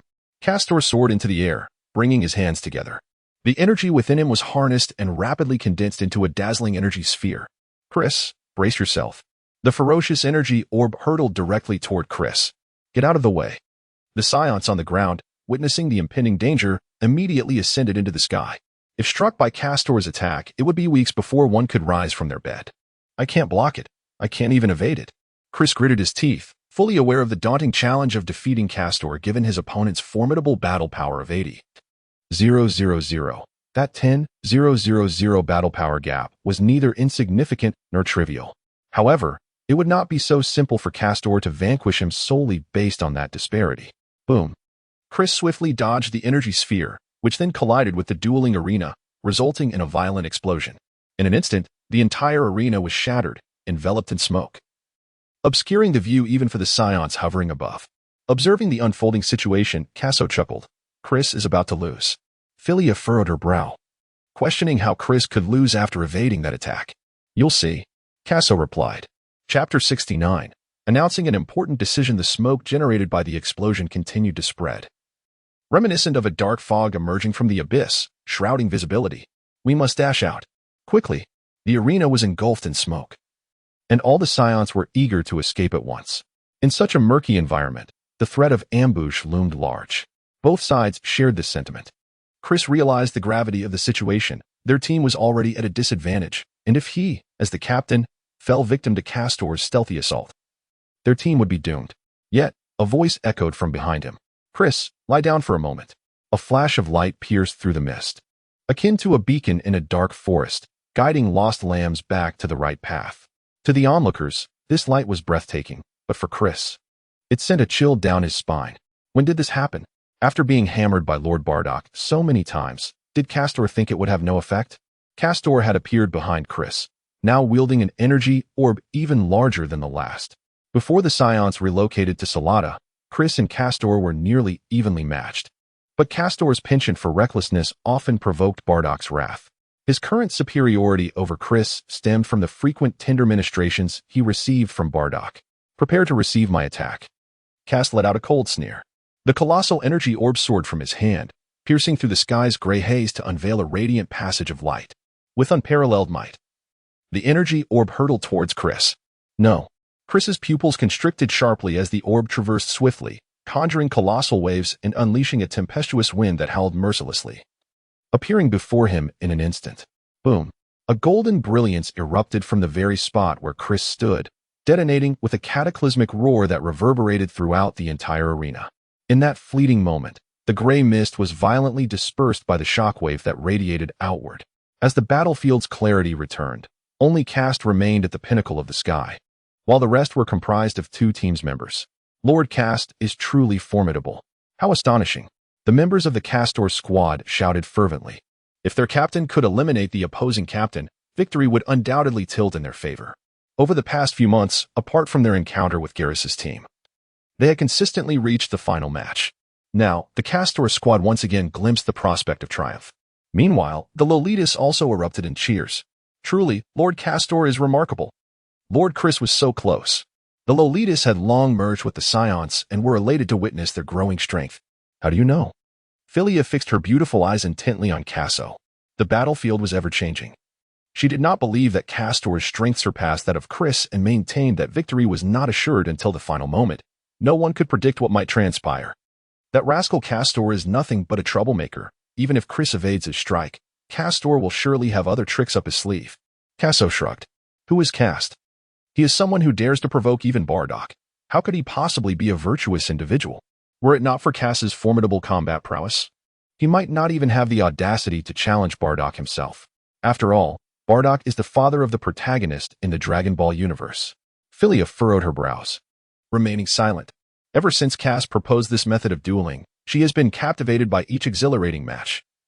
She has observed that as long as Cast's team does not encounter Garrus's team, they consistently advance to the final showdown.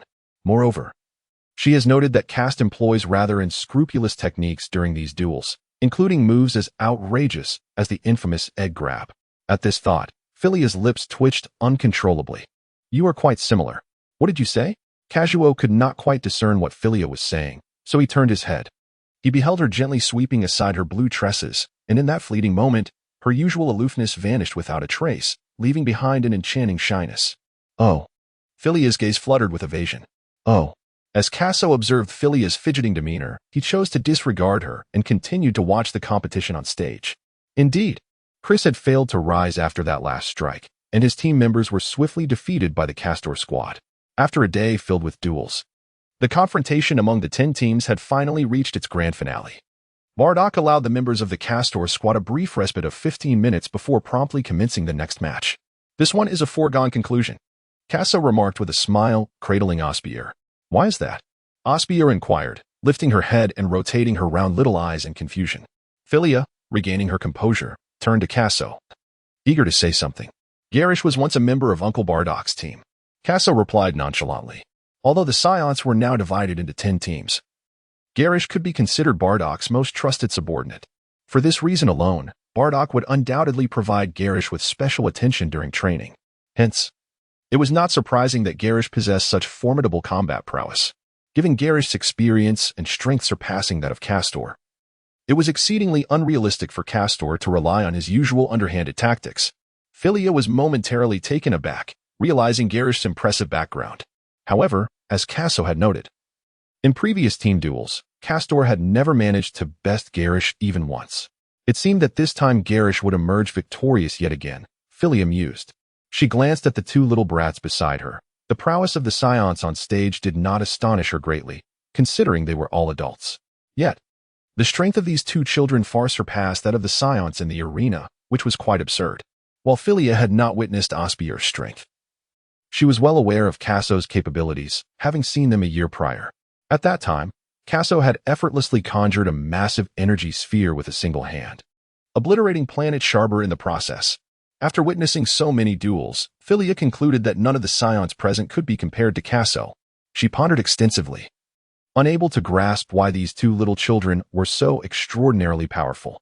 Turning back, the next battle commenced on the stage. As expected, no matter how Castor employed his underhanded tricks, Garish remained composed and adeptly countered. Before long, Castor fell to Garish, and with his defeat, the members of his squad failed to make any significant impact, ultimately facing total annihilation. Upon witnessing the conclusion of the battle, Casso set Osbier gently on a chair. "Little Osbier, remain seated here. I have an announcement to make." Chapter 70. Re-entering the cosmos. As Casso soared into the sky, the audience, which had only just calmed, erupted into excitement once more. "Look, it's Lord Casso." Regardless of whether they are Scions or members of the Lolita clan, in this moment, they all revel in exuberant cheers. For the Scions, Casso, single-handedly, rescued all present Scions from peril before the catastrophic explosion of planet Vegeta, earning the title of their savior. As for the Lolita clan, although Casso initially threatened their entire lineage, he simultaneously vanquished the Sharbirians on their behalf. Given that their ancestors once allied with the Scions, they harbor no resentment towards rejoining the Scion lineage. The diminutive figure in the sky is shrouded in an aura of mystery. No one knows the extent of his current power, only that Bardock and Osbier are no match for him. He is an enigma, a child of intrigue. Meanwhile, Bardock, holding a list, could not help but smirk. Amidst the jubilant cries of the Scions and Lolitas, Bardock reluctantly acknowledged that Casso increasingly embodied the essence of a leader. As Casso soared into the air, he pressed down with both hands, and the entire arena fell into an immediate silence. Casting a glance over the more than 400 spectators, he realized that nearly everyone from the planet Salata was present. The Scions, known for their immense pride as evidenced by the character of Vegeta in the animated series, were not as cold and ruthless as they once were. Yet forging a harmonious relationship with them remained a formidable challenge. The Lolita clan had discerned this from ancient texts and, through the modification of Dr. Brief's gravity chamber, demonstrated to the Scions that their inclusion would herald a remarkable transformation. Indeed, subsequently, through various enhancements made by the Lolita people to the planet Salata, they devised numerous devices beneficial for Scion training. Eventually, the Scions came to realize their dependence on the Lolita clan, leading to a complete fusion of the two races. The Lolita people also manufactured a multitude of spacecraft, all stationed in the research zone, in preparation for the day they would once again venture into the cosmos. Observing those spaceships, Casso understood that the Scions could not remain on the planet Salata indefinitely, for they were a race born for battle. Previously, he had been concerned that the existence of the surviving Scions might be discovered by Frisia's forces, but that was not the most terrifying prospect. The true dread lay in the possibility of the god of destruction becoming aware of the Scion's survival. Given Beerus's temperament, should he learn this fact, it was likely that both Frisia and the Scions would face annihilation. Just yesterday, Casso had addressed this looming threat. "We have been on the planet Salata for a year." His youthful voice resonated throughout every corner of the arena, evoking the presence of a leader proclaiming to his people. The Scions and Lolita clan members in the audience listened intently to Casso's speech. Bardock furrowed his brow, pondering the boy's sudden appearance after his mysterious absence the previous day. Meanwhile, Philia regarded the little rascal in the sky with curiosity. Carciton paused and proclaimed, "Surely, the prowess of our Scion lineage is evident to all.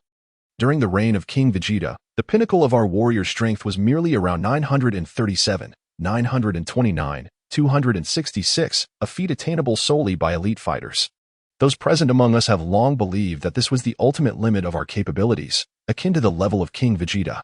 Yet now, witnessing each Scion surpassing the threshold of 20,000, they have shattered the doubts regarding their inherent potential." Bardock, too, was astonished by the power he now possesses. In times past, such a notion would have been beyond his wildest imagination. "I am now compelled to issue a command."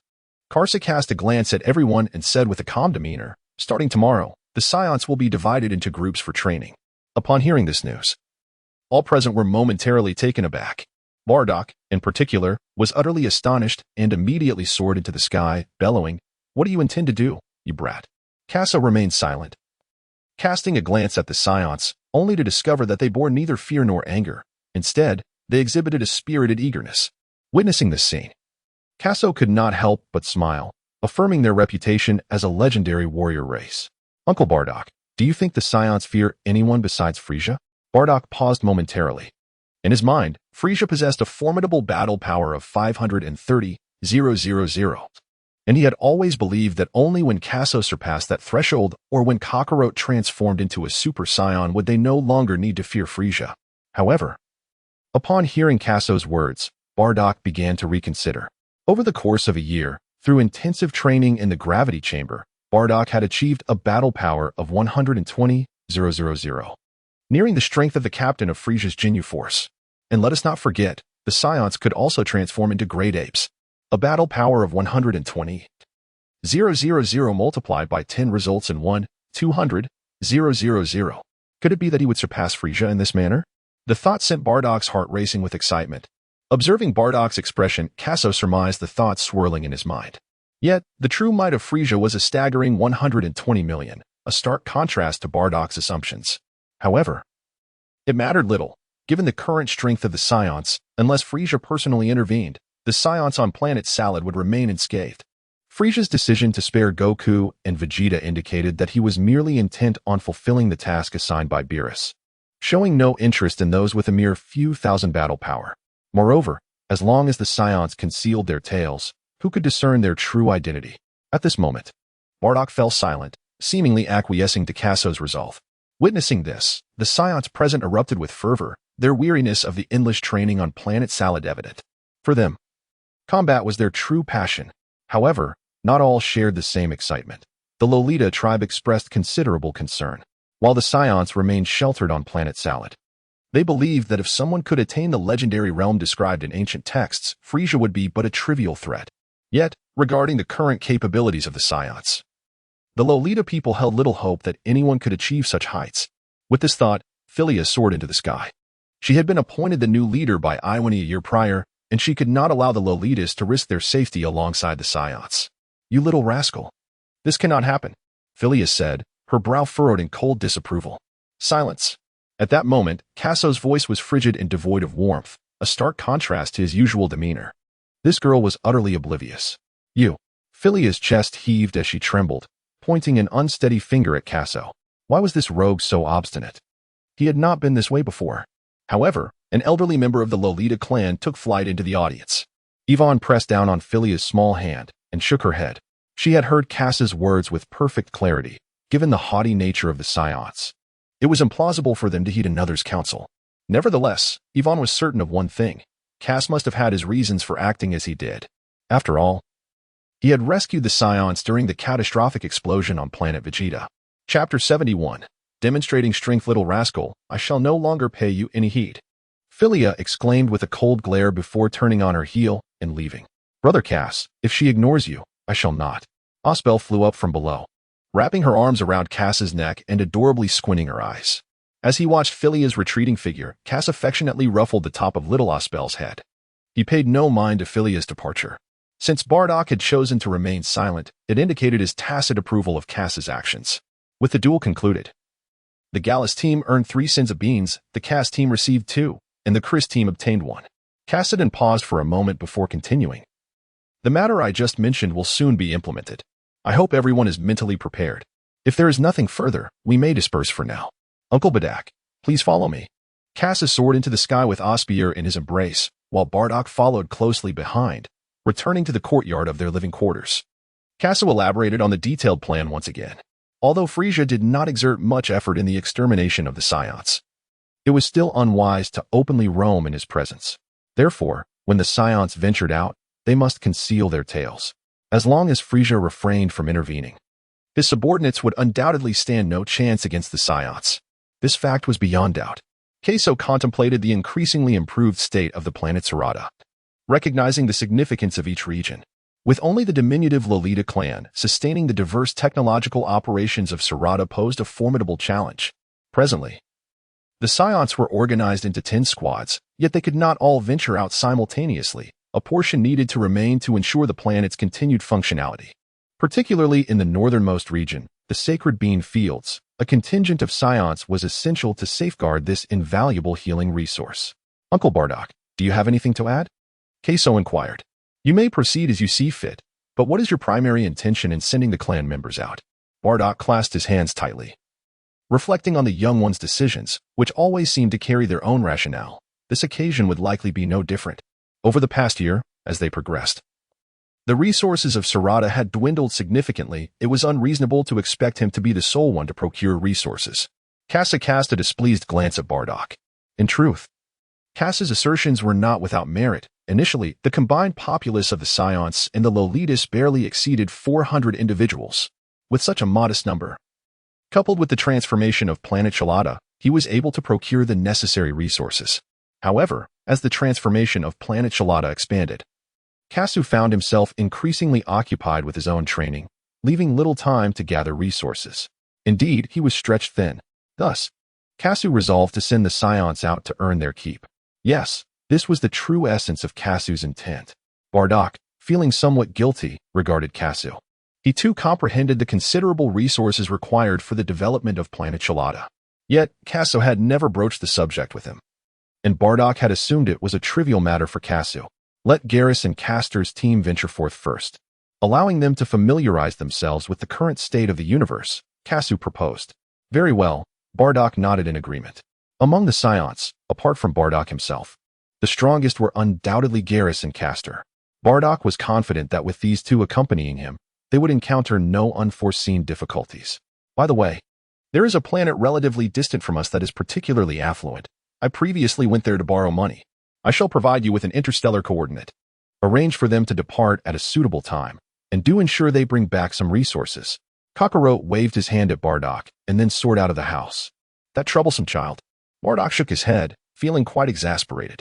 Casso soared above the planet Sharada. The boundaries of certain regions were strikingly distinct.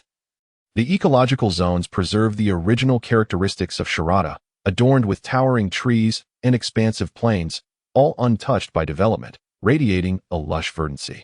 In contrast, the research zone was dominated by an array of gray and silver structures, reminiscent of the domed residences found in Bulma's home on Earth. It was here that Casso found himself. "Greetings, Lord Casso. You are utterly adorable," exclaimed the lovely ladies of the Lolita clan, their excitement palpable as they witnessed a young child descending from the heavens. As Casso touched down on the ground, several enchanting Lolita young ladies swiftly approached him, playfully tousling his hair with their delicate, fair hands. After a year of camaraderie, they had come to understand Casso's easygoing nature and his penchant for humor, which emboldened them to tease him so boldly. Standing at just over 1 meter tall among the statuesque beauties, Casso found himself enveloped by their alluring fragrance. Just as he felt himself on the brink of losing his composure, a sharp voice pierced through the air. "What are you all doing?" It was Lady Philia, standing at the doorway, her tone commanding. "It's Lady Philia. Run." In an instant, the Lolita girls vanished without a trace. "Casso, he has yet to savor enough. You little rascal, your frivolous demeanor has led this group of girls to such unruliness." Philia cast him a sidelong glance. "Aren't you angry anymore?" Casso lifted his gaze to her exquisite visage. Philia remained silent and returned to the research room. The sight of the universal capsules on the desk ignited her ire. The little rascal was far less frigid towards those women, yet so merciless towards her. "Do you really think I would endanger the Scion race and the Lolita clan?" Casso followed her inside, leaning against the doorframe. "I hope not."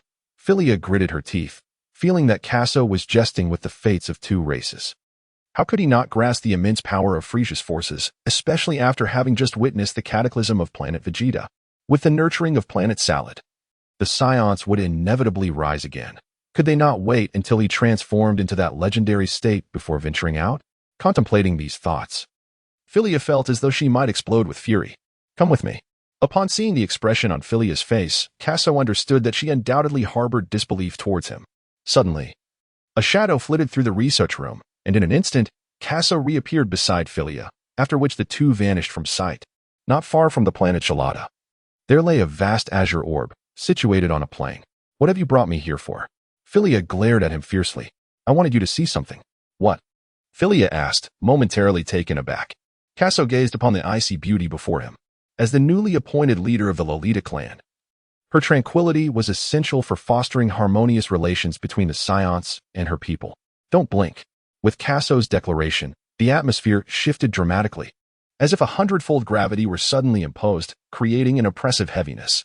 The stifling tension caused Philia's eyes to widen, struggling to catch her breath, as she sensed an ominous power emanating from Casso, poised to erupt. Chapter 72. The enigmatic Casso. A formidable aura erupted from Casso, enveloping him in a vast white blaze. "This is bad."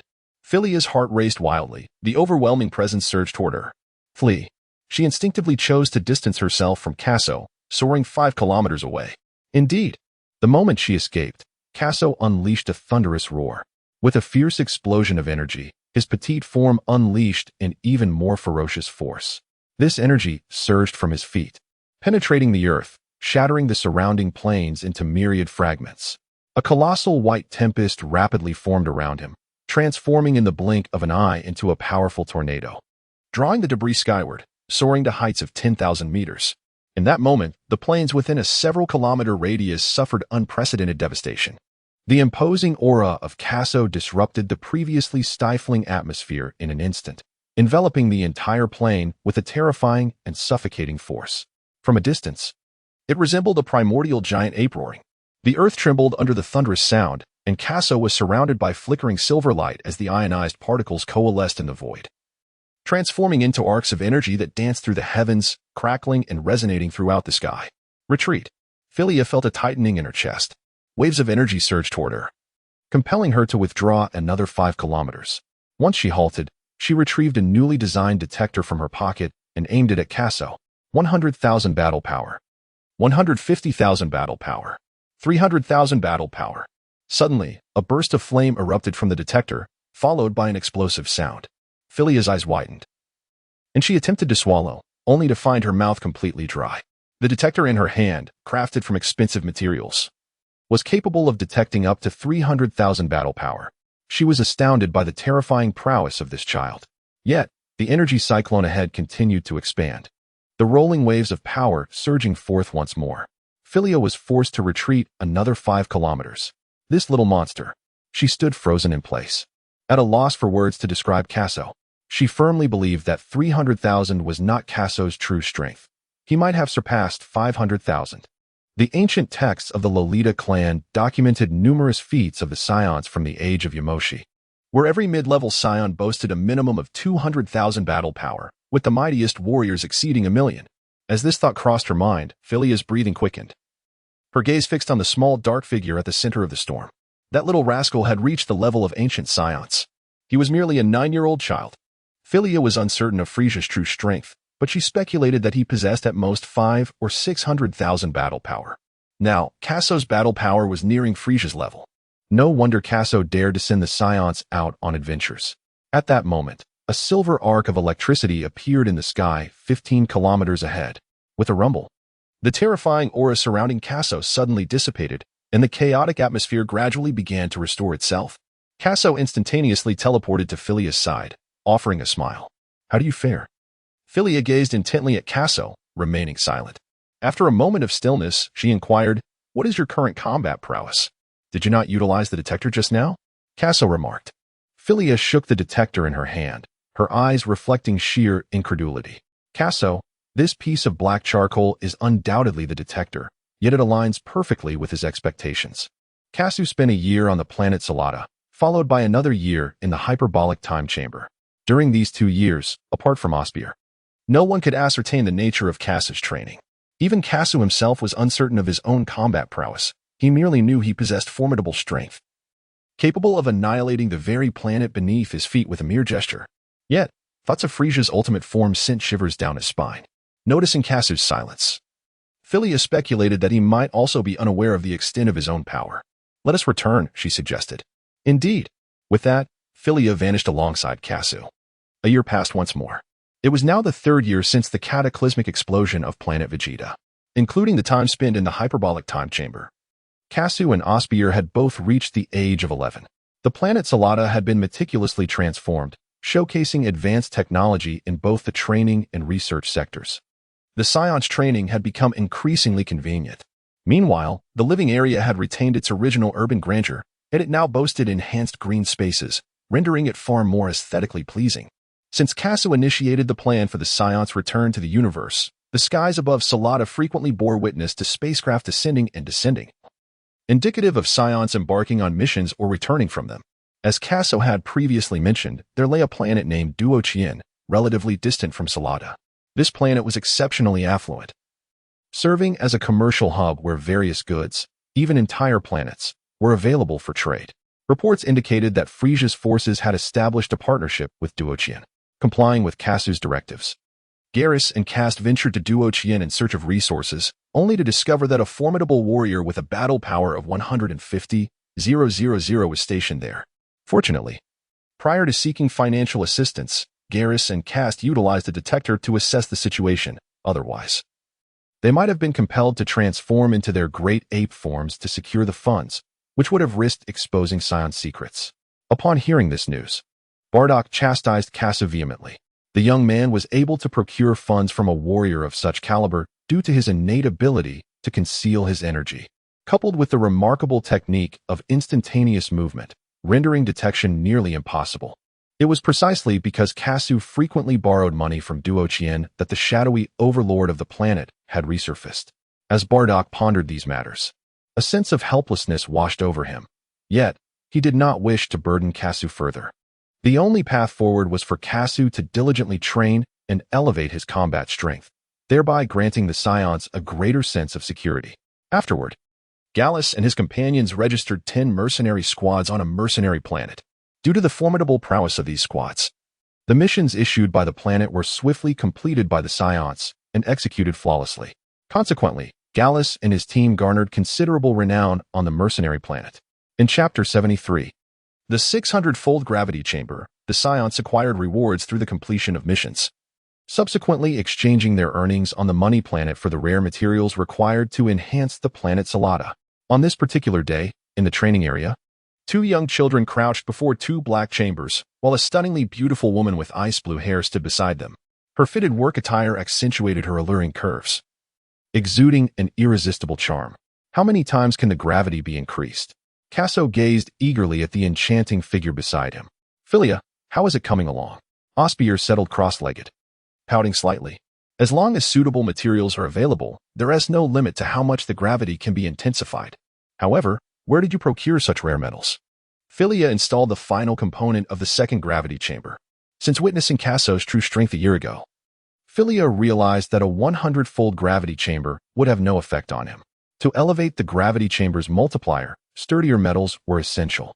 Yet, she wondered how this mischievous boy had acquired such precious materials, which were even more valuable than zero metal. Never mind that. Just tell me how much it can be enhanced. Casso's face bore an unusual hint of embarrassment. How intriguing. Philia chuckled inwardly. Knowing Casso, his skin was thicker than steel, and seeing him display such a demeanor suggested he had engaged in something he found shameful. It has been increased to 600 times. What? Casso's eyes widened in disbelief. In his mind, he had thought these special metals would only allow the gravity chamber to be enhanced to 300 times at most. To his astonishment, it had escalated to 600 times. Casso swallowed hard, pondering just how precious these metals were to the planet Duoqian. Indeed, since Casso had turned over a new leaf a year ago, he had recently returned to Duoqian. Even with a formidable guardian possessing a battle power of 150,000 stationed on Duoqian, Casso found himself utterly powerless, as such invaluable metals were surreptitiously stolen from him. In the vast cosmos, a lower-tier planet could trade for 1 black gold, a mid-tier planet could exchange for 1 white gold, while a higher-tier planet could command 1 purple gold. Notably, 1 purple gold equals 100 white gold, which is equivalent to the enigmatic figure of 937, 929, 266 black gold in the realm of nihilistic literature. The batch of metals borrowed by Casso is valued at 50 purple gold, equivalent to the earnings from selling 50 superior planets. If the shadowy mastermind behind the estimated wealth were to discover that his metals had been pilfered, he would likely weep inconsolably in the restroom. Upon hearing that the gravity had increased to 600 times, Osbier leaped with joy, exclaiming, "How wonderful!" Your happiness, however, may bring tears to others. Philia, removing her gloves, approached Osbier and gently patted her small head. In the cosmos, the principle of survival of the fittest reigns supreme. Thus, the Scions primarily focus on diligent cultivation. It is a testament to Casso's abilities that he managed to acquire these metals. Philia, not one to adhere to rigid conventions, viewed the situation with a sense of calm, albeit slightly surprised by Casso's bashful demeanor. "Thank you, little one. Once I finish my training, I shall gift you a box of spicy pepper-flavored instant noodles." Casso eagerly dashed into the gravity chamber. Spicy pepper-flavored noodles? Philia's eyes lit up with excitement at the mention. The Lolita race's talent for cultivation is rather limited, and Philia's abilities are already considered commendable. Apart from her daily training, she delights in experimenting with the universal capsules and indulging in food. Those instant noodles happen to be her favorite, especially the spicy pepper flavor. "You little rascal, it's a deal," Philia called out to Casso's retreating figure. "Understood." Casso's voice echoed from the entrance of the gravity chamber before the door closed. "Philia, I shall also commence my training." "Go on, go on." Philia gazed at Osbier's small silhouette, her thoughts drifting towards the spicy pepper noodles. Casso meandered around the gravity chamber, noting that it remained unchanged from its previous form. His curiosity piqued regarding the enhancements the latest gravity chamber would bestow upon him. An astonishing increase of 150 times the gravitational force. Casso murmured softly. Although he was uncertain of his precise combat capabilities, he felt confident that, based on his understanding of his own strength, a gravity increase of 150 times would pose little challenge for him. Indeed, in an instant, the entire gravity chamber was enveloped in an incomprehensibly heavy pressure. However, Casso felt scarcely affected, merely experiencing a momentary discomfort as the gravity shifted. Gradually, he began to experiment with the increments of gravity. During his training at 100 times the gravity, he had learned that each additional factor of gravity brought about significant changes, with higher multipliers yielding increasingly terrifying effects.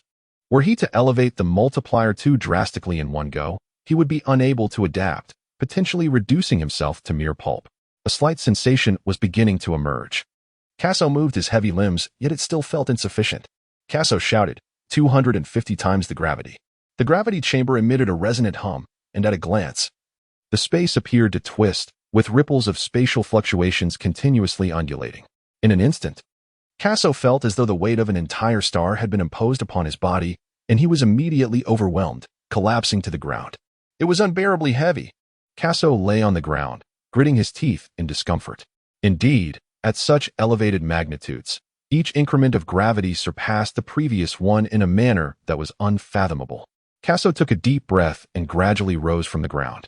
Although the gravity was exceedingly daunting at present, Casso found it to be just right. Reminiscent of the moment several years ago when he first increased the gravity chamber's multiplier to 30 times. Each movement of Casso poses a significant challenge to his body. He must, as he did in the past, gradually acclimate to the force of gravity and achieve the ability to walk normally before proceeding further.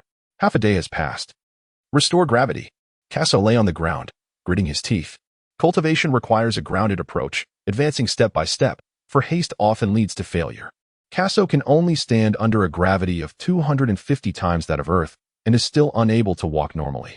However, the thought of the little girl outside waiting for his spicy pickled noodle soup compels him to venture out. Otherwise, Philia's wrath could be quite terrifying. Indeed, as Casso emerged from the gravity chamber, he beheld the exquisite figure still standing in place. "Finished your training?" Philia inquired, glancing at Casso, who lay prostrate on the ground. Her reaction to his disheveled state was notably indifferent, as if she had witnessed such a sight on multiple occasions before. After a brief respite, they continued. Casso finally regained some strength and stood up, casting an exasperated glance at Philia. This foolish girl didn't even acknowledge him. How infuriating. "Here, take this." Casso opened the universal capsule and retrieved a box of instant noodles, tossing it to Philia. When Casso opened the warehouse door, Philia deliberately glanced inside. Gasp. Philia inhaled sharply. The warehouse was brimming with instant noodles. Why was she given only a small box? Chapter 74. Vis returns once more. Just a box? Is there a problem? Just a box? Casso firmly shut the warehouse door and cast a determined glance at Philia. The instant noodles had been procured from Earth a year prior, featuring an array of flavors, including sauerkraut, all intended as a precaution against the potential return of Beerus. The more of these life-saving provisions he could store, the better. At present, Casso could offer Philia merely a box, which was quite commendable. Philia clutched the box of noodles tightly to her chest, glaring at Casso with an intensity that suggested she viewed him as a particularly nefarious villain. Love or not, Casso could hardly tolerate her demeanor and pretended to approach to retrieve the instant noodles. "What do you think you were doing?" Philia hastily evaded Casso's two small hands. "Did you not say you didn't want it?" Philia, a princess of the Lolita clan, possessed extraordinary talent and had always been the center of admiration, lavished with affection by her kin, who indulged her every desire. However, upon encountering Casso, She had never encountered such a miserly individual. At that moment, the door to the gravity chamber beside them swung open. Osbier emerged, drenched in sweat. She was currently training under a gravity of 180 times her normal weight, unable to reach Casso's level. Nonetheless, this new gravity chamber was indeed impressive, as Osbier had begun to feel the loosening of her powers bottleneck shortly after entering.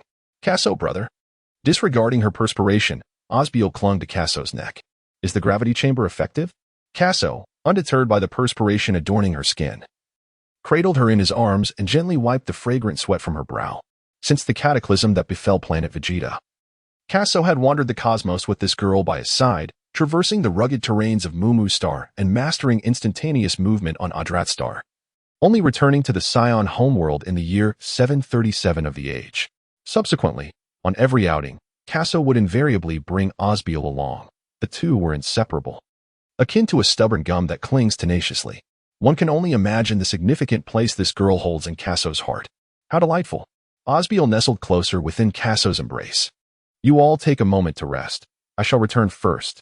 Philia, now exasperated at the sight of Casso, lamented the fact that despite the abundance of instant noodles, he had only offered her a single box. It truly infuriated her. With that, Philia seized her instant noodles and ascended into the sky, vanishing from their sight in the blink of an eye.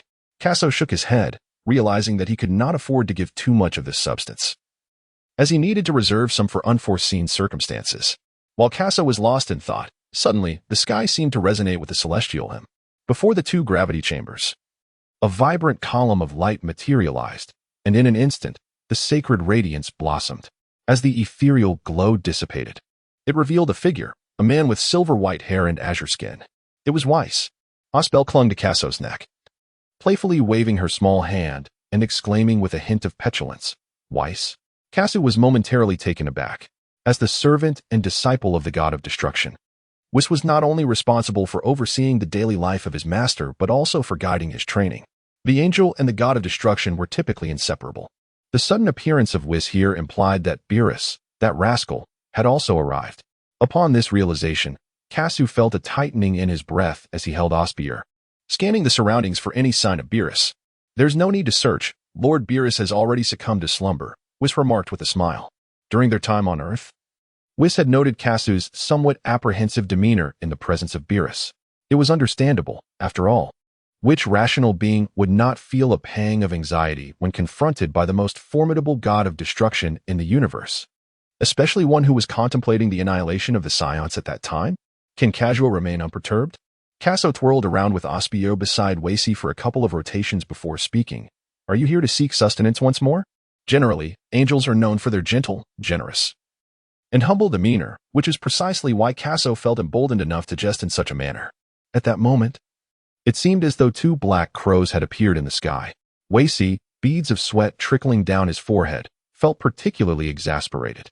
Nonetheless, he nodded and replied, That is merely one of the reasons. The other is to depart. Follow me. Before Weiss could finish his sentence, Casso seized him, and the three of them instantly vanished from the living area. In the residence of Casso, is this what you deem delectable? Weiss inquired.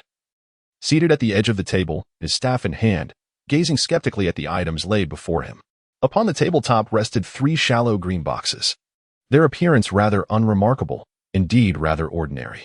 Moments earlier, Casso had unwrapped one of the boxes and poured some boiling water inside, assuring that it would be ready to eat shortly. Weiss found himself in a state of bewilderment.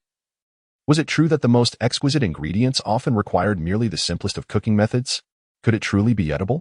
His skepticism lingered, while Osbier, with her round eyes widened in anticipation, fixated on the container of instant noodles that belonged to her, swallowing hard at intervals. She had tasted instant noodles before and knew them to be among the rare culinary delights of the world. As seconds ticked by, a waft of enticing aroma began to emanate from the container, filling the air and capturing Weiss's senses. Indeed, it only required boiling water. The alluring fragrance wafted into Weiss's nostrils, causing him to salivate profusely, and he could hardly restrain himself from reaching out to indulge immediately. Hold on, Casso interjected, firmly grasping Weiss's hand. Preparing instant noodles was no trivial matter. It entailed numerous considerations, such as the temperature of the water and the duration of steeping. If these elements were not meticulously managed, the noodles would fail to achieve their potential, and the notion of them being delicious would be rendered moot. Casso, however, diligently remembers Master Jin Qingwu's secret to instant noodles. After a while, Weiss felt as though his saliva was nearly gone, yet Casso remained utterly motionless. Weiss pondered to himself that had he awakened Lord Beerus and brought him along, Casso would undoubtedly not have kept him waiting for so long. All right. As Casso's voice fell, the void above the instant noodles suddenly became indistinct. Casso wiped his eyes, and he could only discern the movements of the young girl, while the actions of Weiss remained entirely obscured to him. Looking up, he noticed that the 2 buckets of instant noodles were already in the hands of the 2 individuals. Weiss peeled back the packaging and leaned down to inhale deeply the enticing aroma that wafted from the noodles. How delightful! His fingers tingled with anticipation, and he could no longer restrain himself, swiftly seizing a fork. Meanwhile, Osbier was already lost in the realm of the noodles. Truly, they were both gluttons. Casso shook his head. He took a bite, finding that the flavor of the instant noodles here was quite similar to those from his previous life, with little distinction, however.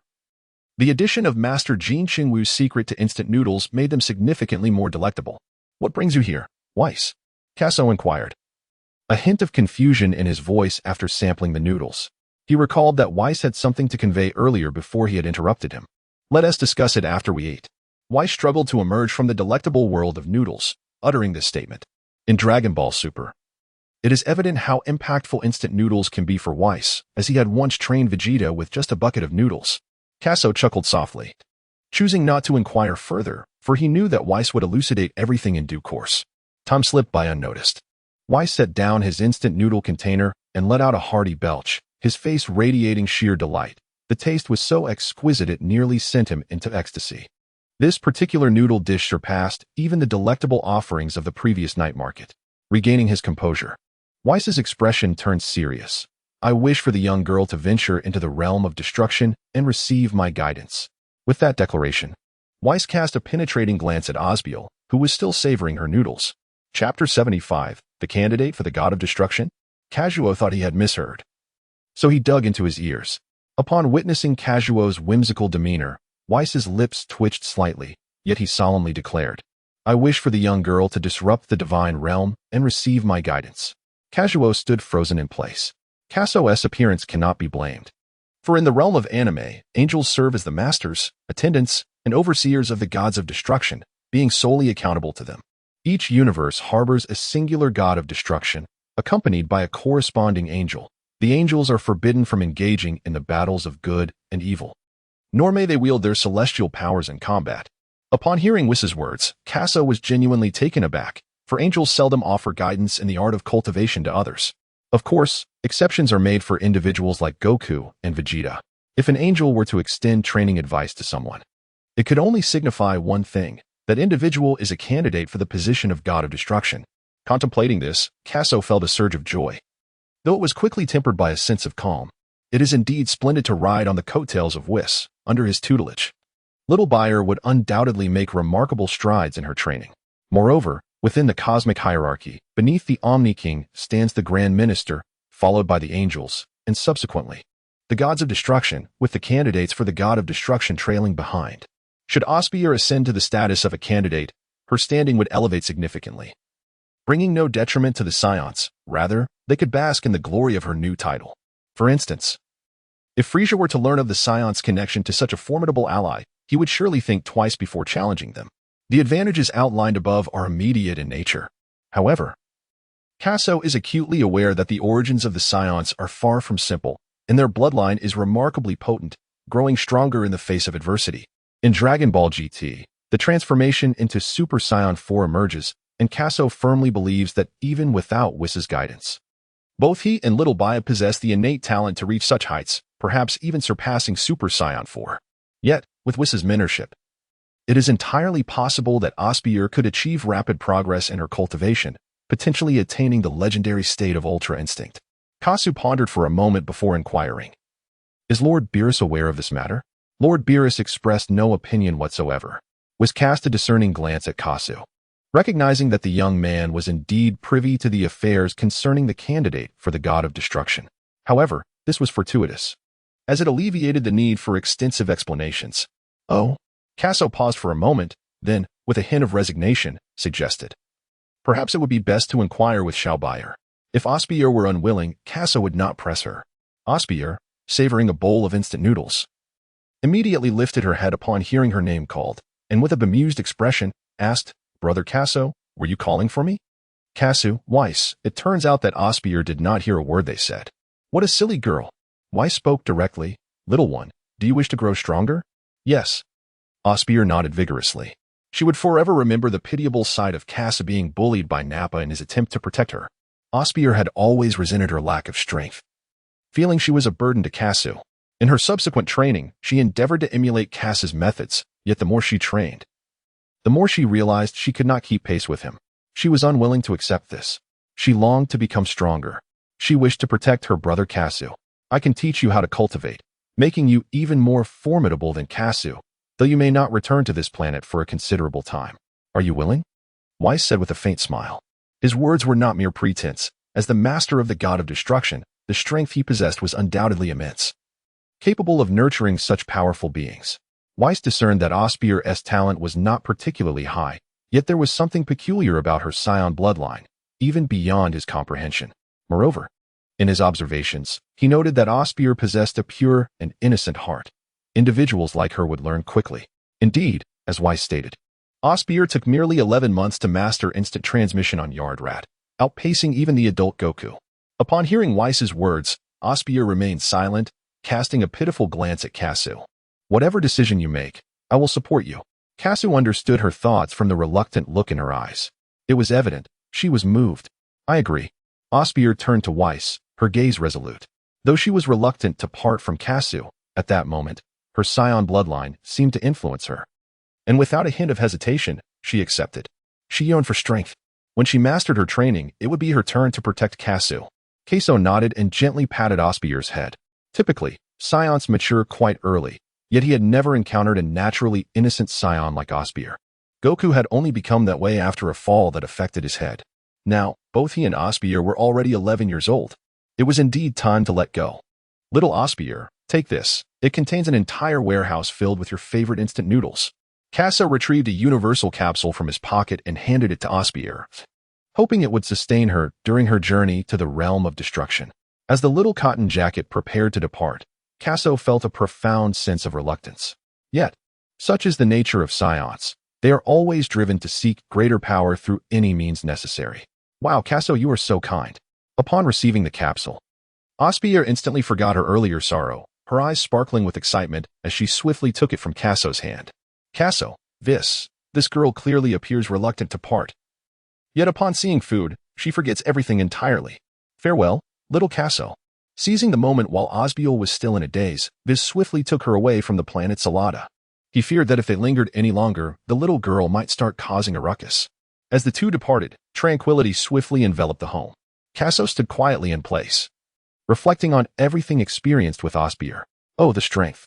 Casso clenched his fist, a formidable aura exploding from his being, distorting the surrounding space as a cacophony of cracking sounds echoed. The entirety of the Salada planet was enveloped by Casso's overwhelming presence, triggering alarms from the detectors of both the Lolita and Saiyan races. 300,000 battle power. 500,000 battle power. Boom, boom. All detectors on Salada were reduced to mere scrap metal. A year prior, Philia had redesigned the detectors, utilizing more advanced materials, enabling them to detect up to 500,000 battle power. Whoosh, whoosh. The Saiyans ascended into the air, eager to discern the identity of the formidable being who had descended upon Salada. But upon recognizing the source of the power, they quickly returned to the ground. It was Lord Casso. Thus, there was nothing to fear. Chapter 76. The 21st World Martial Arts Tournament. Osbio accompanied Whis as they departed from Salada. As time passed, the absence of Osbier rendered Salada considerably quieter. Bardock and the others soon realized that the pesky follower who had been trailing Casso had vanished. They approached Casso to inquire about it. Casso, however, shook his head, offering little explanation, merely stating that he had gone elsewhere to cultivate. It was best to speak sparingly of deities of destruction. Subsequently, Casso's existence devolved into a monotonous routine, oscillating between intense training in the gravity chamber and furthering his cultivation within its confines. He scarcely made appearances before others, even disregarding Philia when she sought him out. Time slipped away unnoticed, and thus, 8 years passed in the blink of an eye. Deep within the cosmos, a streak of light darted through the stars. There, a handsome young man blinked his starry eyes, cautiously observing his surroundings. He possessed a tall, slender figure with sharply defined features and wore casual attire reminiscent of Earth, exuding an undeniable sense of fashion. Casso furrowed his brow as he emerged from the planet Midamore, only to discover a presence nearby that exuded an aura reminiscent of a demonic overlord, profoundly malevolent. Midamore is a planet steeped in martial arts culture, where its inhabitants have delved into various forms of martial disciplines. For instance, the fusion technique seen in anime was a secret art developed by the denizens of Midamore. Over the years, Casso's formidable prowess has been greatly attributed to the martial teachings of the Midamorians. Now, upon sensing this sinister energy in proximity to Midamore, he could not remain an idle spectator. However, as he pursued it deep into the cosmos, Casso found that the ominous presence had vanished without a trace. Casso shook his head, having failed to locate the source of the ominous presence. With no other recourse, he opted to teleport away from the vicinity. Shortly after Casso's departure, a wisp of dark mist materialized at the spot, thickening into a dense cloud, from which emerged a pair of blood-red eyes, accompanied by flickering black lightning in the surroundings. Years passed on Earth, and Bulma was no longer the little girl she once was. She had blossomed into a poised and exquisite young woman. In her home, Bulma discovered the Dragon Ball that Casso had previously returned. After extensive research, she realized it was the legendary Dragon Ball, said to grant any wish. Having encountered the Dragon Ball years prior, Bulma quickly crafted a new dragon radar, relying on her memories. Bulma harbored a profound wish to use the Dragon Ball to bring Casso to her side, prompting her to embark on a quest for the Dragon Balls. Thus, the saga of the Dragon Balls began. Along her journey, Bulma crossed paths with Goku, Yamcha, Oolong, and others, encountering numerous challenges. However, thanks to Bulma's formidable combat prowess, all obstacles were deftly overcome. Even Goku marveled at Bulma's skills, acknowledging himself as her inferior. In the climactic showdown at Pilaf's castle, all of Pilaf's schemes were swiftly unraveled by Bulma, and Goku did not transform into a giant ape. When it came time to make her wish, Bulma wished for Casso to join her. At that moment, however, Casso was still training on planet Midamore. Although he was aware of Bulma's search for him, he was too occupied to accept the dragon's summons. Upon learning of Casso's unavailability through the dragon's response, Bulma's once excited expression began to darken. Subsequently, as in the original tale, Oolong stealthily made a wish for a pair of panties. Fast forward to the year 750 of the age. The World Martial Arts Tournament, previously held every 5 years, was now conducted every 3 years. Bulma recalled Casso's words, aspiring to soar through the skies, knowing that only through daily practice could she achieve this. After all these years, she had but a single Senzu bean left, a testament to her dedication to training. Of course, her arduous efforts bore fruit, as Bulma's combat power had reached 150. Yet, lacking guidance, she remained unable to fly. Bulma chose not to participate in the martial arts tournament, as she had little interest in such competitions. Nevertheless, she attended to watch the match between Goku and Krillin. Where has that little rascal Casso gone? Bulma pondered, resting her chin on her hand, her gaze vacant as she observed the battle in the arena, which held no allure for her. Years earlier, Bulma had reached the limits of her physical capabilities.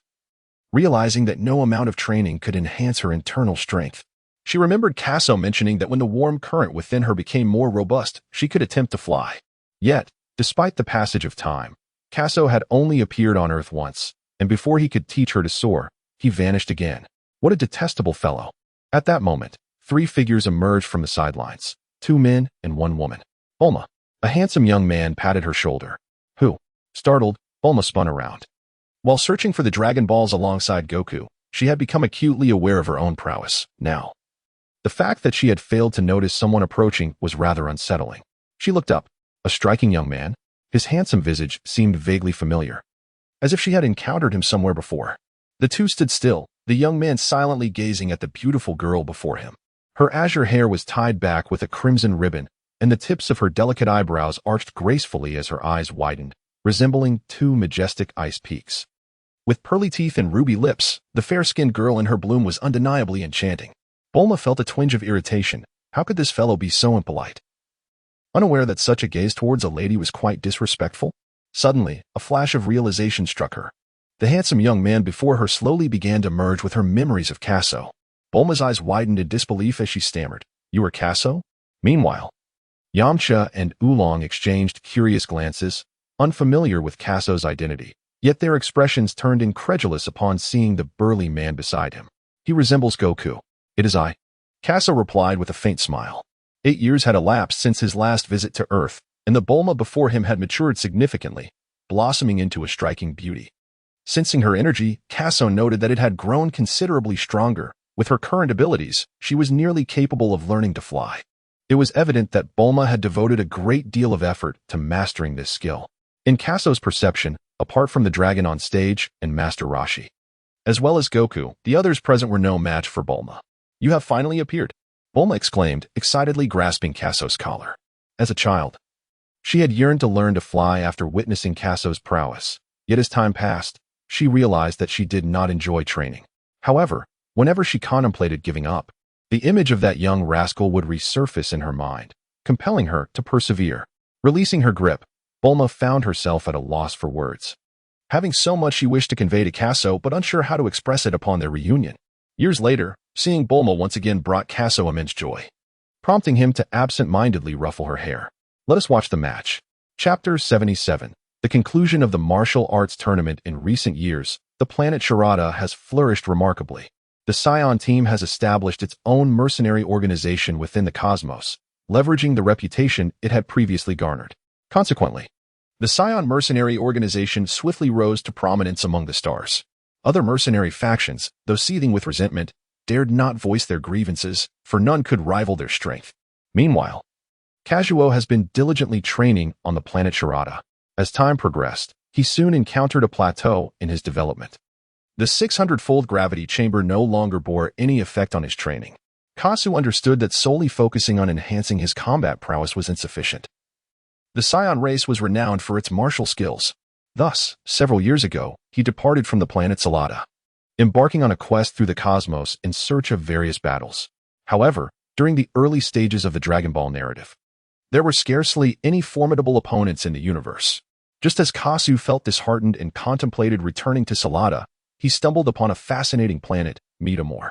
Casso had cultivated on the planet Metamor for several years, and, during this time, he heard the voice of the Earth's divine dragon inquiring whether he wished to be transported. This signified to him that the Dragon Ball saga had commenced. Upon exiting his retreat, Casso returned to planet Salad with Bardock and Jine, making their way to Earth just in time for the 21st World Martial Arts Tournament. Kakarot, Jine gasped, her small hands covering her mouth, tears welling in her eyes. It was a mere short while after Goku's birth that he had been exiled here, and upon seeing his distinctive hairstyle, Jine instantly recognized her son. Bardock furrowed his brow in silence, pondering the apparent weakness of Kakarot's combat prowess. Could this little one truly transform into a Super Saiyan?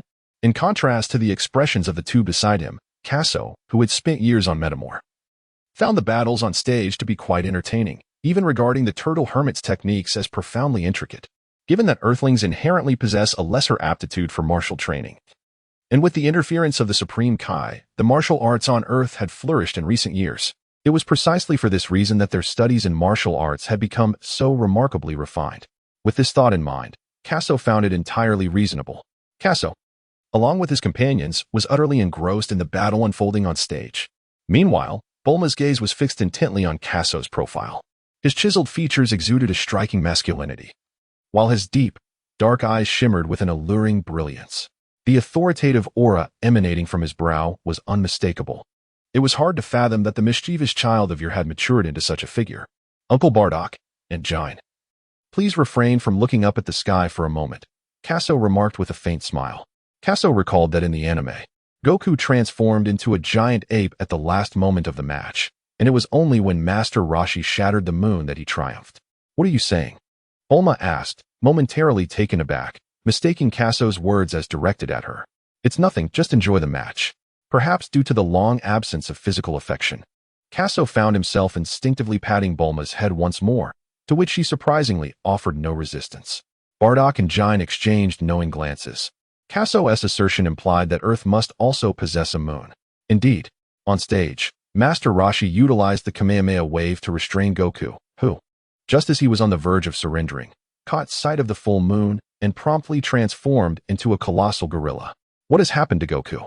Bulma exclaimed, having never witnessed such a transformation. During the encounter at Pilaf's castle, it was Bulma who had vanquished Pilaf and his cohorts. Thus she had not seen Goku morph into his great ape form. Yamcha and Krillin widened their eyes, contemplating a hasty retreat, yet the giant ape on stage was Goku, leaving them anxious and only able to cautiously hide behind Bulma for safety. This is a unique trait of our race, Casso elucidated. Under the full moon, he too felt a slight itch in his tail, but as long as he refrained from gazing at the moon, he would be fine. Oh, Bulma suddenly understood. It was no wonder Goku possessed a tail, as he and Casso belonged to the same race. However, witnessing Goku's transformation into a great ape did not instill panic in Bulma. With Casso by her side, she felt unafraid. As Goku transformed, the audience fled in terror, leaving only a giant ape, Master Roshi, and a golden-haired referee on the stage. Realizing that continuing in this manner would lead to his defeat, Master Roshi looked up, peering through Goku's immense form at the full moon, his gaze firm. Kamehameha. A deep blue energy wave erupted from Master Roshi's hands. No! Krillin and Yamcha shouted from the sidelines. After witnessing the previous battle between Goku and Shenron, they were well aware of Shenron's prowess. If Goku were struck by this energy wave, it could spell disaster. Can Goku withstand it? Bulma glanced at Casso, her eyes betraying her concern. It will be all right. Casso chuckled softly, realizing that Master Roshi had no intention of eliminating Goku. He merely sought to shatter the full moon hanging in the sky. Moreover, given Master Roshi's strength, he might not even pose a threat to Goku in his great ape form. This thought eased Bulma's mind. She patted her ample chest. As they searched for the Dragon Balls together, she and Goku had forged a bond of friendship, and she could not bear the thought of him being harmed by anyone else. Meanwhile, Giant and Bardock observed the battle with an air of indifference. A massive blue energy wave surged towards Goku. Boom! A thick mist enveloped the entire arena. Was he dead? Krillin and Yamcha collapsed to the ground, unable to fathom that Goku could have perished so easily. When they glanced at Bulma, fury etched their faces. It was evident that she possessed the power to intervene against Master Roshi, yet chose to remain aloof. But Goku was not dead. Bulma cast an irritated glance at the two. Did they truly wish for Goku's demise? As Bulma had indicated, Goku lay on the ground, naked and drowsy. Yet he did not rise again to resume the duel, as one might expect from an anime. Ultimately, under the announcement of the golden-haired referee, the champion of the 21st World Martial Arts Tournament was declared to be Shenron. Let us go. With the match concluded, Casso had no desire to converse with Goku and prepared to depart. Bardock shared a similar sentiment. Initially, upon witnessing Goku's meager combat prowess, he contemplated bringing him back for training. However, after witnessing the entire duel, even he found the techniques employed by Master Roshi and Goku to be quite astonishing. It seemed this planet was indeed extraordinary. It was best for Kakarot to gradually grow on Earth. Are you ready to leave? Casso inquired, glancing at Bulma with a smile. Huh? Let us go, let us go. Bulma paused momentarily before quickly regaining her composure, wrapping her arms around Casso's. She was determined not to let him slip away this time. Casso felt the softness of the arm and smiled, choosing not to speak. He then utilized his instantaneous teleportation to whisk the three away from the scene. As they departed, only Krillin and his companions remained, their expressions a mix of bewilderment. They murmured, Goku and that man seemed quite alike. Could Goku possibly be his son? Meanwhile, Master Roshi stood on the arena, gazing at the spot where Bardock had just stood. Even before the trio arrived, he had sensed the ferocious energy emanating from Bardock and Giant. However, upon noticing their acquaintance with Bulma, he felt considerably reassured. Yet, the resemblance between the tall man and Goku was striking. Could it truly be as Krillin and the others suggested, that this man is Goku's father? In the dense, primordial forests of northern Earth, there stood an ancient white tower. On the tower, Casso, accompanied by three companions, arrived at Carinta and called out to the cat sage, who was gazing at the images of three water tanks. Cat sage, it's been a long time. Chapter 78. Bardock enters the time chamber. Who is it? The cat sage, startled by the voice behind him, turned around.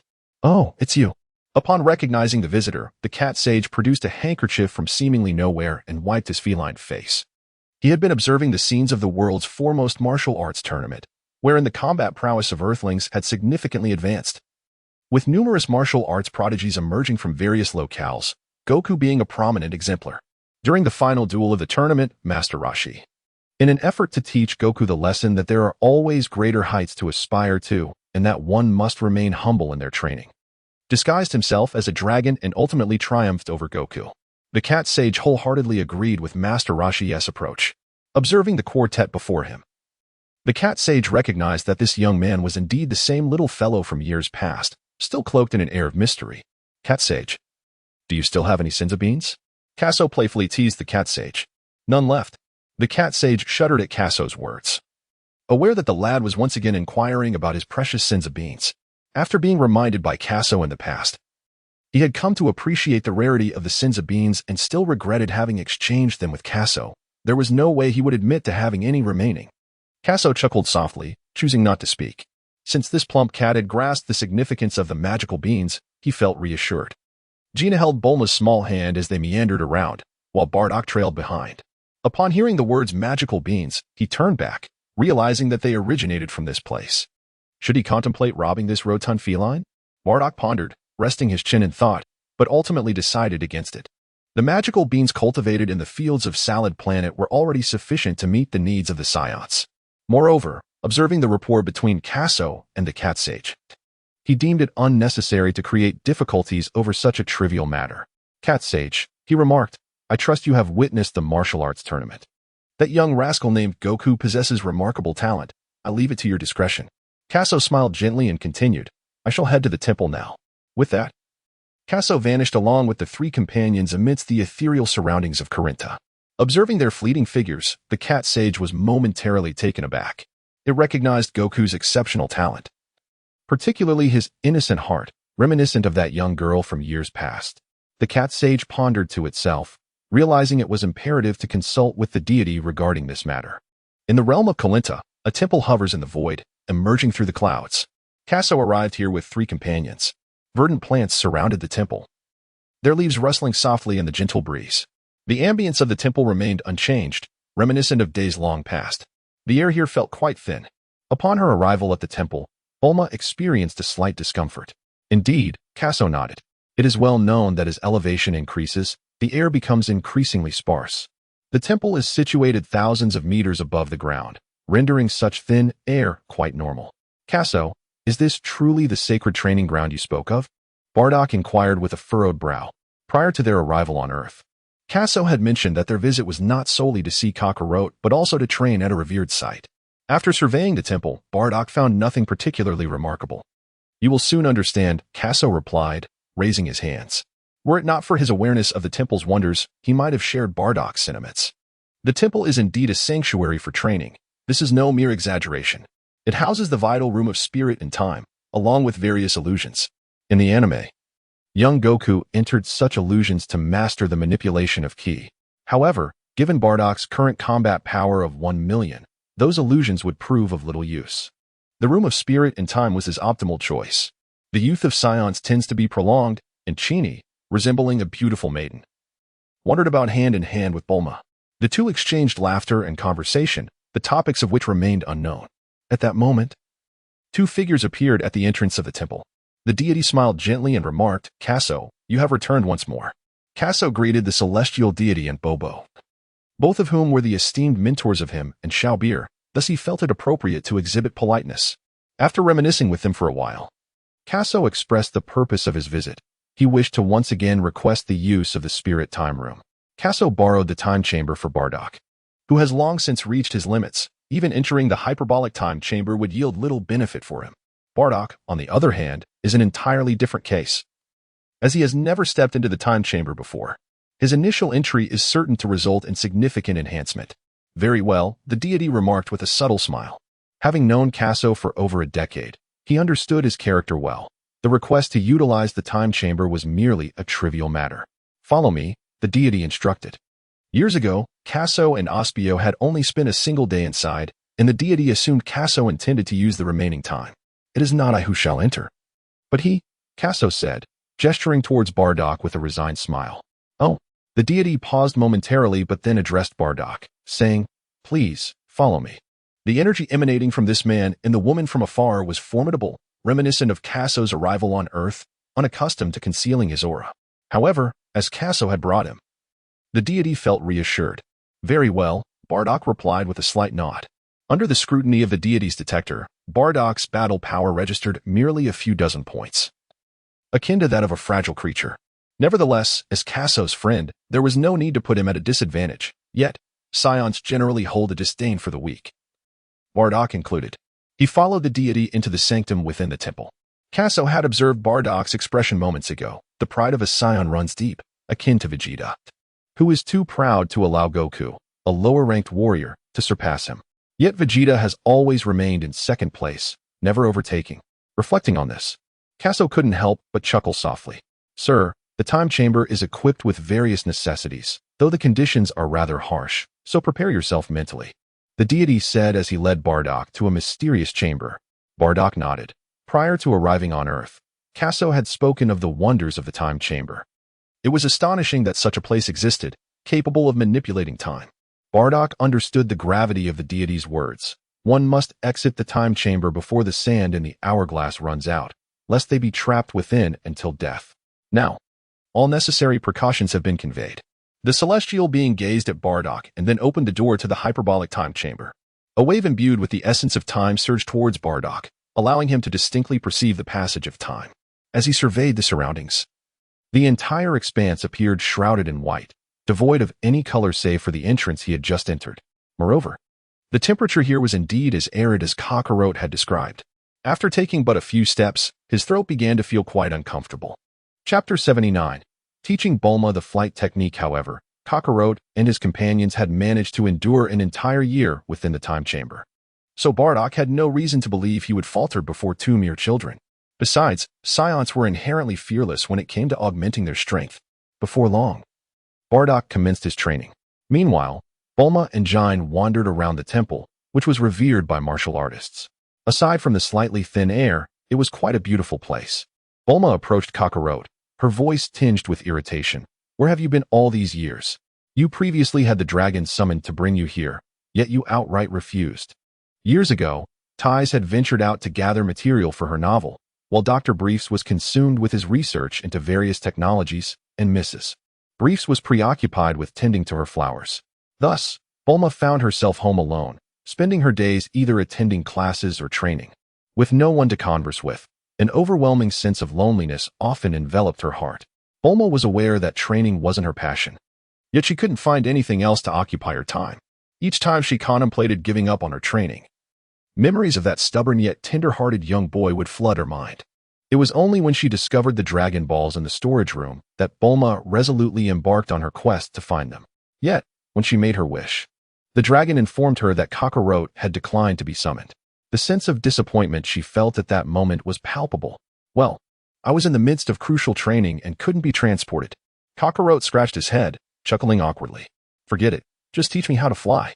Bulma retorted, somewhat exasperated. In truth, Bulma harbored quite a bit of resentment, but upon seeing Kakarot, all her grievances dissipated like mist. Especially when she looked upon his handsome visage. Her heart would invariably flutter. How has he changed so much? All right, follow me, Kakarot said, ruffling Bulma's hair as he led her to the center of the temple. After years of training, you should be quite familiar with that warm energy within you. Cassandra seated Bulma on the ground, smiling as she spoke. In truth, that warm current is what we refer to as energy, which can also be described as chi. However, the concept of chi may be too profound for you at this stage. Allow me to directly teach you the application of energy. Years ago, Casso devoted an entire month to mastering the control of energy. He doubted that Bulma could grasp it in a short span of time, thus he resolved to impart to her the methods of energy utilization. Energy is a broad concept that resides within everyone. For instance, the strength we employ in our daily tasks is merely the body instinctively releasing energy. When we labor, this energy is released passively. However, if we aspire to soar into the sky, we must actively harness and release that energy. Casso was explaining the concept of energy to Bulma, but just as he was about to continue, Bulma waved her hand to interrupt him, saying, enough with the chatter. Just teach me how to fly. Casso, it is indeed futile to convey so much to someone as inexperienced in martial arts as Bulma. It would be far more beneficial to directly teach her how to actively release the energy within her. Contemplating this, Casso nodded. Close your eyes and relax your body. Just as I do. Observing Casso shut his eyes, Bulma followed suit and closed her own. Casso's words gently guided her, reminiscent of Gohan instructing Biddy Lee in an anime. She relaxed her body and entered a state of meditation, slowly channeling the warm energy within her. As time gradually flowed by, Bulma became immersed in her own meditative realm. Casso sensed her breathing had become steady, and thus she opened her eyes. Bulma possessed considerable talent, yet regrettably, she had little inclination for cultivation.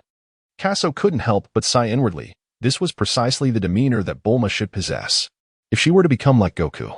Engrossed in relentless training day in and day out, the world of Dragon Ball would surely lose a brilliant scientific mind. Casso quietly departed from the area. Striving not to disturb Bulma, he moved to the other side. Casso, that little girl is quite adorable, Jine remarked softly as she observed Casso approaching. Indeed, Casso nodded slightly, feeling somewhat embarrassed. Among the characters in Dragon Ball, the most endearing and beautiful are undoubtedly Bulma and Android 18, who also enjoy the highest popularity. Well, you handle it as you see fit. Jinai giggled, covering her mouth. She was aware that in due time, Bardock would entrust the scions to Casso. Given the exceptional nature of Casso as a scion, procreation was exceedingly challenging, thus the more partners, the better. Moreover, she could discern that both parties harbored mutual intentions. Perhaps they would discuss it further later. Casso's thick-skinned demeanor rarely blushes. Who could resist such an adorable girl like Bulma? Time has passed, yet the moments linger. Casso leaned against the towering verdant foliage, quietly observing the striking silhouette at the center of the temple. As Janae had mentioned, Casso harbored a fondness for Bulma and Android 18 in his previous life. His arrival on Earth was driven not only by the desire to acquire the sacred beings, but also by the aspiration to catch a glimpse of the goddess he revered. At that time, Bulma was still quite young, her personality exuberant, yet the little girl possessed the makings of a true beauty. And what of Vegeta? Casso smirked. I shall not allow Bulma to have it. Just as Casso was lost in thought, a delicate figure emerged, surrounded by a radiant aura. The glow shimmered like a luminous pearl in the darkness, flickering in the palm of Bulma's hand. A low humming resonated around the aura as Bulma slowly opened her eyes. Upon seeing the bright light in her palm, she exclaimed with excitement, Casso, Casso, look, I have succeeded. However, just as Bulma was engulfed in elation, the brilliant light in her hand suddenly extinguished. Why did it go out? The sudden disappearance of the light felt like a fall from paradise to hell for Bulma. Over the years, she had toiled tirelessly, yearning for Casso's admiration, and had faced countless sleepless nights. When the warm flow within her body failed to grow, her anxiety surged. Having just witnessed the successful gathering of energy outside her body, Bulma was exhilarated, as if she could almost hear Casso's praise in the next moment. Yet, the light extinguished once more. Bulma felt a pang of sorrow, her nose tinged with a bittersweet ache, and her eyes began to well with tears. She felt utterly aggrieved. Kakarot appeared beside Bulma, momentarily taken aback by her appearance, but he quickly comprehended the reason behind her distress. Do not weep, my dear. Casso felt a pang of compassion and instinctively embraced Bulma. It's all right. You have successfully released energy externally. You simply need more practice. Really? Bulma's voice trembled slightly. Indeed. Trust me, once you master the art of energy release, you will soar through the skies just as I do. Casso held Bulma tightly. In the anime, when Gohan was teaching Videl, she too experienced a similar situation, where her initial attempt to harness energy swiftly dissipated. Nevertheless, she eventually learned the technique of flight. Chapter 80. The third stage of training. Listening to Casso's explanation, Bulma felt a sense of affirmation. She had already begun to grasp the sensation of releasing energy and was confident that with a few more attempts, she would become proficient. However, her earlier reaction had been somewhat exaggerated, and now nestled in Casso's embrace, she felt a hint of shyness. Yet, rather than attempting to escape his hold, she tightened her grip around his waist. Hee. Casso chuckled at Bulma's reciprocation of the embrace. The two were closely entwined. Years of training had not rendered the young woman's body rigid, but rather imbued it with a softness. The fresh and delicate fragrance of her presence wafted into his nostrils, prompting Casso to hold her a little tighter. Casso, are you going to leave here again soon? Bulma blinked her round eyes, her tone tinged with melancholy. Her concern was not unfounded. Over the years, Casso had only visited Earth once, scarcely exchanging more than a few words with her before departing. No, this time I intend to stay on Earth for a while, Casso replied, inhaling her floral scent with a smile. Really? Absolutely. Oh yay, Bulma exclaimed, overjoyed as she embraced Casso with delight. Casso gently patted Bulma's head, feeling a pang of sympathy as he witnessed her unrestrained joy. How profoundly lonely must this silly girl be? He contemplated the idea of taking Bulma to Planet Salad in the future, but upon further reflection, he shook his head. The unfolding narrative of Earth was inextricably linked to Bulma. You continue to practice. I shall seek out Mr. Bobo, Casso said, resting his forehead against Bulma's in a tender manner. Under Casso's gaze, Bulma felt a tinge of shyness, lowering her head and giving a slight nod. Just as Casso had mentioned, she had now memorized that sensation and needed to practice it several more times. Otherwise, delaying her training would surely diminish its effectiveness in a few days. Meanwhile, the Supreme Kai was observing the world below, with Bobo standing beside him. The martial arts development on Earth had indeed improved significantly. Aside from little Goku, the Supreme Kai also noticed the small bald figure beside him, whose potential was quite promising. With the guidance of a renowned master, he was destined for great achievements, perhaps even surpassing the formidable martial arts champion, Wu Tai Do. However, as he turned to glance at Casso, the Supreme Kai couldn't help but sigh inwardly. Currently, no one on Earth could rival Casso. Casso, what do you think of the martial arts development on Earth? The Supreme Kai inquired as Casso approached slowly. Not bad, Casso replied nonchalantly with a slight nod. The Supreme Kai observed Casso's calm demeanor and understood that he regarded the strength of Earthlings with a measure of disdain. Yet, this was entirely reasonable. For others had traversed the cosmos to reach Earth years prior, showcasing powers that were truly unparalleled. Casso remained oblivious to the thoughts of the Supreme Being. Had he known, he would undoubtedly have remarked that the majority of Earth's inhabitants possess mediocre talents. However, with Vegeta and Goku to bolster them, Earth stands as the most profound planet in the cosmos. Supreme Being, I have another purpose for my visit. I have come for Mr. Bobo. Casso expressed with a hint of apology in his tone. The Supreme Being paused momentarily, grasping Casso's intent. He wished to converse privately with Bobo. Very well, I too have matters to attend to, the Supreme Being replied, casting a glance at Casso before leaning on his staff and retreating into the sanctum. With the Supreme Being's departure, the plaza was left with only Bulma practicing in the center, while Jine observed the flowers and greenery nearby. Greetings, Mr. Bobo, Casso said respectfully. Bobo regarded Casso with an inscrutable gaze, betraying no hint of reaction. Casso was momentarily taken aback, yet he swiftly regained his composure. It was not surprising that Bobo maintained such an unflappable demeanor, even in the face of calamity. I wish to learn the third stage of cultivation from you, Mr. Bobo, Casso stated with reverence. Many years ago, Asila had departed from the planet Sharada alongside Vis, who, as the master of the god of destruction, undoubtedly provided guidance that would propel Asila's strength to new heights. Casso was aware that even the candidates for the title of destruction god underwent a rigorous evaluation. Yet he firmly believed in the girl's innate talent and her unwavering dedication to power. She would undoubtedly pass the assessment. Contemplating this, he felt that his own combat prowess barely amounted to a fraction of what she possessed, and the prospect of being surpassed left him feeling somewhat indignant. You have Weiss, and I have Bobo, Casso mused to himself. However, he was uncertain whether Bobo would be inclined to instruct him. Upon hearing Casso's earlier remarks, a subtle shift appeared in Bobo's previously calm demeanor. Your soul is formidable, and your understanding transcends that of ordinary individuals, yet your strength is lacking, rendering you incapable of sustaining such a realm, Bobo remarked with a hint of indifference. Nevertheless, I still wish to make an attempt, Casso replied earnestly, bowing once more. Throughout the years, Casso had pondered whether to pursue the path of transcending realms or to embrace the evolution into Super Saiyan 4. In Dragon Ball Super, Goku ascended to the state of Super Saiyan 3, subsequently awakening as a Super Saiyan God after absorbing the energies of 5 individuals, Gohan, Goten, Vegeta, Trunks, and the child of Bulla, who was conceived with Gohan. Ultimately, he even transcended to the Ultra Instinct form. Conversely, in Dragon Ball GT, Goku transformed into the Golden Great Ape form, ultimately evolving into Super Saiyan 4. The realms of God and Super Saiyan 4 represent 2 distinct paths, leading to much debate in his past life regarding which path was superior. Casso was uncertain which path was the most formidable. However, he possessed knowledge of the realm of the divine.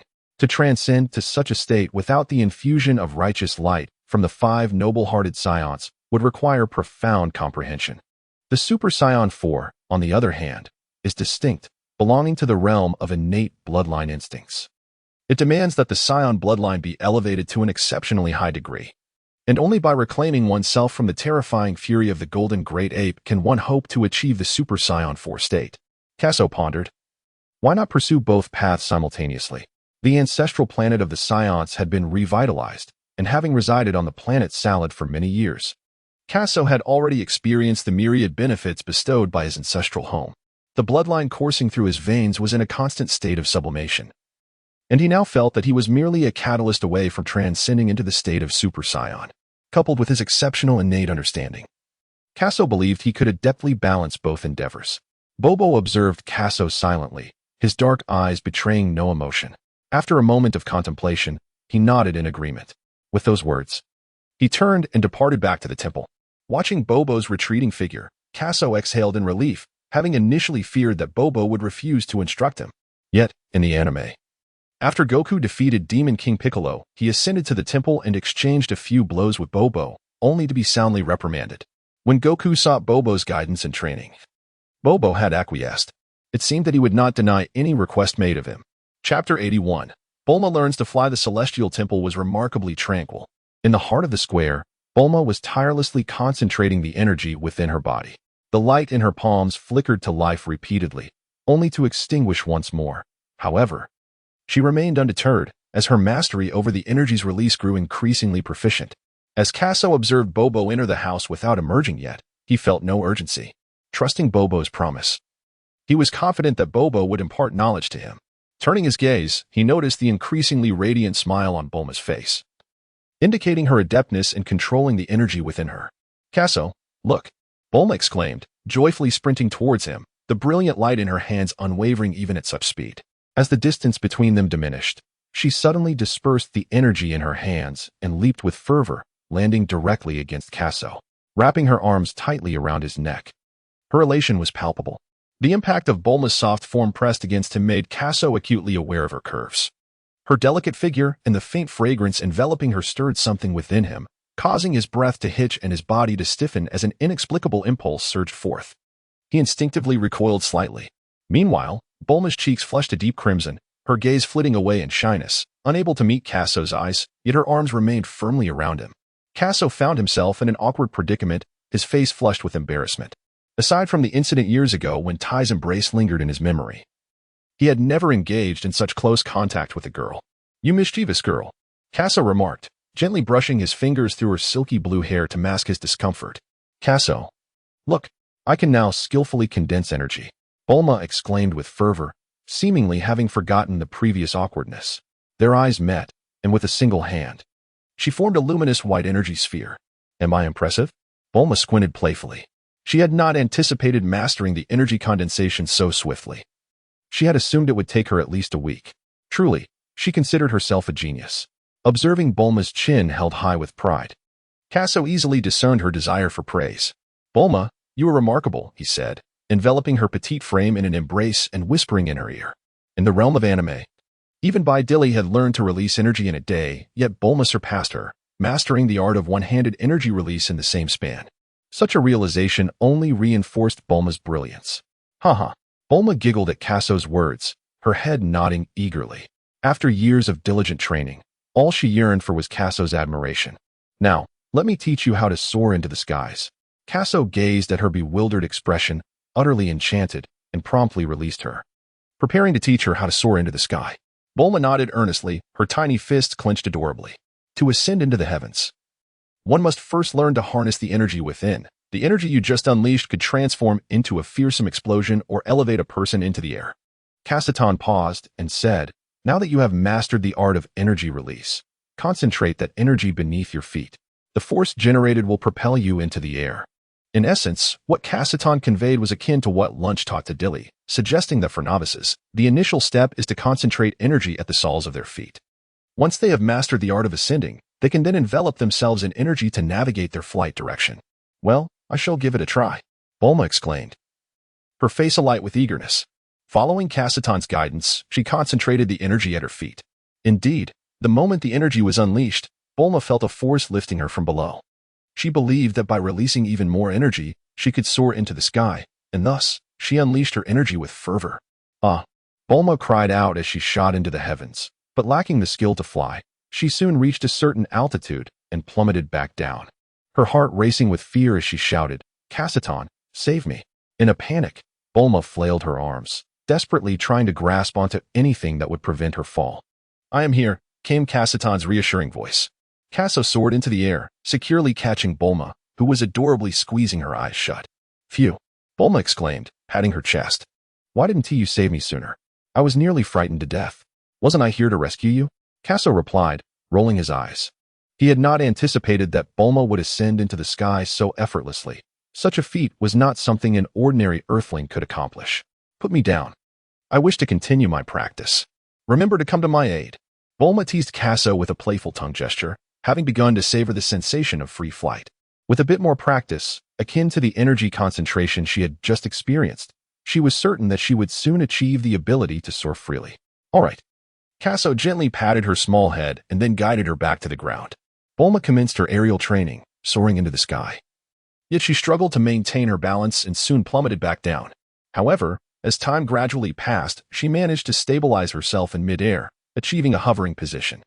Witnessing this scene, Casso felt immense joy, repeatedly marveling at Bulma's innate talent, though he still underestimated her capabilities. In Casso's estimation, Bulma's potential far surpassed that of Bidalai. Particularly noteworthy was Bulma's capacity for comprehension. Could it be that intelligent individuals experience an enhancement in their training as well? As another half-day slipped by, Bulma finally mastered the art of flight. Although her trajectory remained somewhat erratic, she could now glide leisurely through the skies. This was the essence of free flying. Bulma exclaimed excitedly from above. Years ago, she had once been taken aloft by Osbier and had always envied Casso and his companion. Imagining how wonderful it would be to fly herself, little did she expect that she would now learn to soar, sparing herself the need to board a jet for her future school commutes. With this thought, Bulma excitedly propelled herself a few meters forward. Casso smiled, reminiscing about the time he first traversed into the Dragon Ball world, experiencing the exhilarating thrill of soaring into the sky just as Bulma had. However, it was now time to commence the third phase of his training. Suddenly, Popo appeared beside Casso without a sound, startling him once again. This was not the first time Popo had surprised him. Casso turned around, casting an irritated glance at Bobo. Chapter 82. Entering the Illusion. Bobo stared at him with his small, dark, round eyes, devoid of expression. "Bulma, be cautious while you practice. I must also train alongside Mr. Bobo." Casso called out to Bulma, who was in the sky. Given Bulma's current state, it could be said that she had essentially mastered the art of flying. She merely needed to hone her skills further. "Mr. Bobo, shall we enter the house?" Casso understood that in the anime, little Goku seemingly entered a room, only to be transported by Bobo into a realm of illusion for training. He presumed that his own experience would mirror this. However, while the anime referred to it as an illusion, Casso suspected it might not be mere fantasy, but perhaps a tangible reality. For instance, when Goku ventured back to the youthful era of Master Roshi over 3 centuries ago, Casso pondered whether this could be an alternate timeline. Yet, this remained merely Casso's speculation. "No need," Bobo remarked softly. Casso paused momentarily, recalling that Goku had been transported by Bobo using a machine resembling a hand. How could that device be operated without entering the room? "You and that girl have already undergone the first 2 phases of training," Bobo explained. "These stages are designed to enhance your sensory perception and physical coordination, ensuring that you do not make superfluous movements while also enabling you to sense the energies of the world around you." With his hands held vertically, Bobo's sausage-like red lips moved incessantly. "Although, to a certain extent, your mental state may achieve a tranquility akin to the sky, it does not equate to the true state of nothingness. What must I do?" Casso asked anxiously. As Bobo had indicated, Casso had long ago, under Bobo's guidance, recognized that his mental state had yet to reach the realm of true emptiness. Aside from his ability to manipulate and perceive energy, he could only minimize unnecessary actions. The so-called state of nothingness is akin to a tranquil lake, flowing naturally with the movements of the wind and grass, remaining calm when calmness is required, and stirring when the moment calls for it. Achieving the ability to act freely, allowing one's spirit to guide the body, is essential. Bobo maintained a stoic expression, continuing to expound upon the principles of the third phase. Whether in the realm of martial arts or the world of Dragon Ball, the essence lies in the concept of enlightenment. For instance, Goku possesses remarkable insight, having witnessed Master Roshi perform the Kamehameha just once as a child. He effortlessly mastered the technique, a testament to the advantages of high perception. The third phase of training that Bobo spoke of is considerably more intricate. Without an exceptionally high level of comprehension, grasping its essence is impossible. Much like Goku, who, upon ascending to the heavens, trained under Bobo's tutelage for 3 years, demonstrating his extraordinary capacity for understanding. Kakarot is uncertain whether Goku has successfully mastered the 3rd stage. However, in the subsequent series of Dragon Ball Super, Goku attains the state of Ultra Instinct, suggesting that he has indeed succeeded in his training. Casso was acutely aware of his profound comprehension. As he listened to Bobo's narrative, he initially felt as though he were enveloped in a haze. However, as Bobo continued to elaborate, he gradually became immersed in the essence of the 3rd stage of cultivation. At that moment, with a deft wave of his small black hand, Bobo summoned a waft of ethereal energy that instantly enveloped Casso. Observing this scene from above, Bulma found it peculiar. Although Casso's figure remained in the celestial realm, it seemed as if he had transcended this world entirely. Where's this? Casso had been listening intently to Bobo's narration when, for reasons unknown, he suddenly found himself in a tranquil forest. After a moment of contemplation, Casso's eyes widened in astonishment. He had not accompanied Bobo into that dwelling. He had remained in the very center of the Temple S Plaza. Now, inexplicably, he had been transported to this realm. Was it an illusion, or was this a tangible world? Pondering over these questions left Casso utterly perplexed, yet he chose to set them aside. What mattered most to him at this juncture was to embark on the 3rd phase of his training. Casso meandered through the forest, where the dense foliage obscured the light from above. Despite the sweltering heat, the woodland remained remarkably cool, with the occasional chirping of insects resonating in the air. Having entered this surreal realm, Casso recalled Bobo's advice to go with the flow, uncertain if he had stepped into the 3rd stage of cultivation. He refrained from tapping into his internal power. With measured steps, he gradually traversed the thick greenery. After approximately 5 minutes, he soon heard the gentle murmur of a river. A flash of insight illuminated Casso's mind. He remembered that Wukong had similarly ventured into an enigmatic world, following an elderly man for a fishing expedition. Could it be that he had arrived in this very realm? Casso furrowed his brow, knowing he would find out by venturing ahead. He reached out to part the surrounding weeds and made his way toward the sound of flowing water. After a short while, Casso approached the riverbank and gazed downstream. There, he beheld an elderly man with white hair, seated upon a stone, eyes closed, patiently fishing in the waters. "Friend, would you care to join me in this endeavor?" The old man spoke without opening his eyes.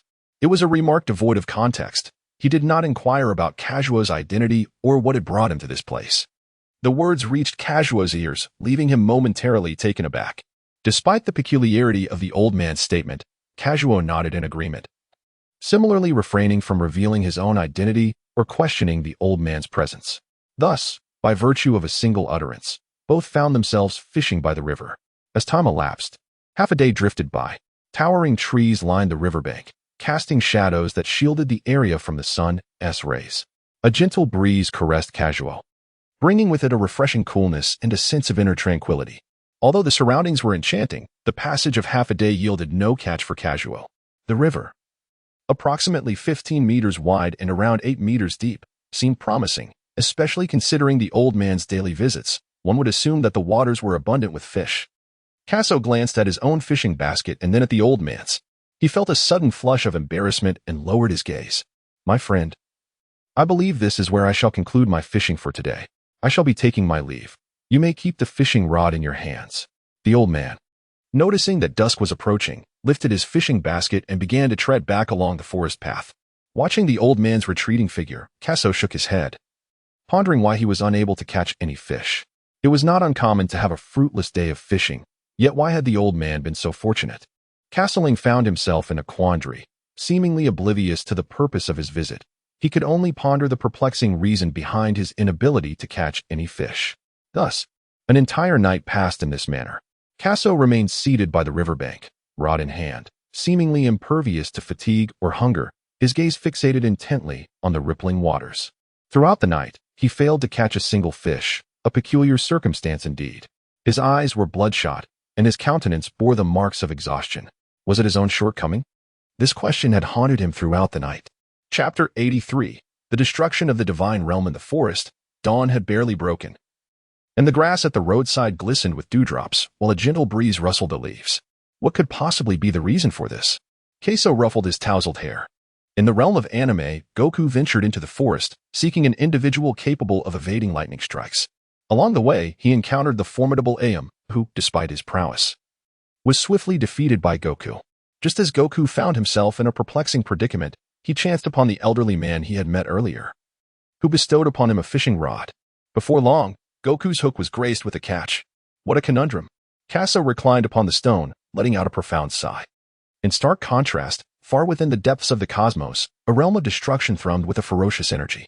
A violet luminescence suffused the area, while boundless power erupted from a woman with cascading hair. Boom, boom. The colossal sounds of planetary annihilation reverberated continuously, causing even the seemingly indestructible realm of destruction to tremble slightly under the force of this explosion. With a frown, the woman concentrated, a glimmer of purple light emanating from her hand as she called out towards a distant mountain range. Annihilate. In an instant, the air solidified before descending into chaos, as an invincible energy conjured titanic waves, sweeping across a radius of 1,000 miles in a tempestuous gale. The minuscule violet orbs of destructive energy surged towards the mountain range. Though their flight appeared slow, they reached their target in the blink of an eye. Upon lightly grazing the mountains, they transformed into shimmering specks, dissipating into nothingness. Shao Buyer, let us conclude our affairs here for today.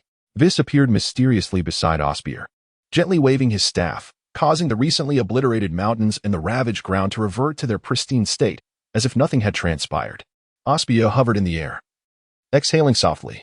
Her long hair cascaded down her back, complemented by a slender, graceful figure and curvaceous legs, while her ample bosom accentuated the elegant lines of her ancient Egyptian attire. A cold, detached tone emanated from Osbier, as if no worldly event could stir her emotions. Observing this, Vis nodded slightly. Over the years, he had guided the young girl through various trainings. Only those who comprehended the essence of destructive energy were deemed worthy to become a candidate for the god of destruction.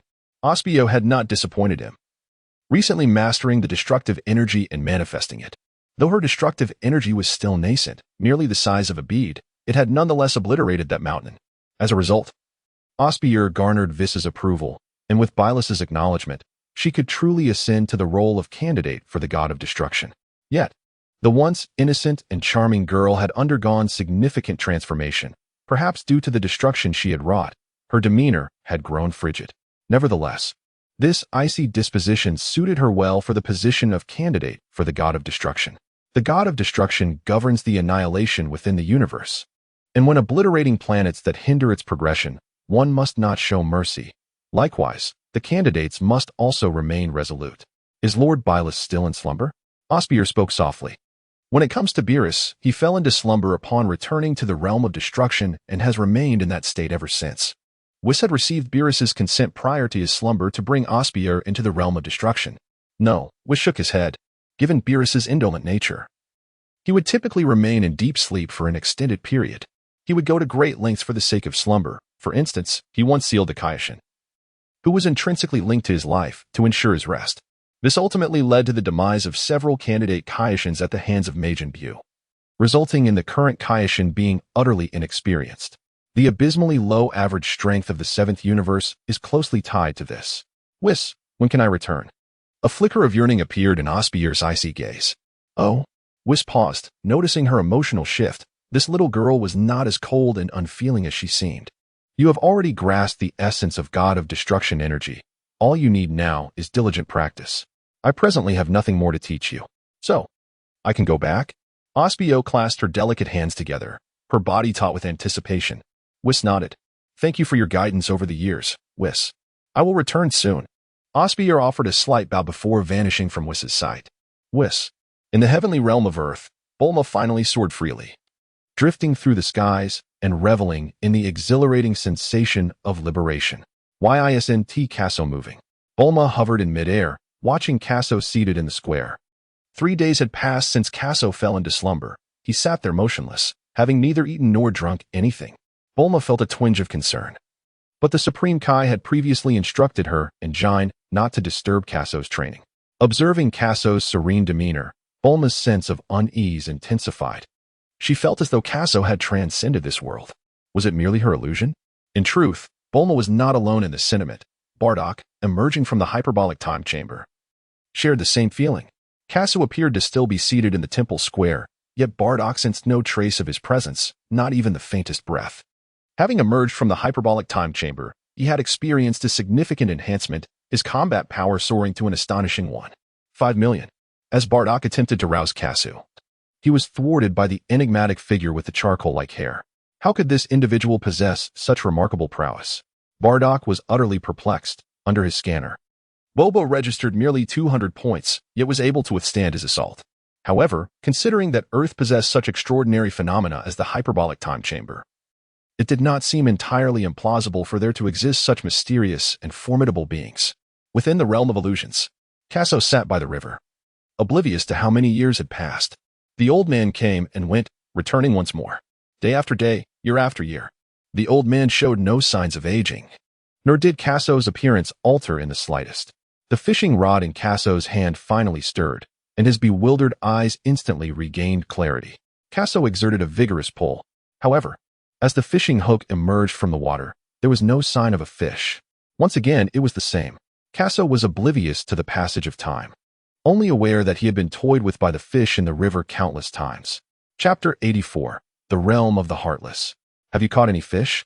Inquired the elderly man sitting beside him with a smile. No. Casso's faint response echoed softly. Since his arrival in this realm, he had lost track of time. While the old man returned each day with bountiful catches, Casso had yet to reel in even a single fish. In his previous life, he had heard a famous adage in the fishing community: if a fish teases you, do not indulge it. If necessary, let the fish in the river experience the taste of paralysis. However, upon entering this fantastical realm, Casso remained steadfast in adhering to Bobo's wisdom, striving to go with the flow and allowing his spirit to guide his body. He held a deep disdain for the unethical practices of electric and explosive fishing, dismissing them as mere acts of desperation. After all, one could simply purchase a fish from the market if need be. Young one, tranquility of mind is essential for successful fishing. As he spoke, the old man hooked another fish. Casso turned his head to take a glance, finding it rather unremarkable. Inner tranquility? As he listened to the old man's words, a flash of inspiration illuminated Casso's mind. In the celestial realm, Bobo had imparted numerous insights regarding the essence of the third stage of cultivation, which Casso had always kept in mind. Thus, upon arriving in this world, he approached every endeavor with spontaneity and a sense of natural flow. However, Bobo's advice about allowing the spirit to guide the body raised a question. How was this to be achieved? Now, upon hearing the old man's words, Casso began to comprehend. This stage of cultivation, belonging to the third phase, inherently requires the foundational experiences of the preceding two stages to progress. Upon his arrival in this world, Casso endeavored to catch fish. Despite the abundance of fish in the river, he found himself unable to catch a single one. Teased by the elusive creatures, his frustration grew immensely, and the serene state of mind he had cultivated in the temple, one as tranquil as the sky, had long since slipped from his grasp. How mistaken he was! Casso seemed to have discerned the true essence of the third stage of cultivation. His intuition was correct. Fishing was indeed the crux of this phase. As the venerable elder had stated, one must achieve tranquility to catch fish. This tranquility entails remaining unperturbed by external distractions, viewing objective phenomena with equanimity. When the time is right, the fish shall inevitably bite, and one cannot force it. However, the concept of tranquility had already been explored in the first two stages. Thus, to successfully catch fish, it was imperative to grasp the profound secrets of the third stage. All things are in motion, and one must calm their heart to perceive the transformations of the world, allowing a state of emptiness to guide the body. Contemplating this, Casso's eyes began to shine with increasing brilliance. At that moment, his fishing rod quivered gently, yet Casso remained unhurried, imitating the elder beside him by closing his eyes. The essence of tranquility transformed into a state of emptiness. Composed and unmoving, the entire river, even the entire forest, reflected in Casso's mind. A radiant aura enveloped him, akin to a celestial being descending to the mortal realm, evoking an air of profound mystery. Observing this, the elder chuckled softly and continued to fish. Previously, Casso could sense the movements of the fish in the river, yet he had been unable to catch any. Now, however, he could even perceive the flow of the water. Those small fish persistently nibbled at the bait without committing to the hook. With his eyes closed, Casso chuckled softly, recalling how he had been toyed with by those small fish before. Let the spirit guide the body. He quelled the recent emotional turbulence, and the entire river's dynamics unfolded in Casso's mind, leaving him in a state of profound calm. Casso seeks to embark on an endeavor to relax his body and allow instinct to take over. In Casso's mind, there were no directives for physical movement. He relied solely on a state of emptiness and his body's instincts. Before him lay a small fish, no larger than a palm, pulled up onto the shore. "Young man, congratulations," an elderly gentleman remarked with a smile as he glanced over. "You've caught one." In response to the fish that had previously taunted him, Casso maintained a remarkably calm demeanor. Suddenly, Casso's complexion turned ashen, his mind became a muddled haze, and he subsequently succumbed to unconsciousness. In the celestial realm, a month has elapsed. Beyond his cultivation in the heavens, Bardock spent the remainder of his time clandestinely observing Kakarot alongside Jine. Meanwhile, Bulma remained steadfastly by Casso's side, witnessing Casso's month-long abstention from sustenance. Bulma would have long since succumbed to the urge to rouse him had it not been for the green-skinned creature's assurance that this was part of Casso's training. "Why hasn't he awakened yet?" Bulma's voice trembled with concern. Casso sat cross-legged on the ground, utterly still. A month had not allowed dust to accumulate on his body. Instead, he appeared increasingly ethereal. Yet, at this moment, Casso's rosy complexion abruptly turned ashen, and his ethereal aura shattered, plunging him into a state of utter chaos, reminiscent of someone ensnared by madness. "Mr. Bobo, what has happened to Casso?" Bulma exclaimed, startled by Casso's transformation, and hurriedly called out towards the temple. In an uncanny manner, Mr. Bobo appeared beside Casso and gently tapped his forehead with a single finger. A resonant hum filled the air as a milky white halo illuminated the entire celestial realm, its radiant glow coalescing into a sphere that swiftly penetrated Casso's mind. Bulma, witnessing this, couldn't suppress a gulp, wondering if Casso would be transformed into a complete fool. Yet, as she pondered, her gaze suddenly regained its resolve. Regardless of whether he became a fool, he would still be her fool. "He is fine now, Mr. Bobo stated calmly as he withdrew his finger. As soon as the words left his lips, Casso slowly opened his eyes, fully aware of the events that transpired within the illusion. Had he not fainted under the overwhelming state of the void's heart? Casso shook his head and, upon seeing Bulma's slightly reddened eyes, was momentarily taken aback. "You wretched scoundrel!" Bulma exclaimed, her voice tinged with tears as she threw herself into his arms, enveloping him in a tight embrace. He had previously mentioned his intention to train, and she had assumed it would be akin to her own brief sessions. Little did she know he would forego food and drink to train relentlessly for an entire month. The worry had consumed her. Truly, what a mischievous rascal. Casso yearned to speak, yet his throat was parched to an extreme degree, allowing him to utter but a single syllable with great difficulty. For an ordinary person, enduring a week without sustenance is considered miraculous. However, Casso's ability to withstand an entire month without food or drink, merely feeling a dryness in his throat, is indeed remarkable. Water has arrived. As soon as the celestial being heard Bulma's words, a large vat of water was prepared for Casso. Gulp, gulp. Casso took the water jug, tilted his head back, and began to pour the water into his mouth, drinking voraciously. Still yearning for more, he consumed an entire jug of water but felt it insufficient, prompting him to request several more jugs from the divine. As he finally drained the last of the 5 jugs, he let out a sigh of relief. At last, he had returned to life. Casso embraced Bulma tightly. Bobo's words rang true. With his current capabilities, despite possessing a notably strong soul and mental fortitude, he could not sustain the so-called state of the heart of nothingness. Furthermore, he had not truly comprehended this state, merely grasped its superficial aspects. Contemplating this, Casso felt a tinge of helplessness. Nevertheless, he did glean some valuable insight, as he understood that Goku's ultimate technique, the Ultra Instinct, is fundamentally rooted in the heart of nothingness. "I am fine now." Casso gently patted Bulma's back. Chapter 85, Fira. As he slipped into unconsciousness, a milky white light illuminated Casso's mind, as if the darkness of an ancient city deep within an abyss was graced by the dawn's first light, casting warmth upon his soul. In an instant, it roused him from his stupor. Now, cradling Bulma in his arms, Casso felt a multitude of questions swirling within him, yet he chose to remain silent.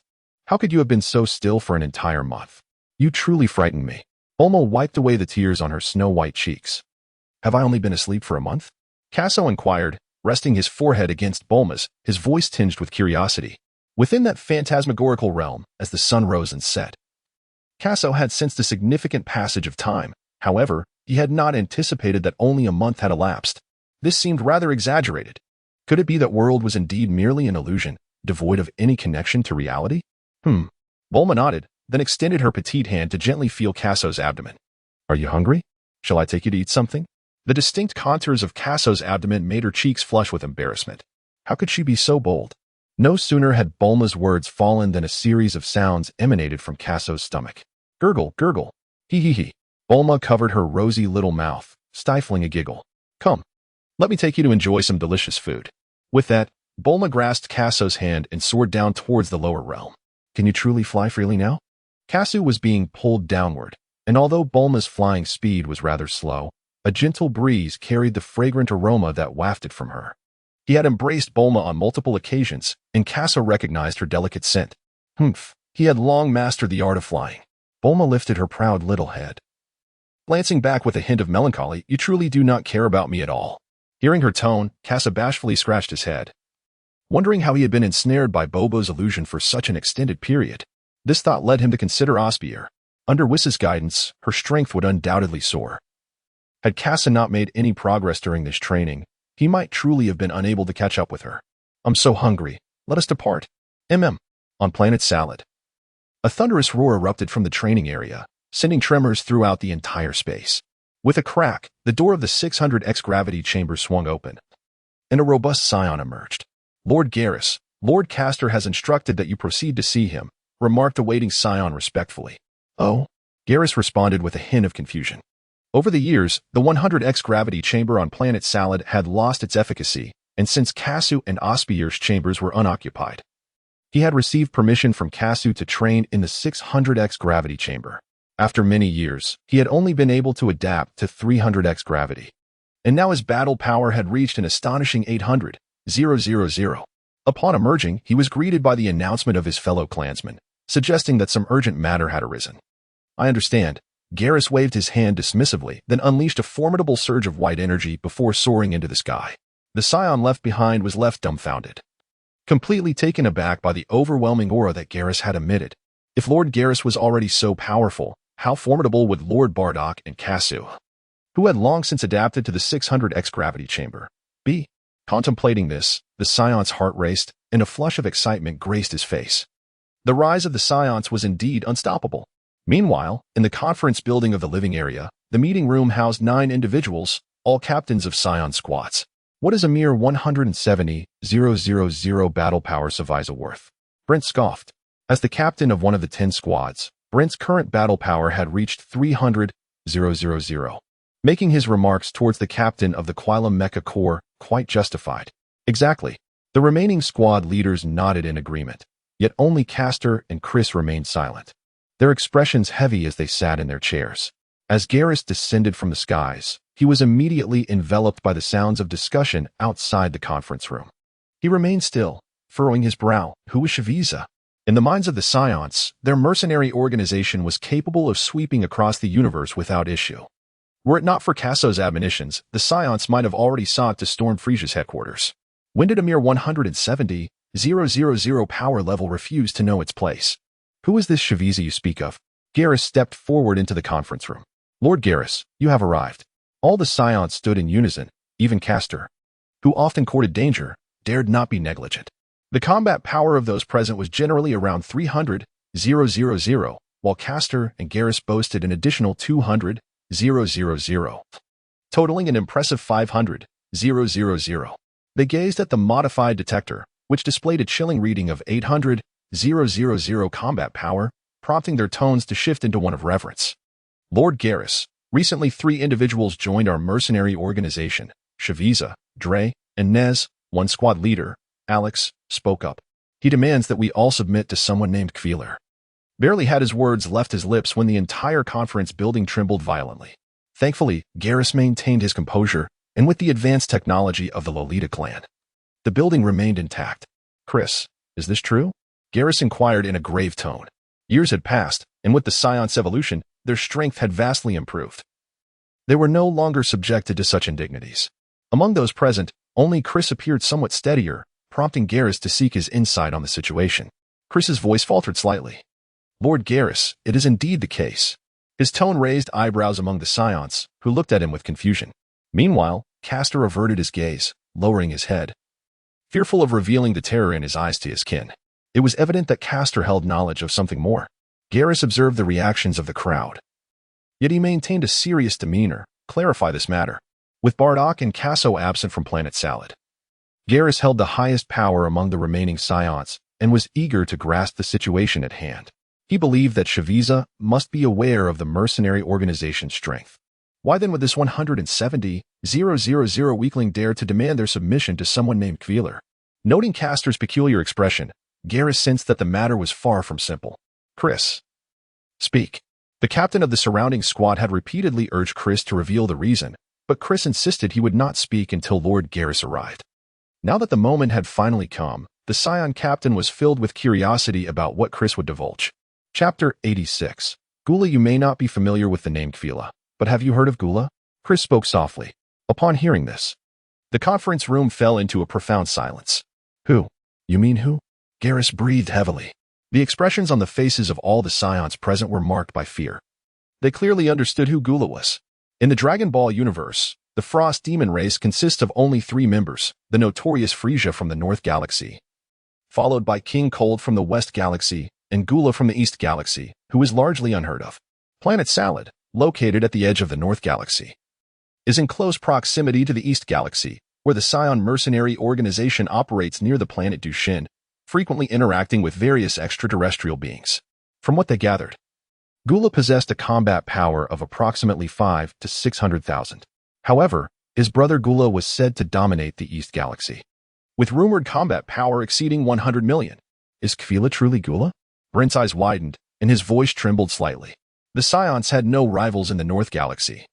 If Kveler were indeed Gula, then he could compel the Scions to submit, leaving them with little hope of resistance. Considering this, Garrus felt an overwhelming urgency. The Scions had just begun to rise and had yet to avenge themselves against Frisia, and now a more formidable foe in Gula had emerged. We must urgently contact Lord Bardock and Lord Casso. Cass stood up beside him, finally breaking his silence. However, what he said echoed the thoughts of the Scions. They knew Bardock was strong, but no matter how formidable he would not be a match for Gula. This was a certainty shared among the Scions. Their only hope rested with Casso. Chris, go inform Princess Philia to alert Casso and the others, swiftly. Garrus practically shouted. I will go at once. Chris disregarded everything else, unleashing a terrifying aura as he vanished from the spot, causing the tables and chairs in the conference room to be overturned. Upon witnessing the chaos Chris had wrought in the conference room, the Scions displayed no reaction. Their only desire was to notify Casso as quickly as possible. On the edge of the East Galaxy, there lay a cerulean planet bustling with various extraterrestrial beings. Unlike Frisia's forces, this place was filled with numerous minions of varying strengths, creating a landscape of stark disparities in power. In this realm, the extraterrestrial beings are not numerous. However, according to the readings from the probe, they are all formidable warriors with battle powers exceeding 3,000. Within a diminutive spacecraft, an alien strikingly reminiscent of Frisia occupies the seat. His stature is diminutive, his skin a blend of white and purple, yet his muscles bulge with the force of fists. What is the report from the mercenary organization? Gula inquired, his malevolent gaze icy and devoid of warmth. Initially, he had little desire to involve himself with affairs of the North Galaxy. Yet the allure of the mercenary organization was undeniable. Should he succeed in recruiting them, even the prospect of future enmity with King Cold would not daunt him. In the cosmos, the ice race's might is widely acknowledged, yet their infamous cold-bloodedness is equally renowned. The 3 factions of the ice race seldom coexist harmoniously. Had it not been for King Cold's dominance, Gula would likely have already seized Frisia's territory. In Gula's estimation, Frisia possesses talent, yet he is too youthful and lethargic, even daring to procrastinate on Lord Beerus's orders to eliminate the Scions. The procrastination referenced here does not imply Gula's awareness of the mercenary organization's true identity, but rather Frisia's leniency towards Kakarot and Vegeta. In response to Gula's inquiry, Shaviza raised his left hand to his right chest in a gesture of respect, stating, they mentioned they need to deliberate. Nez and Dre mirrored this action. Their reluctance to confront the truth was palpable. Gula rotated the spacecraft, turning his back to the trio. His tone was frigid and gravelly, devoid of any emotion, akin to a venomous serpent lurking in the shadows, poised to strike. The mercenary organization's response, anticipated by Gula, was merely a stalling tactic. Yet, In the presence of true power, their feeble maneuvers amounted to nothing more than a desperate struggle for survival. Indeed, King Gula. Shaviza lowered his gaze, unwilling to meet Gula's eyes. Nevertheless, he understood the mercenary organization's intentions. Either they sought to flee or to mount futile resistance. Moreover, Shaviza had long since stationed spies near the mercenary organization, ensuring he would receive immediate intelligence should any activity arise. Let us depart at once. Gula turned back, his gaze as frigid as ever upon the three. Although King Cold had stated there was no urgency, and that neither he nor Frisia could encroach upon the other's territory, Gula felt little concern for such restrictions. As long as he could secure the mercenary organization, these matters would be inconsequential. Perhaps, unbeknownst to Frisia, he would infiltrate the North Galaxy. Yes, yes, yes, echoed three voices within the palace. Meanwhile, in the western city of Earth, in the backyard of Bulma's residence, she encouraged, "Eat more." With a delicate chin resting on her snowy white hand, her beautiful eyes were fixated intently on Casso. Casso grasped a piece of thigh meat, the origin of which was uncertain, and stuffed it into his mouth. He then picked up a nearby jug of beverage and took several hearty gulps. Bulma gently pressed her lips together, her gaze filled with the reflection of Casso, as if his image were etched within her very irises. Years ago, Casso had been quite young and particularly irksome. Bulma had never encountered anyone bold enough to speak to her in such a manner, which left a lasting impression on her. At some point, Casso had come to occupy a significant place in her heart. Bulma mused that perhaps it had begun when he first taught her the art of cultivation. Watching Casso relish his meal brought her immense joy, and a soft smile graced her lips. She wished he could remain by her side indefinitely. "You should eat too," Casso said, shoving another sizable piece of meat into his mouth before addressing Bulma. He had not felt hungry for a month, and upon awakening, his only sensation had been thirst. However, the mere mention of food made him unable to resist. "Just eat," Bulma replied, raising her delicate white hand to wipe the corner of Casso's mouth. She cherished watching him eat more than anything else. "All right." As Casso was about to seize another piece of meat, a sudden red light illuminated his wristband. This wristband, crafted by the Lolita clan, facilitated communication across the entire northern galaxy. A green light indicated a routine report from the Scions, while a yellow light signified an important matter requiring attention. A red light, however, indicated an urgent situation. "What is the matter?" Bulma inquired, noticing that Casso had frozen in place upon the wristband's brief illumination. Her curiosity piqued. Casso hurriedly checked the information on his wristband. Gula was about to invade the mercenary organization. Chapter 87, Casso's Return. Noticing the somber expression on Casso's face, Bulma could not help but voice her concern. "Casso, what is troubling you?" "I'm fine.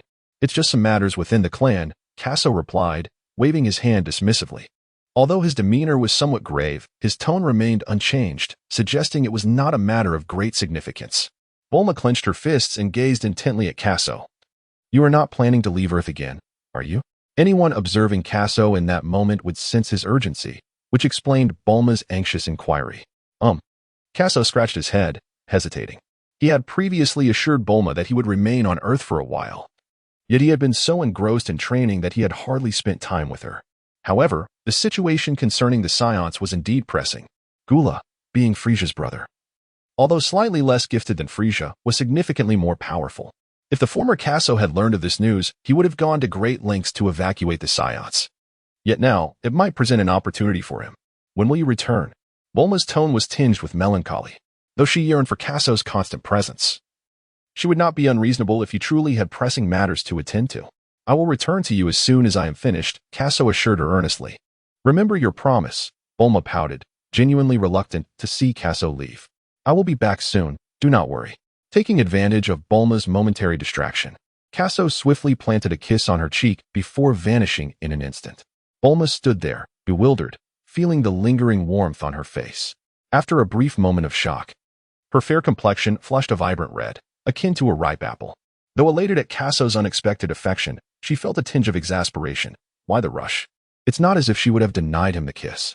On the other side of the earth, in a quaint village, Casso suddenly materialized.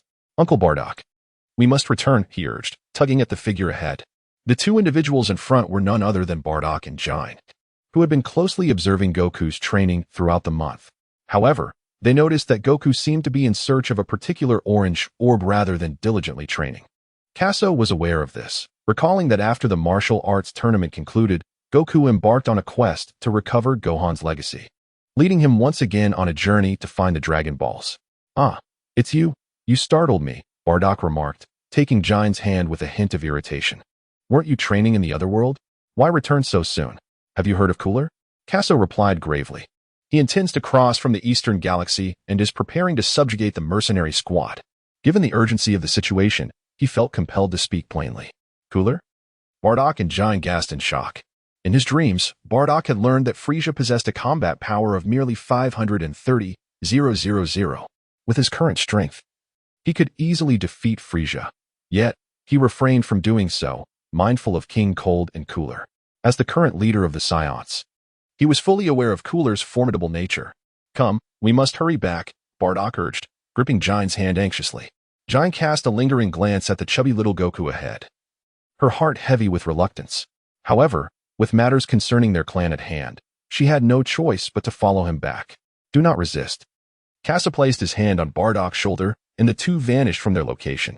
On the planet Salada, all the Saiyans had gathered in the training area, with Garrus and his 10 companions standing before the crowd, alongside a stunning beauty with ice blue hair, reminiscent of the elven race. "Lord Garrus, will that little rascal make it back in time?" Philia inquired with a hint of indifference. The atmosphere was thick with tension, yet her tone remained composed. Observing this, Garrus couldn't help but regard Philia with newfound respect. He turned his head slightly and replied, "Rest assured that Kid Casso will certainly return in time." Philia nodded in silence. Before the square stood only 80 Saiyans, while the rest were stationed with the mercenary organization. She couldn't help but marvel at the legendary warrior race. The Saiyans, bolstered by the power of the Salada planet, were indeed formidable. Besides the logistical Saiyans, each warrior possessed a minimum combat power of 80,000, with the exceptionally gifted reaching as high as 200,000. Naturally, this excluded the squad captains. Just as Philia was lost in thought, 3 figures suddenly materialized beside her with a swift motion. "We pay our respects to Lord Bardock and Lord Casso." Upon seeing the newcomers, all the Saiyans shouted in unison. Bardock felt an urgent need to comprehend the current situation, gesturing to the Saiyans before him and asking Garrus, "What is happening now?" Shaviza had reported the news regarding Gula and then departed with his group. However, their kin discovered that Shaviza's spies were still nearby, monitoring the actions of the mercenary squad. Garrus relayed all the information to Bardock and Casso. Listening intently, Kessa nodded. Thankfully, the Saiyans had not acted rashly. Had they captured Shaviza, Gula would have undoubtedly descended upon the mercenary squad at once. Such an event would risk exposing the Saiyans' existence. If Gula were to discover that there were still so many remnants of the Saiyans, each possessing such high combat power, it could provoke the entire Frozen clan to launch a purge against them. "You all may return to your training. I will handle matters concerning the mercenary squad." Casso instructed the Saiyans ahead. "Yes, yes." The square echoed with their responses, and then they erupted into white energy orbs, soaring into the sky. The Saiyans had already witnessed Casso's extraordinary abilities. Since he assured them everything would be fine, they felt reassured. "Can you truly manage, you little rascal?" Philia gazed at the energy orbs in the sky. "Girl, do you doubt my capabilities?" Casso retorted playfully. Casso chuckled upon hearing those words. The atmosphere became eerily silent. And at that moment, the passage of 2 crows overhead would have seemed fitting. "Why so serious? With me around, you need not worry." Casso waved his hand dismissively. He merely sought to alleviate the heavy ambience, yet he felt no real concern. Casso was acutely aware that, with his current strength, he could not possibly defeat Gula. But what if he transformed into a Super Saiyan? Chapter 88, Prelude to the Storm. Bardock covered his mouth and coughed twice. "Casso, what are your plans?" Fortunately, Bardock shattered the tense atmosphere. Otherwise, Philia would have been left in an excruciatingly awkward position.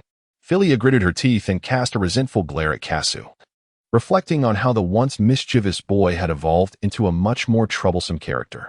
It was infuriating to contemplate. "Don't concern yourself. I will go retrieve our kin first." As he spoke, Casso vanished from his spot like a wraith. Half an hour later, dozens of Saiyans suddenly materialized in the training area S Plaza. All members of Brent and Alex's team. "Phew, they are all back." Casso sighed in relief. He approached the Team S encampment and sensed a group lurking nearby, 2 of whom possessed combat power reaching 50,000. It seemed Gula was resolute in compelling the mercenary team to submit to him. Meanwhile, on a planet near the Dorian star, which used to be the base of the Saiyan mercenary squad, although not particularly picturesque. It had been perfectly modified by the Lolita clan, boasting a variety of complete functions. Where are they? A blue-skinned alien hid not far from the mercenary base.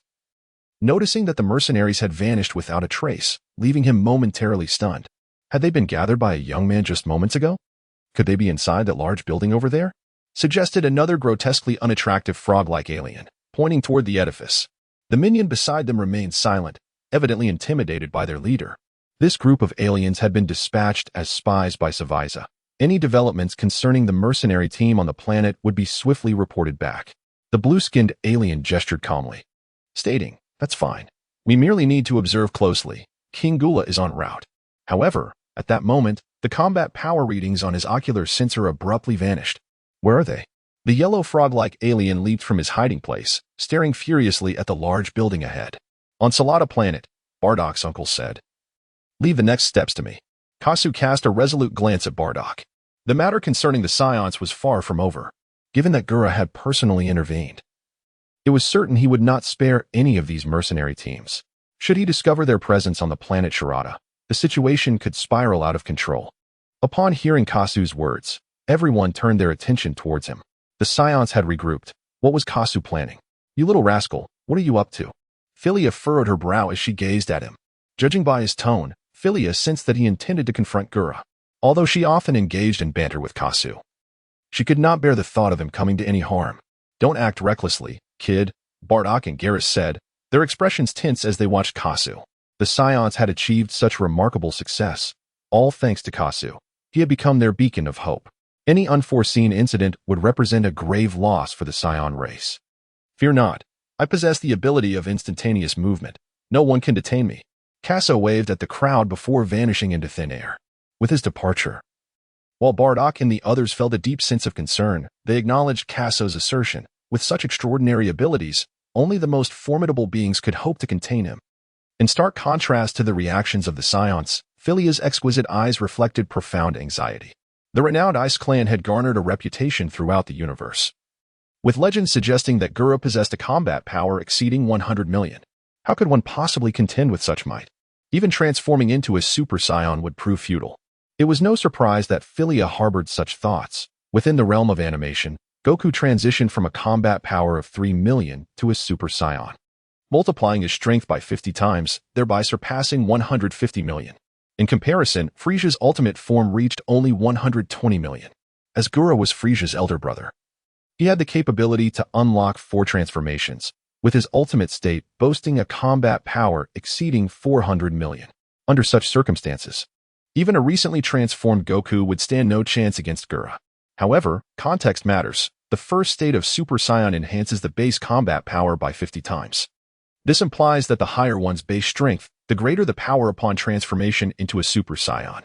What if Casso's base combat power exceeded 10 million? Not far from the Money Star lay the Gigi Star. Years ago, the Scions had conquered this planet, subsequently naming it Gigi Star. On this day, a massive spaceship suddenly appeared above Gigi Star, and with its arrival, the atmospheric pressure on the planet became oppressive. Even the clouds in the sky darkened, and the rumbling of thunder echoed as if a tempest were imminent. Casso concealed his presence, standing atop a distant peak, coldly observing the descent of Guldo's spacecraft. He was acutely aware of Guldo's formidable strength. Had it not been for the moment in the Dragon Ball film where Guldo unleashed a cataclysmic planet-destroying blast with all his might, only to be met with Goku's desperate counter that ultimately propelled both Guldo and himself into the sun, Goku would have stood no chance against Guldo. Casso clenched his fists, the vibrant energy within him having reached its zenith after years of nurturing on the planet Salada. He now yearned for a grand battle to transcend his current limits. In the distance, on the expansive square, the sound of a hatch echoed as it slowly opened, revealing a small spacecraft emerging, followed by 3 shadowy figures.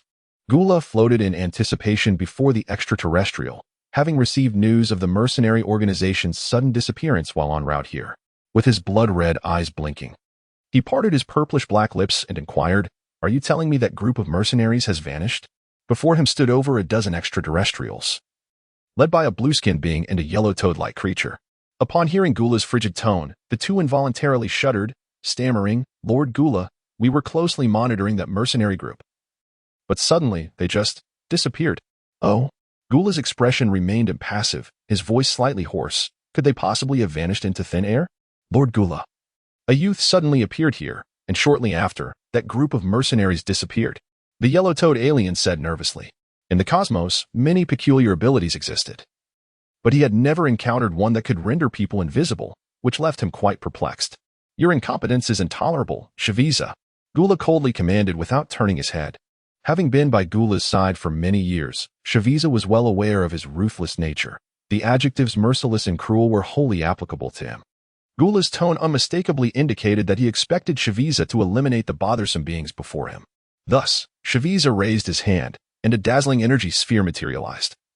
Aimed at the group of minions. Please spare us, Lord Gula, we speak the truth. They pleaded, with a thunderous explosion accompanying the energy blast. The voices of the extraterrestrials abruptly ceased. Chapter 89. The demise of Shaviza. The howling wind subsided, and the smoke dissipated, leaving the planet Gigi eerily silent. The clouds above thickened ominously, with bolts of lightning shattering the sky like silver serpents gliding through the void. An atmosphere of profound stillness enveloped the scene. Shaviza. What can you tell me about that mercenary organization? Gula squinted, his tone icily sharp. In the vastness of space, such organizations were rare. With nearly every member boasting a power level exceeding 100,000, and several surpassing 200,000. Gula was taken aback by this revelation. Especially since this organization resided in the northern galaxy, a territory under his brother's influence. He pondered how advantageous it would be to recruit that mercenary group. Alas, Lord Gula. According to our investigations, they have significant dealings with the planet Duotian and may be a viable lead for our inquiries. Shaviza spoke respectfully. The Scions initially contemplated robbing the planet Duotian. However, within Duotian, there resided a formidable warrior with a battle power of 150,000. In order to conceal his identity, he established a mercenary organization, which subsequently engaged in numerous collaborations with Duotian. It was while passing through Duotian that Shaviza discovered the prowess of this group of mercenaries. Oh. Gula straightened his posture, instantly intrigued. Shaviza, conduct a thorough investigation for me. I must recruit them. Gula was well aware of his reputation throughout the universe. Despite the formidable strength of each mercenary, he believed that the mere mention of his name would send them fleeing in terror. He had thought he would never encounter them again. Now, upon hearing this news, hope surged within Gula's heart. However, at that moment, a figure suddenly appeared in the tranquil square. Observing the man who had materialized so abruptly, Gula squinted, realizing he had not detected the manner of his arrival. You will not find them, Casso said coldly. Who are you? Shaviza tensed, equally perplexed by the sudden appearance. Yet, glancing at Gula, his frantic heart found solace once more. He was well aware of his king's strength. With the king present, there was no need to fear any monstrous entities. Casso remained silent, his gaze fixed intently on Gula. He had not come here to engage in trivial banter with these individuals. However, the resemblance Gula bore to Frisia caused Casso to tremble involuntarily. It was not fear that gripped him. Rather, it was the surging adrenaline coursing through his veins that elicited such a reaction. Intriguing. Gula smirked, observing Casso with a sense of amusement, his subconscious alerting him that this individual was far from ordinary. A battle power of merely 120,000. Shaviza glanced at his scouter, confirming the reading of 120,000 displayed upon the lens. He admitted to feeling a moment of panic upon Casso's sudden appearance, yet now, witnessing Casso's true battle prowess, his usual confidence returned. Meanwhile, Dre and Nez stood quietly behind Shaviza and Gula, for to them, only the thrill of combat could ignite their fervor. Had that previous band of mercenaries been present, he might have refrained from acting brazenly. Yet, how dare such pathetic beings appear before him in arrogance? Understanding dawned upon Shaviza as he noted Gula's expression. He raised his hands, and a sphere of radiant light materialized, dazzling amidst the dim sky. Akin to a 100,000-watt bulb illuminating the surroundings, making it nearly impossible to behold. Prepare to perish. A massive shockwave instantly locked onto its target, bearing an immense pressure as it hurtled toward Casso. This represented 80% of Shaviza's strength. He recognized that Casso's 120,000 battle power was far beyond the caliber of the feeble beings he typically encountered. Only by unleashing this considerable fraction of his might could he hope to vanquish his foe. Boom. The ferocious energy struck Casso with precision, and the ensuing explosion generated a colossal wave, rippling through even the sturdy fabric of space itself. The two parties were in close proximity, and a cloud of smoke quickly enveloped the 5 individuals. In the midst of the haze, Shaviza stood proudly, his demeanor haughty as he scoffed. "You are finished." "Not yet," came Gula's indifferent voice. Shaviza faltered momentarily. The acrid smoke dissipated abruptly, revealing Casso still standing firm. The wind swept through, causing his casual attire to flutter. "Impossible." Shaviza's eyes widened in disbelief, unable to comprehend the sight before him. Under the force of his 80% strength, Casso had not even sustained a tear in his clothing. Dre and Nez shared the same astonishment. Their captain's prowess was on par with their own, so had a mere 120,000 battle power individual become capable of withstanding their captain's strike? Such trash belonged in the trash can. Casso brushed off the dust from his attire. Many years ago, he ventured beyond the cosmos and encountered numerous formidable opponents like Saviza. However, that was a distant past. Such trivial adversaries could not contend with him then, let alone now. In the realm of animation, Saviza and his ilk certainly posed significant challenges for Gohan and his companions. Nevertheless, Casso harbored no interest in engaging with them. He found it utterly tedious. As Casso's voice faded, his figure abruptly vanished. In that fleeting moment of action, Gula's eyes darted wildly, and an overwhelming force erupted from within, causing the infant spacecraft to explode violently. A resplendent violet light ascended into the heavens, akin to an indomitable purple thunder, shattering the sky and transforming the dark clouds into a canvas of violet hues. However, Gula sought to halt Casso. Yet, a profound silence enveloped the square, pierced by 3 distinct hissing sounds. The pupils of Shaviza and his companions constricted in alarm as a tingling sensation spread from their chests throughout their bodies. Looking down, they witnessed vibrant blood gushing forth from their hearts. Clutching their wounds, they gazed skyward at Gula, attempting to utter words, but the agonizing pain rendered them mute. With a sudden gasp, blood was expelled from their mouths. Their breaths grew increasingly frantic, and the air that filled their lungs diminished. With a thud, Shaviza and his companions collapsed onto the ground, their dilating pupils seemingly pleading, "Gula, my lord, save us." The square once again fell into an eerie calm. Were they truly dead? Gula regarded the fallen trio with an expression devoid of emotion, as though observing 3 lifeless rodents. Such is the merciless nature of the Ice Clan. No matter how long one has served or the magnitude of their contributions, when one becomes expendable, they shall not shed a tear, nor shall their emotions be stirred. "Friend, you have slain my subordinates. Do you have anything to say?" Gula stated flatly. "Trash belongs in the waste bin, wouldn't you agree?" Casso smiled, his demeanor shifting from before. Now, dealing with those 3 troublesome fellows and engaging in a verbal spar with Gula seemed quite manageable. Chapter 90, A Clash of Strength. Ha ha ha. Gula laughed heartily. Addressing Casso, "I concede that you possess a measure of strength. Since you have slain my subordinate, why not become one of mine? The likes of Shaviza and the others are simply unworthy. They brought this upon themselves. If you join me, I can overlook the recent events. It appears that the minds of the Frost clan are rather eccentric. One moment they mourn the loss of their subordinates, the next they seek to recruit their adversaries. Much like the saga of Namek in the anime, where Frieza attempted to enlist Goku, only to be met with disdain. Are you jesting? I have just dispatched your subordinate." Casso placed a hand on his forehead, somewhat at a loss for words. Gula fell silent, his previous air of arrogance dissipating. He had overestimated his own reputation. The audacity of the other to reject him was unexpected. Yet, did this individual comprehend the ramifications of such defiance?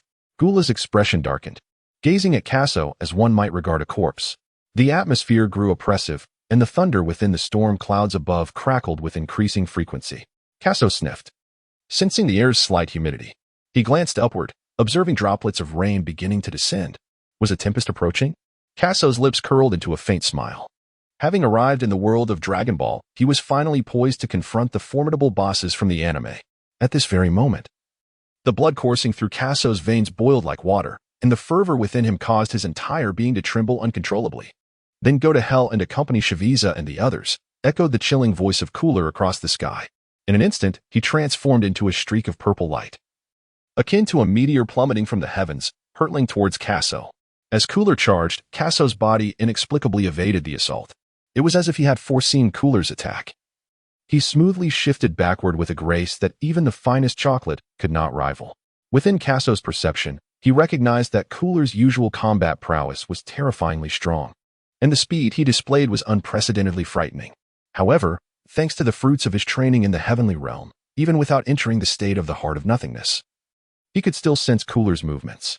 His body instinctively reacted, allowing him to sidestep the impending strike. Boom. As Casso dodged, Cooler's cataclysmic attack struck the ground, causing a massive explosion that devastated the terrain for miles around. Although Casso managed to evade the onslaught, the force of the blast still sent him careening to the other side. A battle power of 120,000 cannot possess such strength. Who exactly are you? Cooler furrowed his brow.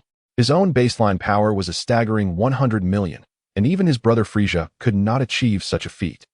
The astonishing reflexes stirred a sense of unease within Cooler. Then allow me to demonstrate my true strength.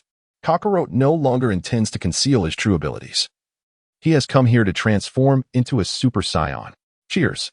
As Casso's chilling laughter echoed, accompanied by the thunderous roar of the heavens. An overwhelming force erupted from within him. With a resounding crash, the atmosphere shifted dramatically. Dark clouds above coalesced into a swirling vortex. The white aura enveloping Casso surged skyward, intertwining with the tempest, while lightning flashed, reminiscent of the thunder god during Ragnarok. The already chaotic ambience was further stirred by Casso's presence. As the unleashed energy incited a frenzied storm, an imposing aura sweeping across the battlefield. Gula observed Casso with an impassive expression, acutely aware of the formidable strength radiating from him. From his instincts, he surmised that Casso's battle prowess was approximately 15 million. Furrowing his brow, Gula pondered the emergence of such a formidable opponent in the universe. Yet, he dismissed the thought, with his own baseline power at 100 million. No matter how formidable Casso might be, it would prove inconsequential. Far from the distant Gigi star, a striking figure sat by a campfire. With porcelain skin and an alluring figure, she exuded an enchanting charm. Holding a roasted deer leg in her hand, she suddenly sensed a faint yet familiar aura emanating from the cosmos. Despite Vissa's persistent admonitions against relying solely on sensory perception, she instinctively gauged her surroundings through this variability. The aura, warm and comforting as it brushed against her skin, was unmistakably Casso's. Osbier's face brightened with a radiant smile, her eyes reflecting the image of a youthful boy. Rising gracefully, she vanished from her spot, not forgetting to take another roasted deer leg with her. On Gigi Star, the skies crackled with lightning as a storm descended upon the battlefield. The torrential rain pounded down on Casso and Gula, yet both remained unfazed by the deluge. Casso regarded Gula with caution, fully aware of Gula's formidable prowess. At his current level, he knew he stood no chance against him. In stark contrast to Casso's grave expression, Gula appeared utterly unfazed, dismissing the presence of a mere combatant with a power level exceeding only 10 million. However, Gula harbored no intentions of sparing those who dared to provoke him. It was unfortunate that he could not recruit such a one to his side. In an instant, both figures transformed into shadows, hurtling towards each other. The oppressive and tumultuous atmosphere was shattered in an instant. Come forth. Gula flashed behind Casso, lifting his leg to execute a sweeping strike. The sheer force unleashed a tempest, rendering the very fabric of space fragile, as if the heavens themselves had been torn asunder. Boom. Casso, with astonishing reflexes, swiftly turned around, unwilling to underestimate the situation. He positioned his hands in front of him, attempting to thwart the impending blow. However, the impact was excruciating. In that fleeting moment of resistance, Casso felt as though he was bracing against a colossal meteorite from the heavens, the explosive force rendering his hands numb. Is this what a combat power of 100 million truly entails? Casso gritted his teeth, swiftly relinquishing Gula's power and hurriedly sidestepping. Attempting to flee? Gula scoffed. Weren't you quite audacious just moments ago? Gula pursued relentlessly. In the face of Gula's renewed assault, Casso could indeed evade his attacks. Yet such an action would betray the very purpose of his presence here. He sought to transcend his own limitations. Soon, a dazzling interplay of white and purple light ensued, weaving through the air from left to right and top to bottom, accompanied by the resounding echoes of impact, each strike landing with brutal force. Boom. After more than 100 exchanges, a figure plummeted from the sky to the ground. The tremendous force unleashed caused the Earth's crust within 1,000 miles to upheave, as if it had just endured the onslaught of thousands of nuclear detonations, leaving ruins and devastation in its wake. With a splatter, the figure in the deep pit below coughed up a mouthful of blood in agony. Casso struggled to rise to his feet. Each clash with Gula resonated as if striking an unyielding steel plate, leaving Casso at a distinct disadvantage. Was the disparity truly so vast? Fortunately, thanks to the fruits of his cultivation in the celestial realm, Casso consistently managed to evade Gula's lethal strikes during the most perilous moments. Nonetheless, after over 100 rounds, he found himself grievously wounded. Chapter 91. Gula's Ultimate Form. Casso hastily retrieved a mystical bean from his pocket, placing it delicately upon his tongue and gently chewing. Instantly, a surge of pure vitality coursed through his esophagus, rapidly disseminating to every corner of his being. In an ephemeral moment, his injuries mended as if he had never engaged in battle. Ha ha ha. An ominous laughter resonated from the heavens, belonging to Gula. It seemed that every member of the Frost clan shared this sinister mirth.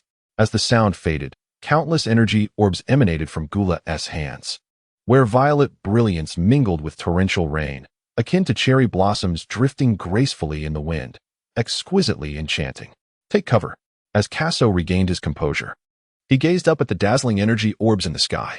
With his current abilities, he could only manage to intercept a maximum of 10, compelling him to evade instead.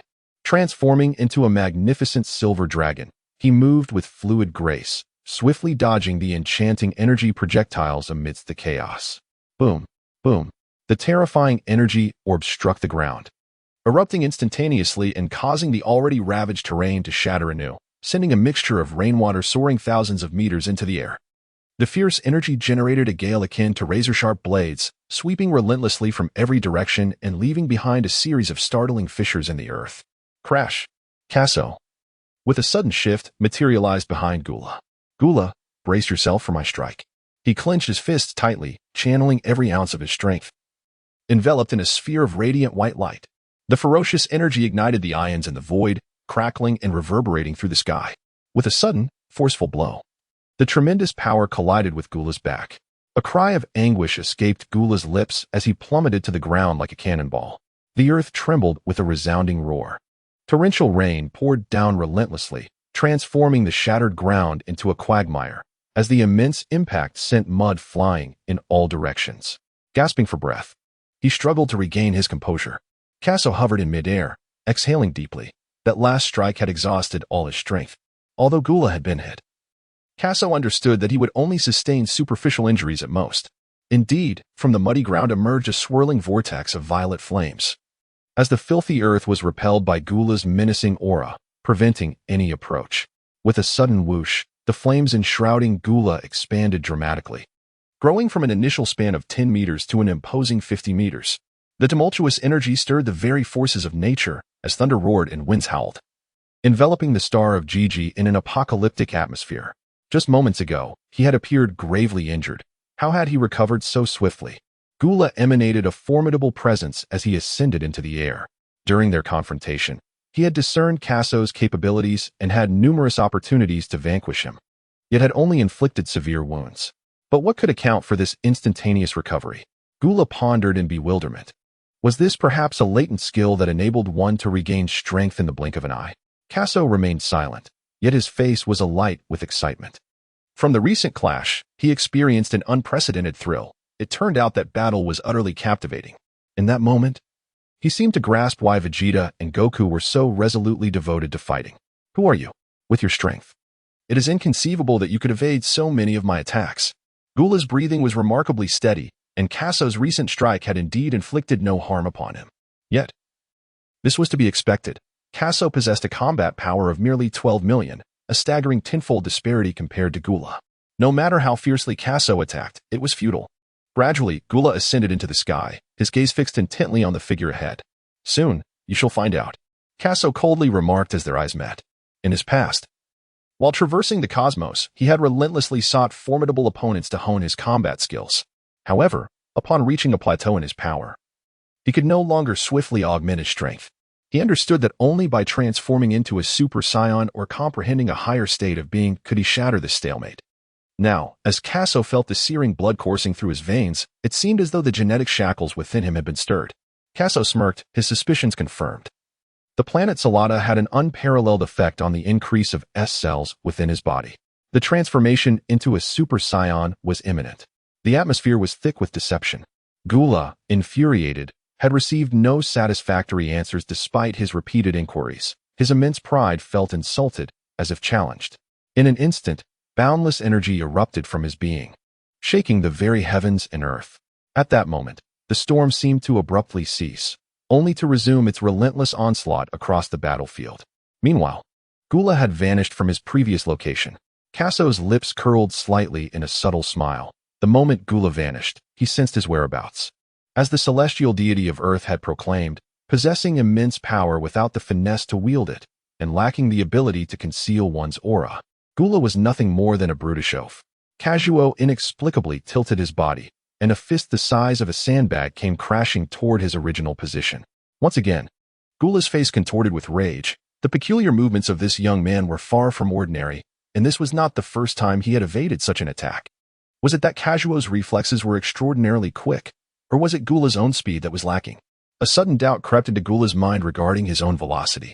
"You cannot strike me," Casso chuckled lightly. Upon hearing this, Gula squinted his eyes, his proud ego once again provoked. He suppressed his furious expression, adopting a calm demeanor. "After all these years, you are the first to dare speak to me in such a manner. You truly have a death wish." Casso waved his hand, took 2 steps in midair, and chuckled. "In fact, I have already died once." He found Gula's angry demeanor rather amusing, prompting him to utter such a statement. Nevertheless, Casso's words were indeed true. He had met his demise in a previous life, but Gula was unlikely to believe him.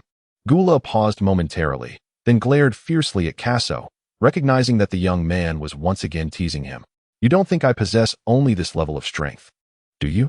A subtle shift in Gula's tone betrayed his indignation. For someone with a mere combat power of 12 million, he felt an overwhelming sense of humiliation. "Insufficient speed. Then let us increase the velocity." Casso remained silent, gazing intently at Gula, pondering whether he intended to unlock his 4th transformation. Was he truly planning to use a cannon to swat mosquitoes? Just as Casso was engulfed in confusion, Gula clenched his fists, his expression contorting into a menacing grimace, and let out a thunderous roar.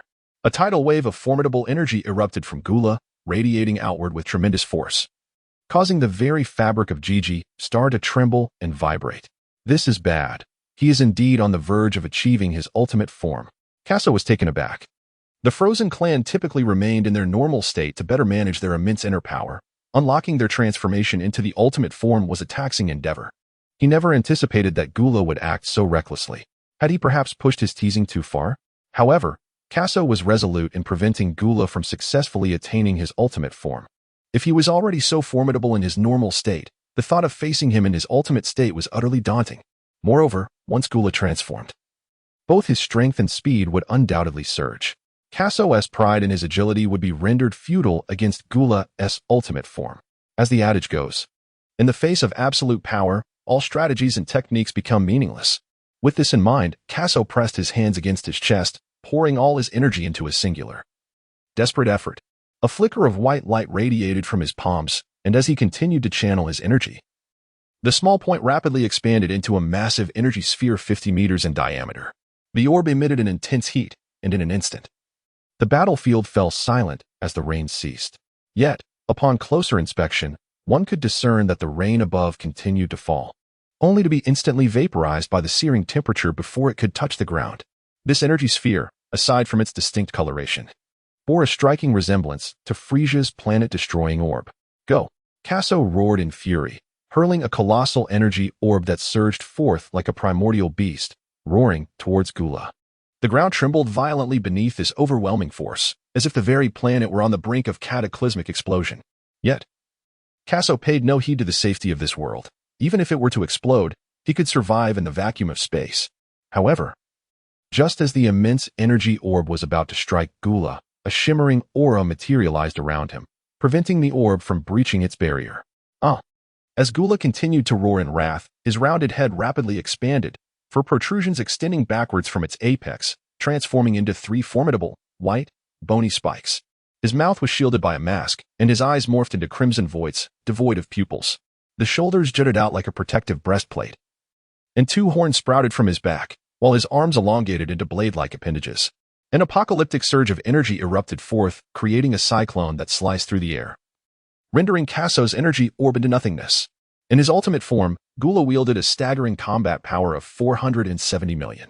"You have successfully provoked my wrath." A chilling voice emanated from Gula's tightly closed mouth, his gaze devoid of any emotion, exuding a calmness that instilled terror. "This is dire." Casso widened his eyes, perplexed by the unconventional behavior of this individual. He had transformed, yet he himself remained incapable of such metamorphosis. Suddenly, Casso sensed a subtle disturbance in the void. Yet the ancient figure of Gula had long since vanished. This is not good. Before Casso could react, Gula had already materialized before him. He raised his fist and charged forward. Bang! A muffled sound echoed through the sky. Casso hunched his body and glanced down, noticing Gula's fist pressed firmly against his abdomen. In that fleeting moment, he could feel his internal organs disintegrating. A lethal strike. Casso's eyes widened, blood vessels bursting forth in his gaze. A searing pain coursing through his entire body as he painfully expelled a mist of blood. To witness my fifth state, you have earned a measure of pride. As Gula's voice faded, Casso plummeted downward. Splash! Casso crashed violently onto the ground, his body drenched in mud caused by the torrential rain. As the raindrops incessantly pounded upon him, blood continuously flowed from Casso's mouth, while the surrounding rainwater had long been stained crimson. He had been overly complacent, always believing that Gula would not transform into its fifth state, and that he could evade all lethal attacks simply by relying on his own agility. Is it over? Casso's consciousness began to fade, his internal organs shattered by Gula's recent strike, rendering him completely immobile. His breath grew weaker with each passing moment. Gula gazed at the pallid figure of Casso sprawled on the ground, shaking his head in disbelief. Truly, what a fool to provoke him. Had he come here merely to meet his demise? Why could he not consent to serve as my subordinate? Gula lifted his gaze towards the dim sky as the rain diminished to a mere drizzle, the storm seemingly on the verge of abating. He had ventured here to recruit a band of mercenaries, only to encounter this insolent provocateur. Alas, he had failed to enlist the mercenaries. And now this impertinent youth lay defeated at his feet, resulting in the loss of his capable aides, Zavi and others. Gula shook his head, pondering whether his brother, Frisia, had discovered his presence here. If Frisia were to learn that he had suffered such losses, he would undoubtedly be subjected to scornful laughter. Gula could almost envision Frisia's detestable visage. He yearned to depart the northern galaxy post-haste. His ship had been destroyed, leaving him no choice but to traverse the galaxy in search of a way back to the eastern galaxy. Fortunately, the distance to the eastern galaxy was not insurmountable. A few days of flight would suffice to return to his stronghold. Just as Gula prepared to soar into the cosmos, he noticed Casso's lips quivering slightly on the ground. Suddenly, Casso suddenly rose to his feet, a radiant golden light igniting around him. The atmosphere grew oppressive, a formidable pressure sweeping through the air, lifting the muddy earth into the void. A hum resonated as the very fabric of space trembled, an overwhelming force emanating from Casso, creating a vacuum-like zone around him, devoid of any air. The terrifying pressure surged from beneath his feet, causing the ground to shatter once more. The hard stones below fractured violently, invisible ripples radiating outward. The high-frequency resonance producing a low, ominous hum throughout the space. The vacuum, extending for several hundred miles, was infused with Casso's overwhelming aura, creating fissures in the very fabric of reality, as if the void itself were fracturing, accompanied by a cacophony of piercing explosions. At this moment, the hair of Casso, standing upright, seemed to exhibit a subtle transformation, with a faint yellow hue emerging. Indeed, it was a delicate shade of yellow. What? Feeling the surge of energy, Gula turned to glance back, only to find Casso already on his feet, his hair flickering in a mesmerizing display of color. Ah! Casso roared. Under the influence of this terrifying aura, the mountains trembled, and some fragile cliffs began to crumble, colossal boulders tumbling down. The waters of the lake surged into towering waves, akin to boiling water in a pot. Various severe weather phenomena unfolded on the planet Jijiji, resembling the cataclysmic explosion of Vegeta.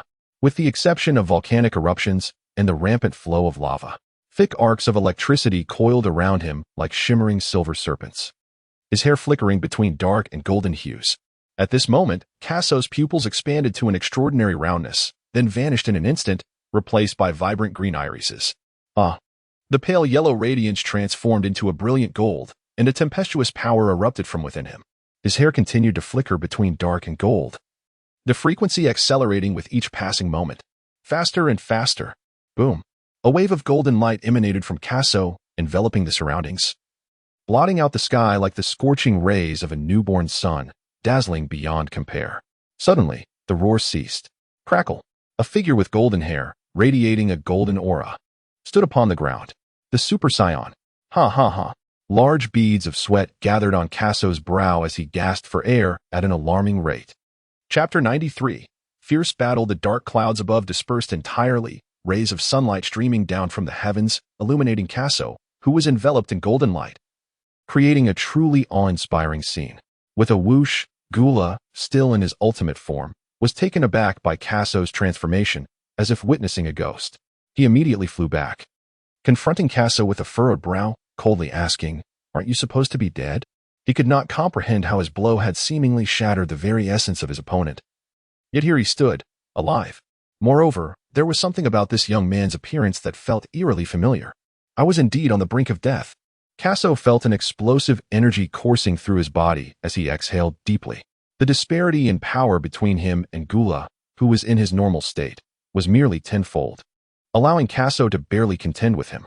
However, once Gula transformed into his ultimate form, his speed became terrifyingly swift. Casso could perceive his movements, yet his body failed to respond in time. A single punch from Gula shattered his internal organs, but fortunately, Casso had preemptively held a Senzu bean in his mouth, or he would have surely met his demise. In truth, Casso could have utilized instant transmission to escape before Gula transformed, yet he refrained from doing so. As the saying goes, one must endure destruction to achieve rebirth. In that moment of near death, Casso's mind wandered through countless memories. Reflecting on his journey from his previous life to the Dragon Ball universe, every increment in battle power, and every alteration of the Saiyan fate. He had once believed that he would never breach the barrier of Super Saiyan until the very end. However, upon swallowing the Senzu bean, a certain shackle within him suddenly dissolved, unleashing an infinite reservoir of energy from his spine. Witnessing Casso's sudden transformation and the surge in his aura, Gula was momentarily perplexed. Yet he remained unconvinced that Casso could rival him. There are many wondrous abilities in the universe, but yours is the most extraordinary healing capability I have ever encountered, Gula remarked, complimenting Casso, whom he regarded as possessing a rare talent. With narrowed eyes, Gula continued in a low tone, "If you are willing to be my subordinate, I can overlook your previous transgressions against me." At that moment, he genuinely believed this, for true talent is hard to come by. Should he secure Casso's allegiance, he might very well dominate the entire universe in a few decades. Casso remained silent, raising his arm and gesturing towards the void. The entire battlefield trembled, resonating with a low, humming sound. How formidable! Is this the true power of a Super Saiyan? Casso was profoundly shaken. Then I shall offer you a choice. Become my subordinate. Casso's emerald eyes twinkled mischievously.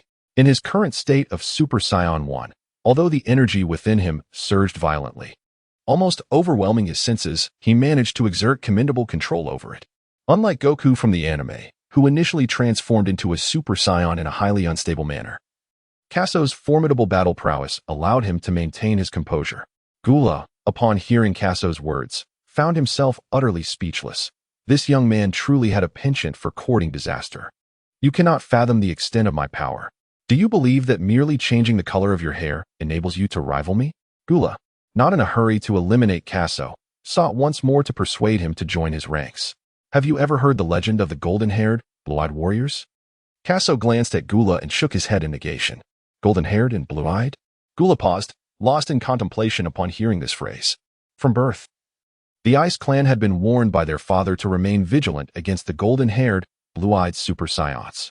Realizing this, Gula's pupils dilated, and he instinctively took a few steps back. Super Saiyan? Gula fixed his gaze on Casso, who bore a striking resemblance to a Saiyan in his first glance, though the absence of a tail left him uncertain. At that moment, Casso's tail revealed itself from his waist. The sight of Casso's tail, coupled with his golden hair, caused Gula to tremble momentarily, though he quickly regained his composure. Frisia's decision to spare the Saiyans had indeed proven to be a foolish one. However, even if Casso were to transform into the legendary Super Saiyan, what of it? Gula spread his arms wide, lifted his chin, and gazed toward the heavens with an air of sovereign authority. As the cosmic emperor of the Eastern Galaxy, he had never encountered a threat to his supremacy. He admitted that the mention of golden-haired, blue-eyed warriors had indeed startled him, yet he was confident that, regardless of Casso's Super Saiyan status, he would not be a match for his own strength. Moreover, the Super Saiyan was merely a legend. Who could ascertain its true might? The only way to determine if one is a worthy adversary is through combat. Casso's demeanor was remarkably relaxed. He felt the cataclysmic energy coursing through his body, rendering any estimation of his enhanced combat prowess beyond measure. If the animated tales were to be believed, a Super Saiyan could amplify their fighting strength by 50-fold. Casso's combat power reached an astonishing 600 million, surpassing Gula by over 100 million. Coupled with his fluid movements, it was evident that Gula stood no chance against him. Let me witness the legendary power of a Super Saiyan, he mused. Upon realizing that Casso did not deny his identity as a Super Saiyan, Gula understood that he could not win him over. With the comical arrogance typical of Saiyans, there was no way he would sincerely submit to an outsider. This was evident in Frisia's case as well. As soon as the words left his lips, Casso suddenly vanished from sight. Until now, Gula had been the one on the offensive, but the tables had turned. A shadow darted across the sky. Gula's breath hitched as he sensed Casso's fierce aura slicing past him, yet he could not discern his movements. From behind, relying solely on instinct, Gula raised his arm to block. However, what met him was a swift kick that carried a gale. Boom! The sky erupted with sound as explosive force struck Gula's abdomen. Pain coursing through his nerves to his brain, propelling him skyward. How is this possible? Gula clutched his belly, struggling to stabilize himself in midair. He could hardly believe that this Saiyan had transformed into a Super Saiyan, rendering him terrifyingly powerful. In terms of both speed and strength, Casso had become incomparably more formidable. Gula swallowed hard. Surely this Saiyan's combat power could not exceed his own? In fact, in the anime, Goku's first transformation into a Super Saiyan had only a combat power of 150 million, which meant that if Gula were facing Goku, he could easily overpower him. However, he was currently up against Casso, a monster whose base power was already 12 million. Did he dare to let his guard down in the midst of battle? Casso appeared in the skies above Gula without any forewarning, his hands sweeping through the air, conjuring thousands of vividly colored energy orbs that floated in the void. In that moment, the atmosphere within a 10,000-mile radius seemed to freeze, suffused with an aura of chilling menace that enveloped the battlefield. Damnable Saiyan! Gula seethed, realizing that the opponent's power exceeded his wildest imaginings. This technique mirrored one he had employed previously, yet the number of energy orbs was tenfold greater. Chapter 94. The Call of Brother Casso. This was clearly an attempt to vanquish him using his own method. Enraged at the thought, Gula's fury ignited. Boom, boom. The intense energy reverberated through the fabric of space, accompanied by ominous cracking sounds. This was dire. Despite his overwhelming anger, Gula understood that if he did not adeptly counter Casso's myriad energy orbs, he could very well lose his life here. Flee. The same scenario unfolded once more. But this time, it was Gula who sought to escape. Casso floated in the air, a sinister smile gracing his lips. Go. Countless energy orbs transformed into a pack of howling wolves, charging towards Gula. Silver streaks descended from the heavens, detonating at Gula's moving position with the force of nuclear explosions. Boom, boom. The cacophony of explosions echoed for over 20 minutes, leaving Gula no moment to pause, should one of those energy orbs strike him. The remaining ones would follow suit relentlessly. Just you wait. After narrowly evading the last energy orb, Gula gasped for breath. The Cosmic Emperor, who had traversed the eastern galaxy for years, found himself uttering such a desperate sound. He never anticipated the threat would be so dire. Had he known the outcome would be utter obliteration, he would have acted differently. Gula refused to believe that even if Casso were reduced to ashes, he could recover. A profound bitterness consumed him, filled with regrets that could not be expressed. Yet, regret was futile. In that moment, Gula's demeanor shifted dramatically, his gaze transforming into something utterly terrifying. He swiftly morphed into a violet streak, slicing through the sky, which immediately erupted with the sound of sonic booms. Just in time. Casso surged towards Gula, the two figures rapidly converging until they became entwined in a fierce clash. In an instant, the sky was filled with shadows, as if the very fabric of the void was saturated with their presence. Each collision resonated with a thunderous roar, echoing through the expanse.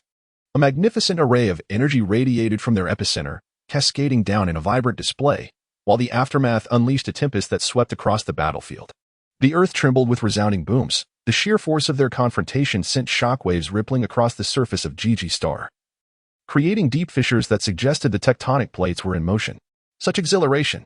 Casso let out a long howl towards the heavens, feeling an immense frustration after being crushed by Gula. Currently, in both speed and strength, he far surpassed Gula. However, he had yet to fully master the power within him. Unable to completely overpower Gula, and could only engage in a 50-50 contest. As time passed, the strength of the Super Saiyan gradually became more manageable for Casso, allowing him to slowly gain the upper hand in their battle. Gula, acutely aware of this shift, furrowed his brow, as if contemplating a significant decision. Is this the power of the Super Saiyan? Gula quickly distanced himself from Casso and declared, "Our ancestors have always warned us to be wary of the golden-haired, blue-eyed Saiyans. And they were undeniably correct. After this battle, I shall personally descend upon the North Galaxy and annihilate every last one of you Saiyans. Do you truly believe you can escape from here alive?" Casso cracked his neck, producing a sound of defiance. If he fought for just a little longer, Gula would no longer be his adversary. "I concede that the Super Saiyans are formidable, but you possess a fatal flaw." Oh, upon hearing this, Casso narrowed his eyes. In the Dragon Ball anime, whenever a member of the Frost clan found themselves at a disadvantage, they would resort to a planet-destroying attack. With their innate physical abilities, they could survive in a vacuum while their opponents would perish. Such treachery. He suspected that Gula intended to destroy planet Gigi. Indeed, as far as I know, you Saiyans cannot survive in a vacuum. If I destroy this planet, you will undoubtedly meet your demise. In that moment, Gula regained his former confidence. Believing that this knowledge would allow him to dominate Casso, Casso quietly observed Gula's performance. Had he not made a wish to the dragon, he would surely have met his demise. Noticing Casso's silence, Gula chuckled, convinced that his opponent was merely putting on a facade, while inwardly gripped by panic. "You may wish to test it," Casso responded with an unruffled demeanor, as if intrigued by the fabled planet-destroying attack. "As you desire," Gula retorted with a smirk. Though it felt somewhat underhanded, victory belonged to the conqueror, and all decisions lay in his hands. Yet, seeing his adversary's nonchalance in the face of impending doom was perplexing. Who was he trying to impress? With a flick of his index finger, a shimmering orange light glimmered above it, and the surrounding air pressure plummeted as an overwhelming energy erupted from within him. A sphere of destruction, 50 meters in diameter, manifested above his fingertip. "Savor the taste of death," Gula taunted, as he slightly trembled his finger, sending the massive sphere hurtling towards the ground. He knew Casso possessed the ability to halt its descent, thus he fixed his gaze intently on him. However, Casso remained suspended in midair, motionless, arms crossed, seemingly enjoying the spectacle. Is this fellow truly unafraid of death? Gula pondered, momentarily questioning whether Saiyans could indeed survive in the cosmos. He shook his head. It was undeniable that Saiyans could not endure in space. Had he resigned himself to fate? The sphere of destruction gradually descended towards the surface of Gigi's star. Soon, a tempest of catastrophic weather unleashed upon the planet, flash floods and rampant lava. Minutes later, the tectonic plates of Gigi's star fractured into countless pieces, while magma erupted from the depths, soaring thousands of meters into the sky, overwhelming the atmosphere with a pungent scent of smoke. Gula squinted. The Saiyan remained unmoved. Something was amiss. Moments later, Gigi's star could no longer withstand the strain, and an explosion erupted from its core. In unison, Gula and Casso conjured a protective shield around themselves. A thunderous roar echoed as a blinding light pierced the darkness of the cosmos, rapidly expanding and sweeping through the universe. The shockwave from the explosion battered against their shields, yet they merely shuddered slightly, unaffected otherwise. Floating in the vastness of space, Gula chuckled, wondering if the Saiyan would finally meet his end. However, after a brief pause, the situation remained unchanged. Casso remained unharmed, floating in place, his expression devoid of any sign of pain. Could it be that the strong possessed the ability to refrain from breathing for extended periods? Gura pondered, yet he maintained a vigilant watch on Casso, determined not to allow his escape. If he merely bided his time, the adversary would inevitably perish in the vacuum of space. After another half hour, Gura's eyes widened in disbelief, as if he had witnessed a ghost. "Stop looking. I can survive in the universe." Casso anchored his voice upon the breath and conveyed it towards Gula. How is this possible? Upon hearing his words, Gula was utterly astonished. Since when could Saiyans survive in the universe? Logically, this should not be the case. Just as Gula was engulfed in shock, Casso had taken enough time to rest and was now prepared to eliminate Gula once and for all. However, a radiant beam of purple light appeared beside Casso. "Brother Casso." Chapter 95, The Return of Osbier. As Casso was preparing to eliminate Gula, a youthful and beautiful maiden suddenly collided into his embrace. With a graceful figure and flowing long hair, a delicate fragrance wafted into his nostrils. Momentarily taken aback by the softness in his arms, Casso was transported back in time by the tender call of Casso brother. It brought forth memories of his early days in the Dragon Ball realm, when a young girl lay in his arms, pleading for Nappa to return her Casso brother. Following that, he had fled planet Vegeta with the little girl, training together and rescuing the Saiyans. Their bond was inseparable until they later encountered Whis, at which point she dedicated herself to following him in order to protect her Casso brother. 8 years have passed. Now, upon hearing the familiar address once again, Casso's heart trembled, and he instinctively lowered his head. With ruby lips and pearly white teeth, her skin was as smooth as cream. She donned garments reminiscent of ancient Egypt, the fitted attire perfectly accentuating her form, and a golden collar adorned her neck, exuding an air of profound mystery. Her features bore a striking resemblance to the image of the little girl etched in his memory. "Little buyer, is that you?" Casso tightly embraced Osbier, his eyes glistening with unshed tears, his voice quivering with emotion. "Casso brother, it is I. I have returned," Osbier exclaimed, wrapping her arms around him with fervor. Her training under Whis was aimed solely at gaining the strength to protect Casso in the future. After entering the realm of the Destroyer, she had diligently sought Whis' guidance every day. The training to become a candidate for the Destroyer was undeniably arduous, during moments when she felt she could not persevere. It was the thought of Casso that sustained her. Throughout those 8 years of training, she had yearned to return and see him. Yet her skills had not yet met Whis' standards, preventing her from doing so. Moreover, Whis had often sent her into the time-secret realm for further training. And within that realm, she lost track of time, persevering until she attained her current accomplishments. It is evident how deeply Osbier longed for Casso. "Casso brother."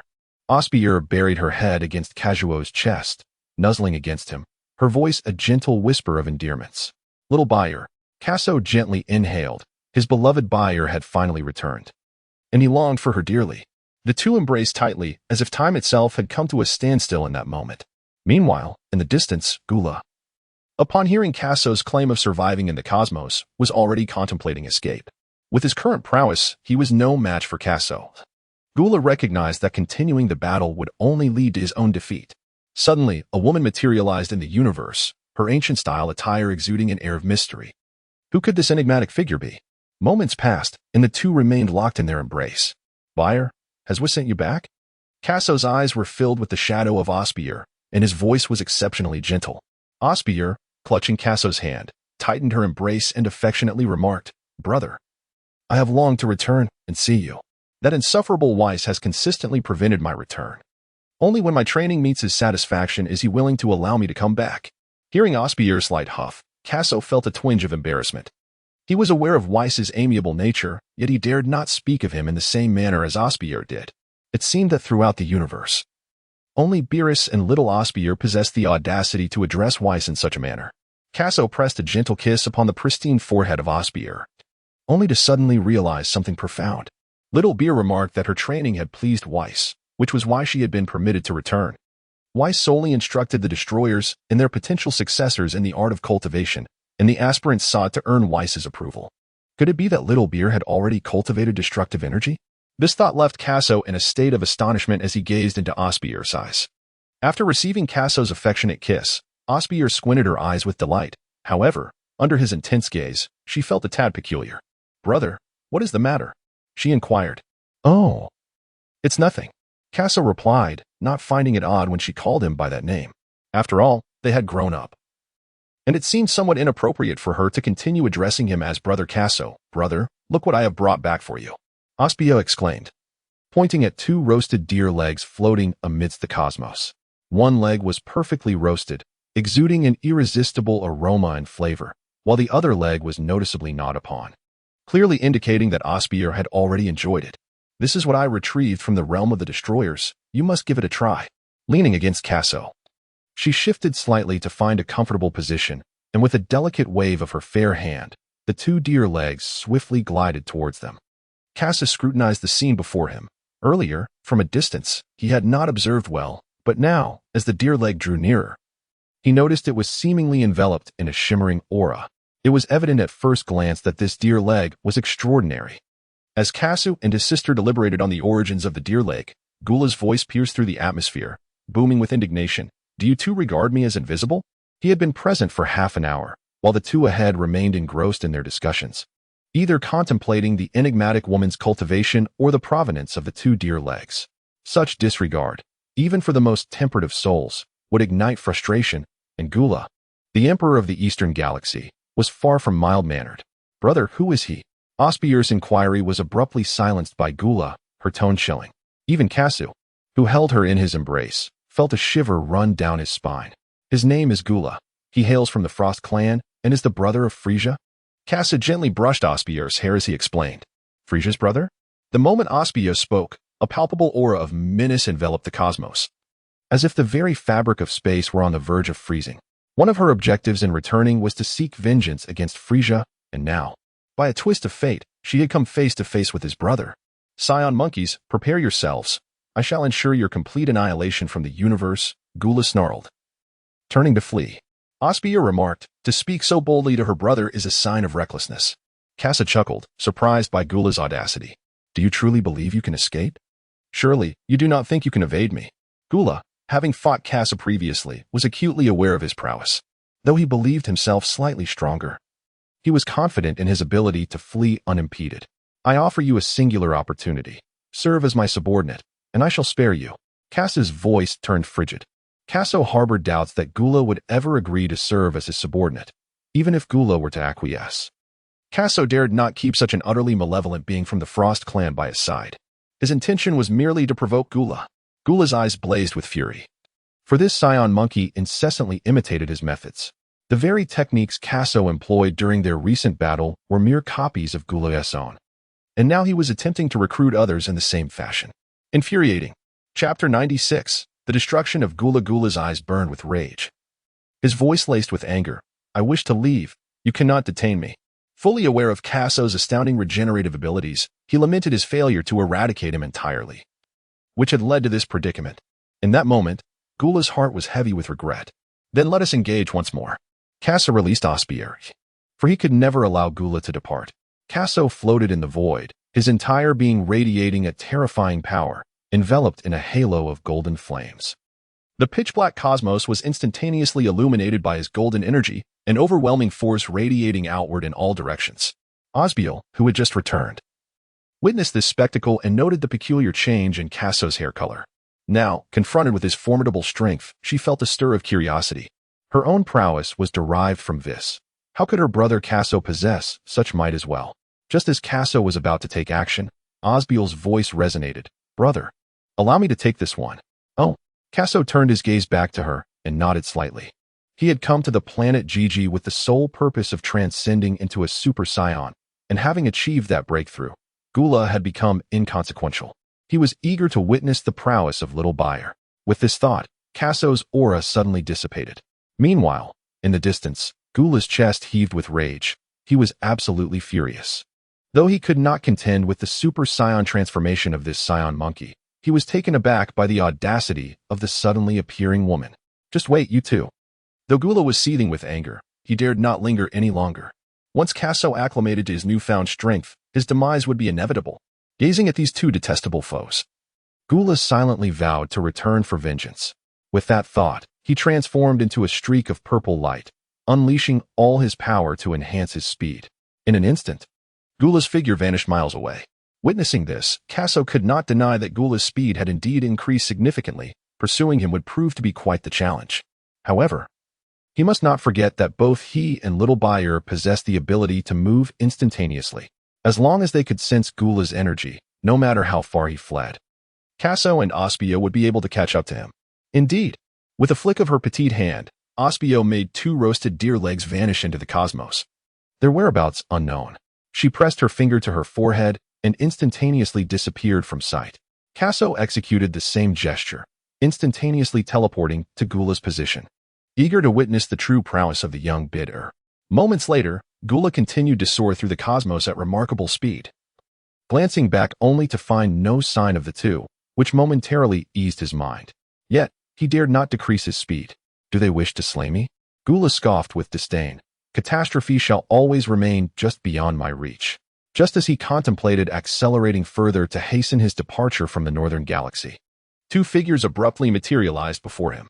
These 2 were none other than Casso and Osbier, who had employed instant transmission. What? Gula gasped in astonishment upon recognizing them. This was already his utmost velocity.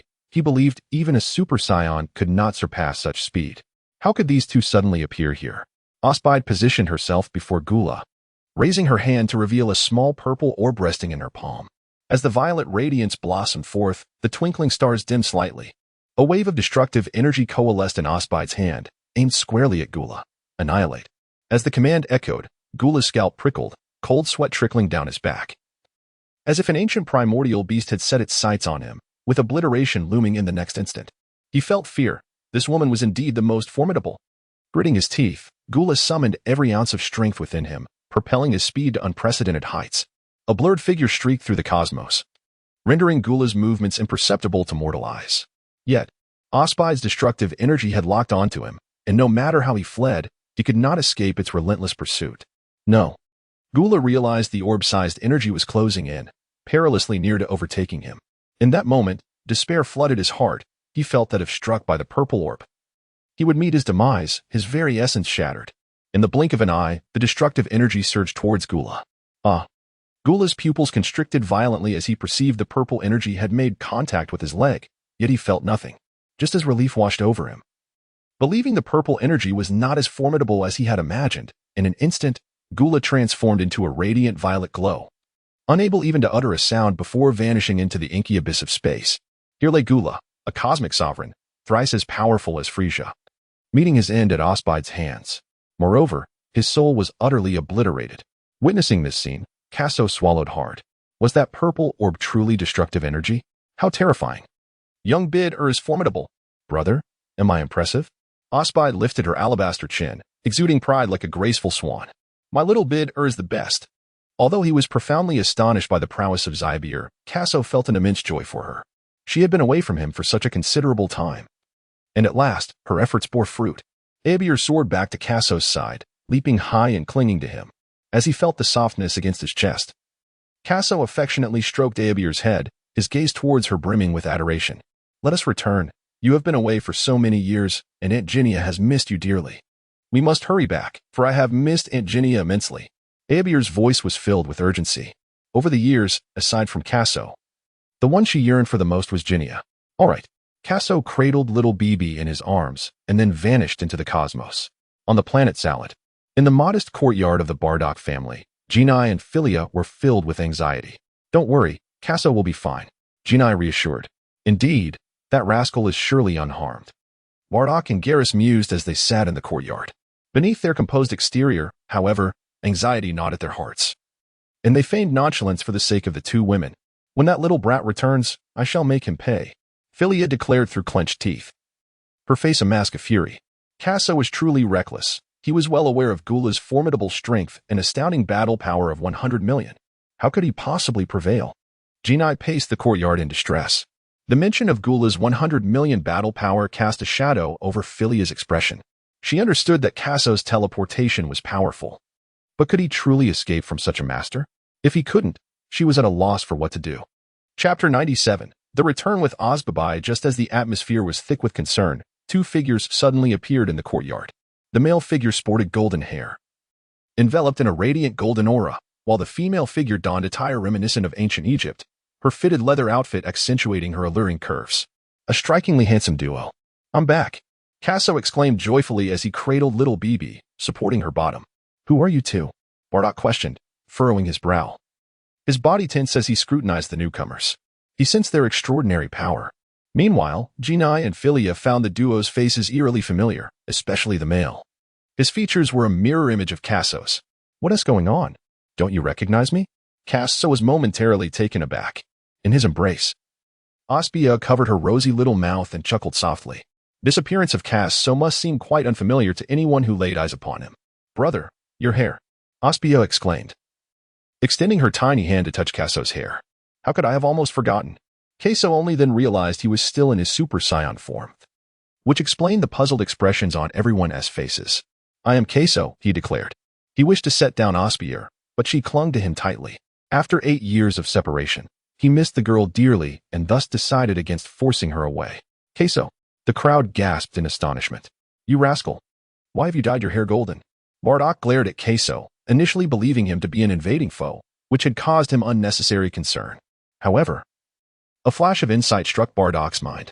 Golden hair and blue eyes. A Saiyan, Bardock exclaimed. You have transformed into a Super Saiyan? Observing Casso's appearance, he was reminded of the vision he had seen in his dreams of Kakarot's transformation. They were strikingly similar. At this revelation, the crowd held their breaths. as if they had just received news of the extraordinary. Garrus and Jine knew the legend of the Super Saiyan to be true, and Casso's form indeed mirrored the descriptions of old. When Philia heard him claim to be Casso and scrutinized him closely, she realized he was indeed that little rascal, and her heart felt a wave of relief. Yet, upon hearing Bardock's words, she was equally astonished. He had transformed into a Super Saiyan just like that?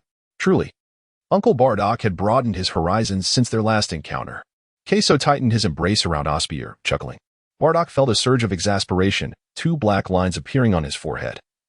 Could this boy not refrain from mocking him for even a moment? Nevertheless, Bardock was profoundly shaken, for his suspicions had been confirmed. Casso was indeed the second Saiyan to transform into a Super Saiyan, with Kakarot being the third. He had not anticipated such an outcome from his battle with Gula. Amidst Bardock and Garrus's astonishment, Jine gently inquired, Casso, who is this girl by your side? She cast a glance at Philia, noting her calm demeanor, neither angry nor elated, just as always. Aunt Jine, don't you remember me? At that moment, Osbier finally released her hold on Casso and approached Jine, wrapping her arms around her Aunt S. She feigned a sorrowful expression as she spoke. Who are you? Jine asked, a hint of confusion in her voice. Her bewilderment was mirrored by Bardock and the others, who regarded the girl with equal puzzlement. Take a closer look at who she is, Casso urged, moving to Philia's side and gently grasping her soft, fair hand. He understood that she must have been deeply concerned for him during his battle with Gula. A flicker of emotion crossed Philia's icy gaze as her lips tightened in a slight smile. Thank goodness he had returned. Upon hearing Karsa's words, the onlookers turned their attention to Osbiel. Her cheeks were pale and exquisite, yet upon closer inspection, one could discern that her features bore a striking resemblance to a certain girl in their memories. Could you be Little B? Jine inquired, glancing at her ancient attire, his tone laced with uncertainty. Indeed, there was a hint of familiarity about her. Bardock nodded in agreement. It's me, Osbiel exclaimed, playfully shaking Jine's arm and pouting. If Weiss were to witness her expression, he would undoubtedly question whether she had transformed into a different person entirely. Her demeanor in the realm of destruction was typically so frigid. Little B, you've returned. Jine's eyes began to well with tears upon hearing her words. 8 years ago, Osbiel had inexplicably departed from planet Salata, and Jine had inquired of Kars on numerous occasions about the whereabouts of the young girl. The responses had invariably indicated that she had gone to a mysterious place for training, likely not to return for many years. Throughout those 8 years, Jine had missed Osbiel immensely. It's wonderful that you're back. Jine embraced Osbiel tightly, her voice somewhat choked with emotion. Among the Saiyans, Jine was known to be one of the more sentimental female warriors, having felt great reluctance when Goku was exiled. It's wonderful that you're back. Bardock gazed at Osbiel with softened eyes, uncertain of her experiences during her absence. He simply knew that Jine and Kars often reminisced about her in solitude. Now that she had returned, and Kars had transformed into a Super Saiyan, it was indeed a double joy, in stark contrast to the celebratory atmosphere of planet Salata. The ambience within the Gula faction of the East Galaxy was chillingly bleak. In the communication department of the Gula faction, the extraterrestrial beings received a message transmitted from Gula's communication device. Relay to my father to beware of the Super Saiyan from the North Galaxy. This message had been dispatched by Gula at the moment Kars and Osbiel were reunited. Upon receiving Gula's message, the extraterrestrials noted a sudden interruption in Gula's communication signal. They hastily relayed the information to King Cold. Indeed, through this message and the communication signals from Savaiza and his allies, it was not difficult to surmise that they had encountered a formidable adversary known as the Super Saiyan, and it was highly probable that Gula and his companions had perished. Lord Savaiza and his team are dead. Lord Gula is dead. How could this be? The other extraterrestrial beings of the Gula faction were astounded upon receiving the news of Gula's misfortune. In their minds, Gula possessed a battle power exceeding 100 million. How could he possibly have fallen? Meanwhile, in the West Galaxy, King Cold sat upon his throne in the palace when he suddenly received the dreadful news. Gula is dead? The King of Cold furrowed his brow. Despite his disdain for Gula's incessant scheming for the throne, he could not fathom the idea of his own son being dead. He was acutely aware of Gula's formidable strength, boasting a combat power of 470 million. Even his second son, Frisia, had yet to reach such heights. Who could possibly vanquish Gula? The King of Cold spoke coldly. What message has Gula transmitted? The response was alarming. Beware of the Super Saiyan from the North Galaxy. Upon hearing this, the King of Cold's entire body trembled. The Super Saiyan from the North Galaxy? Hadn't Frisia obliterated the Scions? Could there be remnants that had transformed into the legendary Super Saiyan spoken of by their ancestors? A chill of sweat trickled down his back as he pondered, the battle armor clinging to him as it became soaked. That detestable Frisia had not eradicated the Scions completely. The King of Cold seethed, suspecting that Gula had indeed encountered the fabled Super Saiyan, given the wisdom passed down through generations. It was only under such circumstances that someone as powerful as Gula would face unexpected peril. What to do? The King of Cold resolved to first venture to the East Galaxy to ascertain the situation before making any decisions. Send a message to Frisia, instructing him to proceed to Gula's domain. I shall await him there, he commanded his subordinates. It appeared that if Gula were indeed dead, the Cold clan would be reduced to merely 2 members. They had always been arch-rivals with the Scions, and should this matter not be handled with care, the Cold clan might perish at the hands of the legendary Super Saiyan. Yet, the King of Cold was aware that prior to this, no Saiyan had broken through to the Super Saiyan level. Otherwise, they would have sought vengeance against Frisia long ago. Thus, he felt a measure of reassurance, knowing that a newly transformed Saiyan would likely be weak, and he was confident in his ability to confront the Super Saiyan. On Planet Salad, in the courtyard of Bardock's home, he declared with a hearty laugh, "Tonight, we shall host a grand feast to celebrate our little biddie's return, as well as to honor the emergence of the second Super Saiyan in our history." Bardock had learned from Kakarot that Gula had met his demise at Kakarot's hands. Unbeknownst to him, however, was the truth that Gula had actually been slain by Osbier, a fact that Kakarot had chosen not to disclose. Casso deemed it prudent to withhold any mention of the candidate for the destroyer. Thus he proclaimed that it was he who vanquished Gula. In response, Osbier harbored no objections. She resolutely supported whatever her brother Casso chose to do. Bardock glanced at Garrus and instructed, "Go, inform all our kin." With Casso's transformation into a Super Saiyan, what fear could the Scions possibly harbor? This thought ignited a fervent passion within Bardock. Turning to Philia, he offered a smile. "Philia, I would appreciate it if you could relay the news." Philia nodded in agreement and hastily shook off Casso's unwarranted grasp. Upon witnessing the scene, Casso cast an exasperated glance at Bardock. By the heavens, he thought to himself, it is imperative that I seize the opportunity to deliver a sound thrashing to Bardock. Unbeknownst to Bardock, Casso was lost in contemplation. Now that Casso had transcended to that legendary state, it was time to make a momentous decision. Soon enough, in a vast plaza within the living quarters, surrounded by a smattering of verdant flora and adorned with luminous lights, a marvel invented by the Lolita clan that illuminated without being blinding, over 200 tables were arranged, each accommodating 4 members of the Lolita clan. In stark contrast, each Scion had but a solitary table, as the provisions laid out were sufficient for only one.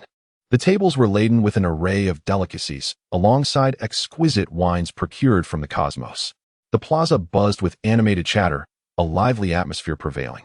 It was rumored that we had drawn the attention of Gula. Indeed, when Lord Bardock summoned us, I feared we were about to clash with Gula's forces. However, Lord Casso intervened, which was somewhat regrettable. As the feast had yet to commence, the Scions congregated to discuss Bardock's earlier summons. Although they were aware of Gula's might, their tone suggested that they did not regard him as particularly fearsome. Rather, they lamented the missed opportunity to engage in battle with Gula's faction. Conversely, the Lolita clan nearby was engrossed in discussions about Philia. Years ago, I had sensed a peculiar glimmer in Philia's gaze when she looked upon Lord Casso. Hee. It turns out I was not alone in this perception.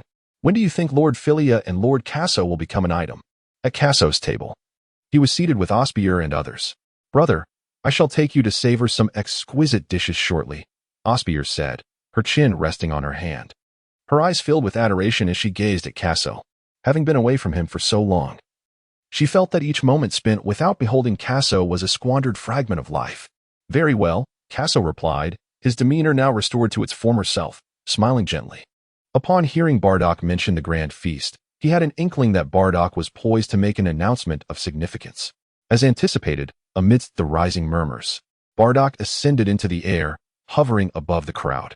The moment the onlookers beheld Bardock's flight, a hush fell over the assembly. Bardock proclaimed, I sense that many of you are perplexed as to why I have convened this feast.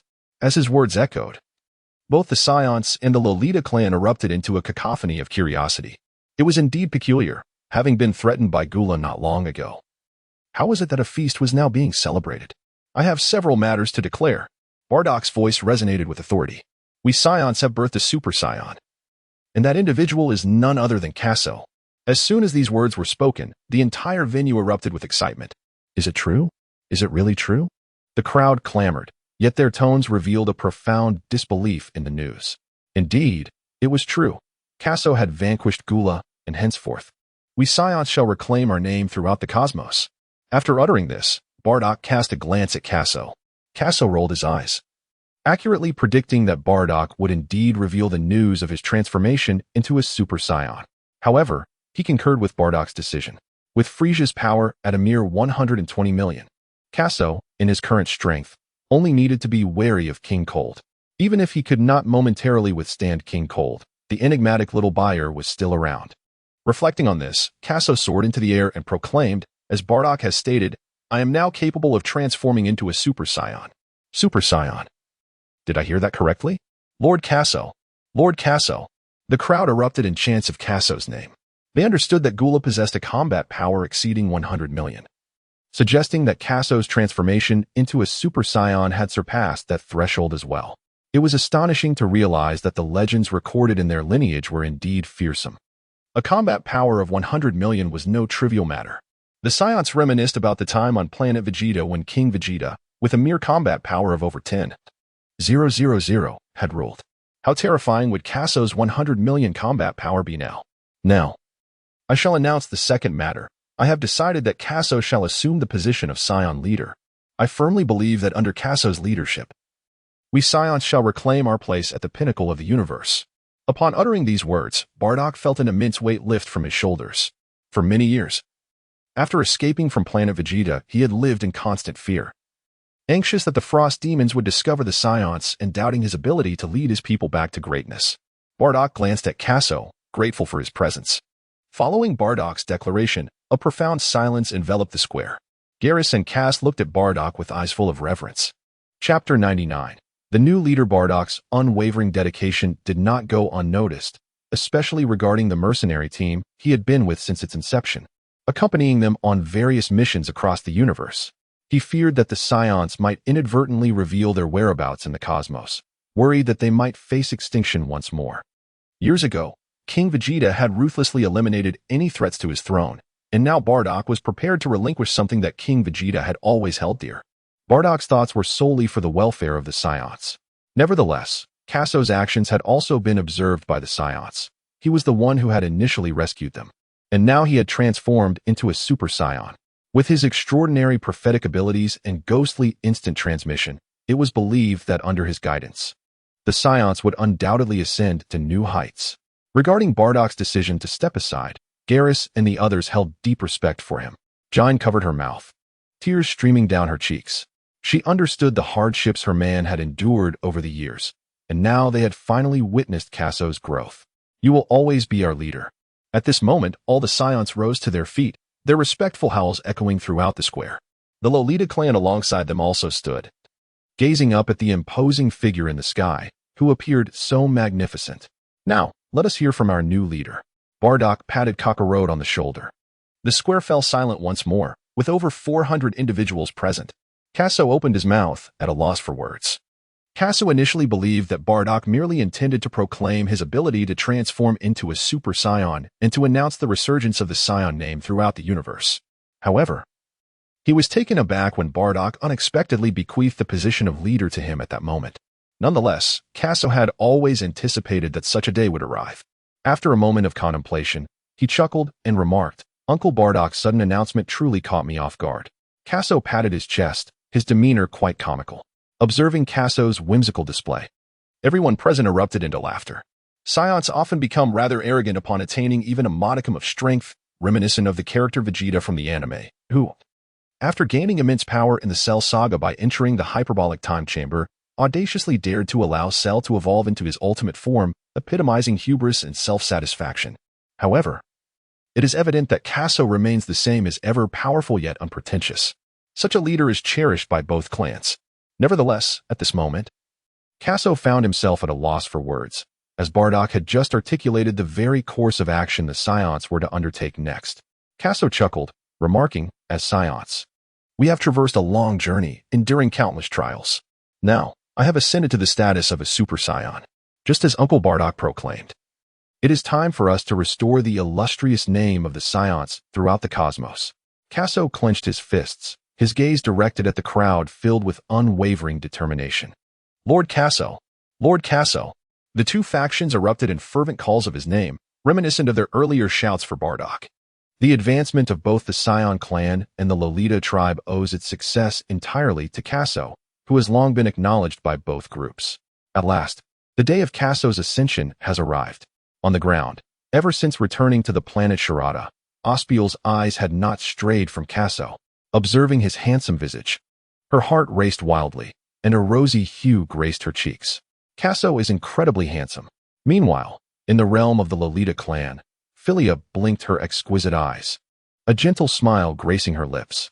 That little rascal has finally matured. Ever since she learned that the Saiyans had restored Planet Salad, Philia anticipated this day would come for them. Now, everyone may indulge in the feast. After hearing Casso's words, Bardock waved his hand. Indeed, the crowd echoed in unison. Soon, the plaza resonated with the clinking of plates and dishes. In the eastern galaxy, a colossal spaceship descended upon the surface, the roar of its massive engines echoing throughout the sky. Frisia, accompanied by the Ginyu Force, arrived in the territory of Cooler. Lord Frisia, King Cold has instructed me to inform you that he awaits you in the palace ahead. A nearby alien spoke respectfully. Frisia narrowed his eyes, an enigmatic expression flickering within. Even before arriving at Cooler's domain, he had received word of an astonishing event. Cooler had perished, slain by the legendary Super Saiyan. Could the myth of the Super Saiyan truly hold merit? Frisia found it difficult to believe. Let us proceed, Frisia commanded, leading his entourage toward Cooler's palace. Upon arriving at the opulent palace, Frisia smirked. Such a splendid palace. What a pity. You all wait outside for me. Yes, the Ginyu Force replied with deference. Frisia entered Cooler's palace, traversing a corridor lined with a plush red carpet, adorned with lavish lanterns that illuminated the grandeur of the palace. Even King Cold, seated upon the throne within the palace, couldn't help but sigh. Cooler truly knew how to indulge in luxury. Upon reaching the grand hall, Frisia bowed respectfully and inquired, "Father, have you summoned me for a specific matter?" Frisia understood that King Cold had called him forth primarily to hold him accountable. Cooler had perished at the hands of a Super Saiyan, and the Saiyans had been eradicated by Frisia himself years ago. Now, the legendary Super Saiyan had emerged, and Cooler's death was inextricably linked to him. King Cold remained silent, gazing coldly at Frisia. He had repeatedly warned Frisia to eradicate the Saiyans promptly. Yet unforeseen circumstances had arisen. Frisia had disappointed him greatly. The hall was occupied by only the two of them, and the atmosphere grew exceedingly frigid.